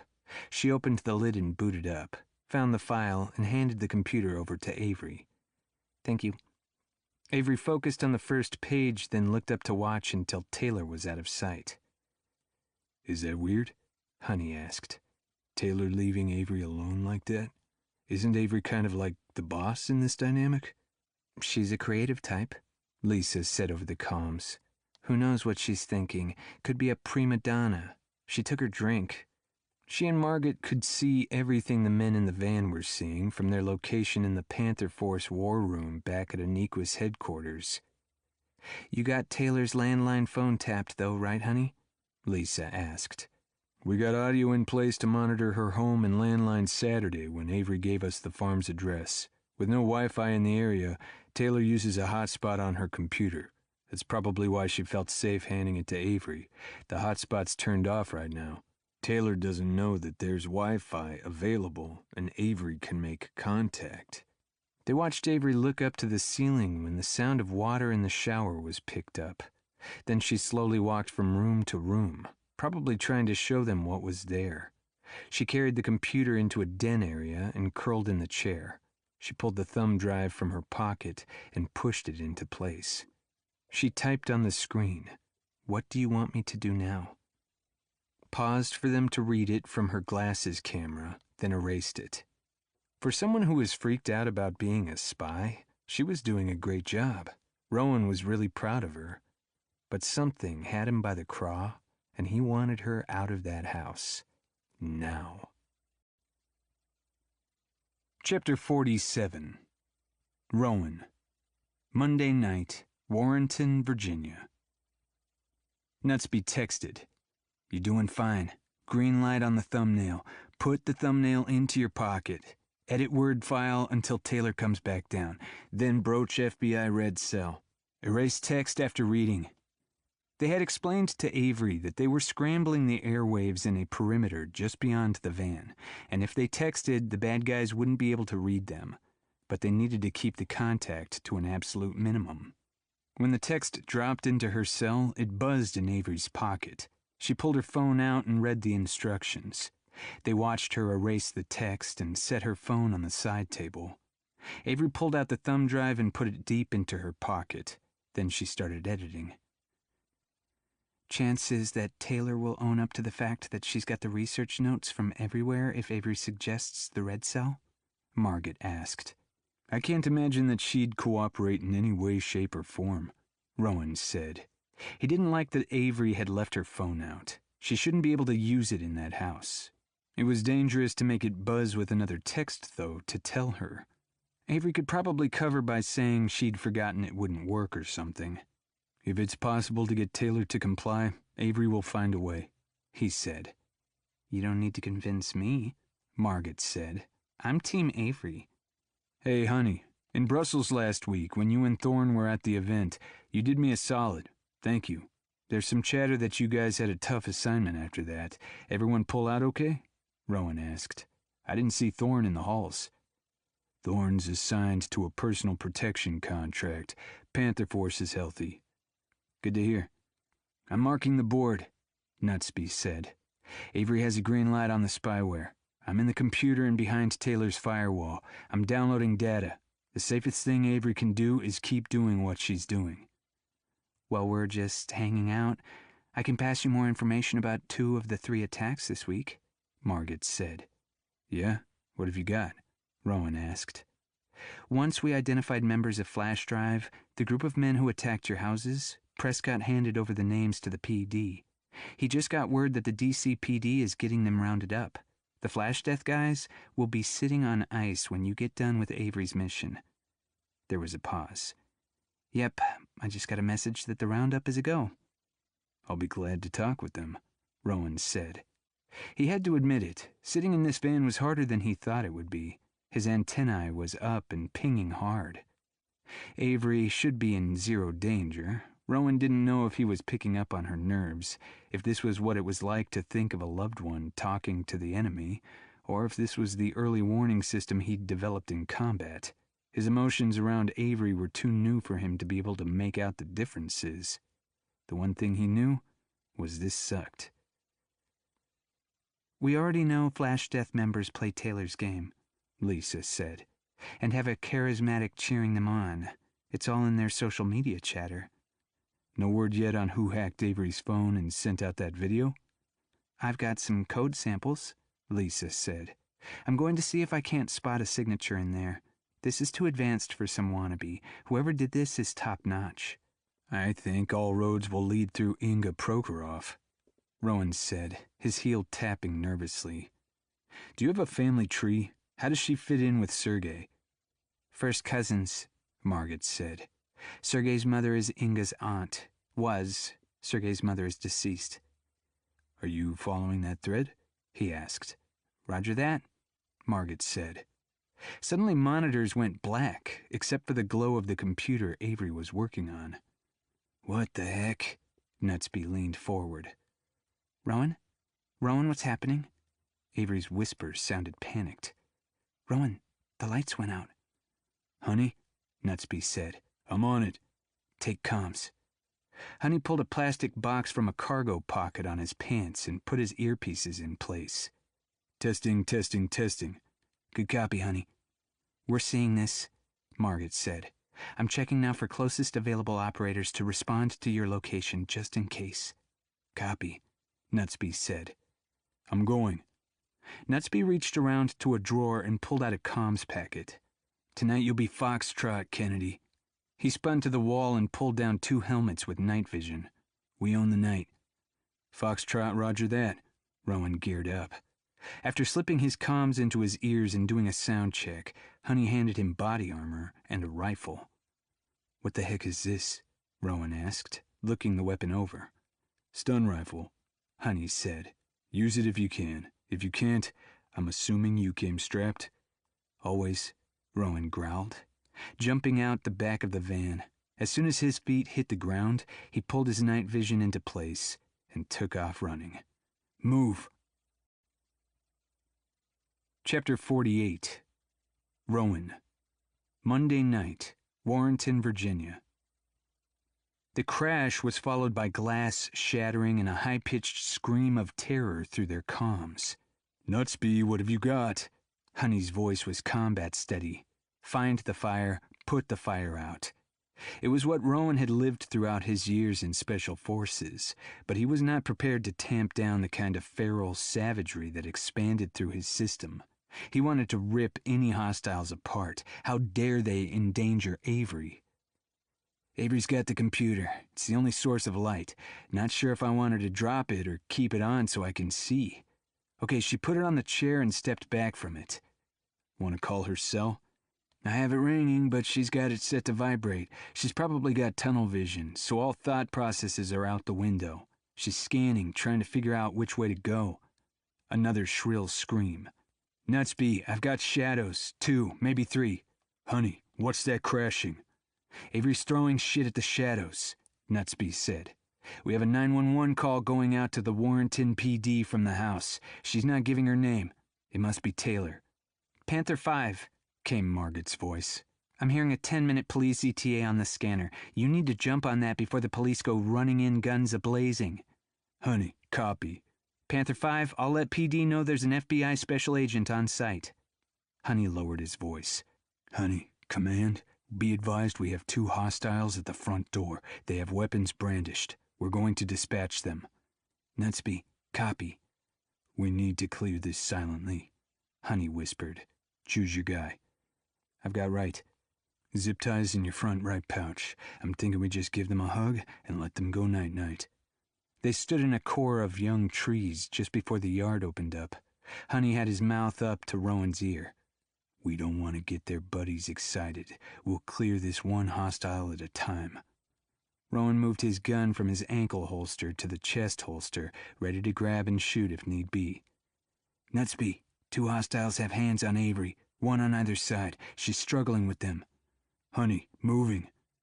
On silent feet, Rowan and Honey slipped forward.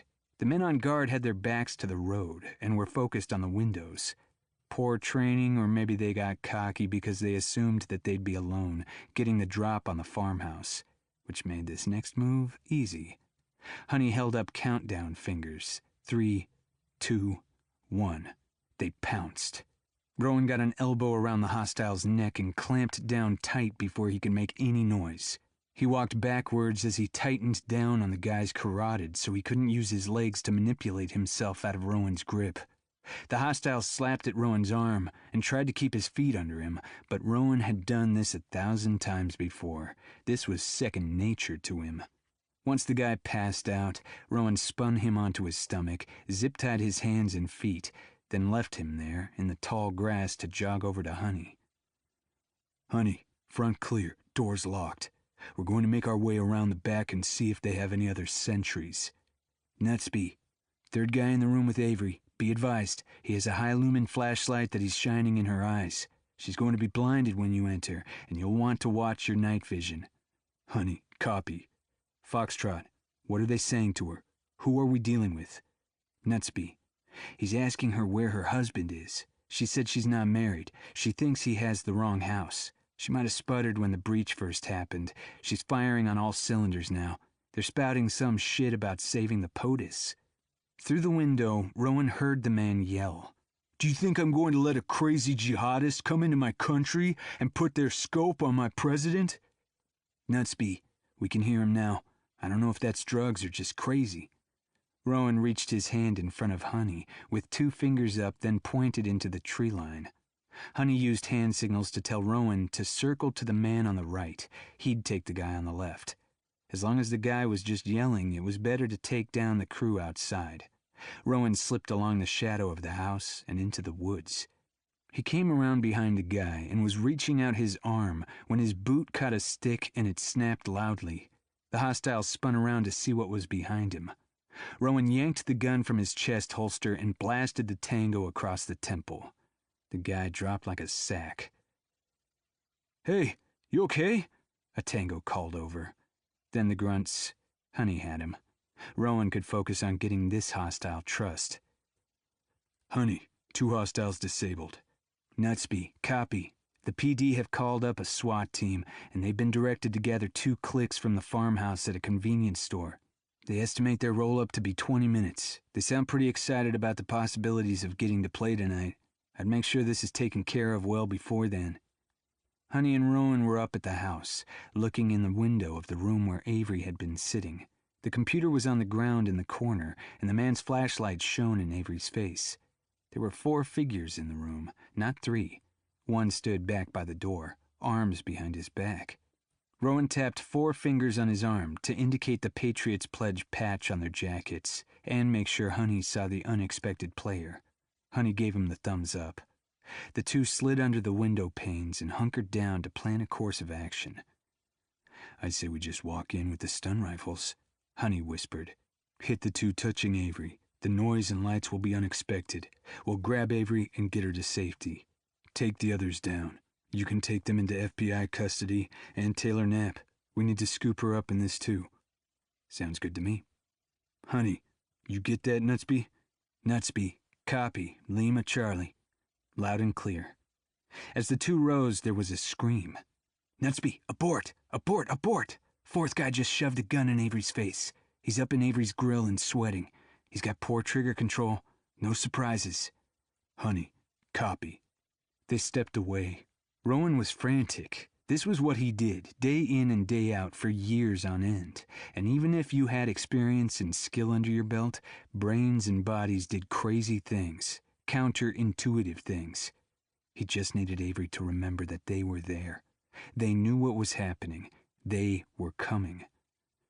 "Okay," Honey said. "Danger level just escalated. They must have gone in the back door. You slip into the back hall. I'll watch from the window. The moment he drops the barrel, I'll signal over comms. You throw flashbang. I'll break the window and throw mine. Let's see if we can't get them out of there without shots fired."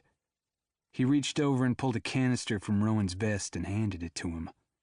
"That should put them on the ground. I'll get the weapons while you get Avery out of there." "Got it," Rowan said. "Honey, Nutsby, how about you start sneaking the van up the road and get yourself behind the trees? As soon as Avery's out of there, I'll secure the last 4 tangos, then I'm going after Taylor to bring her with us. We'll rally at the van. We'll exfil with Plan B. Nutsby, copy." Rowan skulked to the back porch, making his way to the door. Tucked low, he reached for the handle and pushed the door wide enough to move in. His head on the swivel, looking for any other Patriots Pledge idiots who wanted to play war games. He'd gladly take them down.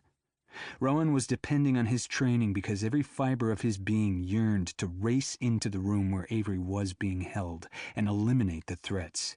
Doing so would put her in terrible danger. Honey must have known that would be Rowan's instinct, and that's why he was sent to the back, rather than be the man with his gun against the window pane and a tango lined up in his sights. Rowan pulled up his memory of the house schematic. He rounded out of the kitchen and sidestepped down the hall, then crossed over once he got to the door to the den. "Foxtrot in place," he said under his breath, while the tango in the room yelled about how he'd never let a jihadist wage war in America. "I don't even know what to tell you," Avery said. "Since I'm not married and I don't have a sister wife to hand over to you, I'm not sure what to do to help you." "Help me? Help me? What do you think would help me? Do you want to convert me?" Roman Catholics don't really do a lot of converting. I guess I could say a rosary with you." Avery's voice sounded very small. Rowan hated every nanosecond of this shit. "Shut up! Shut up! Tell me what the plan is. If you don't tell me right now how your husband plans to kill the president, I'll have to torture the truth out of you. Do you want me to have to do that?" "Are you crazy?" Avery yelled. Rowan swung around so he had as much of the room in his field of vision as possible. A tango shifted his weight and hit a table. A vase crashed to the ground. The tango who had a gun on Avery slid his head in that direction, and his finger curled reflexively on the trigger. Bang! The shot rang out. "Now!" Honey's voice in Rowan's ear had not even finished the sound when the flashbang left Rowan's fingertips. He covered his ears and hunkered against the wall, protecting his eyes. The explosion was followed by the crash of glass breaking and the flashbang that Honey threw into the mix.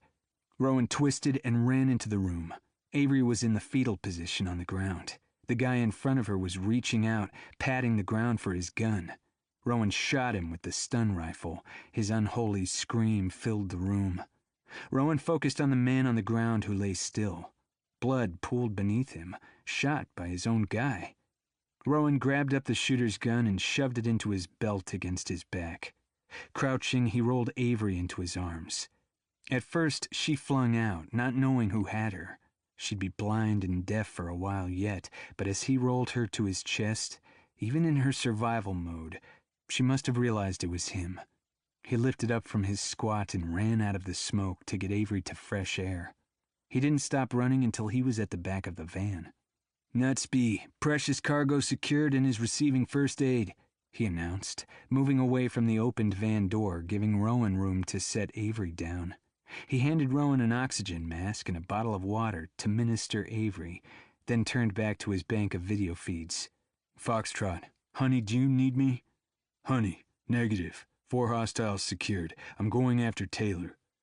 Panther 5, Taylor told 911 she's unarmed and in the guest bathroom closet, but still exercise caution.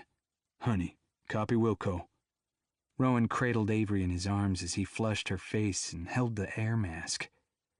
"They're crazy," Avery said. "Those are the people that jumped you on your run, aren't they?" The sirens from SWAT sounded. Nutsby picked up the radio. "Nutsby, Panther 5, advise the good men and women in blue that we have an agent securing the scene and he's still inside." "Panther 5, good copy. Wilco." "Same guys," Rowan told her. "And they really believed that someone was after the president. This is crazy. Taylor was in there. Is Honey getting her?" "He'll get her out." "And what will you do with her?" "I'm going to put her under arrest. After what you've told us, I think we have a pretty clear picture of her conspiring to incite hate crimes." Avery lay in his lap, pushing away the air mask. "She'll be in jail. That's going to make a lot of people angry." "If they find out about it, yes, it will. What will end up happening is that she'll turn state's witness to stay out of jail. We'll be able to use her to help us understand who and what's involved here, so the good guys can round up everyone who's dead set on destabilizing America." "Are they going to come after me again?" "We'll protect you. I'm sorry this happened, Avery. I had no idea that this might have been dangerous." "Taylor must have told them that I was going to be here and what time I'd arrive. It was too convenient, too precise for that not to be the case. If the guys were told how to get to you before on your run by a charismatic, then that means that the charismatic must be connected to Taylor somehow. The charismatic must have told them to come here after me, and Taylor must have known too." "Why do you say that?" Nutsby asked. "Because she knew what time I was coming. She settled me with the chapters and went to take a bath. Who does that when a business person comes for a meeting? No one. It's crazy. I was sitting there trying to figure out why she removed herself from the room when the lights went off." "Your mind, Avery, is astonishing. You should be writing, not editing," Rowan said. She lifted herself up and kissed Rowan on the lips, and he closed his eyes to focus on the sheer bliss of having her safe. He leaned his forehead against hers and blew out a heavy breath. "When Nutsby said you had a gun to your face, that's the worst thing I've experienced in my life." He lifted up to look her in the eye. "It was pretty scary, I have to admit. My ears are still ringing. I can barely hear you. That's pretty nauseating, that flashbang stuff." Rowan handed her a water bottle and Avery took a sip.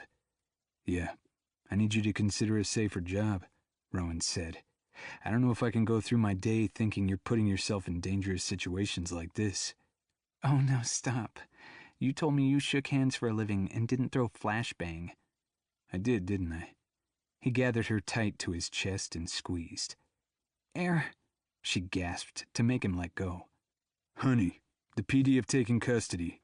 They need each of us to give them statements. We have permission to go to the hotel and get cleaned up before we do that. Avery, those were trying circumstances. You did great." "Thank you," Avery called into the air for Honey to hear. "Honey, Foxtrot, I pulled Avery's car to the side of the road. I put her phone and keys in the front seat. Nutsby and I will meet you back at the hotel. We'll wait here for FBI transport to come pick Taylor up. I'm going to hold her here in the house until you pull away with Avery." "Foxtrot, copy." Avery scooted to the ground. She reached out her hand and laced her fingers with Rowan's. Together, they walked toward her car. "I'm imaging, Avery Goodyear." Rowan released her hand to wrap his arm around her and tuck her tight. "That life together with you is going to be full of excitement." "A whole life, huh?" "At the FBI, we're taught to speak in an individual's vernacular." He dropped a kiss into her hair. When I write, I'm a planter. I have a trajectory for the story and I know the ending. But I like the story to naturally unfold and surprise me. Ah, and what kind of story is this? You usually write thrillers. Not this time. This is a straight-up romance. You know, I'm a romance editor. They stood beside her car, her arms wrapping her tightly, her cheek resting against his chest. There are certain elements that are absolutely necessary to writing a romance. There can be no wriggle room. Yeah, like what?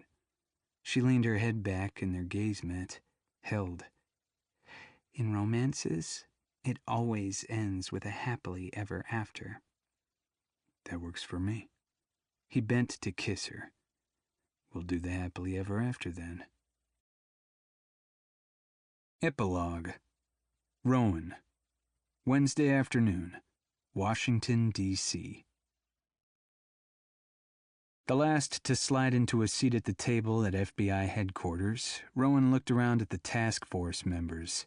They all had that sizzle of excitement that happens when they got their teeth into a case. Amanda Frost sat at the head of the table. Prescott sat to her right. Good, Frost said. And now we're all here. Let's get an update on players and actions. Let me start with Taylor Knapp. Her real name is Tara Mitchell Hollinsworth. She remains in our custody. We are charging her with a laundry list of crimes, including conspiracy against the United States and being an agent of a foreign government. We're hoping to get her flipped and thoroughly debriefed. We're working on that with her lawyers. So far, this has stayed out of the news cycle and off social media, which is helpful to being able to scoop everyone up. She turned to the man next to Prescott. Talbot, what have we got on Katerina Sokoloff, Taylor Knapp's, Hollinsworth's university roommate? We're looking for her. Frost turned to Carmichael. And the band members? We have names and addresses. We've filled out search warrants and are waiting for signatures. Good. I'll be interested in who actually writes their music and how they're connected to Sokoloff. Are they all United States citizens? Were they at university with Sokoloff and Hollinsworth? We're running that down, Carmichael said. I'll submit a report later today or first thing in the morning. All right, Frost continued.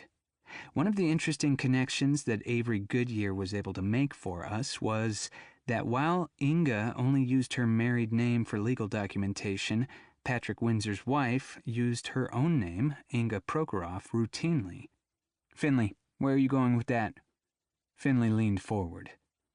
Inga Prokhorov is in Paris with Sergei Prokhorov's wife, Arinka Orlov Prokhorov. Sergei is planning to join them in a few days. We filed FISA warrants on Inga to see who else she's in contact with. And you're scheduled to fly to Paris, Kennedy? Frost's brow furrowed. Yes, Friday morning. That has to do with another aspect of this case, not connected to this task force, Rowan replied. I can try to put eyes on her and make sure she's there. As for Patriot's Pledge, Frost turned a page on her notes. We have all the members that we've connected to this group, except for their charismatic, in jail for attempted murder of a federal agent. It was a small enough group, but they trained with SIC, Sons of the Iron Cross, in West Virginia. I've sent that information to our West Virginia office to look into. Griffin, you accessed their electronics. What are you finding? Lisa shifted in her seat. From Patriot's Pledge members, interactions and their gaming history, I can see that they were funneled into a group that was geographically within a half-hour drive from each other. It looks like they all share a psych profile for individuals who are susceptible to being indoctrinated on the web. The interesting thing I learned was that each was added to a group that consisted of 10 players. All of the original group members were out of Bulgaria. As an American player became a true believer, one of the Bulgarians left the group and another American was added until the group was comprised of the single Bulgarian charismatic leader. I saw a similar system unfold when I looked at the Flash Death group, though that group only had 5 American members when they were encouraged to go do the vandalism. I perceived the Flash Death members as low on the IQ range. They're charismatic, and it does look like a single individual was tasked with the whole Taylor Knapp strategy, walked them through the process step by step. while the Patriots Pledge members were given information that they then planned and acted out on their own. Tactics apparently change by group. They have the Flash Death members under arrest? Carmichael asked. We can talk to them? Yes, Frost said. None of them has lawyered up. They don't have the money. They'll be using public defenders. Good. We might be able to get something from them, Carmichael said. Right now, Lisa explained, I have a team that's using all of the suspects' computers to play as Patriots Pledge and Flash Death. I'm posting as them on their social media accounts. We'll see if any more directives come through. Finley swiveled toward Rowan. How's Avery doing? Avery's got some post-traumatic issues, nightmares, and heightened startle reflexes. Anyone would after they had a gun to their face and flashbang thrown in the room. And Equus has their crisis therapist involved. You two are living together now? Frost asked. I saw that you are both listing the same temporary address. Both our houses need to be repaired, and new furniture needs to go in after the Flash Death attack. We're each waiting on insurance checks to get going with that. In the meantime, we have an Airbnb for the month. So that's not permanent? Frost asked. Rowan hoped it was permanent. Waking up with Avery in his arms was such a great feeling. We haven't discussed that yet. I'll keep my relationship and housing records up to date. Frost turned to Lisa. How are you doing? Your house was hit as well? Where are you staying? I'm staying with family. I'm doing fine. It's inconvenient, but it'll be okay. Good then. Frost looked back at her notes. Aniquis is working this case from their end and with their contacts. The liaisons between the Panther Force and our team is Rowan Kennedy, and Steve Finley will take over when Kennedy goes out of the country. She gave him a nod. All communications flow through them, so we aren't repetitive or missing something. And the last thing I want to bring up, Kennedy, is that you and Griffin had planned to use the idea of the CIA Red Cell as a means to entice Tara Hollinsworth as Taylor Knapp to come and talk with us. Since then, you have both shared with me your conversation with Avery Goodyear on the subject, and you both voiced that you think the CIA Red Cell might be something that the FBI should replicate. To that end, I have set up a meeting with the CIA officer who heads that program. I think that Avery might be helpful in giving insight as we feel our way forward. Rowan, can you ask her if she'd be willing to help us with this project? I'll check with her tonight. Very well. Frost's voice changed to timbre, letting the task force know she was wrapping up. Things are getting clearer. We have names, we have arrests, we have the chance of turning Hollinsworth, and getting even more information as we let her out to operate as Taylor Knapp again. We're making progress, one step and then another. This is an important means for us to understand how deeply Russia and Russian proponents have wormed into our society and how they are influencing and changing Americans as a people. Figuring out at least this game plan and learning how to counter their manipulation is no small undertaking, and it is of vital importance. As Madeleine Albright said, it is easier to remove tyrants and destroy concentration camps than to kill the ideas that gave them birth. We still have hope of stopping them, but it's going to be the fight of our lifetimes. Wednesday evening. And 2 glasses of champagne, please, Avery added to her dinner order. We're celebrating? Rowan asked. She smiled. I'll tell you when the champagne flutes arrive. They were sitting across from each other at a small corner table in a dimly lit restaurant that catered to the romantic crowd. Their fingers were laced as they held hands across the crisply starched white linen tablecloth. This is our first traditional date, she said. I don't usually move in with men who haven't taken me out for dinner. How many men have you lived with? Just you, she said. Rowan leaned across the table to kiss her. Her soft smile was just too enticing to resist. Rowan was doing a lot of resisting right now. He much preferred their first date, where they'd gone right to his hotel room and satisfied their appetites before they ate dinner.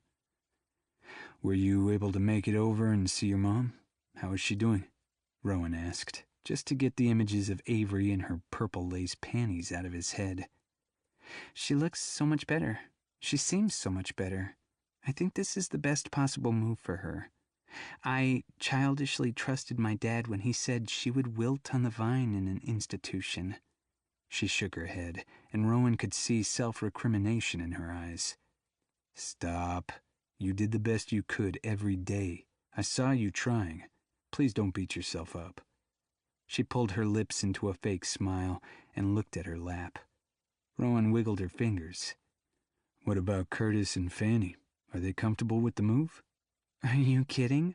She looked up and gave him a real smile this time. Ecstatic. They are just so thrilled that they didn't end up stuck with her, and they don't have to worry about me going out of town anymore. Avery turned her head as the waiter approached with their champagne. You know, as much as I am uncomfortable with Curtis and his ethics, he did say something that actually helped me during my decision-making. How's that? Rowan leaned back as the champagne was placed on the table, with a bowl of strawberries. Once the waiter left, Avery continued. Curtis said, inaction is the same as action. If you are not dynamically opposed, then you are propagating Taylor Knapp's sins. And as I weighed my situation, I found that he was right. Silence and inaction allows the bad guys to get away with bad things. Fear is a tool that bad people wield like a spear. She took in a deep breath and looked over to the empty wall, then released that breath slowly. When she turned to focus on Rowan again, she blinked and frowned. He took her hand between both of his. You were and are incredibly brave, and incredibly smart. And here you told me that you would be a terrible spy, and yet, look what you were able to accomplish. Avery's cheeks flushed pink, and Rowan loved that about her. He let go of her hand and lifted his flute. Champagne. What are we celebrating? You helped me fill out the paperwork for human resources on threats against my job, threats of violence and sexual harassment by my boss, George Pratt. I handed those in, and before the day was done, George was walking out of the building with his belongings in a cardboard box, a security guard at his heels. Rowan felt relief wash through him. He had been afraid that if this didn't work, that he might find himself banging on George's door one night, and that wouldn't be good for anyone involved. Then I was called into Mr. Shreveport's office. Mr. Windsor, by the way, is apparently out of the country with his wife. I'm assuming the FBI has a plan concerning them? You assume correctly. Good. Well, as to the champagne, you, Dr. Kennedy, are about to drink champagne with the new head of the Evermore label. That's the Windsor Shreveport's label for romance, women's fiction, and chick lit. George's old job. Wow, Rowan grinned. Well done. Well deserved. They clinked and sipped. They sat in silence, looking at each other, and feeling contented. Rowan had never been this satisfied in his life. Like this was right and didn't need fixing. A complete revelation. He'd never felt like this in a relationship before, like a key that slid into the right lock. She waggled her hands. Now you know about the highlights of my day. How about you? Apparently, the idea of a bureau version of the CIA Red Cell is getting attention. I was asked to reach out to you and see if you might like to work with them as they set things up. He tipped his head and paid close attention to her body language as her muscles contracted. Does that include getting wires and video glasses again? No. This would be like chatting with folks at the office. Okay. Yes, I think that's okay. She nodded, but there was still some stress there, and there probably would be for a long time to come. I talked to my team about having you go out of town on Friday. So soon, she whispered, and I was asked about our living arrangements. Avery tipped her head. For security's sake, they keep track of our home lives. They want to know if our living together is permanent. I didn't have an answer for them yet. I wanted to tell them yes, but we've not had that discussion. The stress that Avery had held a moment ago sifted away. Her face was soft, her eyes warm. He read love in their depths and found himself grinning like an idiot at her. "Yes," she said. "We should turn the page from this Taylor Knapp mess. I think moving in together should be permanent. I'm ready for a new chapter to begin." This concludes Open Secret by Fiona Quinn, narrated by Teddy Hamilton. Copyright 2000.